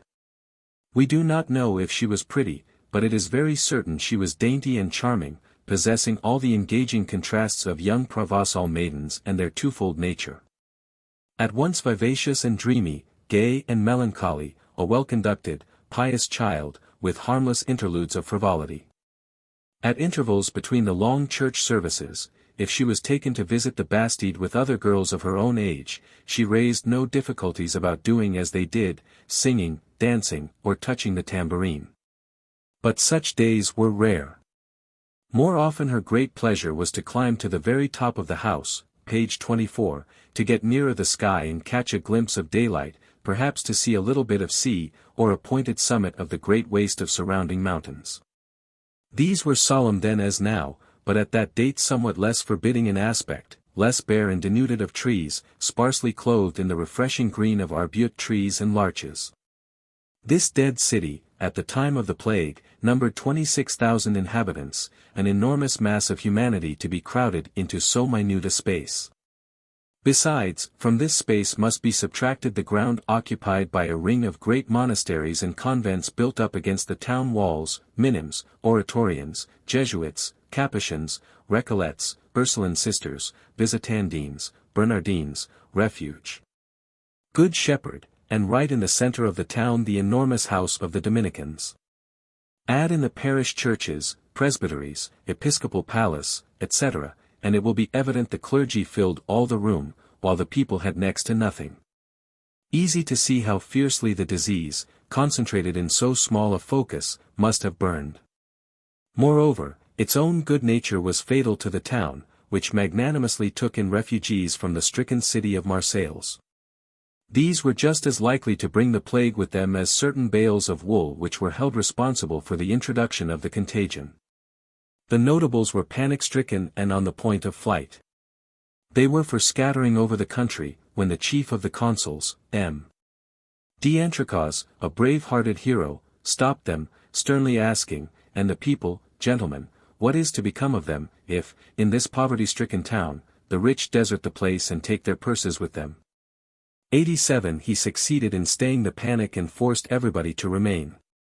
The horrors of Marseilles were attributed to the free communication permitted between the inhabitants, so d'Entrecaus tried an exactly opposite system, viz. to isolate the citizens, to shut each household up in its own domicile. At the same time 2 enormous hospitals were established, one in the roadstead, one on the mountainside. Whoever did not go to one or the other of these was bound to remain within doors under penalty of death.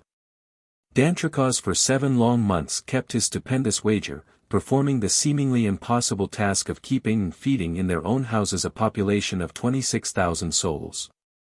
For all this time Toulon was a sepulchre, nothing stirring all day long after the morning distribution of bread and the removal of the dead that followed it. The doctors most of them perished, and all the magistrates except d'Entrecaus. The gravediggers died to a man, and were replaced by deserters under sentence of death. These wretches displayed a savage haste and brutality. The bodies of the dead were thrown from the 4th story, head downwards, into the carts. A mother had just lost her daughter, a little girl. Horrified at the thought of seeing the poor little corpse treated in this violent fashion, she gave the men money to carry it decently downstairs. On the way the child came to itself and opened its eyes. She was taken upstairs again, and recovering completely, actually became the grandmother of the learned M. Brun, already referred to as the author of the admirable history of the port of Toulon. The poor little Cadier girl was then precisely the same age as this rescued victim of the plague, viz. 12, an age abounding with so many perils for her sex. The universal closing of the churches, the suppression of all feasts and holy days, Christmas above all, so merry a time at Toulon, all this was for the child the end of the world. She seems never to have really recovered the shock, and the same is true of the town. It never lost its deserted look, all was ruin and mourning, a city of widows and orphans and crowds of desperate men. In the midst of all, a gloomy spectre, d'Entrecaus, who had witnessed the death of all he cared for, sons, brothers, and fellow magistrates, and who had nobly ruined himself, so much so that he had to live at his neighbors' tables. The poor disputing among themselves the honor of feeding him. The child informed her mother she would never wear the fine clothes she had again, and they were sold. All she cared for now was to tend the sick, and she was for ever enticing her mother to the hospital situated at the bottom of their street. A neighbor, a little girl of 14, Laugier by name, had lost her father, and was living in great poverty with her widowed mother. Catherine went to see her constantly, taking her food and clothes and everything she could. She asked her parents to pay the expenses of apprenticing Laugier to a sempstress, and such was her ascendancy over their minds they did not refuse this heavy outlay. Her piety, her loving little heart, made her all-powerful. Her charity was a passion, she not only gave money, but affection as well. She would fain have made Laugier as perfect a character as herself, and took delight in having her near her, and often sharing her bed with her. Both had been received among the daughters of Saint Teresa, a tertiary order which the Carmelites had organized. Mlle Cadier was the shining light of the affiliation, and at 13 seemed a fully trained Carmelite sister. She had borrowed from a Visitandine certain books of mysticism which she devoured eagerly. The girl Laugier, at 15, offered a marked contrast, showing no predilection for anything but eating, and looking pretty. She was this, and for this reason had been made sacristaness of the chapel of Saint Teresa, an appointment which gave great opportunities for familiarities with the priests. So much so that when her behavior earned her a well-deserved threat of expulsion from the congregation, a higher authority, a vicar general, was so indignant as to declare that, if this were done, he would lay an interdict on the chapel, pp. 36, 37. Both the girls shared the temperament of their native province, one of excessive nervous excitability, and from very early years had been subject to what were locally styled vapors of the womb.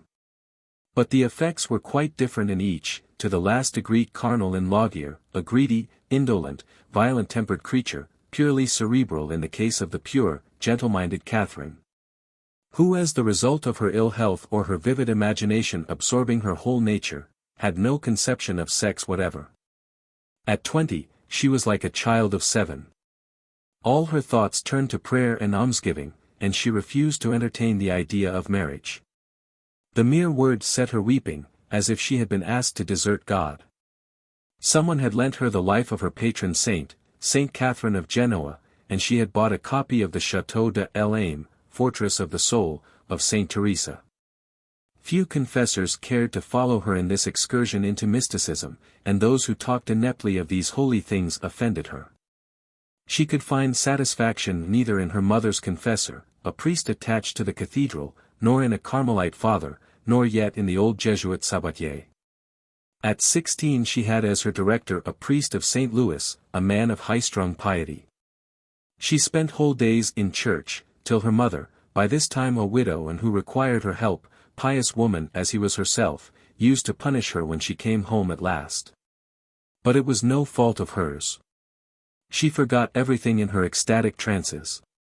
The girls of her own age looked upon her as so saintly a being that sometimes at Mass they believed they saw the holy wafer, drawn by the attraction of her love and longing exorcised, fly to her and enter in between her lips of its own accord. Her 2 younger brothers entertained widely divergent sentiments towards Gerard. The elder of the 2, the one at the preacher's college, felt for the Jesuit the antipathy characteristic of the Dominican order. The other, who was studying for the priesthood with the Jesuits, regarded Gerard as a saint and a great man, and had made him his peculiar hero. Catherine loved her youngest brother, who was a weakling in health like herself. His never-ending praises of Gerard were bound to take effect. One day she encountered him in the street, and seeing him so grave and serious and yet so kind and benignant-looking, an inner voice cried within her, Ecce homo, behold the man, predestined to direct your conscience. The following Saturday she went to confess to him, and he told me, Mademoiselle, I have been expecting you. She was filled with wonder and emotion, never dreaming her brother might have warned him, but thinking the mysterious voice had spoken to him as well, and that both shared this celestial boon of heavenly admonitions, pages 81, 383. 6 summer months rolled by without Gerard, who confessed her every Saturday, having made any advances. The scandal attaching to the old Jesuit Sabatier was sufficiently deterrent. It would have been his more prudent course to be content with the more obscure attachment, and stick to the Guyol woman, a very mature charmer it is true, but a very devil incarnate for ardor and enterprise. It was Charlotte herself who, in all innocence, made the first advances toward her father confessor. Her brother, the hot-headed Jacobin, had thought good to lend to a lady of his acquaintance, and circulate through the town, a satiric piece entitled, La Morale des Jesuits, Morals of the Jesuits. The latter soon got wind of it, and Sabatier swore he would write to court to demand a lettre de cachet to clap the obnoxious Jacobin in prison. His sister is anxious and alarmed, and goes with tears in her eyes to beg and implore Father Gerard's intervention. On her coming to him again after a short interval, he tells her, Courage, mademoiselle, your brother has nothing to fear. I have arranged the matter. She was melted by his kindness, and Gerard was not slow to perceive his advantage. A man of such influence, the king's friend, and God's favored instrument, and who had shown himself so good and kind. What more moving for a young and generous heart? He took his courage in both hands, and said, but still in his usual equivocal phraseology, Put yourself in my hands, give yourself up wholly and entirely to me. Without a blush, in her angelic purity of mind, she promised, I will, understanding merely that she was to have him henceforth for sole and only director of her conscience. What did he propose to do with the girl? Would he make her his mistress, or his tool for charlatanry? Doubtless Gerard was drawn both ways, but I believe his inclination was to adopt the second alternative. He had a wide choice, and could find sensual gratification elsewhere without the same risk. Mlle Cadier was protected by a God-fearing mother. She lived with her relations, a married brother and the 2 churchmen, in a house of the most confined dimensions, the only means of entering which was through the elder brother's shop. She scarcely ever went abroad except to church. Great as was her simplicity, she divined by a sort of instinct anything that was impure and houses of a dangerous character. A band of women, penitents of the Jesuit fathers, were fond of meeting at the top of a certain house, where they indulged in little gormandizings and foolishness of other sorts, shouting in their Provençal dialect, "Long live the Jesuiticals." A neighbor, disturbed by the noise, came on the scene and surprised them lying flat on their bellies, page 56, singing and eating fritters, the expenses, it was said, being all defrayed from the almsbox. Gauffridi was invited to join this coterie, but was disgusted by what she saw, and never came again. She was only open to attack on the spiritual side, and Gerard's designs seemed limited to getting the mastery of her soul. To win her subjection, to make her accept the doctrines of passive obedience he had taught at Marseilles, such apparently was all he wanted. He thought example would be more efficacious than precept, and instructed the woman Gaïol, his familiar spirit and abject servant, to carry the young saint to that town, where Gauffridi had a friend of her girlhood, a Carmelite nun, daughter of Madame Gaïol. The astute schemer pretended, by way of inspiring her companion with confidence, that she too experienced ecstatic stirrings of spirit, and fed her with a string of ridiculous tales. She told her, for instance, how on one occasion finding a cask of wine turned sour in her cellar, she fell to her prayers, and instantly the wine grew good again. Another time she felt a crown of thorns wounding her brow, but to comfort her the angels had served up a good dinner, which she enjoyed along with Father Gerard. Charlotte secured her mother's permission to visit Marseilles with her good friend, the excellent Madame Gaïol, Madame Gauffridi paying expenses. It was in the hottest month of that blazing climate, in August, 1729, a season when the whole countryside is burnt up, and offers a landscape of bare rocks and gravel reflecting the fierce sunlight. The poor girl's brain, parched by the heat and weakened by the fatigues of traveling, received only too readily the sinister impressions of conventual mortification. The most striking type of this was afforded by the aforementioned Sister Remusat, little better than a corpse already, and who actually died shortly afterwards. Charlotte was lost in admiration of such high perfections, while her artful companion plied her with the alluring suggestion of following in her steps and succeeding to her prestige. During her temporary absence, Gerard, left behind in the hot, stifling oven of Toulon, had lamentably deteriorated. He was constantly visiting the little Louviers girl, who also thought she had ecstasies, to comfort her, which he did so effectually that all of a sudden she found herself enchant. When finally Gauffridi came back to him all spirituality and mystic ecstasy, Gerard, whose feelings were widely different, entirely carnal in fact and pleasure-seeking, cast over her a breath of desire, pages 6, 383. She was kindled by it, but, it is evident, in her own peculiar fashion, in a spirit of purity, holiness, and generosity, anxious to spare him from a fall, devoting herself to save him to the point of being ready to die for him, September, 1729. One of the privileges attaching to her sanctity was a gift of seeing to the bottom of men's hearts. It had several times been her lot to discover the secret life and private morality of her confessors, and warn them of their faults, rebukes which some of them, astounded and disconcerted, had taken in a contrite spirit.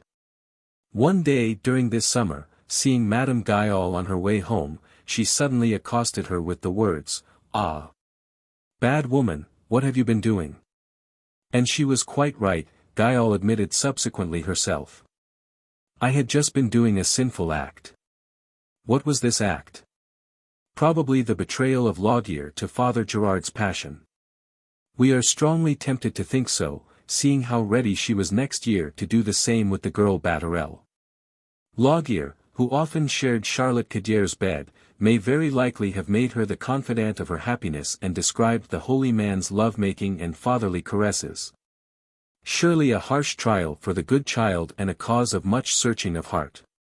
True, she was thoroughly well acquainted with Gerard's great axiom, that with holy men every act is holy. But on the other hand her innate sense of right and wrong and all her previous upbringing compelled her to believe that an inordinate complacency towards any created being was a mortal sin. This agonizing perplexity between two contradictory doctrines was too much for the poor girl. she suffered fearful storms of doubt, and firmly believed herself possessed of the devil. Here again she showed the goodness of her heart. Without humiliating Gerard, she told him she had the vision of a soul tormented by the lusts of the flesh and in peril of mortal sin, that she felt in her an imperative need to save this soul, to offer the evil one victim for victim, to acquiesce in diabolic possession and sacrifice herself in lieu of the other. He raised no objection, but permitted her to be possessed, but for a year only, November, 1729.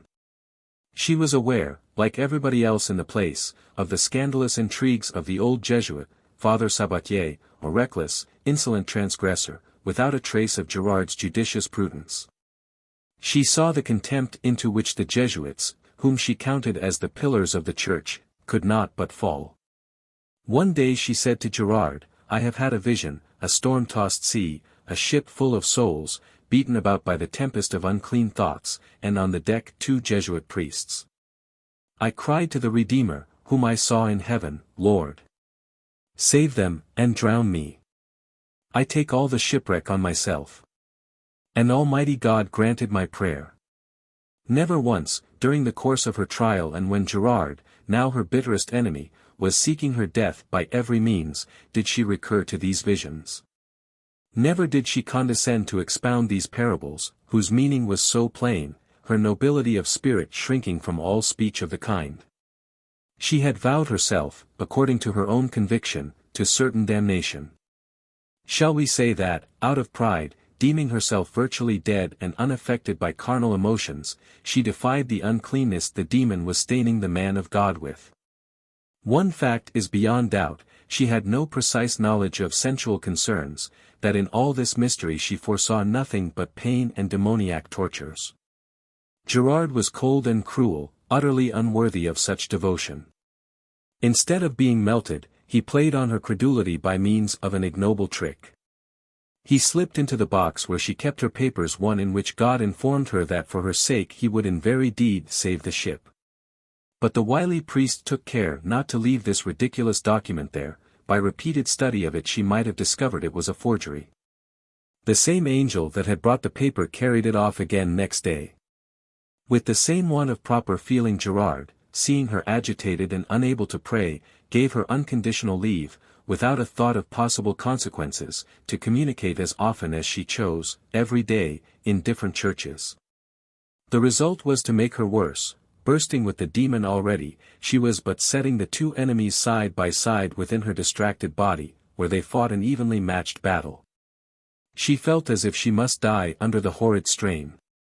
She fell in a dead faint, remaining in this condition for several hours. By December she hardly left the house at all, being indeed pretty much confined to her bed. Gerard had only 2 good excuses for visiting her, and he observed considerable prudence, always getting her young brother to conduct him to her room, at any rate as far as the door. The sick room was at the top of the house, and the girl's mother always remained discreetly in the shop downstairs. He could be alone with her as much as he pleased, and if he chose might turn the key in the lock.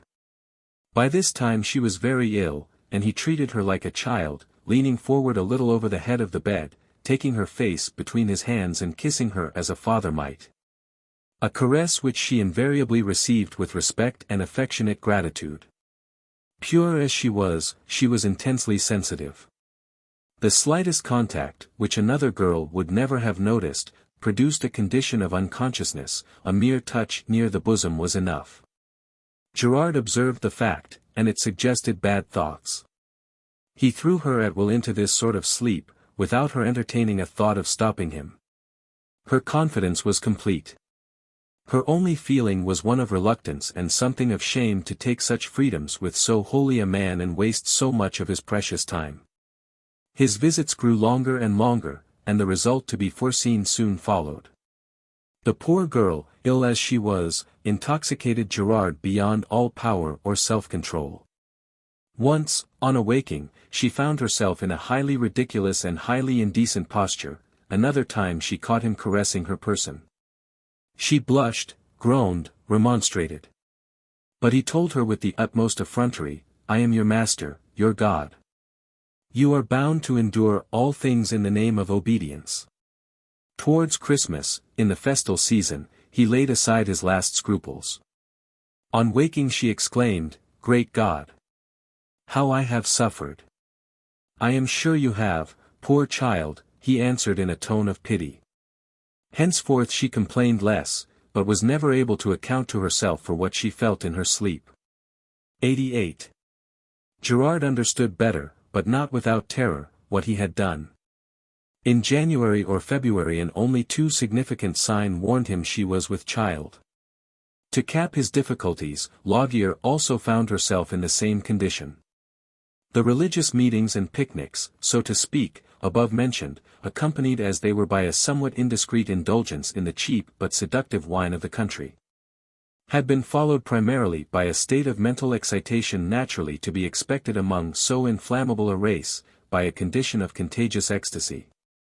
With the more cunning and experienced it was all pretense, but with Louviers, a young girl of a sanguine and headstrong temperament, the ecstasy was real. She exhibited in her little room at home veritable excesses of delirium and swooning fits, particularly when Father Gerard came to see her. Her pregnancy began a little after that of Charlotte Gaudier, no doubt about the time of the 12th night celebrations. 89. The danger was imminent. The girls did not live in a desert. They were not buried in a convent, where everybody was concerned to hush the matter up, but in the glaring light of an inhabited quarter, Louviers surrounded by inquisitive friends and neighbors of her own sex. Gaudier in the bosom of her own family. Her brother, the Jacobin, began to look suspiciously on the lengthy visits her confessor paid her. One day he insisted on staying by her, when Gerard arrived. But the latter put him out of the room, and his mother indignantly turned her son out of the house. Things were ripening for an explosion. No doubt but the young man, so harshly treated, driven from home, bursting with resentment, would go to complain loudly to his masters, the preaching fathers. The latter, quick to seize so excellent an opportunity, would hasten to repeat the scandal, and set to work surreptitiously to rouse the town against the Jesuit. This latter took a sudden and extraordinary resolution, to retaliate by a bold stroke and save his skin by crime. The man of pleasure was turned into a man of sin. He knew his victim intimately. He had seen on her person the traces left by the scrofulous sores she had suffered from as a child. These do not heal cleanly like an incised wound, the skin always remains reddened at the spot, exceptionally thin and tender. Such marks she had on her feet, and another in a sensitive, dangerous place, just under the breast. He conceived the devilish idea of reopening these wounds, and giving them out as stigmata, like those of St. Francis and other saints had received from heaven, holy men who, aspiring to imitation of the crucified and complete conformity with his blessed body, came to bear the mark of the nails and of the lance thrust in the side. Were not the Jesuits in despair at having nothing to offer in opposition to the miracles of the Jansenists? Gerard felt sure of delighted acceptation of so unexpected a miracle, and he could hardly fail to be supported by the members of his own order and their house at Toulon. 1. The old Sabatier was ready to believe anything. He had already been Charlotte's confessor, and the fact had redounded to his honor. Another, Father Grignet, was a pious fool, who would see whatever he was told to. If the Carmelite fathers thought good to entertain any doubts, why, they should have a hint from such high quarters that they would deem it prudent to keep these to themselves. Even the Jacobin Gaudier, hitherto his persistent and jealous enemy, would find it best to change his attitude, and credit a circumstance that would redound so much to the glory of his family and constitute him the brother of a saint. But surely, it will be objected, the thing may be explained on natural grounds. Countless examples, perfectly well authenticated, are known of genuine stigmata. 90. Probability points the other way. Directly she noticed what had occurred, she was vexed and ashamed, fearing Gerard would be annoyed at this revival of her childish complaint. She hurried to consult a neighbor, a Madame Truc, who dabbled in medicine, and bought of her, pretending it was for her young brother, an ointment that cauterized the wounds. What method did the cruel priest employ to make the wounds? Did he use his nails? Did he resort to a small knife he always had with him? Or else did he draw the blood to the surface in the first instance, as he undoubtedly did afterwards, by vigorous sucking? The victim was unconscious, but not insensible to pain. There cannot be a doubt she felt the pangs in her sleep. She would have deemed it a deadly sin not to tell Gerard everything, and however much afraid of displeasing and disgusting her friend, she informed him of the facts. He looked, saw, and began the comedy he had resolved to play, reproaching her for wishing to get cured and so opposing the will of God. "'Tis the celestial stigmata," he cried, and dropping on his knees, fell to kissing the wounds on the girl's feet. For her part, she crosses herself, bows to the earth, cannot credit the thing. Gerard is only the more earnest and scolds her for her incredulity, then he makes her show him her side and is lost in admiration of the wound there. "I, too, am marked," he tells her, "but my stigmata are eternal." Thus is she constrained to believe herself a living miracle. What helped her to acquiesce in so strange a marvel was the circumstance that Sister Remusat had just died. She had seen her in glory, and her heart borne aloft by angels. Who was to be her successor on earth? Who was to inherit the sublime gifts that had been hers, the celestial privileges she had been so richly endowed with? Gerard offered Charlotte Cadier this succession, and corrupted her by appealing to her pride. Henceforth she was a changed woman.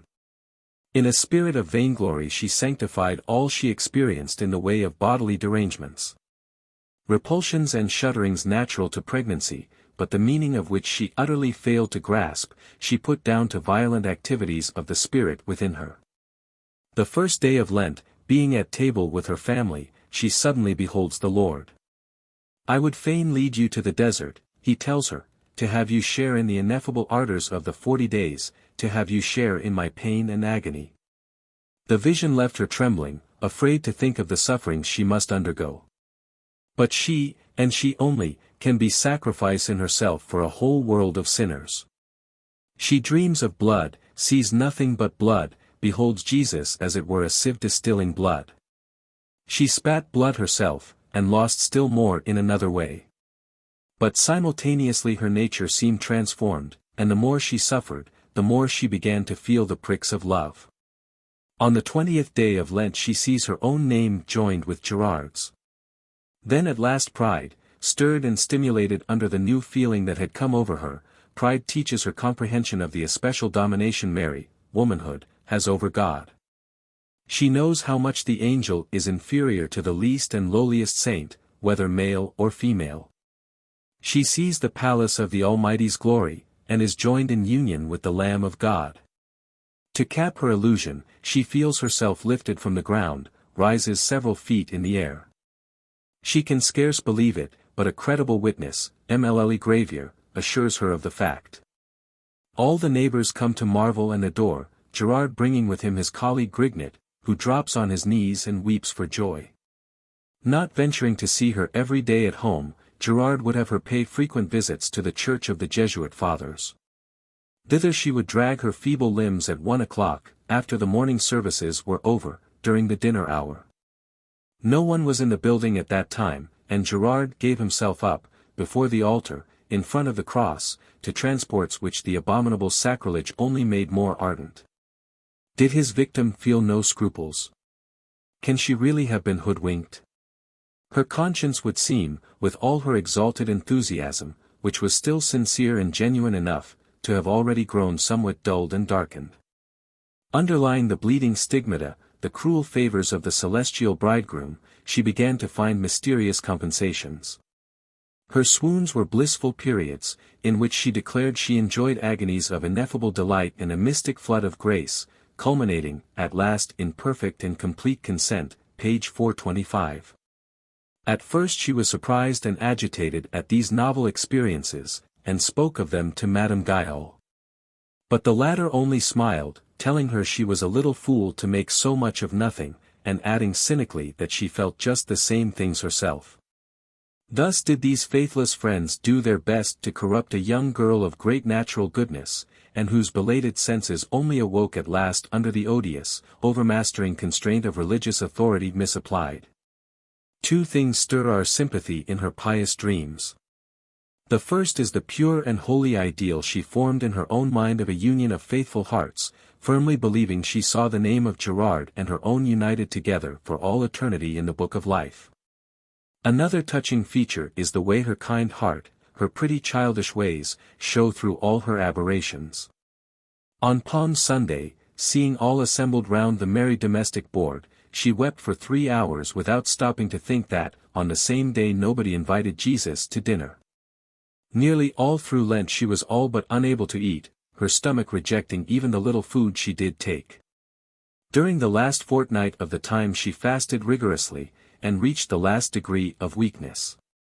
Will it be believed that Gerard, far from leaving the dying girl to breathe her last breath in peace, actually began to practice fresh violence upon her? He had prevented her wounds from closing. And now a new one made its appearance in her right side. Finally, on Good Friday, to crown the cruel farce, he made her wear a crown of iron wire, which, piercing her forehead, set drops of blood coursing down her face. It was all done with hardly an attempt at secrecy. First of all he cut off her long hair, which he carried away with him. The crown he had ordered of a certain Betard, a tradesman of the port, who made bird cages.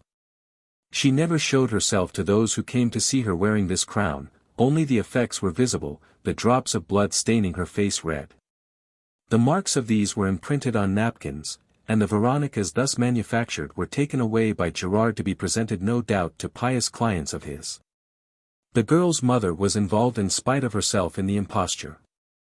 Nevertheless she began to be afraid of Father Gerard, becoming more and more convinced the man was capable of anything, while someone, very likely Madame Guillot, very much in his secrets, had told her that, if she said one word, her daughter would not have 24 hours to live.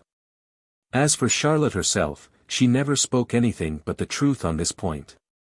In the account she dictated of the events of this Lenten season she says expressly it was a crown with sharp points, which was pressed down on her head, and so caused the bleeding.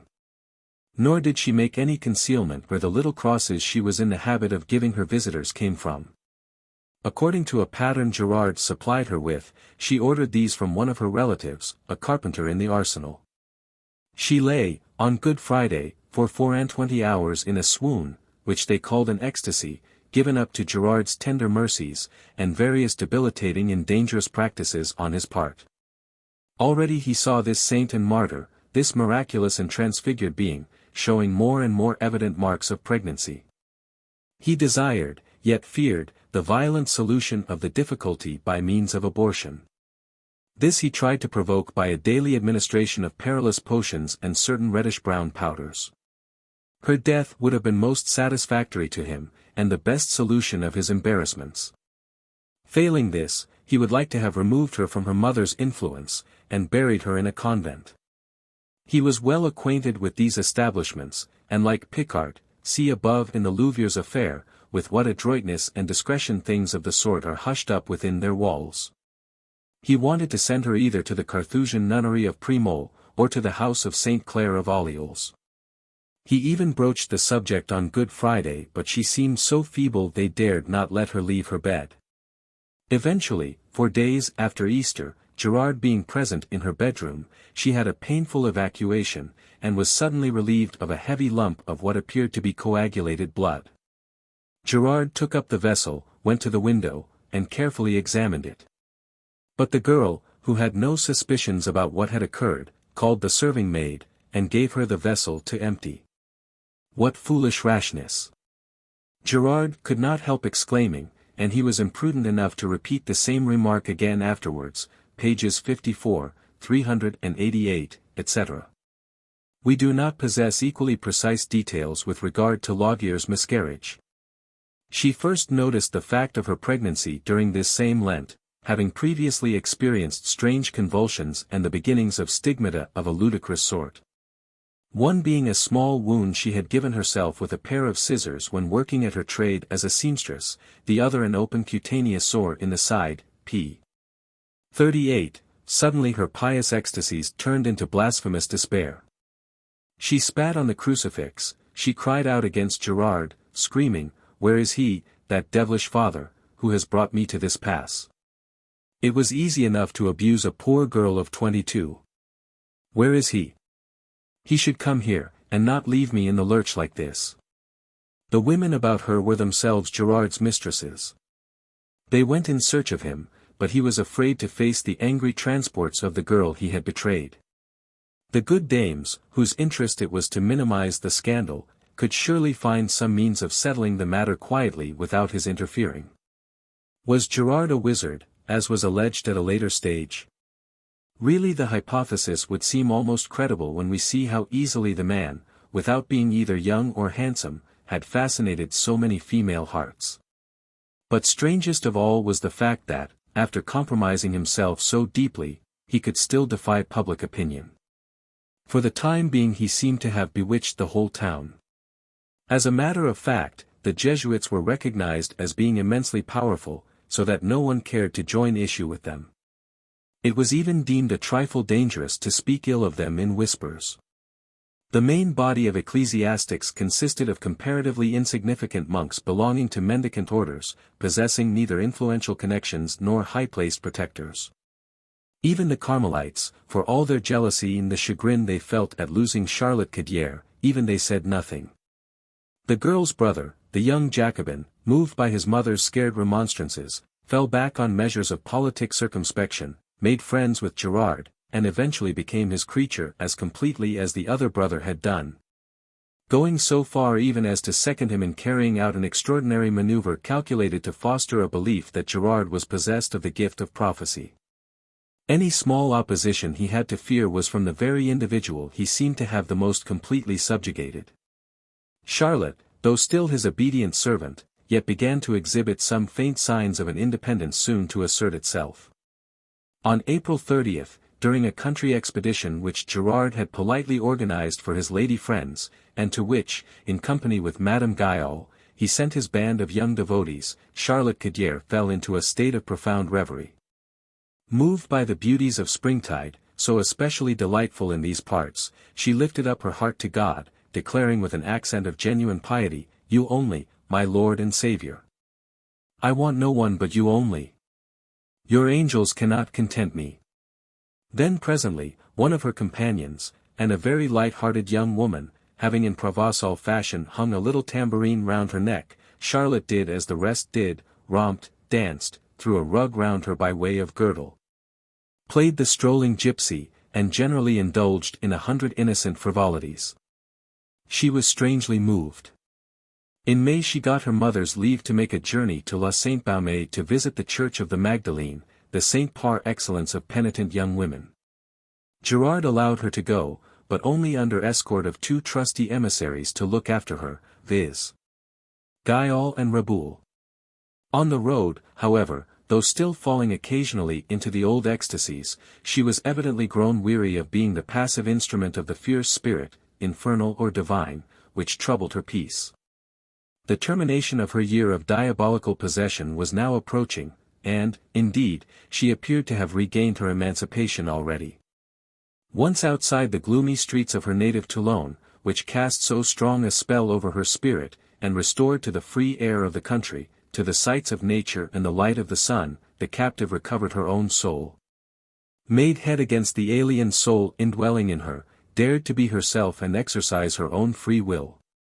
This was far from edifying the 2 spies Gerard had set over her, who immediately on returning from this brief expedition, from May 17th to 22nd, warned him of the alteration. This he was able to verify for himself. For she struggled now against the state of ecstasy, reluctant it would seem to obey any impulses but those of reason and common sense.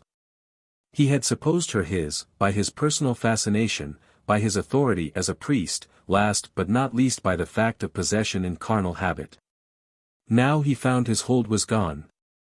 The tender soul, which after all had not so much been conquered as surreptitiously surprised, was reasserting its natural bent. This wounded him to the quick. His old trade of schoolmaster, the despotism he had wielded over children whom he could chastise at will, and subsequently over nuns not less at his mercy, had left deep in his heart a harsh, jealous love of domineering. He made up his mind to regain his power over Charlotte Cadier at any cost, and punish her first essay at Revolt, if revolt it can be called, this timid aspiration of a downtrodden soul to lift its head again.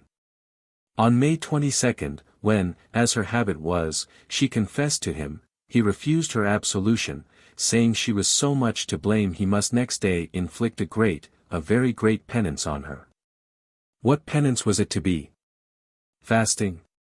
But she was already weak and exhausted. Long prayers, another usual form of penance, were not approved of by the Quietists. In fact, directors holding their tenets actually forbade them. There only remained corporal punishment, the discipline of the rod. This was very generally, indeed lavishly employed, in convents no less than in schools, being short, sharp, and easy of application. In rude and simple times the church itself was often the scene of such executions. And we see in the old fabliaux, those naive records of medieval manners and customs, how the priest, after confessing husband and wife, would proceed without more ado on the spot, behind the confessional box, to lay the lash across their backs. Schoolboys, monks, nuns, all were chastised in the same homely fashion. 91. Gerard felt sure a girl like Charlotte Cadier, unused to humiliation, and modest in the highest degree, all she had undergone was in her sleep and unconsciously to herself, would suffer excessively from a shameful chastisement, which would infallibly break her spirit and destroy whatever spring was yet left her. She was bound perhaps to be even more deeply mortified than another would have been, to suffer, if the truth must be told, in her vanity as a woman. She had borne so much, fasted so rigorously, and then her miscarriage had come as a climax. Her body, naturally delicate, seemed little better than a shadow. The more certain was she to dread letting any part of her poor emaciated, marred, and aching person be seen. Her legs were swollen, and she suffered from a little infirmity of the flesh that could not but humiliate her extremely. We have not the heart to relate in detail what followed. It may be read in the 3 depositions she made, so naive and so manifestly sincere. Not being under oath, she makes it a duty to declare even matters which it was for her own interest to conceal, even such as might be most cruelly abused to her own disadvantage. First deposition, made in reply to unexpected questioning before the ecclesiastical judge, who was sent to pay her a surprise visit. Here we have throughout words springing naturally from a young and innocent heart, speaking as in face of God himself. Second deposition, before the king, that is to say, before the magistrate representing him, the king's lieutenants civil and military, at Toulon. Third and last deposition, before the High Court of the Parliament of Aix, pp. 5, 12, 384 of the Trial, folio. Observe that all 3, in remarkably close agreement, are printed at Aix, under the eyes of her enemies, in a volume. The intention of which is, as I shall prove later on, to minimize Gerard's criminality and draw the reader's mind to every circumstance unfavorable to Charlotte Cadier. And yet whoever issued it has found himself unable to help giving these depositions, which tell so crushingly against the man he favors. With monstrous inconsistency, Gerard first terrorized the unhappy child, then with a brusque change of front, shamefully and barbarously took foul advantage of her panic fear. 92. There is no question here of love as an extenuating circumstance. Far from it, he did not love her, which adds to the horror of it all. We have seen the cruel drugs he administered, and shall presently see how he abandoned her in her need. He begrudged her superiority to the other degraded women he had to do with, he hated her for having, how innocently, tempted him and compromised his reputation. Above all, he could never forgive her for keeping her soul her own. His only wish was to break her spirit. Yet he was filled with hope to hear her say, "I feel I shall not live long," a phrase she often made use of now. Scoundrel and libertine. Showering dishonoring kisses on her poor broken body, longing she were well dead all the while. How did he account to her for these atrocious contrasts of caresses and cruelty? Did he represent them as trials of her patience and tests of obedience? Or did he appeal boldly to the real basis, the fundamental doctrine, of Molino's teaching, that it is by dint of sinning sin must be killed? Did she believe it all? Did she not realize at all that these pretensions of justice, expiation, penitence, were nothing more nor less than a cloak for licentiousness? After a while she preferred not to realize it. In the extraordinary crisis of moral deterioration she underwent after May 23, and in June, under the effects of the hot, enervating time of year. She owned him her master, partly from fear of him, partly out of a strange, slavish sort of love, persisting in the farce of receiving at his hands day by day like penances for her lapses.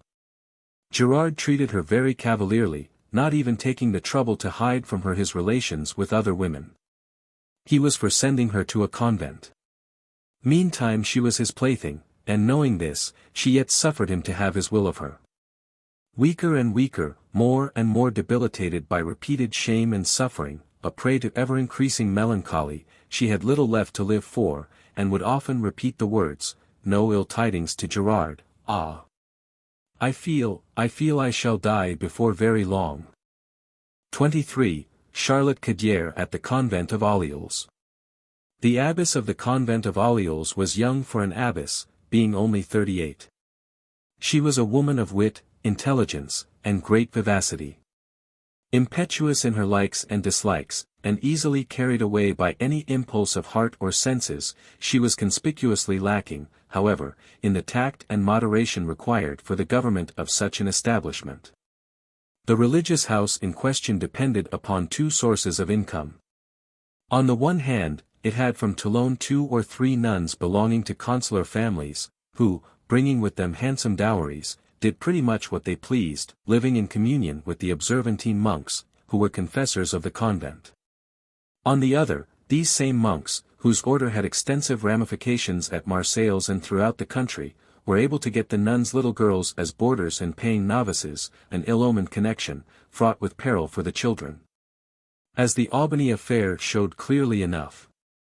No serious confinement within bounds, and little discipline indoors.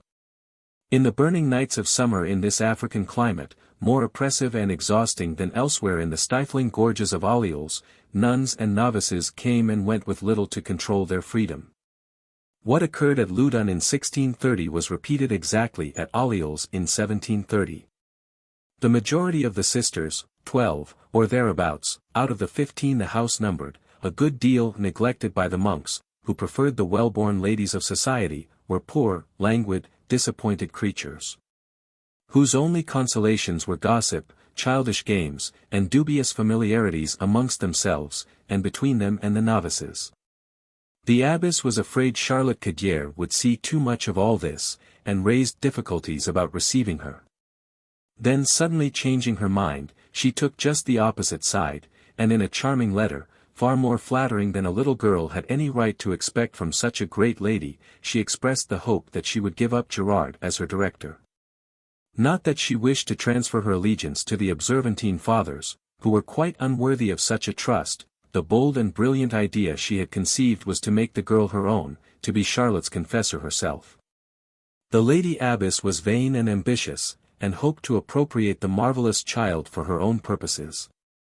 She thought she could easily gain an ascendancy over her mind, being convinced of possessing greater powers to please than an old Jesuit father, and would fain have exploited the girl saint for the profit of her house. She paid her the signal honor of receiving her at the threshold of the outer door. She kissed her, and generally took possession of her. Presently leading her to the fine chamber she occupied as Lady Abbess, she told her they would henceforth share it in common. She was enchanted with her modest bearing and rather sickly elegance, as well as with a certain mysterious, affecting touch of strangeness about her. Charlotte had suffered extremely during the short journey, and the abbess was for getting her to bed at once, in her own bed. She told her she was so fond of her she wanted her to share it, that they should sleep together like sisters. In view of the object she had in view, this was perhaps an injudicious step. It was going too far. To lodge the saint in her own apartments would have been quite enough. By yielding to this curious caprice of having the child sleep with her, she made her appear too much in the light of a little favorite. Such intimacy, very much practiced among ladies of the world, was a thing forbid in convents, a thing to be done surreptitiously, and a bad example for a lady superior to set. The abbess was astonished, however, to find her protégé hesitate. Doubtless modesty and humility were not the only factors in this reluctance. Still less would it have been due to any repugnance for the lady's person. Relatively speaking, she was a younger woman than poor Charlotte Gaudier, enjoying a vitality and health she would fain have communicated to her little sick friend. She pressed her tenderly to consent. To make her forget Gerard was her object, and she expected much from this close intimacy at all hours of the day and night. It was the especial foible of lady abbesses, their most cherished pretension, to confess their nuns, as is permitted by St. Teresa. This was bound to come of itself, under the pleasant conditions arranged. The girl would surely make her confessors only trifling confidences, keeping the innermost privacy of her heart for the one person of her predilection. Of evenings, at night, behind the bed curtains, under the caresses of a companion eager to penetrate her soul, she would let slip many a secret, both of her own and other people's. She was unable just at first to shake herself free from such pressing importunities, and shared the lady abbess's bed. The latter deemed her hold secure now, doubly secure, and on two different grounds. She was hers both as a saint and as a woman, should say as a girl, nervous, sensitive, and from very weakness, perhaps sensual. She had her legend composed, her words, every remark that escaped her, written down. Moreover, she carefully collected the most homely details of her physical existence, sending the report to Toulon. She would so gladly have made her an idol, her little doll and darling. On such slippery ground the downward road was no doubt easy and rapid, but the girl had scruples, and was in a way afraid. She roused herself to a great effort that might have been supposed beyond her exhausted strength. She asked humbly to quit this dove's nest, this downy bed, and pampered existence, to share the ordinary life of the novices or of the boarders. Great the surprise and mortification of the abbess, who deemed herself insulted. She was deeply offended at what she called her ingratitude, and never forgave her. A warm welcome awaited her from the rest of the community. The mistress of the novices, Madame de Lescat, a nun from Paris, equally clever and good-hearted, was a superior woman to the abbess. She seems to have realized what Charlotte was really, the victim of an unfortunate destiny, a young heart full of God's holiness, but cruelly marred by abnormal accidents of fate, bound to bring her headlong to shame and some sinister end. Her only preoccupation was to watch over her, to guard her against her own imprudent impulses, to explain and excuse whatever seemed most inexcusable in her conduct. Barring the 2 or 3 noble ladies who lived with the monks, and had small liking for the high abstractions of mysticism, all loved the girl and thought her a very angel from heaven. Their sensibility, which wanted an object, was concentrated on her, and her alone. They found her not only pious and supernaturally religious, but a good girl and a good sort, a charming and diverting companion. Ennui was a thing of the past. Charlotte both amused and edified them with her dreams, truly, by this I mean sincerely, recounted and always overflowing with the purest tenderness. She would say, I travel everywhere at night, even to America. I leave letters everywhere, to tell the people to be converted. Tonight I shall come and find you, even though you were to lock yourself in your room. We will go together into the Sacred Heart. Miraculous. One and all, at midnight, received, so they declared, the delicious visit. They firmly believed they felt Charlotte kiss their cheeks, and lead them away into the heart of Jesus, pages 81, 89, 93. They were very frightened and very happy.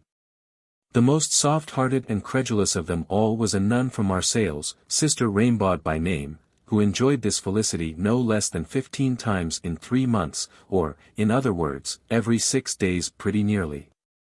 All pure fancy, as is sufficiently proved by the fact that Gaudier was with each and all of them at identically the same moment. Still the abbess was hurt, in the first instance because she was jealous at feeling herself the only one left out in the cold, in the second place being convinced that Charlotte, however buried she might be in her dreams and visions, would be only too certain eventually to hear from so many bosom friends about the scandals of the establishment. They were not hard to see. But as nothing could penetrate Charlotte Cadier's mind otherwise than by special illumination from on high, she believed herself to have discovered them by revelation. Her gentle heart was stirred to its depths, and she felt profound compassion for God, who was so vilely outraged. Once more she imagined herself bound to pay for the rest, to save the sinners from the chastisements they had deserved by exhausting in her own person whatever fiercest cruelty the fury of the devils might inflict. This all burst upon her unexpectedly and overwhelmingly on June 25, St. John's Day. In the evening she was with the sisters in the novices' room. Suddenly she fell back writhing and screaming, and presently became unconscious. On her waking, the novices crowded round her, waiting inquisitively to hear what she would say. But the mistress, Madame Lescot, guessed of what sort this would be, and felt sure she would ruin herself. She carried her off straight to her own room, where she found her body to be scarified all over and her linen stained with blood. How came Gerard to fail her in the midst of these struggles, internal and external? This was a thing she could not understand. Surely did she need support, yet he never came, or if he did, only to the public parlour, at long intervals and for a hurried visit. She writes to him on June 28, by her brothers, for though she could read, she scarcely knew how to write, summoning him in the most ardent and pressing terms. He answers her appeal by pleading for delay. He has to preach at Hyres, he has a sore throat, etc. Contrary to all expectation, it was the abbess herself who eventually got him to come. No doubt she was anxious about the discoveries Cadier had made as to the internal economy of the convent. Convinced she would speak of these to Gerard, she wanted to anticipate her revelations. She wrote the Jesuit a letter of the most flattering and tender character, July 3, p. 327, begging him, when he came, to see her first, as she wished, unknown to everyone, to be his pupil, his disciple, as the humble-hearted Nicodemus was our Lord's. I shall be able, quietly and unobtrusively, she writes, to make great strides in virtue, under your guidance, by favor of the blessed freedom my position gives me. Our new novice affords a pretext that will serve to conceal and at the same time forward my purpose, page 327. An extraordinary, a reckless step to take, that shows how ill-balanced was the Lady Abbess's mind. Having failed to supplant Gerard with Charlotte, she was for trying to supplant Charlotte with Gerard. Without preface or preparation she went straight to the point, as great ladies will, who are still well able to please, and whose overtures are certain to be instantly accepted, even going so far as to refer to the freedom she enjoyed. This false step was determined by the belief that Gerard had pretty well ceased to care for Charlotte by this time, as indeed was the case. But she might have guessed he had other difficulties on his hands at Toulon. He was disturbed and anxious about another affair, no longer involving a mere child, but a lady of ripe age, easy circumstances, and good position, the best conducted of all his penitents, Emily Gravier to wit. Her 40 years had been unavailing to protect her. Father Gerard would tolerate no independent lamb in the fold. One fine morning she was astounded and deeply mortified to find herself pregnant, and gave vent to bitter recriminations, July, p. 395. Gerard, preoccupied by this fresh misadventure, looked coldly upon the very unexpected advances made by the Abbess of Orleans. He suspected her of laying a trap for him in conjunction with the Observantine Fathers, and resolved to be very cautious. He saw the abbess, already half regretting her imprudent letter, and then Charlotte afterwards, but only in the convent chapel, where he heard her confession. The latter could not but be wounded by the slight, and no doubt his behavior was very strange and to the last degree inconsistent. He would disturb her peace of mind with frivolous, flattering letters, and little playful, almost lover-like, threats and teasings, depots. Lescot. And page 335, then scornfully refused to see her except in public. In a note written the same evening she pays him out cleverly, telling him how at the moment he gave her absolution she had felt herself marvellously detached both from her own personality and from every human creature. The very thing Gerard most desired. The threads of his life were sorely entangled, and Charlotte was only a further embarrassment. Far from being annoyed at her letter, he was delighted at what she said, and made detachment the text of an urgent sermon. At the same time he insinuated how great was the need of prudence on his part. He had received, he told her, a letter in which he was seriously warned of the errors he had committed. However, as he was leaving on Thursday, the 6th, for Marseilles, he would pay her a flying visit, pages 329, July 4, 1730. She waited for him, but no Gerard appeared. Her agitation was intense, the flood rose to its height and became a raging, tempestuous sea. She confided in her bosom friend Raimbaud, who would not leave her, but slept the night with her, p. 73, against the rules, saving appearances by saying she had come to her room in the early morning. It was the night of July 6, a night of concentrated, overpowering heat, in the narrow, shut-in furnace of Olioles. At 4 or 5, seeing her struggling in sharp agony, she thought she had the colic, and went to the kitchen in search of fire. During her absence Charlotte had recourse to extreme measures, which could certainly not fail to bring Gerard there without a moment's delay. Whether by reopening the wounds on her head with her nails, or in some way forcing the iron-pointed crown over her brow, she continued to drench her face with blood, which ran down in great gouts. The pain transfigured her whole appearance, and her eyes glittered strangely. The scene lasted a good 2 hours. The nuns crowded in to see her in this extraordinary condition, and were lost in admiration. They were for bringing the Observantine fathers, but Charlotte would not allow them. The abbess, for her part, would have taken good care not to let Gerard know, having no wish for him to see her in her present pathetic condition, which was too touching by far. However, the kind-hearted Madame Lescot saw to this, and had the father duly informed. He came, but instead of going up to her chamber at once, like a true charlatan, he had an ecstasy of his own in the chapel, where he remained a whole hour prostrate on his knees before the Blessed Sacrament, page 95. Going upstairs at last, he finds all the nuns assembled round Charlotte. He is told how for a moment she had looked just as if she were at Mass, moving her lips for all the world as if she were receiving the wafer. "Who should know it better than I," was the impostor's ready answer. "An angel had given me notice. So I said Mass, and gave her communion from Toulon." The sisters were overwhelmed by the miracle, one of them actually being ill for 2 days afterwards.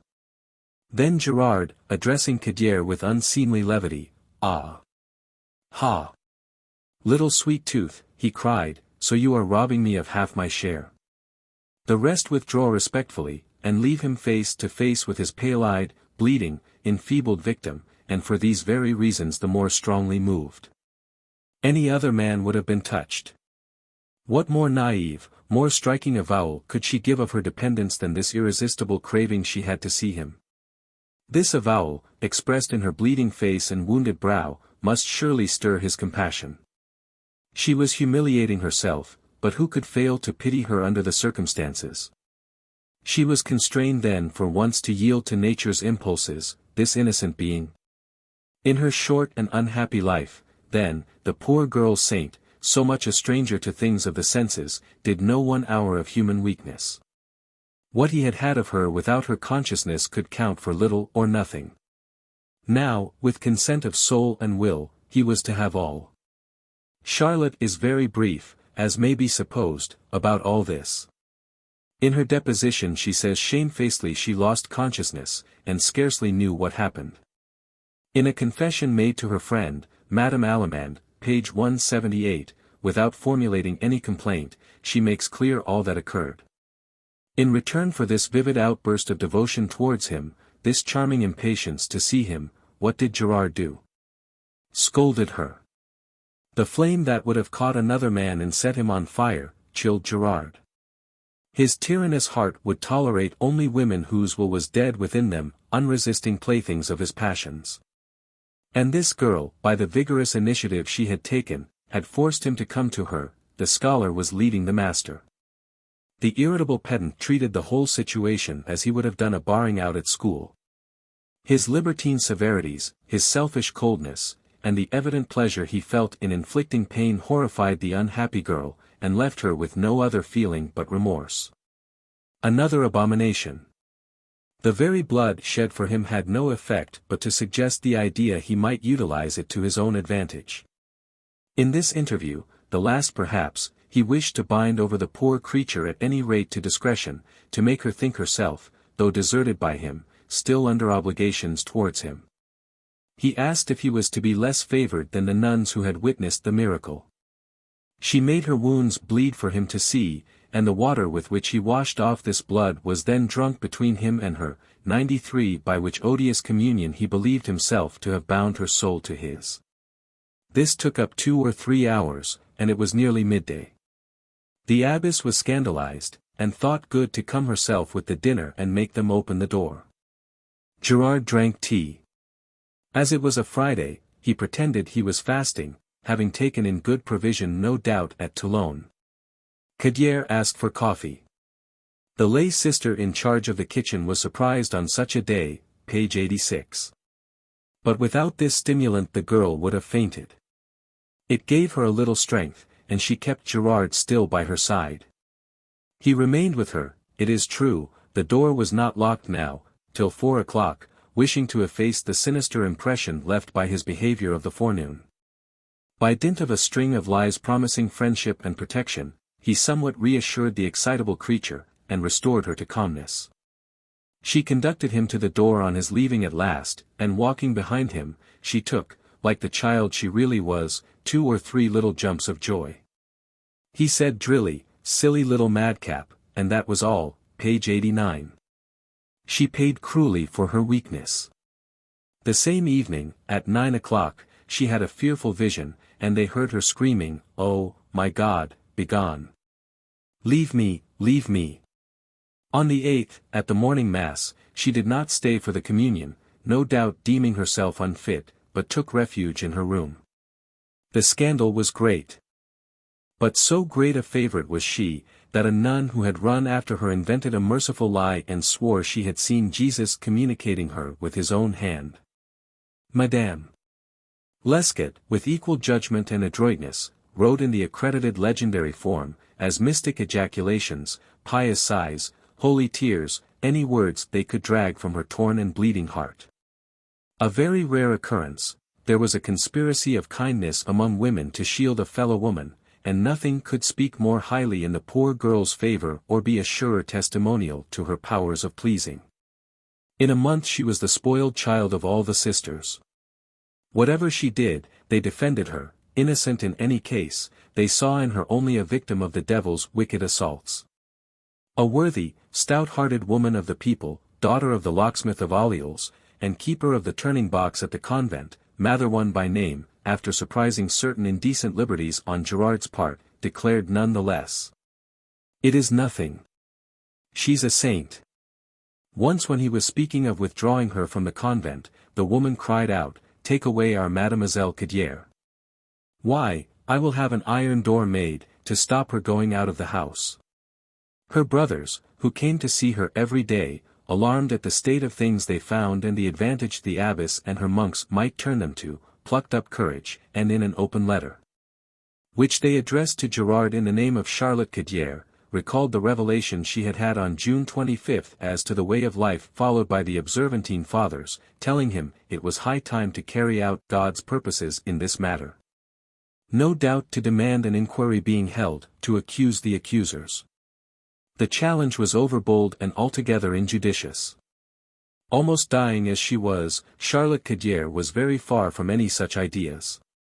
Her friends thought perhaps the man who had caused the mischief might possibly allay it, and begged Gerard to come and confess their protégé. The result was a terrible scene. In the confessional she gave vent to screams and lamentations, audible 30 yards away. The curious amongst the nuns enjoyed a fine opportunity of eavesdropping, which they did not fail to benefit by. Gerard was in torment, and kept repeating, quite unavailingly, calm yourself, mademoiselle." Page 95.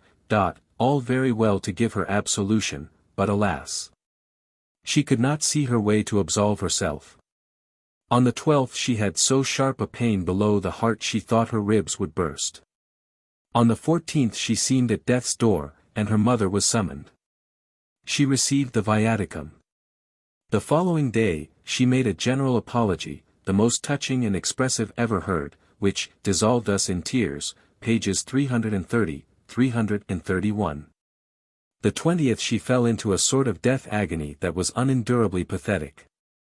Then, by a sudden and favorable change that saved her life, she enjoyed a very soothing vision. She saw the penitent Magdalene forgiven and transfigured in glory, holding the place in heaven which Lucifer had lost, page 332. Still Gerard could not make sure of her discretion except by corrupting her yet further and stifling her remorse. Now and again he would come, to the convent parlour, and kiss her, then regardless of appearances. But more often still he would send his pious protégés to see her. Madame Guyon and others visited her, overwhelming her with caresses and embraces. When she confided her secret to them with tears of shame, they only smiled, and told her all this was only part of the divine liberties the elect enjoyed, that they had had their share too, and were in the same case with her. Indeed, they openly boasted of the delights of such an association amongst women. Nor did Father Gerard disapprove of their mutual confidences and their thus sharing the most disgraceful secrets. So habituated was he to these abominations, and looked upon it all so much as a matter of course, that he actually spoke to Charlotte about Mlle Gravier's pregnancy.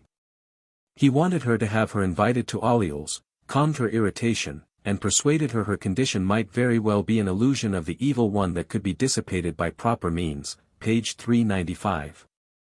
All this disgusting information made no impression on Charlotte Cadier, though it could not but rouse her brother's indignation, who knew how true it all was. The letters written by them in her name are exceedingly curious. Savage and furious in their inmost hearts, regarding Gerard as a consummate scoundrel, yet obliged to make their sister speak with respect and tenderness, they yet write in such a way that here and there, to anyone reading between the lines, their rage is evident. As for Gerard's letters, these are labored productions, manifestly composed in view of a possible trial to come. We will quote from the only one he never had an opportunity of falsifying, one dated July 22. It is bittersweet in tenor and gallant in tone, the letter of a reckless, hot-headed man. This is the gist of it. The bishop arrived this morning at Toulon, and intends to visit Cadier. Arrangements will be made beforehand as to what can be done and said. If the vicar-in-chief and Father Sabatier come to see her and ask to see her wounds, she will tell them she has been forbidden to act or speak. I am hungry to see you again and to see everything. You know I only ask my rights. It is long since I have seen anything more than half, he means at the grating of the parlour. I shall tire you out. Well, then. Do not tire me out too, and so on. An extraordinary letter in every way. He is suspicious at one and the same time both of the bishop and even of the Jesuit, his own colleague, old Father Sabatier. It is at bottom the letter of a guilty man in terror of discovery. He knows perfectly well she has in her possession his letter and papers, in a word stuff enough to ruin him outright. The two young men answer in their sister's name by an animated letter, the only one that rings true. They answer line by line, without invective, but with a bitterness that is often ironic, and which displays a concentrated fire of indignation. In it their sister promises to obey her correspondent, to say nothing either to the bishop or the Jesuit.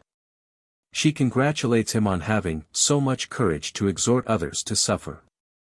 She throws his odious gallantry back in his face, but in equally odious words, in this part a man's hand is manifest, it is the work of a couple of clumsy schoolboys. The next day but one they went to tell him she wished to quit the convent instantly. He was terribly startled, thinking the papers were going to escape along with her. So profound was his terror it robbed him of his presence of mind, and he was weak enough to go weeping to the parlour at Orleans, where he threw himself on his knees before her, and asked her if she would have the courage to leave him, page 7. This touched the poor girl, who told him no, came forward and allowed him to embrace her. And all the time the Judas only wanted to deceive her and gain a few days' breathing space, time to get support from high quarters. By the 29th all is changed. Charlotte is still at Orleans, asking his pardon and promising submission, page 339. It is very evident he has brought powerful influence to work, that by this date they have received threats, perhaps from Aix, or later on from Paris.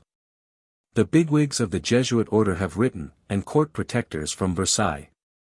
What were the two brothers to do in this dilemma? Doubtless they consulted their chiefs, who probably warned them not to press Gerard too hard on the ground of immorality as a confessor. This would have been to offend the whole of the clergy, whose dearest prerogative confession is. On the other hand, they were to isolate him from the clerical body, by insisting on the singularity of his tenets, and bring the quietist in him into prominence. With this weapon alone they could do great execution. In 1698 a cure of a village near Dijon had been burned for quietism. They conceived the idea of composing, apparently from their sister's dictation, who was really an entire stranger to the plan, a memoir, in which Gerard's quietism, exaggerated and sublimated, should be established, or as a matter of fact denounced. This consists in an account of the series of visions she had had during Lent. In these the name of Gerard is already in the heavens, she sees it, united with her own name, in the book of life. They dared not carry the memoir in question directly to the bishop, but they got it stolen by their friend, his almoner, young Father Camerle. The bishop read it, and other copies circulated in the town. On August 21, Gerard being at the palace, the prelate said to him, laughing, Well, Father, so your name's in the book of life, is it?" He was panic-stricken, and believed himself undone. He wrote to Charlotte in terms of bitter reproach, once more tearfully demanding his papers. Charlotte was greatly surprised, and swore the memoir had never been out of her brother's hands. When she discovered this was untrue, her despair knew no bounds, page 363. The most cruel pains of mind and body assailed her, and a moment came when she verily thought her flesh was melting. "I became more than half mad. I felt such a craving for pain. Twice I grasped the scourge, and so fiercely, I drew blood abundantly," page 362. In the midst of this wild frenzy, which shows equally the ill balance of her brain and the infinite sensitiveness of her conscience, Guyol put the finishing touch to her agony by describing Gerard to her as a man almost at death's door. Her pity rose to the highest pitch, page 361. She was sure now to let the papers go. Though it was only too plain they were her only protection and defense, alone capable of proving her innocence and the nature of the wiles to which she had fallen a victim. To give them back was to run a serious risk of herself and her seducer changing places. It might be said, and there would then be nothing to disprove the lie, that it was she had led a holy man astray, and all the odium would be concentrated on her unhappy head. But, if the only alternative lay between perishing herself or ruining Gerard, she very much preferred the first. A demon, Guyol, no doubt, tempted her with this very bait, the extraordinary sublimity of such a sacrifice. She wrote to her saying God claimed of her a bloody sacrifice, page 28. She was able to quote saints for her example, who, when accused, made no attempt at justification, but rather accused themselves and died as meek as lambs. This was the course Charlotte Cadier deliberately adopted. When charges were alleged against Gerard in her presence, she invariably justified him, saying, "He speaks the truth, I told lies," page 32. She might very well have returned merely Gerard's own letters, but in the generosity of her heart she was ready to do whatever she was asked, so she gave him the drafts of her own into the bargain. He secured at the same time both these drafts in the handwriting of the Jacobin and the copies which the other brother made to send to him. After this he had nothing to fear. No sort of control was possible. He could excise, add, destroy, erase, falsify at his good pleasure. His task as a forger was perfectly easy, and he worked with a will. Out of 80 letters there remained 16, and even these appear to be elaborate compositions, manufactured after the event. Gerard held all the cards, and could laugh at his enemies, whose turn it now was to tremble. The bishop, a man of the great world, knew his Versailles far too well, and what influence the Jesuits wielded there, not to treat them with consideration. He even thought it politic to say a gracious word to Father Gerard to make up for his malicious remark about the Book of Life, and told him with an amiable smile he would like to act as sponsor to a child of any of his relatives at the font. The bishops of Toulon had always been great lords. The episcopal register contains all the chief names of Provence, Beau, Glandives, Nicolai, Urbain, Diapede, as well as famous Italian names like Fieschi, Trivulio, La Rovere. From 1712 to 1737, under the Regency and Fleury, the Bishop of Toulon was a La Tour du Pin. He was a very rich man, holding in commendam the abbeys of Anian and St. Guillaume of the Desert in Languedoc. He was said to have behaved well during the plague in 1721. Otherwise, he was an almost constant absentee, lived a purely worldly life, never saying Mass, and having the reputation of something more than gallantry. He arrived at Toulon in July, and though Gerard would gladly have dissuaded him from going to Orleans and visiting Charlotte Cadier, his curiosity was too strong to resist the temptation. He saw her at one of her good times, and was taken by her looks. He thought her a good, saintly little personage, and was so far convinced of the reality of her revelations from on high as, rather inconsiderately, to speak to her of his affairs, and interests, and future. Consulting her much as he might have done a common fortune-teller. Still he hesitated, in spite of her brother's prayers, to remove her from Orleans, and out of Gerard's reach. Means, however, were found to fix his resolution. The report was spread at Toulon that Charlotte had shown a wish to fly to the desert, as her model Saint Teresa had tried to do as a child of 12.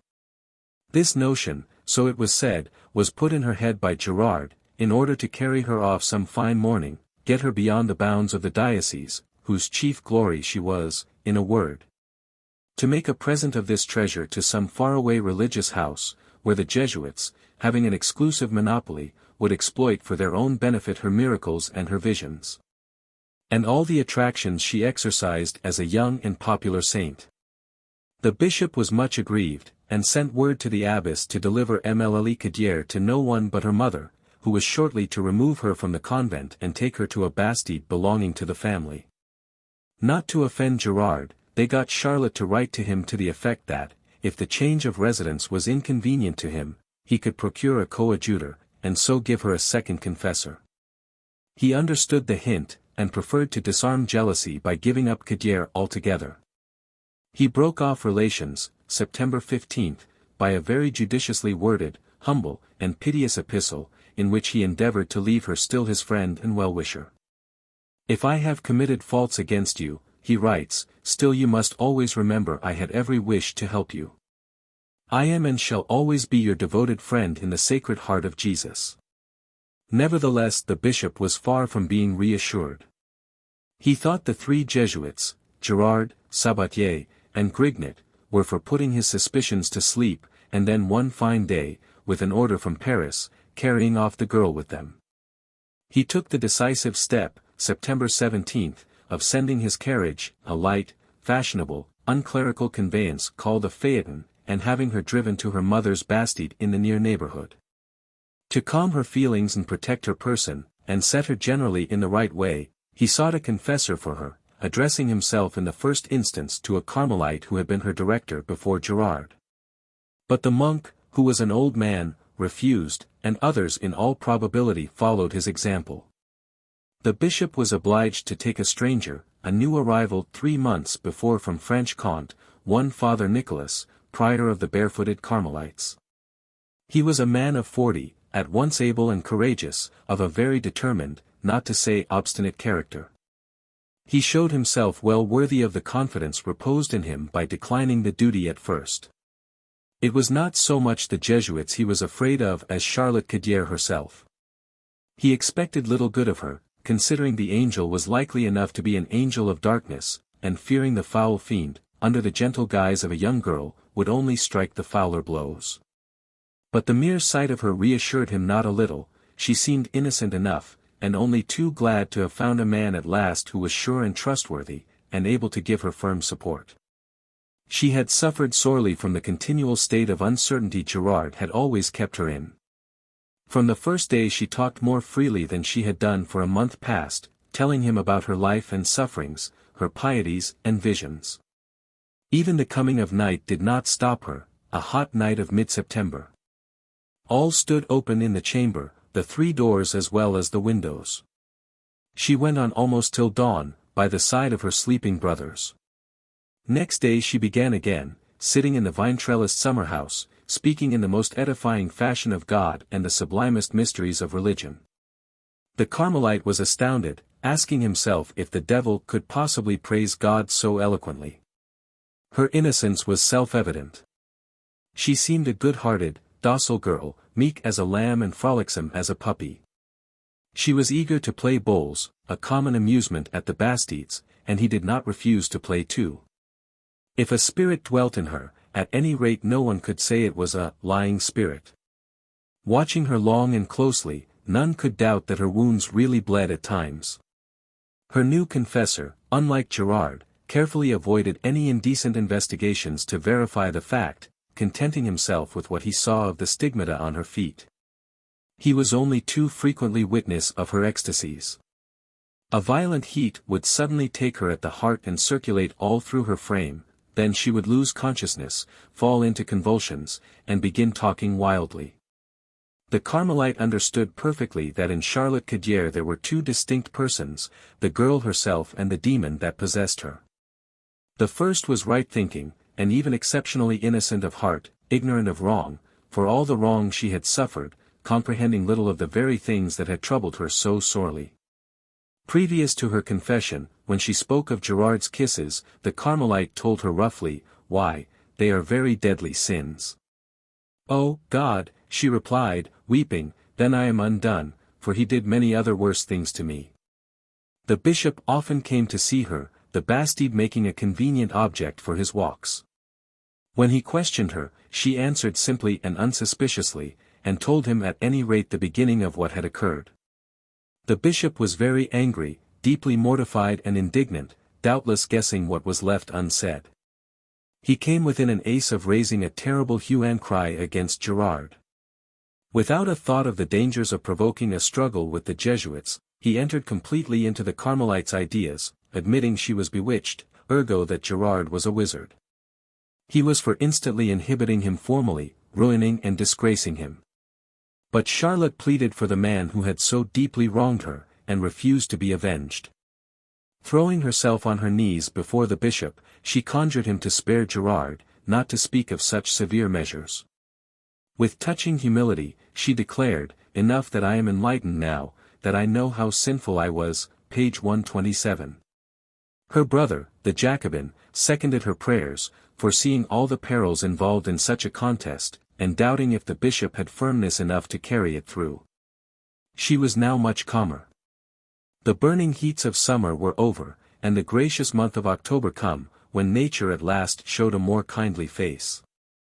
The bishop reaped a lively gratification from the fact of her having been saved by his instrumentality. The poor girl, removed from the stifling conditions of Orleans, freed from all contact with Gerard, well guarded by her relatives and the good, brave-hearted monk, last but not least protected by the bishop, who grudged no trouble and consistently gave her his countenance, she entirely recovered her serenity. Like the parched grass that revives under the October showers, she lifted up her drooping head and bloomed afresh. For some 7 weeks she appeared perfectly sensible and well behaved. So delighted was the bishop, he would fain have had the Carmelite, with Cadier to second him, deal with the rest of Gerard's penitents and bring them to a similar condition of sweet reasonableness. They were to come to the Bastide, one may guess how much against the grain and with how ill a grace. Nothing, in fact, could well be more unseemly than thus to confront women of the sort with the bishop's protégé, a young girl barely recovered from a state of ecstatic deliriousness. The situation was critical, verging indeed on the ludicrous. 2 factions were brought face to face, Gerard's women on the one side, the bishop's on the other. On the bishop's part Madame Allemand and her daughter, partisans of Charlotte Cadier's, on the opposite the rebels, the Guyol woman at their head. The bishop opened negotiations with the latter to induce her to enter into relations with the Carmelite and bring her friends to confess to him. He sent his registrar to her, and later on a procurator, a former lover of Madame Guil's. Meeting with no success, the bishop played his last card, and summoned them all to the palace. There they denied one and all the reality both of ecstasies and stigmata, of which they had previously boasted. One of the party, no doubt Guil, with equal effrontery and malicious artfulness, astounded his lordship yet more by offering to show him there and then they had no mark whatever on any part of their bodies. They had supposed him giddy-headed enough to fall into the snare. He scored cleverly, however. He refused flatly, but expressed his thanks to the ladies who, at the expense of their modesty, would have made him Father Gerard's imitator, setting all the town grinning at his adroitness. The bishop's proceedings turned out a dead failure. On the one hand, these insolent women merely laughed at him, while on the other, his supposed success with Mlle ended in disappointment. No sooner back in gloomy Toulon and installed in the confined Ruelle de l'Hôpital, than she suffered a relapse. She was again on the very scene, with all its dangerous and sinister associations, that had witnessed the first commencement of her malady, in the actual battlefield where the two opposing factions were engaged. The Jesuits, with the court of France, as all could see, at their back, had on their side the politicians, the diplomats, the moderate men. The Carmelite had only the bishop, not supported even by his own colleagues, or by the cures. However, he had a weapon in reserve. On November 8 he extracted from Gauffridi a written authorization to make public her confession, if circumstances required it. This was a bold step that set Gerard trembling by its very audacity. He was not a brave man, and he would have been undone if his cause had not been the Jesuits too. He lay perdu in the recesses of their house. On the other hand, his colleague Sabatier, an old man of a sanguine, choleric temperament, went straight to the palace and forced himself into the bishop's presence, bearing in his gown, like Papilius, peace or war. He put his back, so to speak, to the wall, and gave the prelate to understand that an action at law with the Jesuits meant his professional ruin, that he would remain Bishop of Toulon to the end of his days, and never be Archbishop.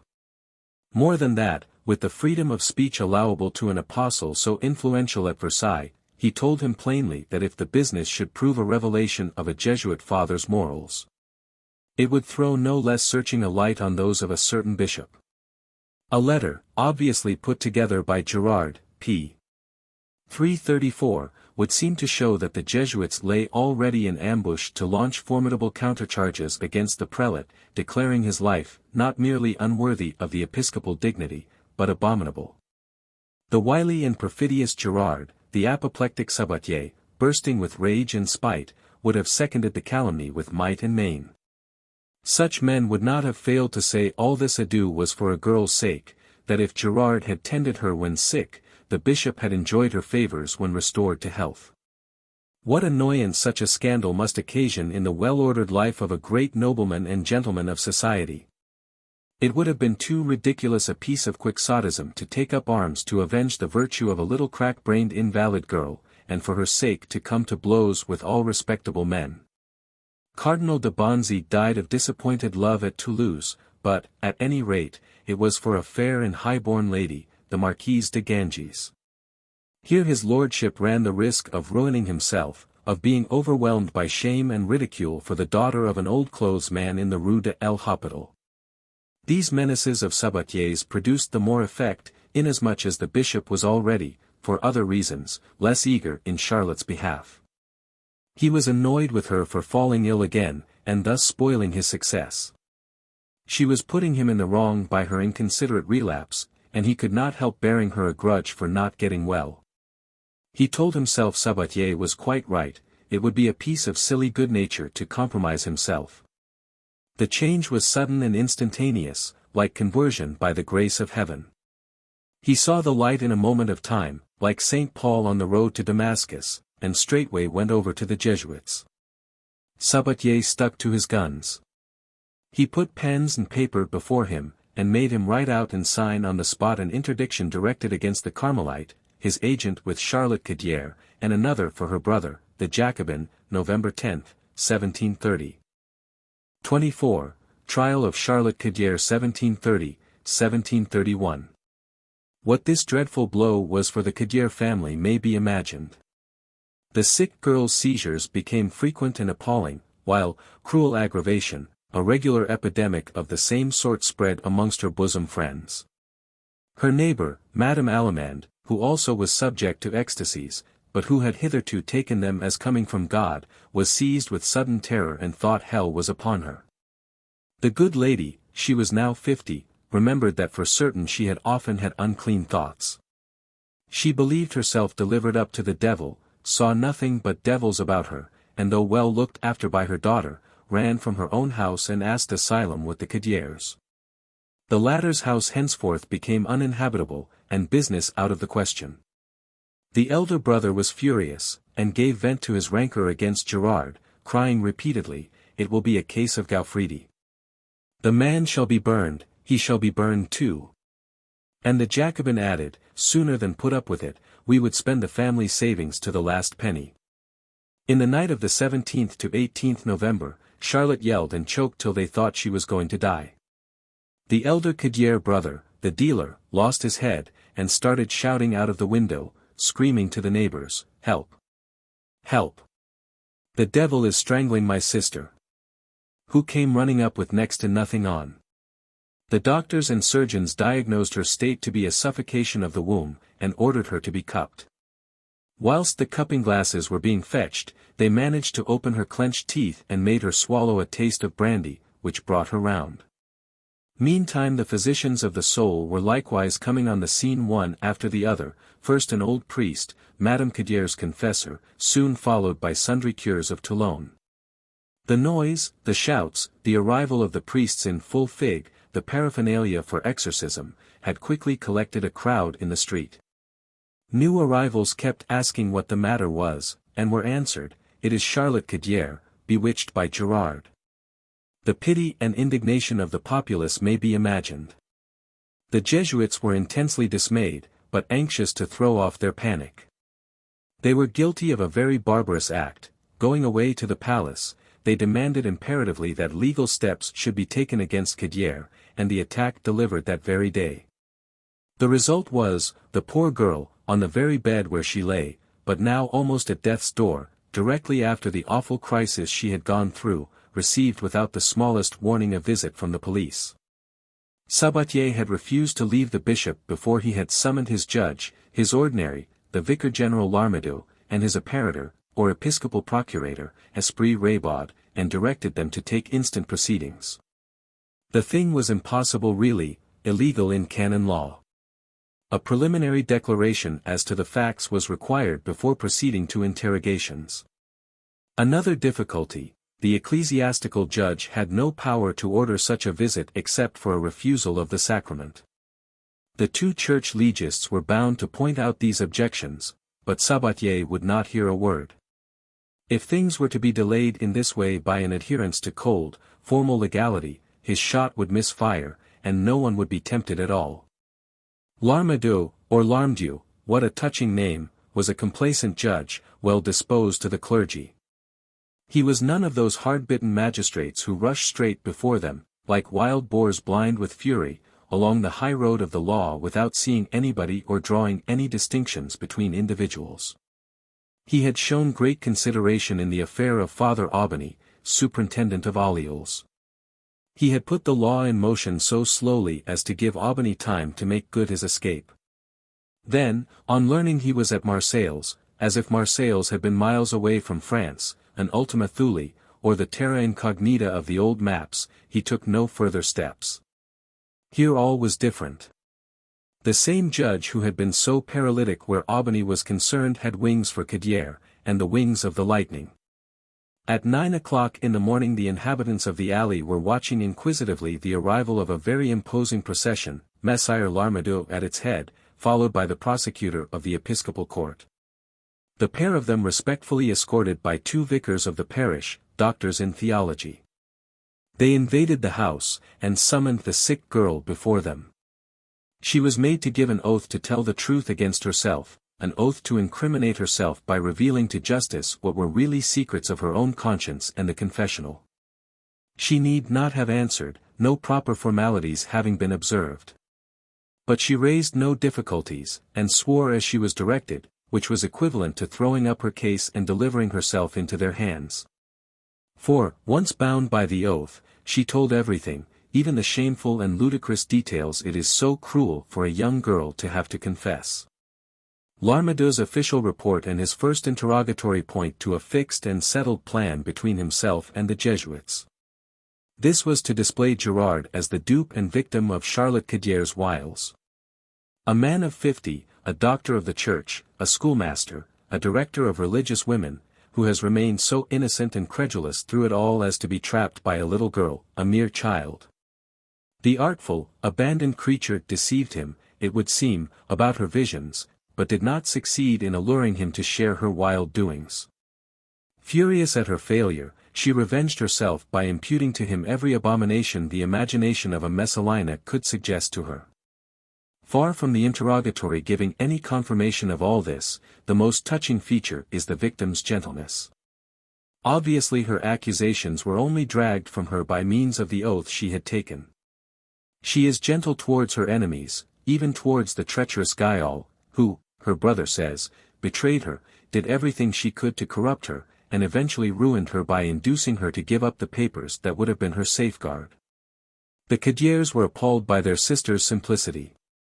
In her respect for her oath she had given herself away completely, made herself the butt for the contempt, ribaldry, and lampoons even of men who were ill-disposed to the Jesuits, and libertines and fools of every sort and description.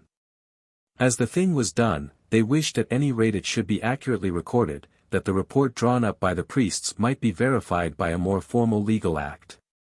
From accused, as she was made to appear, they constituted her accuser, taking the offensive themselves and engaging the king's magistrate, the lieutenant, civil and military, Marty la Chantered, to come and take her deposition.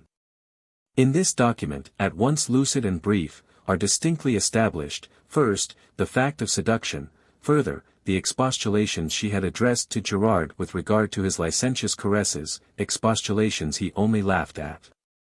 Further, the advice he had given her to let herself be possessed by the devil, lastly, the sucking by means of which the impostor kept her wounds open. The king's official, the lieutenant, ought to have dealt with the case in his own court. For the ecclesiastical judge having failed in his extreme haste to fulfill the proper formalities of ecclesiastical law, his action was really null and void. The lay magistrate, however, had not the courage of his opinions. He consented to assist at the clerical inquest, accepted L'Armadeux as assessor, and actually sat to hear evidence in the bishop's court at the palace. The latter's registrar, and not the royal lieutenant's registrar, wrote the report of the proceedings. Did he report impartially? This is open to legitimate doubt, when we see how this same clerical registrar systematically intimidated the witnesses, and went every evening to show their depositions to the Jesuits. 94. The two joint vicars of Charlotte Cadier's parish, who were heard first, gave their evidence drilly, showing no bias in her favor, but none against her, and none for the Jesuits, November 24. The latter now foresaw a complete fiasco, and losing all shame and at the risk of shocking public opinion, resolved on a bold and decisive stroke. They extracted an order from the bishop to imprison Cadier herself and the principal witnesses she proposed to tender. These were the two Allemand ladies and Mlie Batterel, of whom the latter was confined in the Refuge, a convent prison, the other two in a house of correction, the Bon Pasteur, Good Shepherd, where madwomen were shut up and common street walkers subjected to correction. Charlotte, November 26, was dragged from her bed and handed over to the Ursuline sisters, penitents of Father Gerard, who duly provided her with a bed of rotten straw. Then, a reign of terror being thus established, they could hear witnesses. One was the woman Guyol, notorious for having selected the witnesses, November 28, two highly respectable, specially procured girls for Gerard, an adroit, venomous tongue, chosen to inflict the first sting and start the open sore of calumny. The other was Laugier, the little sempstress Charlotte Cadier was supporting in the expenses of whose apprenticeship she had paid.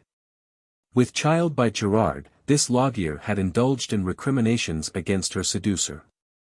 Now she purged this fault by mocking at Charlotte and throwing dirt at her benefactress, but clumsily, like the abandoned creature she was, attributing bold, shameless speeches to her, quite inconsistent with her general behavior. To these succeeded Mlle Gravier and her cousin, Mlle Raboul, and in fact the whole gang of the Girardins, as they were called at Toulon. Nevertheless things could not be so cleverly arranged but that the truth peeped through here and there. The wife of a procureur, in whose house the Girardins used to meet, said with brutal frankness there was no standing it, they turned the whole place upside down so. She described their noisy laughter, the feasts paid for out of the collections they levied for the poor, etc., etc., page 55. Much anxiety was felt lest the nuns should side with Michelet. Cadier. The bishop's registrar was sent to inform them, as if on the bishop's authority, that any who spoke ill-advisedly would be punished. By way of putting still stronger pressure on them, they brought back from Marseilles their gallant father Aubigny, whose ascendancy over them was well known. The matter of violating the little girl was arranged, and her relatives given to understand the law would do no more for them. The child's honor was estimated at 800 livres, and this sum paid on Aubigny's behalf. This settled, he came back full of zeal, a Jesuit to the backbone, to his flock at Aliols, and the poor flock trembled not a little on the fathers informing them that he was commissioned to warn them that, if they were not discreet, they would be put to the question. 95. For all this, they failed to elicit what they wanted from the 15 nuns. Barely 2 or 3 were for Gerard, and all detailed facts, especially facts relating to July 7, which directly incriminated the Jesuit. His colleagues in despair adopted heroic measures in order to secure proper evidence being given.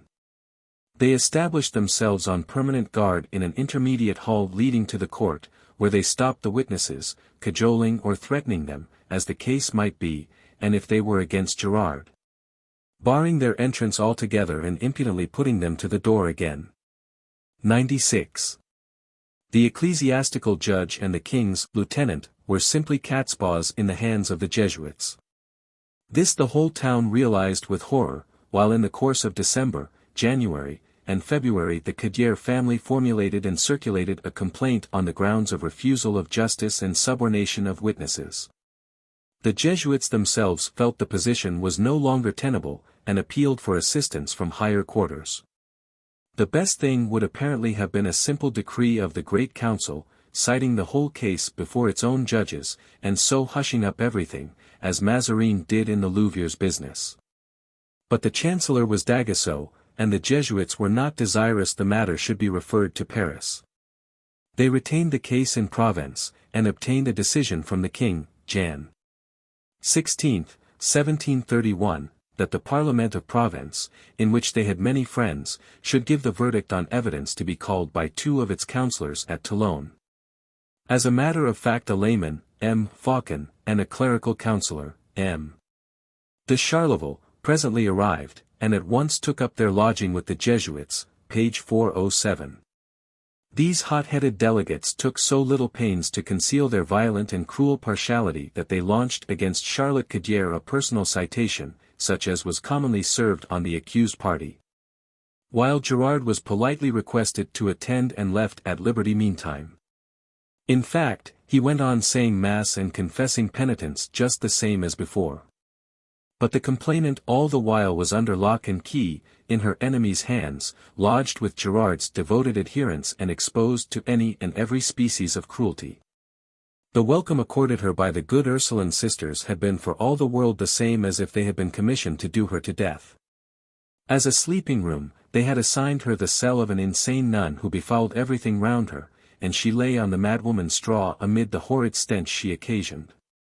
With the utmost difficulty her relatives managed next day to get a blanket and a mattress admitted. They gave her as jailer and nurse a lay sister, Gerard's protégé and familiar spirit. She was daughter of the same Madame Guyol who had been Charlotte's betrayer, a creature well worthy to belong to such a mother and quite capable of dark deeds, a peril to her prisoner's modesty and possibly even to her life. The latter was condemned to a penance of all others the most cruel for her, forced abstention from confession and communion.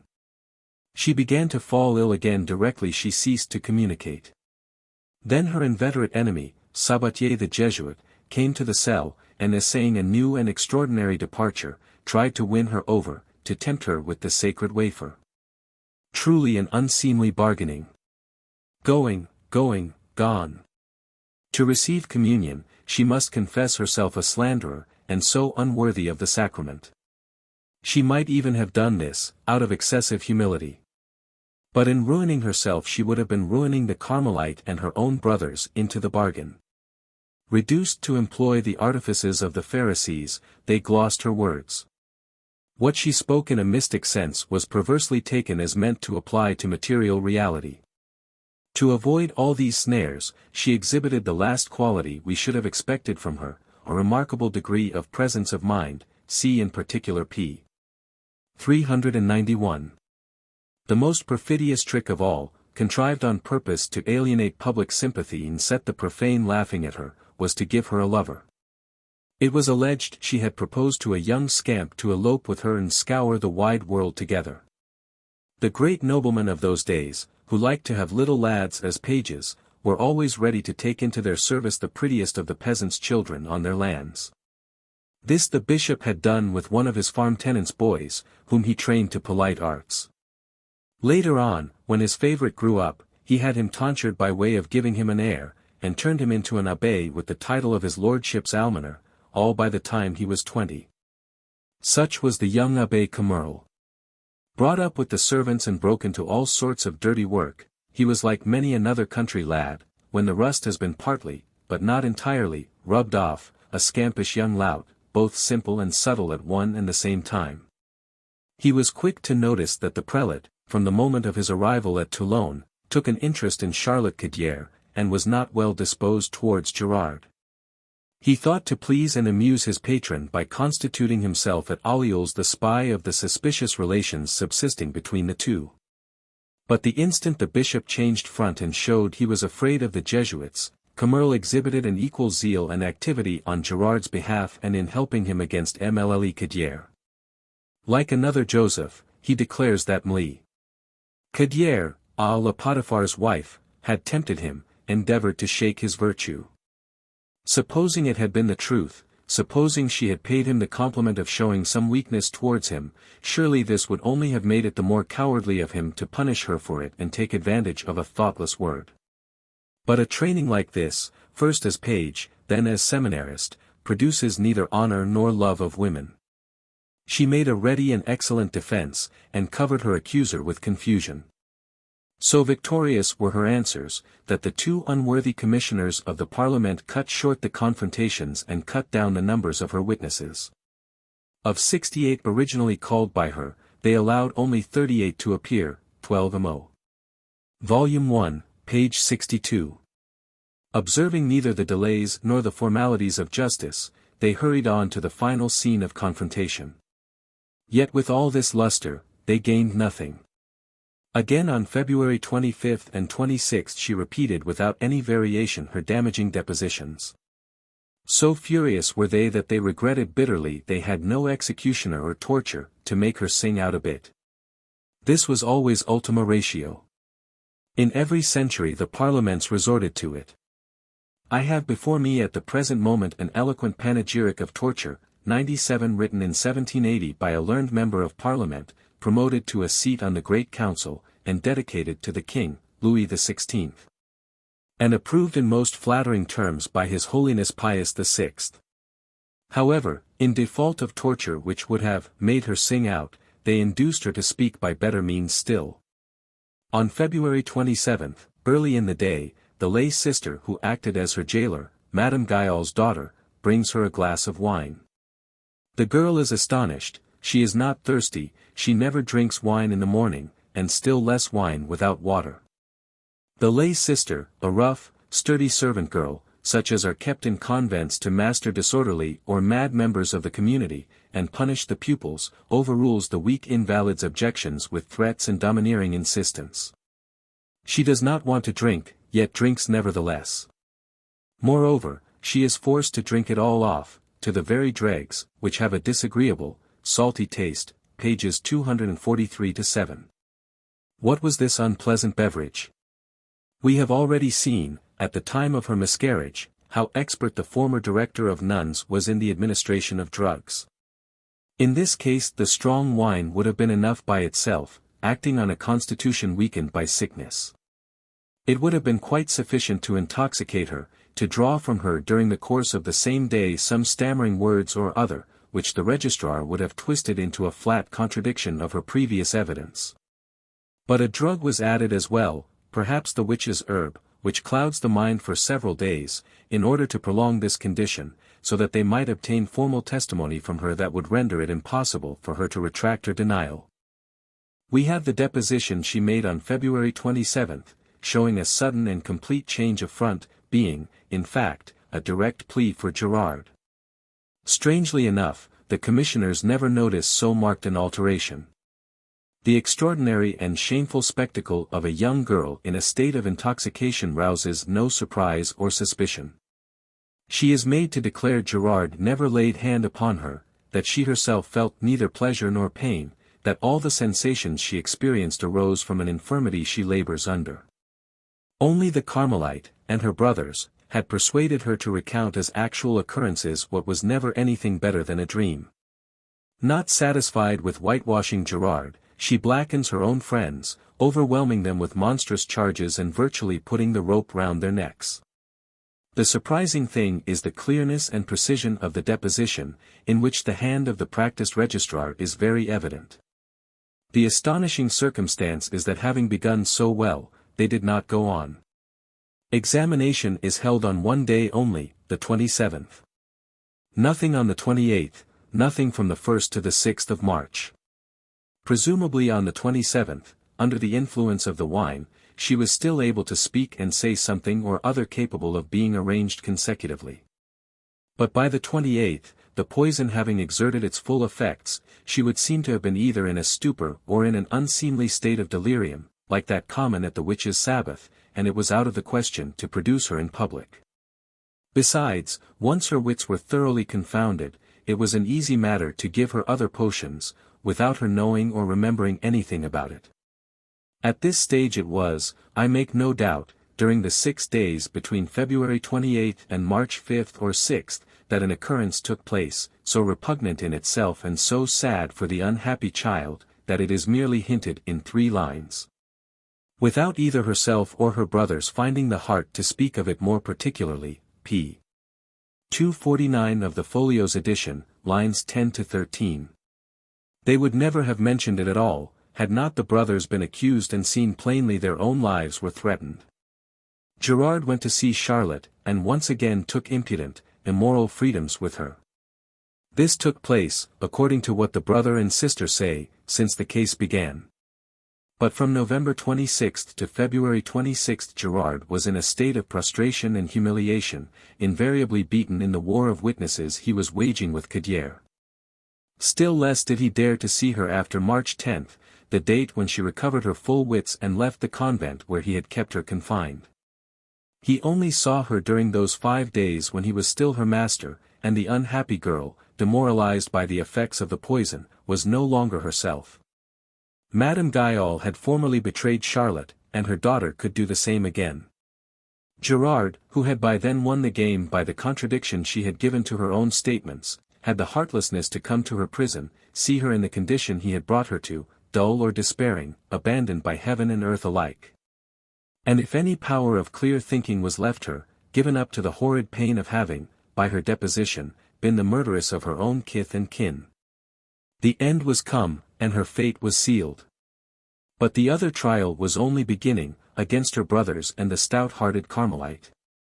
Remorse may have urged her to try and move Gerard and induce him to drop the prosecution directed against them, and above all not to put her to the question. The prisoner's condition was deplorable, and called for leniency. Minor infirmities arising from a purely sedentary life caused her much suffering, while as a consequence of her convulsions, she suffered from a prolapsus vulvi, which was very painful at times, page 343. What proves Gerard to have been no casual criminal, but a man of perverted sentiment and abandoned character, is that in all this he saw only a better and surer means of confirming his advantage. He argued that if he adopted these means, she would be so far humiliated in her own eyes she would never pluck up a spirit again, never recover courage to recant her recantation.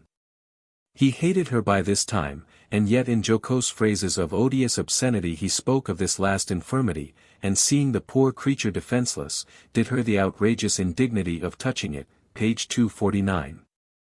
Her brother asserts the fact positively, though briefly and shamefacedly, without pursuing the subject further. Questioned on the matter herself, she answers in 3 letters, yes. Alas! Her soul was not now her own, and she was long in regaining anything like composure. It was on March 6 she was to be brought up to confirm everything and finally and irretrievably undo her brothers. But when the time came she was choking, and unable to speak. The gentle-hearted commissioners informed her the torture chamber was next door, and explained to her the action of the wedges that would squeeze her bones, the rack and the iron spikes. Her body was so weak her courage failed her, and she endured to face her cruel master, who was in a position to laugh and triumph, having humiliated her in person, and still more deeply in conscience, making her the murderess of her own brothers. No time was lost in profiting by her weakness. The Parliament of Aix was at once appealed to, and its approval obtained that the Carmelite and the 2 Gaudier brothers should presently be charged, and be tried separately, so that after Charlotte should have been condemned and punished, their case might next be taken and pushed to a conclusion through thick and thin. On March 10 she was conveyed from the Ursuline convent at Toulon to St. Clair of Orleans. Gerard was not sure of her, and contrived that she should be carried thither, like some redoubtable brigand of that ill-reputed road, between troopers of the marshal's posse. He demanded that at St. Clair she should be kept a close prisoner under lock and key. The sisters were touched to the point of tears to see their poor sick favorite arrive so, scarce able to drag herself along, and escorted by armed men. Everybody pitied her. And 2 gallant individuals, M. Aubin, procureur, and M. Claret, notary, were found ready to draw up for her formal statements by which she retracted her retractation, terrible documents, in which she details the threats of the commissioners and of the Lady Superior of the Ursulines. Particularly the fact of the drugged wine they forced her to drink, March 10 to 16, 1751, pp. 243, 248. Simultaneously, these intrepid friends of justice drew up and forwarded to Paris, addressed to the office of the Great Seal, what was known as an appeal against abuse of procedure. Exposing the irregular and faulty methods of the court and the willful breaches of law and justice involved in the high-handed doings of, 1. the official in charge and the king's lieutenant, and, 2. the special commissioners. The Chancellor Diegueso showed himself weak and flaccid to the last degree, upholding the odious proceedings hitherto and allowing the case to be referred to the Parliament of Aix. Open to such strong suspicion since the disgrace its 2 members had just covered themselves with. This settled, they laid hands again on the victim, and from Orleans had her dragged to Aix, once more in charge of the marshal's men. The custom then was to sleep midway at a halfway house, a roadside tavern. Arrived there, the brigadier explained that by his orders he was to sleep in the young woman's bedroom. They had actually pretended to think it likely that the sick girl, who could barely walk, would make her escape and jump out of the window. A vile design truly, to entrust her chastity to the self-restraint of the soldiery of the dragonnades. What a triumph it would have been! What an excuse for ribaldry, if she had arrived at her destination enceinte. Luckily her mother had come up on her departure, had followed the cortege in spite of all remonstrances, and even the men-at-arms had not dared to drive her away with their butts. She stayed all night in the room, both of them keeping up and awake, and so protected her child's virtue, 12 Mo, edition, volume 1, page 52. Her destination was the Ursuline convent at Aix, the sisters of which were to guard her under orders from the king. But the Lady Superior pretended she had not yet received the order, and what followed shows only too plainly how ferocious women are when once stirred by passion, and how they lose all womanly qualities. She kept her 4 hours at the door, in the open street, a show for the passers-by, volume 10, of 12 Mo edition, page 404. There was time enough to call together the populace, the Jesuit rabble, the good working people of the church to howl and hiss, and a crowd of children, if need be, to throw stones. It meant 4 long hours in the pillory. Meantime any impartial spectators there may have been present were asking whether the Ursuline sisters had orders to let the girl be killed. What tender jailers the good sisters made for their sick prisoner may be imagined. The soil had been excellently well prepared. An active combination of Jesuit magistrates and intriguing ladies had organized a complete system of intimidation. No advocate would ruin his future chances by defending so ill-reputed a client. No one was willing to put up with the mortifications her jailers kept in readiness for anyone who should face their parlor every day to hold interview with Gauffridi. Under these circumstances the defense of the prisoner devolved upon the syndic of the Aix Bas, M. Chandon. He did not decline the formidable task, but, in much perplexity, he would have preferred a compromise. This the Jesuits refused. Then he showed the stuff he was made of, that he was a man of unassailable honor and an admirable courage. A trained lawyer, he exposed the monstrous irregularity of the proceedings. This meant an irreconcilable quarrel with the Parliament, no less than with the Jesuits. He brought out clearly and distinctly the spiritual incest of the confessor, though he did not, from motives of decency, specify how far his licentious practices had gone. He refrained likewise from speaking of the Girardins, the pious disciples he had got with child, a fact perfectly well known, but which no witness would have been willing to testify to. Eventually he brought the charge most likely to be practically effective under the circumstances against the criminal priest, attacking him as a sorcerer. The advocate was greeted with a storm of mockery. He undertook to prove the existence of the devil from a series of texts from Holy Writ, starting with the Gospels, and his audience only laughed the louder. The truth had been very adroitly distorted by making the honest Carmelite into a lover of Charlottes, and the originator of a huge conspiracy of calumny directed against Gerard and the Jesuit fathers. Now the whole tribe of idle loungers and empty-headed worldlings, sneerers and philosophers alike, made fun of both sides equally, entirely impartial between Carmelites and Jesuits. But overjoyed to see the monks engaged in civil war among themselves. The Voltairians, to anticipate by a few years the name they will presently be known by, the Voltairians are actually biased to some extent in favor of the Jesuits, polished men of the world, in preference to the old mendicant orders. So it goes on, confusion growing ever worse confounded. It rains pasquinades, directed more especially against the victim. A love affair plainly, people say, and look at the whole thing in the light of an amusement. Not a student or a scholar but makes his rhymes on Gerard and his pupil and revives the old Provençal skits on Madeleine, of the Gauffridi affair, her 6,000 imps, the fear these show of the whip. And miracles of the lash which put to flight those infesting Charlotte Cadier, M.S. in the Toulon library.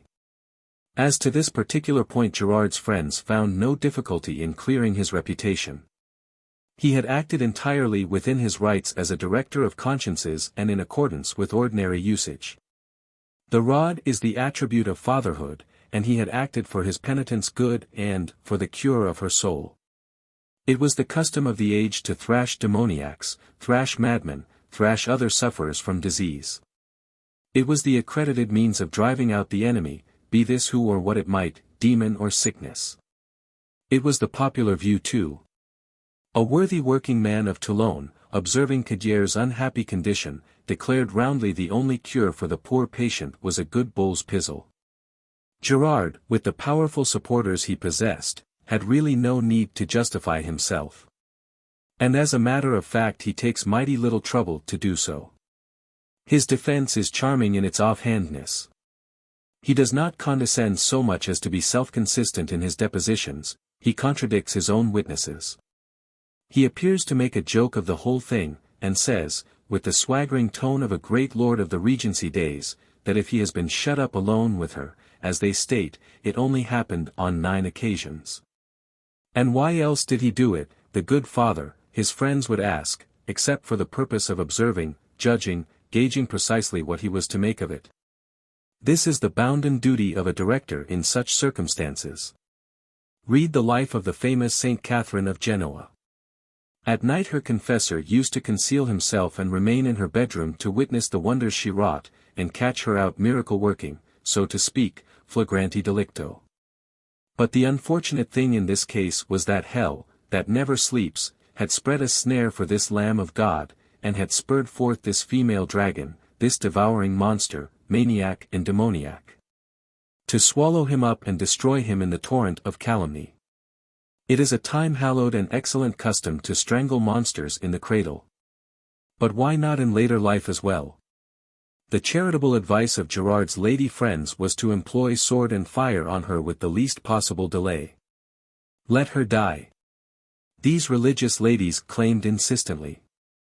Many high-born dames also desired her chastisement, deeming it the height of insolence that the creature should have dared to complain and bring to trial a man of Gerard's eminence, who had done her only too great an honor. True, there were in the Parliament some obstinate Jansenists, who as enemies of the Jesuits were more than well disposed towards the girl. But how could they feel other than beaten and discouraged, seeing ranged against them at one and the same time the redoubtable Society of Jesus, Versailles, the court, the cardinal minister, and even the leaders of society at Aix? Were they likely to show a bolder front than the chief administrator of justice, the Chancellor Diegueso, who had proved himself such a broken reed? The Procureur General, for his part, displayed no hesitation. Entrusted with the task of accusing Gerard, he openly declared himself his friend and gave him his advice how to meet the charges of his accusers. It was only a question of one thing, to decide by what act of reparation, what solemn expiation, what exemplary punishment, the complainant, now accused in her turn, should make satisfaction to Gerard and to the Jesuits. These latter, for all their gentleness and generosity, agreed that in the interests of religion an example would be useful as a warning both to the Jansenist convulsionaries and to the swarm of scribbling philosophers now beginning to appear. On 2 counts Charlotte Cadier could be assailed, and a hold obtained over her. 1. She had slandered. But no law existed punishing slander with death. To get that length, it was needful to go farther afield. And say, the old Roman text of Famosus Libellus, of slanderous libels, pronounces the penalty of death against such as have uttered libels injurious to the emperors or to the religion of the empire. Now the Jesuits are religion. Therefore a document reflecting on a Jesuit deserved the last penalty of the law. 2. They had even a better hold than this. At the opening of the trial the episcopal judge, the judicious Larmadou, had asked Charlotte if she had not divined the secrets of a number of persons, and she had replied in the affirmative.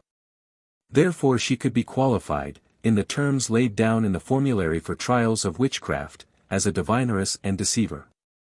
This in itself merited death by all ecclesiastical law. She might even be qualified as a witch, after the statements made by the ladies of Orleans, who described how at night time she would be in several cells at one and the same time, how she used to weigh softly upon them, etc. Their infatuation, their sudden and unexpected tenderness, had indeed very much the look of bewitchment. What hindered burning her? Witch burnings are still common everywhere in the 18th century.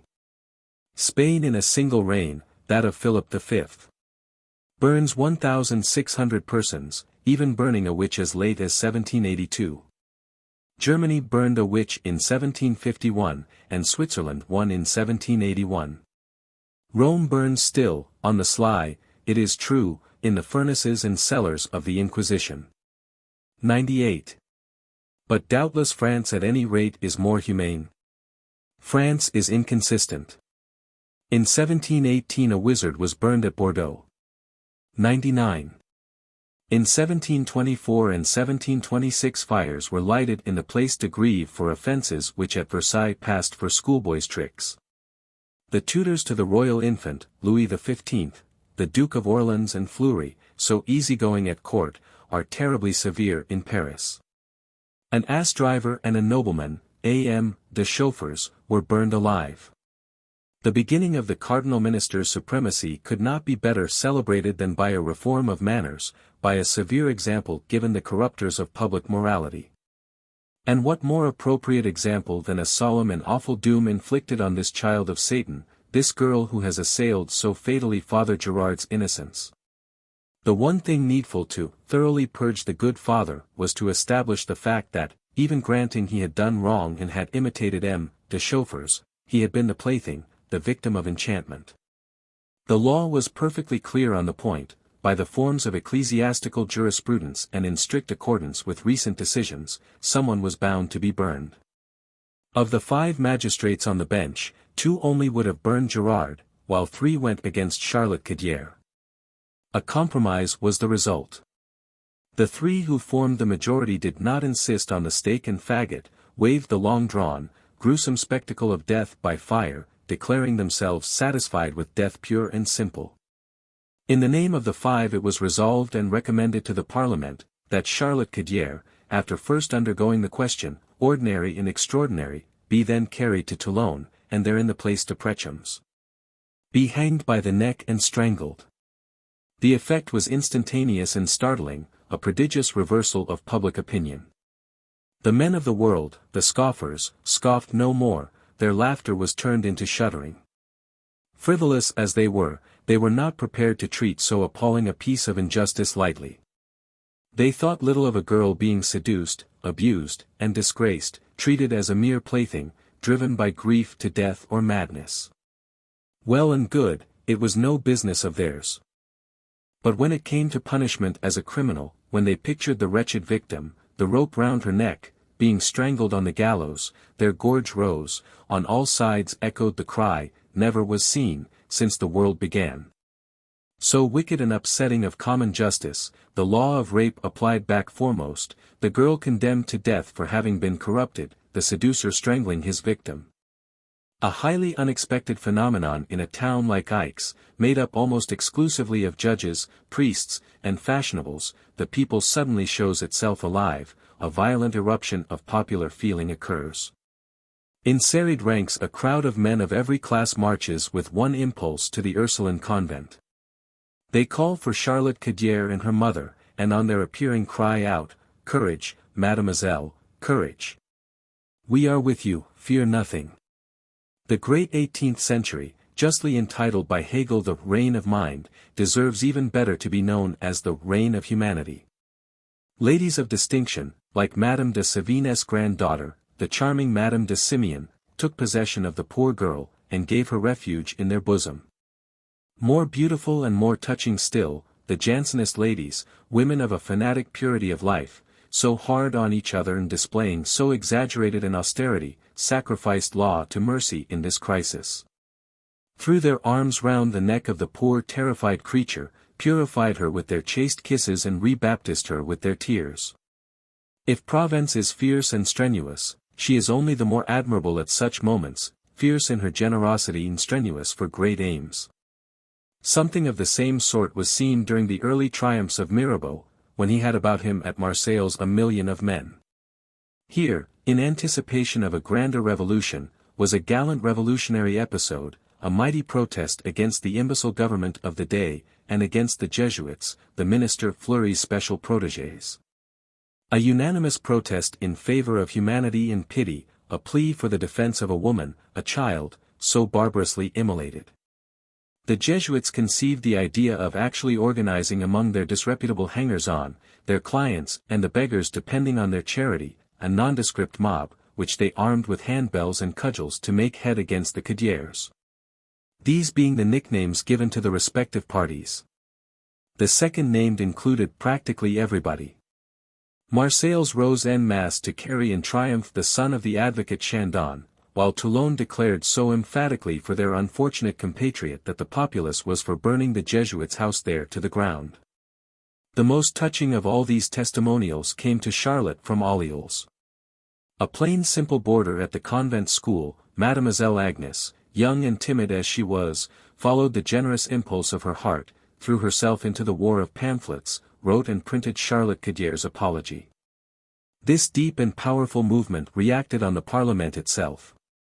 The enemies of the Jesuits were instantly encouraged and fortified, so much so as to brave the threats of those in power, the influence the Jesuits could bring to bear, the lightnings of Versailles that Fleury might hurl at them. 100. Gerard's own friends, seeing their numbers decreasing and their ranks thinning, called for an immediate decision, which was given October 11, 1731. No one ventured, in view of popular feeling, to propose confirming the savage recommendations of the bench to have Charlotte Cadier strangled. 12 councillors sacrificed their honor, and declared Gerard innocent. Of the other 12, certain Jansenist members condemned him to the stake as a sorcerer, while 3 or 4, of a more reasonable temper, condemned him to death as a villain. 12 being against 12, the president, Lebret, had to give the casting vote. He gave it for Gerard. Acquitted on the charge of sorcery in any crime involving death, he was sent back, as a priest and confessor, for trial before the ecclesiastical tribunals, presided over by the ordinary of Toulon, his friend and intimate, L'Armadou. The world at large, the crowd of indifferent spectators, was satisfied. Indeed, so little attention has been paid to the terms of the decision that even now M. Fabre states, and M. Mary repeats the statement, that both parties were acquitted. This is to the last degree inaccurate. Charlotte Cadier was dealt with as guilty of calumny, and condemned to see her memorials and acts of defense torn up and burned by the hand of the common hangman. Moreover, there lurked a grim implication underneath. Cadier being thus marked out, branded as a slanderer, the Jesuits were inevitably bound to push their endeavors, to continue their intrigues subterraneously. To follow up their successes with Cardinal Fleury and call down on her secret and arbitrary penalties. The town of Aix saw this plainly enough, and felt instinctively that the Parliament was really betraying her into the hands of her enemies. Hence such a formidable burst of indignation against President Lebret, and such alarming threats. He asked that the Flanders regiment might be sent for to protect him. Gerard fled in a closed carriage, but was recognized, and would have been killed had he not rushed into the Jesuit church, where the hypocritical scoundrel started saying Mass. He escaped eventually, and returned to Dole, honored and glorified by the Society. He died there in 1733, in the odor of sanctity.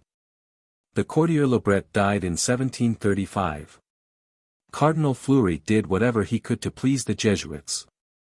At Aix, at Toulon, at Marseilles, he exiled, banished, and imprisoned. Toulon in especial was guilty as having carried Gerard in effigy to the doors of his Girardins, and having borne aloft in ridicule the sacrosanct, tricorn, three-cornered hat, of the Jesuits. Charlotte Cadier should under the terms of the judgment, have been at liberty to return there and seek refuge with her mother. But I dare affirm she was never suffered to come back to the ardent stage of her native town, which had so loudly declared itself in her favor. What became of her? To this day no one has been able to discover. If the mere crime of showing interest in her earned imprisonment, we cannot doubt she was not long in being imprisoned herself. That the Jesuits easily procured a lettre de cachet from Versailles to shut up the poor girl in a prison cell, and so stifle and bury along with her a business that had been so unfortunate for their order. No doubt they waited till public attention was directed elsewhere, till people were thinking of other matters. Then the tiger's claw would seize her again, and she would be plunged in the abyss of some remote, unknown convent, and her voice stifled for ever in an impasse. She was only 21 at the time the judgment was delivered, and she had always hoped for a short life. Pray God, she had her wish. 101. Epilogue. A woman of genius, in a very noble burst of enthusiasm, represents herself as seeing the two spirits, whose mutual struggle made the Middle Ages, coming at last to an understanding, drawing together, uniting. Examining one another at nearer hand, they discover, late in the day it may be, traces of kinship between them. What if they were brothers, and their age-long strife nothing more than a misunderstanding? The heart speaks, and they are melted. The proud and gallant outlaw, the tender-hearted persecutor, forgetting the embittered past, spring forward eagerly to throw themselves into each other's arms. George Sand, Consuelo. Amiable fancy of a great-souled woman. And others too have entertained the same beautiful dream. The gentle Montanelli wrote a fine poem embodying the notion. Indeed, who would not welcome the alluring hope of seeing the combat here below end in peace and a reconciliation so touching? What thinks the wise bard Merlin 102 on the point? In the mirror of his lake, whose depth he alone can plumb, what has he seen? What has he to say in the colossal epopee he gave us in 1860? 103 That Satan, if he disarm, will do so only on the day of judgment. Then, and not till then, pacified at last, both powers will repose side by side in one common death. Doubtless it is not difficult, by a travesty of their true nature, to arrive at a compromise. The exhaustion of long-continued struggles, by enervating every fiber, makes way for certain combinations. The last chapter showed us two shadows agreeing to make covenant in falsehood. The shadow of Satan, the shadow of Jesus, rendering little services one to the other, the devil posing as friend of Loyola, pious enthusiasm and diabolic possession going hand in hand, hell melted in the Sacred Heart. These are mild times of ours, and hate far less virulent. Nowadays indeed men's animosity is pretty well confined to their friends. I have seen Methodists admire the Jesuits. I have seen those whom the Church throughout the Middle Ages brands as sons of Satan, whether legists or physicians, making prudent compact with the old vanquished spirit. But, leaving mere fancies on one side, let us ask, those who seriously expect Satan to come to terms and agree to peace, have they really weighed the problem involved? The obstacle is not any surviving rancor. The dead are dead. The millions of victims, Albigensians, Vaudois, Protestants, Moors, Jews, American Indians, sleep in peace. The standing martyr of the Middle Ages, the sorceress, says no word, her ashes are scattered to the winds. Well, what is it, can you say, that protests, what is the solid barrier that divides the two spirits, and bars their coming together? It is a prodigious reality that has taken shape in the last 500 years, that titanic work the Church has declared accursed, the vast edifice of the sciences and of modern institutions which she excommunicated stone by stone. But which each anathema only made more imposing and raised higher by yet another story. Is there one science you can name that was not originally a revolt against authority? There is only one way to reconcile the two spirits and unite the two churches. This is to demolish the new one, the one which, from its earliest beginnings, was declared sinful and damnable. Let us destroy, if we can, all the sciences of nature, demolish the observatory, the museum, the botanic garden, the school of medicine, every library of modern books. Let us burn our legal enactments and our codes. Let us go back to the canon law. These novelties, one and all, were satanic. No progress ever made but was his guilty work. The same wicked logician it was who, heedless of clerical law, preserved and refashioned that of the philosophers and Jesuits, based on the impious doctrine of free will. The same dangerous magician it was who, while churchmen were disputing about the sex of angels and the like sublime questions, stuck obstinately to facts and created chemistry and physics and mathematics. Yes. Mathematics no less than the rest had to be begun afresh, another revolt against authority, for had not men been burned for saying, 3 make 3, and not 1? Medicine above all was truly and indeed satanic, a revolt against disease, the merited scourge of an offended God. Plainly a sinful act to stay the soul on its road towards heaven and replunge it in the life of this world. How expiate all this? How suppress and rage to earth this accumulated pile of successive revolts, which today constitutes the whole of modern life? To re-enter the path of the angels, will Satan undo this great work? Never. For it rests on 3 eternal foundation stones, reason, right, and nature. So triumphantly victorious is the new spirit, it clean forgets its previous struggles, and scarcely deigns today to give a thought to its own triumph.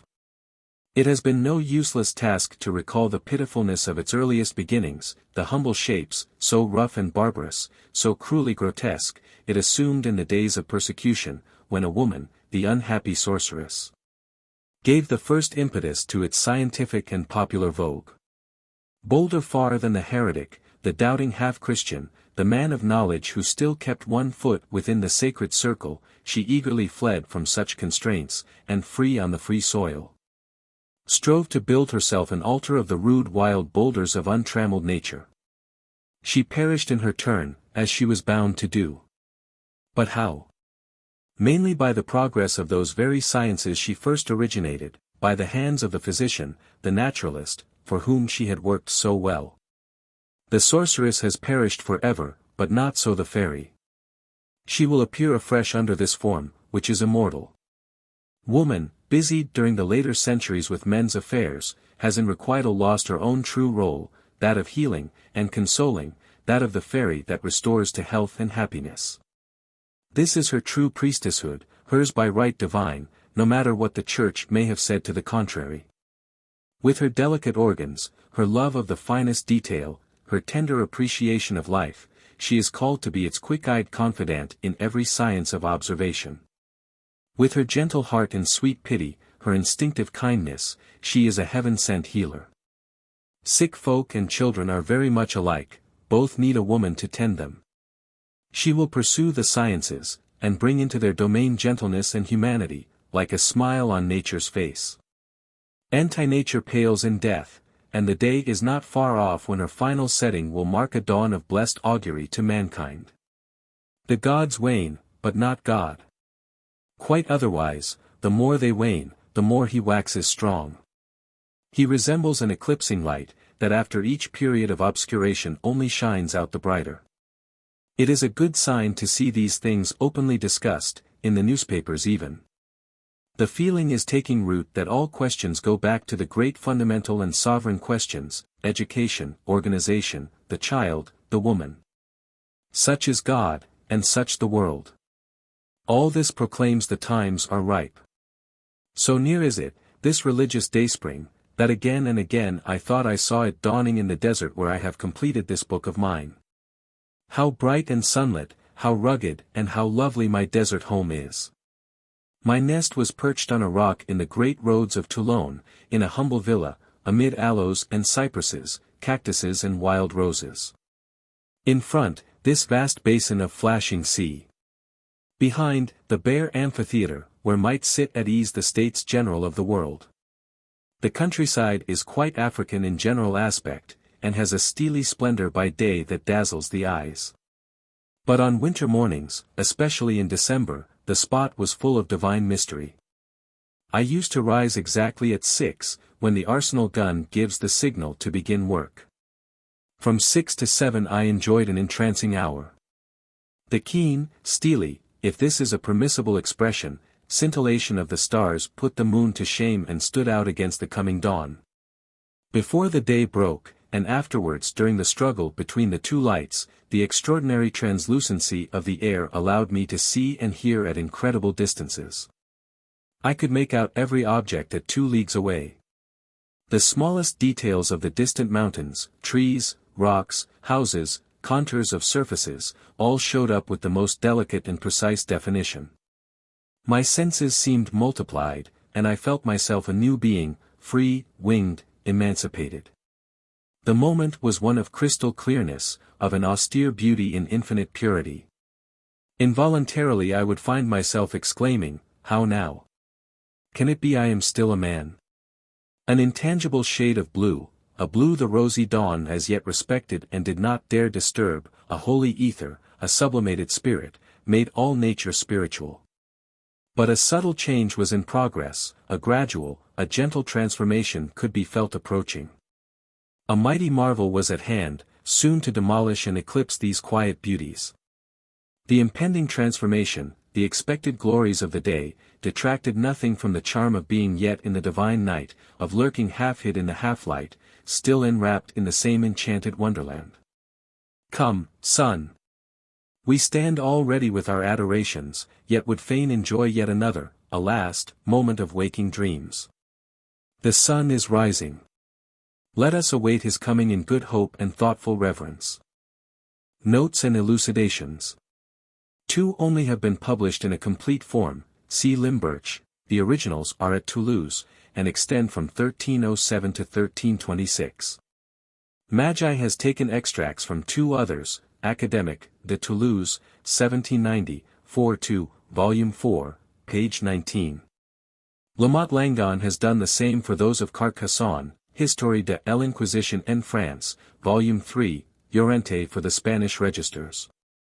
These mysterious records were at Toulouse, and no doubt in all other cases, enclosed in bags suspended very high up on the walls, and, besides, sewn up on either margin in such a way that they could not be consulted without unstitching the whole. They afford us a valuable specimen, throwing precious light on all the inquisitions throughout Europe, for the methods of procedure were everywhere precisely similar, see Directorium Imerici, 1358. What especially strikes one in these registers is not merely the vast number of those punished, but the multitude of persons immured, shut up, that is to say, in a tiny stone cell, camarilla, or in a dungeon in pace, on bread and water. Another is the countless number of the crozettes, as they were called, who had to wear the red cross in breast and back. They were the best treated, and were allowed provisionally to live in their own houses. Only every Sunday after Mass they had to go and be whipped by the cure of their parish. Ordinance of 1326, Archives of Carcassonne, quoted by L. Langon, 3, 191. The most cruel part, especially for women, was that the common people and children used to jeer them unmercifully. They were liable, apart from any fresh offense, to be taken into custody again and immured. Their sons and grandsons were always suspect, and very readily immured. In the 13th century everything is heresy, in the 14th magic. The transition is easy from one to the other. According to the rough-and-ready theory of the period, heresy differs little from diabolical possession. Erroneous belief of every sort, as well as sin of every sort, is a demon to be driven out by torture or the lash. For the devils are very sensitive to pain, Michael Sellis. The crozettes and all persons suspected of heresy are ordered to avoid any dealings with sorcery, D. Vayset, Lang. This change from heresy to magic is an advance in terror in which the judge was bound to find his advantage. In trials for heresy, trials of men for the most part, there are assessors and others present.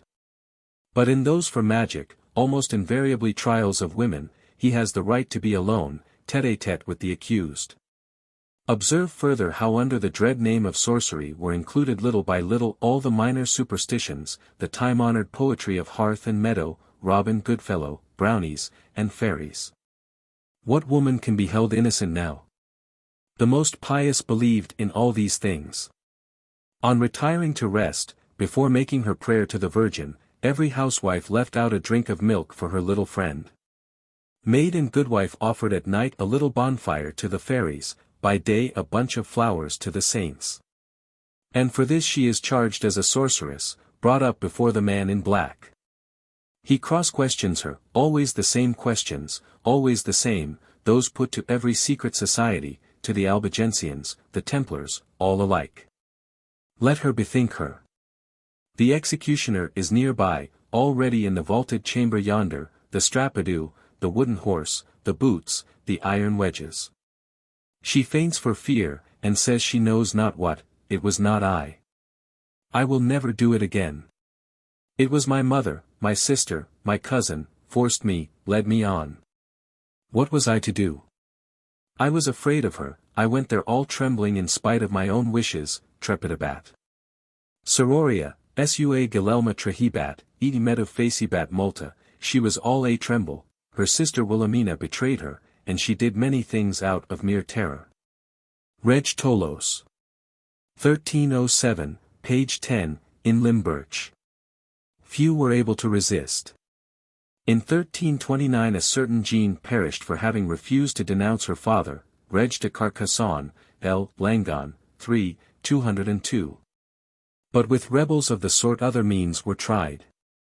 A mother and her 3 daughters had successfully held out against the question.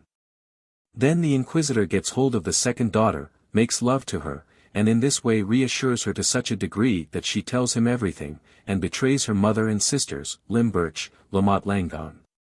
The result is, all were burned together. What broke down the spirit more even than torture was horror of the in-pace. Women died of the terror of being walled up in the little black hole. In Paris could be seen the public spectacle of a dog kennel in the courtyard of the Filles Repentis, Magdalen Refuge, where the Dame d'Escamin was kept immured, except for a slit through which her daily bread was thrown to her. Lying amid her own excrements. In some cases their fears were worked upon till epilepsy supervened. For instance, the poor, weak, fair-haired 15-year-old child, Madeleine de la Palette, whom Michelet himself admits having terrified into denouncing her friends, by putting her in an ancient ossuary to lie on dead men's bones. In Spain, more often than not, the in-pace, far from being a place of peace, had a door by means of which they could come every day at a certain hour to work the victim, for the good of her soul, by applying the lash. A monk condemned to the in-pace begs and prays for death in preference to such a doom, Llorente. As to the auto de fes, read in Limburch what eyewitnesses say of their horrors. In particular consult Delin, who himself once wore the San Benito, Inquisition de Goa, 1688.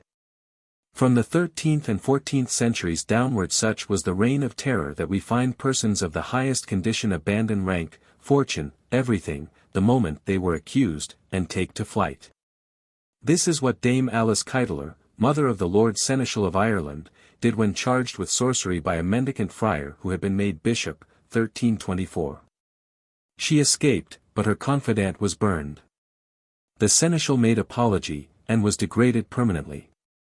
Th. Wright, Proceedings against Dame Alice, etc., 4-2, London, 1843. The whole system takes shape from 1200 to 1300.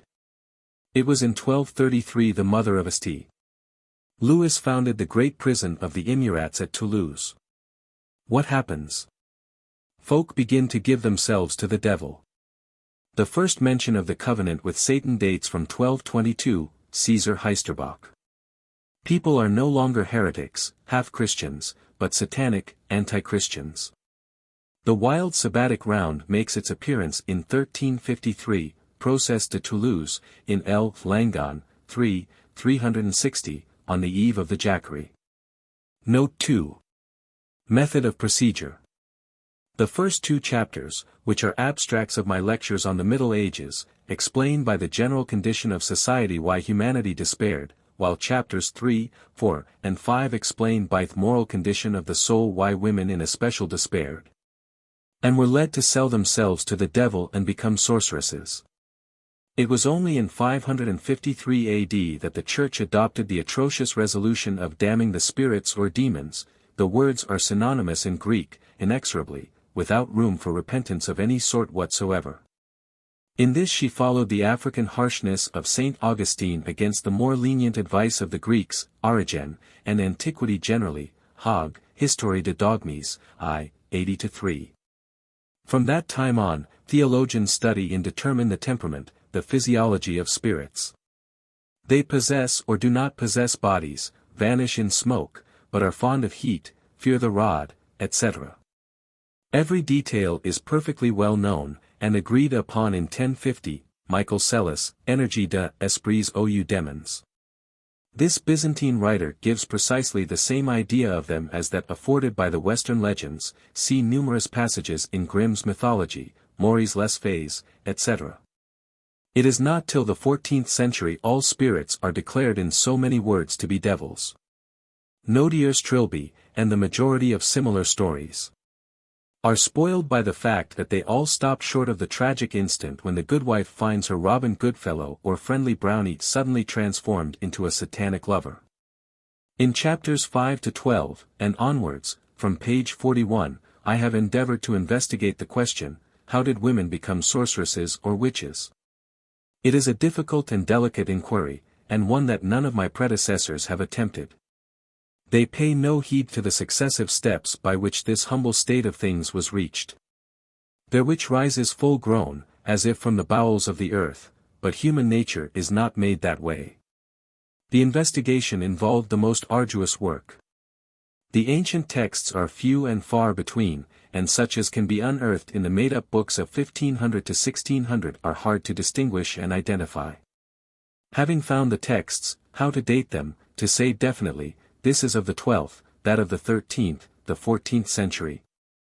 I should never have ventured on the ground at all if I had not already had in my favor a long familiarity with those times, my persistent studies in Grimm, Ducange, etc., and my book Origines du Droit, 1837. All this has helped me enormously. In these formulas, the usages that vary so very little, in the customs that seem fixed everlastingly, nevertheless the historic sense must have its say. Other periods, other forms, these we learn to recognize, to date them psychologically. We can perfectly distinguish the somber gravity of older times from the pedantic gossipy narrative of periods comparatively modern. If archaeology can decide from the shape of such and such a Gothic arch that a building is of such and such a date, with how much more certainty can historical psychology demonstrate that a particular moral circumstance belongs to a particular century and to no other, that a particular idea, a particular passion, equally impossible in more ancient ages and in more modern epochs, was precisely what was to be expected at a particular date. Indeed, in this latter case the criterion is less liable to be misunderstood. Archaeologists have on occasion been mistaken as to some pointed arch which has been cleverly reconstructed. Moreover, in the chronology of art certain forms may very well be repeated. But in the history of morals and manners this is impossible. The cruel record of the past which I here reproduce will never recreate its monstrous dogmas, its appalling dreams. In bronze, in iron, they are fixed in one and the same place forever in the fatality of the ages. Now for my especial sin, where criticism will be down on me. In my long analysis, historical and psychological, of the evolution of the sorceress down to 1300, in preference to indulging in long-drawn prolix explanations, I have frequently taken a minor thread, biographical and dramatic. The lip of one and the same woman, as it were, down the course of 300 years. This, please note, only applies to 6 or 7 chapters altogether, and even in this short section it will easily be realized how everything is based on a firm foundation of historical fact. To give a single instance, if I have given the word Toledo as the sacred name of the capital city of the magicians, I had on my side not only the weight of M. Soldan's deliberate opinion, not only the long passage in Lancre, but 2 very ancient texts to boot. We read in Caesar von Heisterbach how the students of Bavaria and Swabia go to Toledo to learn necromancy. It is a master of Toledo who originates the crimes of sorcery prosecuted by Conrad of Marburg. However, after all, the Saracen superstitions, which came from Spain or from the East, as Jacques de Vitry alleges, exerted only an indirect influence, as did the old Roman cult of Hecate or Dianam. The mighty cry of pain, which is the true and inward meaning of the witches' Sabbath, reveals quite a different state of things. It expresses not only material sufferings, voices, old miseries and wretchedness, but a very abyss of agony. The lowest depths of moral suffering are not sounded till towards the days of St. Louis, Philippe le Bel, particularly among certain classes which felt and suffered even more keenly than the old-time serf. Such must have been in especial the good, well-to-do, peasants, rich villains, serfs who were mayors of villages, whose existence I have noted as early as the 12th century, and who in the 14th, under the new system of imposts, became responsible, like the curiales of antiquity, for the taxes, and are doubly martyrized by the king and by the barons, crushed under extortions, their lives, in fact, made a living hell. Hence the fits of despair that send them hastening to the spirit of hidden treasures, the devil of money. Add in mockery and insult, who do still more perhaps towards producing the bride of Satan. A trial at Toulouse, making in 1353 the first mention of the sabbatical round, enabled me to put my finger on the exact date. And what date more likely in the nature of things? The Black Death is heavy on the world, killing the third part of all mankind. The Pope is degraded. The barons, beaten by the English and prisoners, are extorting their ransom from the unhappy serf, stripping him to the very shirt.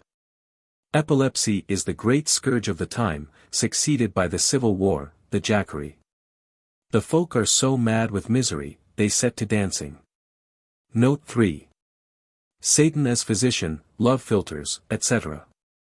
Reading the admirable works composed in our own day on the history of the sciences, I am surprised by one circumstance. The authors seem to think everything was discovered by the doctors, those half-schoolmen, who at every step were hindered by their cloth, their dogmas, the deplorable habits of mind due to their scholastic training. And others, who walked free of these fetters, the sorceresses and witches, did they find out nothing? It were unreasonable to think so, and Paracelsus states the very opposite. In the little we know of their recipes, a remarkably good sense is apparent. To the present moment the Solanaceae, so freely employed by them, are considered the especial remedy of the dread disease which threatened the world in the 14th century.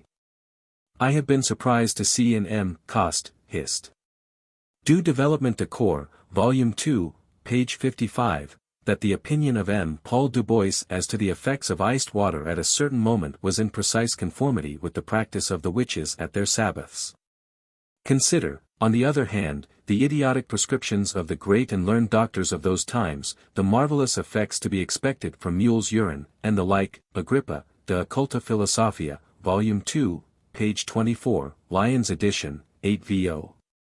With regard to their love potions, philters, etc., it has not been noticed how closely the covenants between lovers resembled those between friends and brothers in arms. For the latter consult Grimm, Rex Alterthumer, and My Origins. For the first, Calcagnini, Sprenger, Gerlandus, and a host of other writers. In all cases they follow identically the same lines. It is invariably either nature called upon and taken to witness, or the employment, more or less blasphemous, of the sacraments and holy things of the Church, or a feasting in common, such and such a drink, such and such a loaf or cake, shared between the contracting parties. To this add certain forms of communion, by blood, by this or that excretion.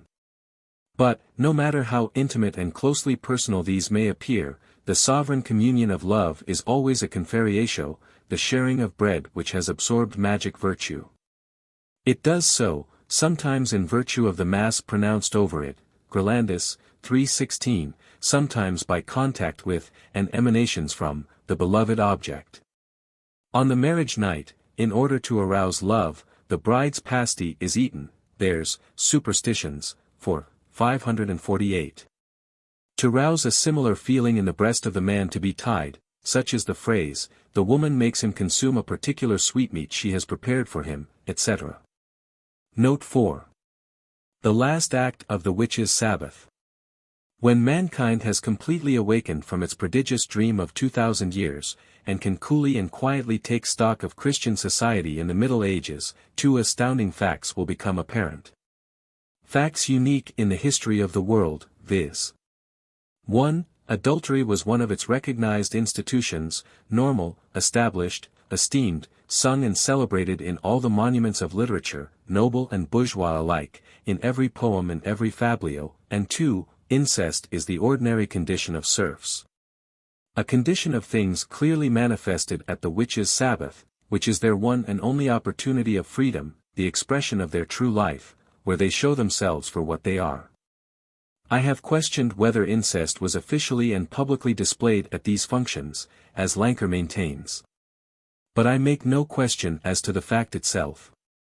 Economic in the main this state of things, a result of the wretched state in which the serfs were kept. Women being less efficient workers, were regarded as so many useless mouths. One was enough for a family. The birth of a girl was lamented as a calamity, see My Origins, and the child received next to no attention. But many could possibly survive. The eldest only of the brothers married, so hiding under a Christian mask the polyandry that was the actual fact. Between them, a thorough understanding and conspiracy of infertility. This is the bottom of the mournful mystery, which so many witnesses attest without comprehending what it really implied.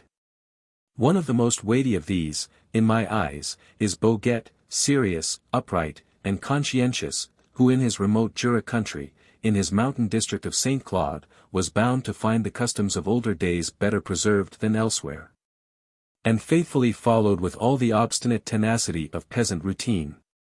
Boguet also affirms two important facts: 1. Incest, even incest between mother and son; 2. Unfruitful, undelightful pleasure, childbearing made an impossibility. It is appalling, whole nations of women submitting to such sacrilege. I say nations advisedly. These Sabbaths were enormous assemblages, 12,000 souls in one small Basque canton, see Lancre, 6,000 in one pretty hamlet, La Mirandole, see Spina. A terrible revelation indeed of the insignificant moral influence the Church exerted. It has been supposed that with its Latin, its Byzantine metaphysics, barely comprehensible to its clergy themselves, it was Christianizing the people. And lo! At the only moment when the people is free and can manifest its true nature, it shows itself worse than pagan. Self-interest, calculation, family consolidation, have more effect than all the empty teaching of clerics. Incest of father and daughter would have been comparatively useless in this direction, and less is heard of it. That of mother and son is specially enjoined by Satan. Why? Because among these uncivilized races the young laborer, on the first awaking of his passions, would have escaped from the family control, would have been lost for the common household, just when he was becoming of precious value to it. It was hoped to keep him to bounds, to nail him to the home, at any rate for a long while, by means of this strongly constraining tie, that his mother incurred damnation for him. But how could she ever consent to such a thing? We can only say, look at the cases, happily rare, which occur at the present day. The thing happens only under conditions of the extremity of destitution. It is a hard saying, but a true one, excess of evil fortune demoralizes and depraves. The spirit once broken has small power of resistance left, it is weak and flaccid. The poor, in their half-savage life, so bare of everything as it is, spoil their children excessively. In the home of the destitute widow and the forsaken wife or mistress, the child is monarch of all he surveys, and the mother has no strength, when he grows up, to oppose his will. How much more so in the Middle Ages? The woman was crushed to the earth on three several sides. The Church keeps her down at the lowest level of degradation, she is Eve, and sin incarnate. In the house she is beaten, at the Sabbath immolated, we have read how. At bottom she is neither of Satan nor of Jesus, she is nothing, and has nothing. She would die in her child. But they should beware of making a creature so unhappy, for under this hail of agony, what is not pain, what is sweetness and tenderness, may in revenge turn into the frenzy of despair. This is the horror of the Middle Ages. For all its spiritual aspects, it lifts from the hidden depths incredible things that should have never left them, it goes searching and scrutinizing the muddy underregions of the soul. Still the poor suffering creature would fain stifle all this. Very different from the high-born lady, she can sin only out of submissiveness. Her husband will have it so, and Satan will have it so. She is afraid, and weeps at the idea, but her reluctance goes for little. But, for all the constraint she is under, the result is not less terrible in the way of perversion of the senses and degradation of the mind. It is a hell on earth. She is left horror-stricken, half wild with remorse and passionate revolt. The son, if success has been realized, sees an enemy in his own father, a breath of parricidal fury haunts the house, tainted with this abomination. One is horrified to picture what a society such as this must have been, a society where the family, so fatally corrupted and divided against itself, went on its way in gloomy dumbness, wearing a heavy mask of lead. Under the rod of a witless authority that saw nothing and believed in nothing but its own supremacy. What a flock of spiritless sheep! What senseless, brainless shepherds! They had there before their very eyes a monstrous spectacle of calamity, grief, and sin, a spectacle unheard of before or since. But they only looked in the pages of their books, learned their lesson there, and repeated vain words by rote.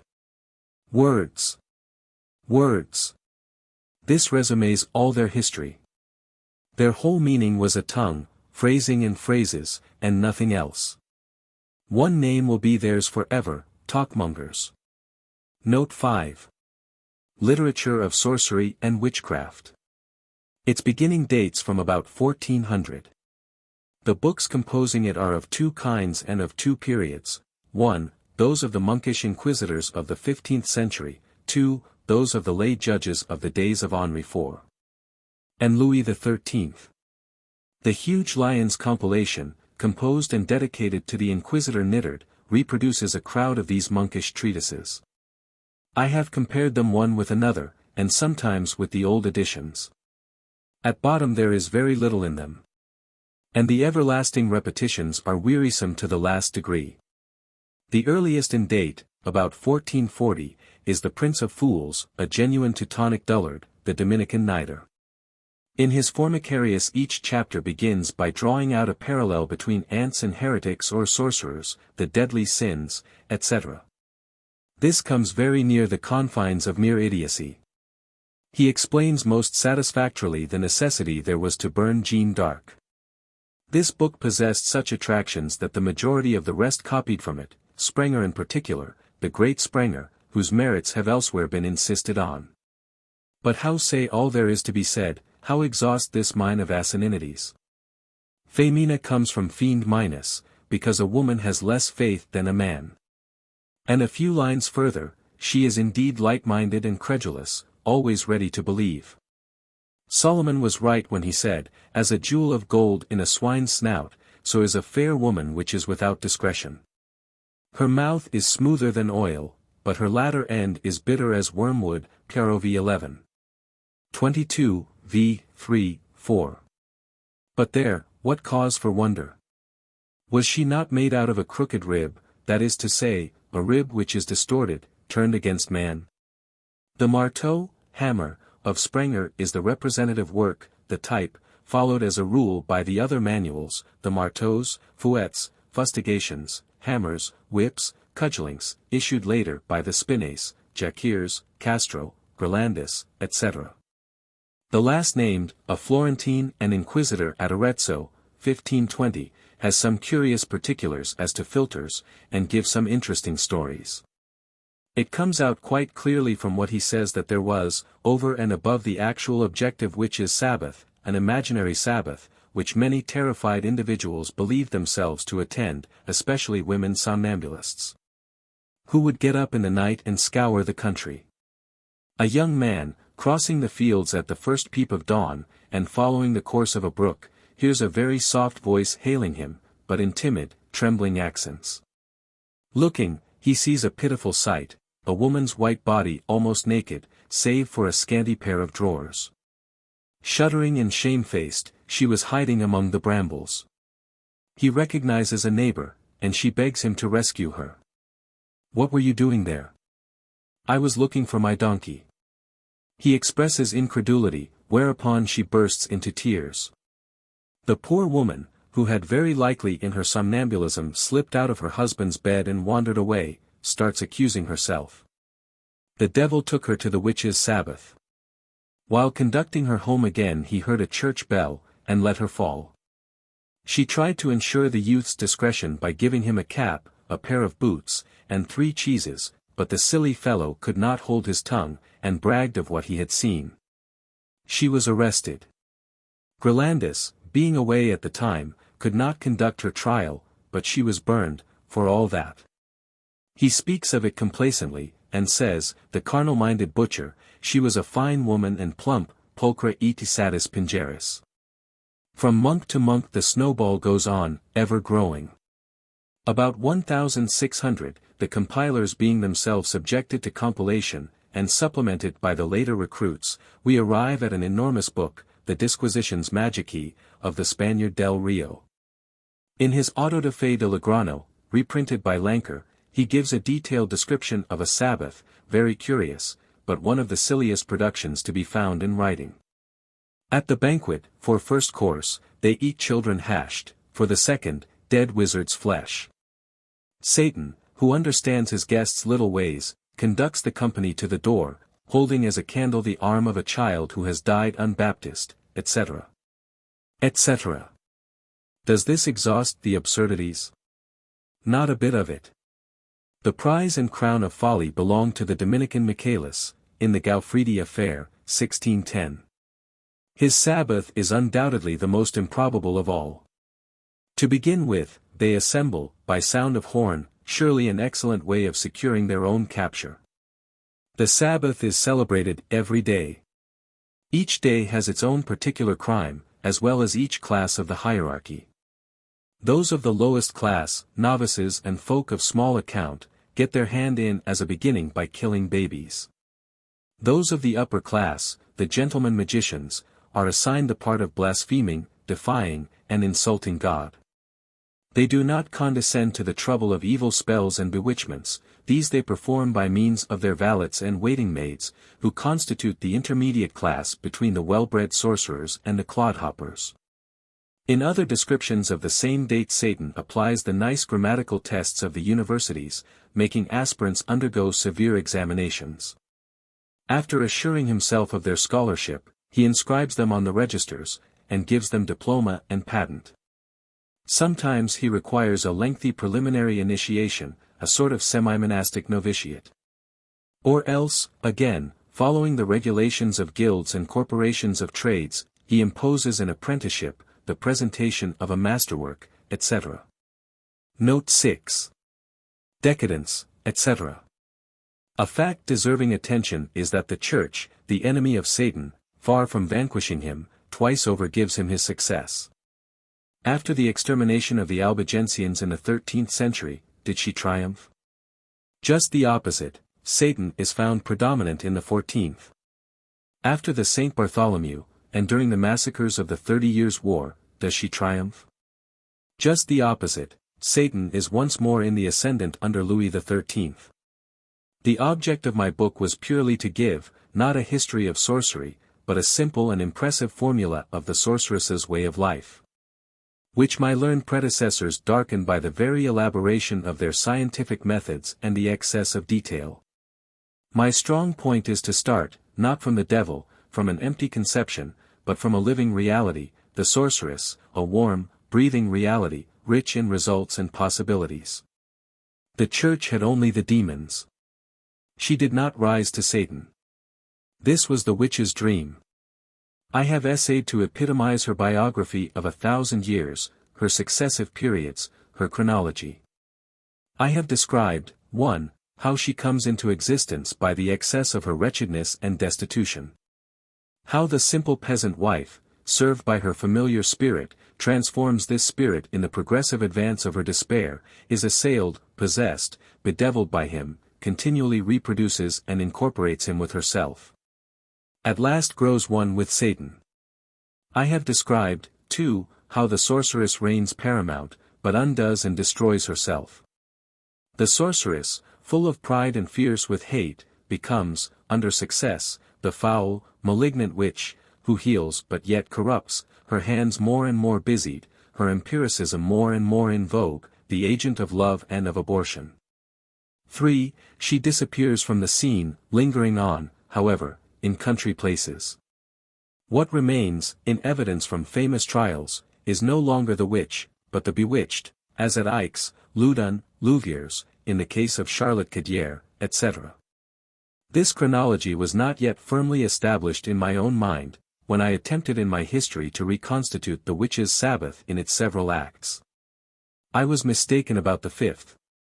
The true sorceress of the original type is an isolated being, a devil's nun, having neither love nor family ties.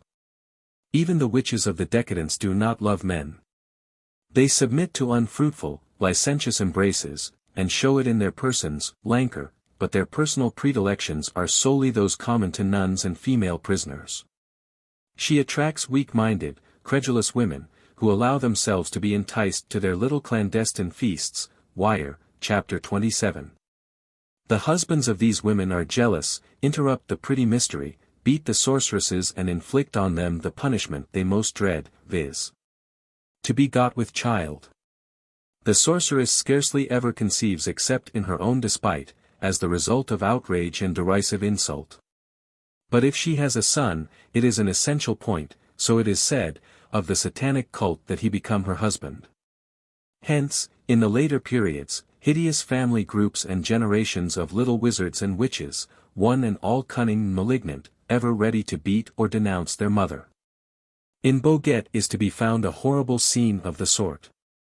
What is less well known, but not less atrocious, is the fact that the great folk who made use of these perverted races for their personal crimes, keeping them in a continual state of dependence by means of their terror of being delivered over to the priests, extorted heavy revenues from them. Sprenger, p. 164, Lyons edition. For the decay of sorcery and witchcraft, and the latest persecutions of which it was the object, I refer the reader to two excellent works by Soldan and Thomas Wright respectively. In connection with its relation to magnetism, spiritualism, table-turning, etc., copious details will be found in that curious book, L'Histoire du Merveilleux, History of the Marvelous, by M. Figuier. Note 7. I have twice spoken of Toulon. But I can never speak enough of a place which has brought me such happiness. It meant much for me to finish this gloomy history in the land of light. Our works feel the influence of the country where they were wrought. Nature labors with us. And it is a duty to render gratitude to this mysterious comrade, to thank the genius loci. At the foot of Fort Lamel, which rises commandingly, though unseen, above, I occupied a small and very retired house situated on a sharply descending slope of healthy, rocky ground. The man who built himself this hermitage, a doctor, wrote within its walls a very original book, L'Agonie et la Mort, Death and the Death Agony. He died himself quite recently. Hot of head and volcanic of heart, he used to come thither every day from Toulon to pour out his troublous thoughts. They are strongly impressed on the locality. Inside the enclosure, a large one, of vines and olive trees, in order to shut himself in within a double isolation, he had constructed an inner garden, narrow in dimensions, with encircling walls in the African fashion, and containing a tiny fountain. He is still present there by virtue of the exotic plants he loved, and the white marble slabs inscribed with Arabic characters which he saved from the ruined tombs of Algiers. His 30-years-old cypresses have shot up into giants, his aloes and cactuses grown into immense, formidable trees. The whole very lonely, not at all luxurious, but with a great charm of its own. In winter-time the sweetbriar in flower everywhere, and wild thyme and aromatic scents of all kinds. The roadstead of Toulon is, as everybody knows, one of the wonders of the world. There are some even greater in extent, but none so beautiful, so finely designed. It opens to the sea by an entrance 2 leagues across, this narrowed by 2 peninsulas, curved like crab's claws. All the interior, varied and diversified by capes, rocky peaks, sharp promontories, moorlands, vines, pine woods, shows a singular charm, nobility, and severity of aspect. I could not distinguish the inner portion itself of the roadstead, but only its 2 enormous arms, to right, Tamaris, henceforth immortal, to left, the fantastic horizon of Jean and the Isles d'Or, where the great Rabelais would have loved to die. Behind, beneath the lofty circuit of the bare mountains, the gaiety and brilliance of the harbor, with its blue waters and its ships that come and go in never-ceasing movement, afford a striking contrast. Flapping flags and waving pennants, swift-flying dispatch boats carrying admirals and other officers to and fro, all is animating and interesting. Every day at midday I would climb on my way to the town from the sea up to the highest point of my fort, whence opens a vast panorama, the mountains beyond Hyères, the sea, the roads, and in the middle of all the town which, as seen from thence, looks charming.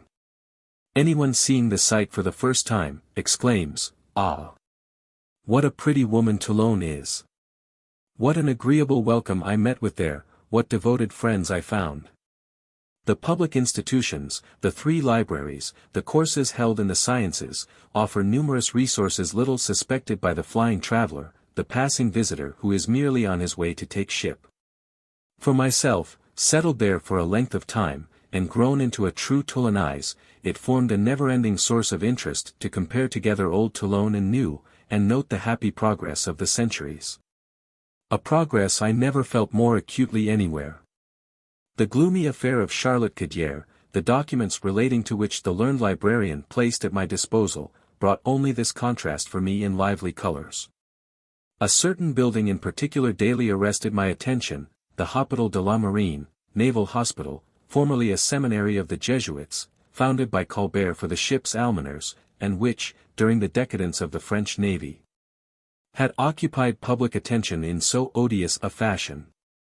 It was well done to preserve so instructive a monument of the contrast between the 2 periods, the former marked by ennui and emptiness disfigured by hateful hypocrisy, the present, bright with sincerity, ardent with activity, research, science. And science purely benevolent in this case, directed solely and entirely towards the relief of suffering and the consolation of human life. Going inside, we shall find the house has been somewhat changed. If the decriers of the present say such progress is of the devil, they must admit that to all appearance the devil has altered his methods. His magic nowadays is, on the first floor, a fine and well-selected medical library, which these young surgeons, with their own money and at the expense of their pleasures, are incessantly adding to, less dancing and fewer mistresses. More science and brotherly love.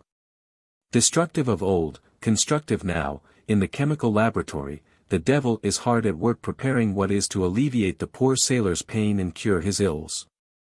If the knife becomes needful, the insensibility the witches sought, and towards which their narcotics were the first essay, is afforded by the art magic of the immortal discovery made by Jackson in America, 1847, and Simpson at Edinburgh. Those days pondered and aspired, these realize. Their spirit is a Prometheus. In that mighty satanic arsenal, I mean the well-equipped physical installation possessed by this hospital, I see realized in practice the dreams and longings of the Middle Ages, the most apparently chimerical fantasies of former days. To traverse space, they say, I would have force. And behold steam, which is now a flying wing, now a Titan's arm. I would wield the lightning. And lo! It is in your land, docile, obedient. It is stored in a bottle, increased, diminished, sparks are drawn from it, it is called here and sent there. We do not ride on a broomstick, it is true, through the air, but the demon Montgolfier has created the balloon. Last, but not least, the sublimest wish of all, the sovereign desire to communicate afar off, to make one from pole to pole men's thoughts and hearts, this miracle is accomplished. More than that, the whole round world is united by a vast electrical network.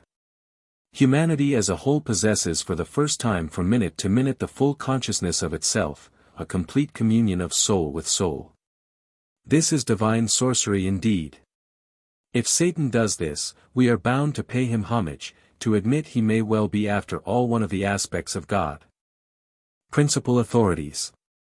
Gress, Bibliotheca Magici, Leipzig, 1843. Magi Antique, collection of texts by Soldan, A. Mori, etc. Calcagnini, Miscel, Magia Amatoria Antiqua, 1544. J. Grimm, Deutsche Mythology. Acta Sanctorum, Acta SS. Ordinus S. Benedicti. Michael Sellis, Energy of Demons, 1050. Sar von Heisterbach, Illustria Miracula, 1220. Registers de l'Inquisition, 1307-1326, in Limburg, and the extracts of Magi, Llorente, Lamotte Langon, etc. Imerici Directorium, 1358. Llorente, Inquisition d'Espagne. Lamotte Langon, Inquisition de France. Manuals of the Monks Inquisitors of the 15th and 16th centuries, Nider, Formicarius, Sprenger, Malleus, C. Bernardus, Lucerna. Spina, Grelandis, etc. Cornelius Agrippa, Opera, 8vo, 2 volumes, Lyons. Paracelsus, Opera. Wir, De Prestigiis Daemonum, 1569. Boden, Demonomany, 1580. Remigius, Demonolatria, 1596. D. L. Rio, Disquisitions Magici, 1599. Boguet, Discours de Sorcières, Lyons, 1605. Leloir, Histoire de Spectres, Paris, 1605. Lanker, Inconstance, 1612, Incredulite, 1622. Michaelis, Histoire d'une Pénitente, etc., 1613. Tranquille, Relation de Loudun, 1634. Histoire de Diables de Loudun, by Urbain, 1716. Histoire de Madeleine Bavant, of Louviers, 1652. Examen de Louviers, Apologie de l'examen, by Yvelin, 1643. Procès du P. Gérard et de la Cadière, Aix, Folios, 1833. Pieces relatives à ce process, 5 volumes, 12 mo, Aix, 1833. Factum, chansons, etc., relatives, MS in the Library of Toulon. Eugene Salvert, Sciences Occults, with introduction by Littre. A. Maury, Les Fays, 1843, Meiji, 1860. Soldan, Histoire de procès de sorcellerie, 1843. Thomas Wright, Sorcery and Magic, 1854. Figuier, Histoire du Merveilleuse, 4 volumes. Ferdinand Denis, Sciences Occults, Monde Enchanté. Histoires des Sciences au Moyen Âge, by Sprenger, Pouchet, Cuvier, Hofer, etc.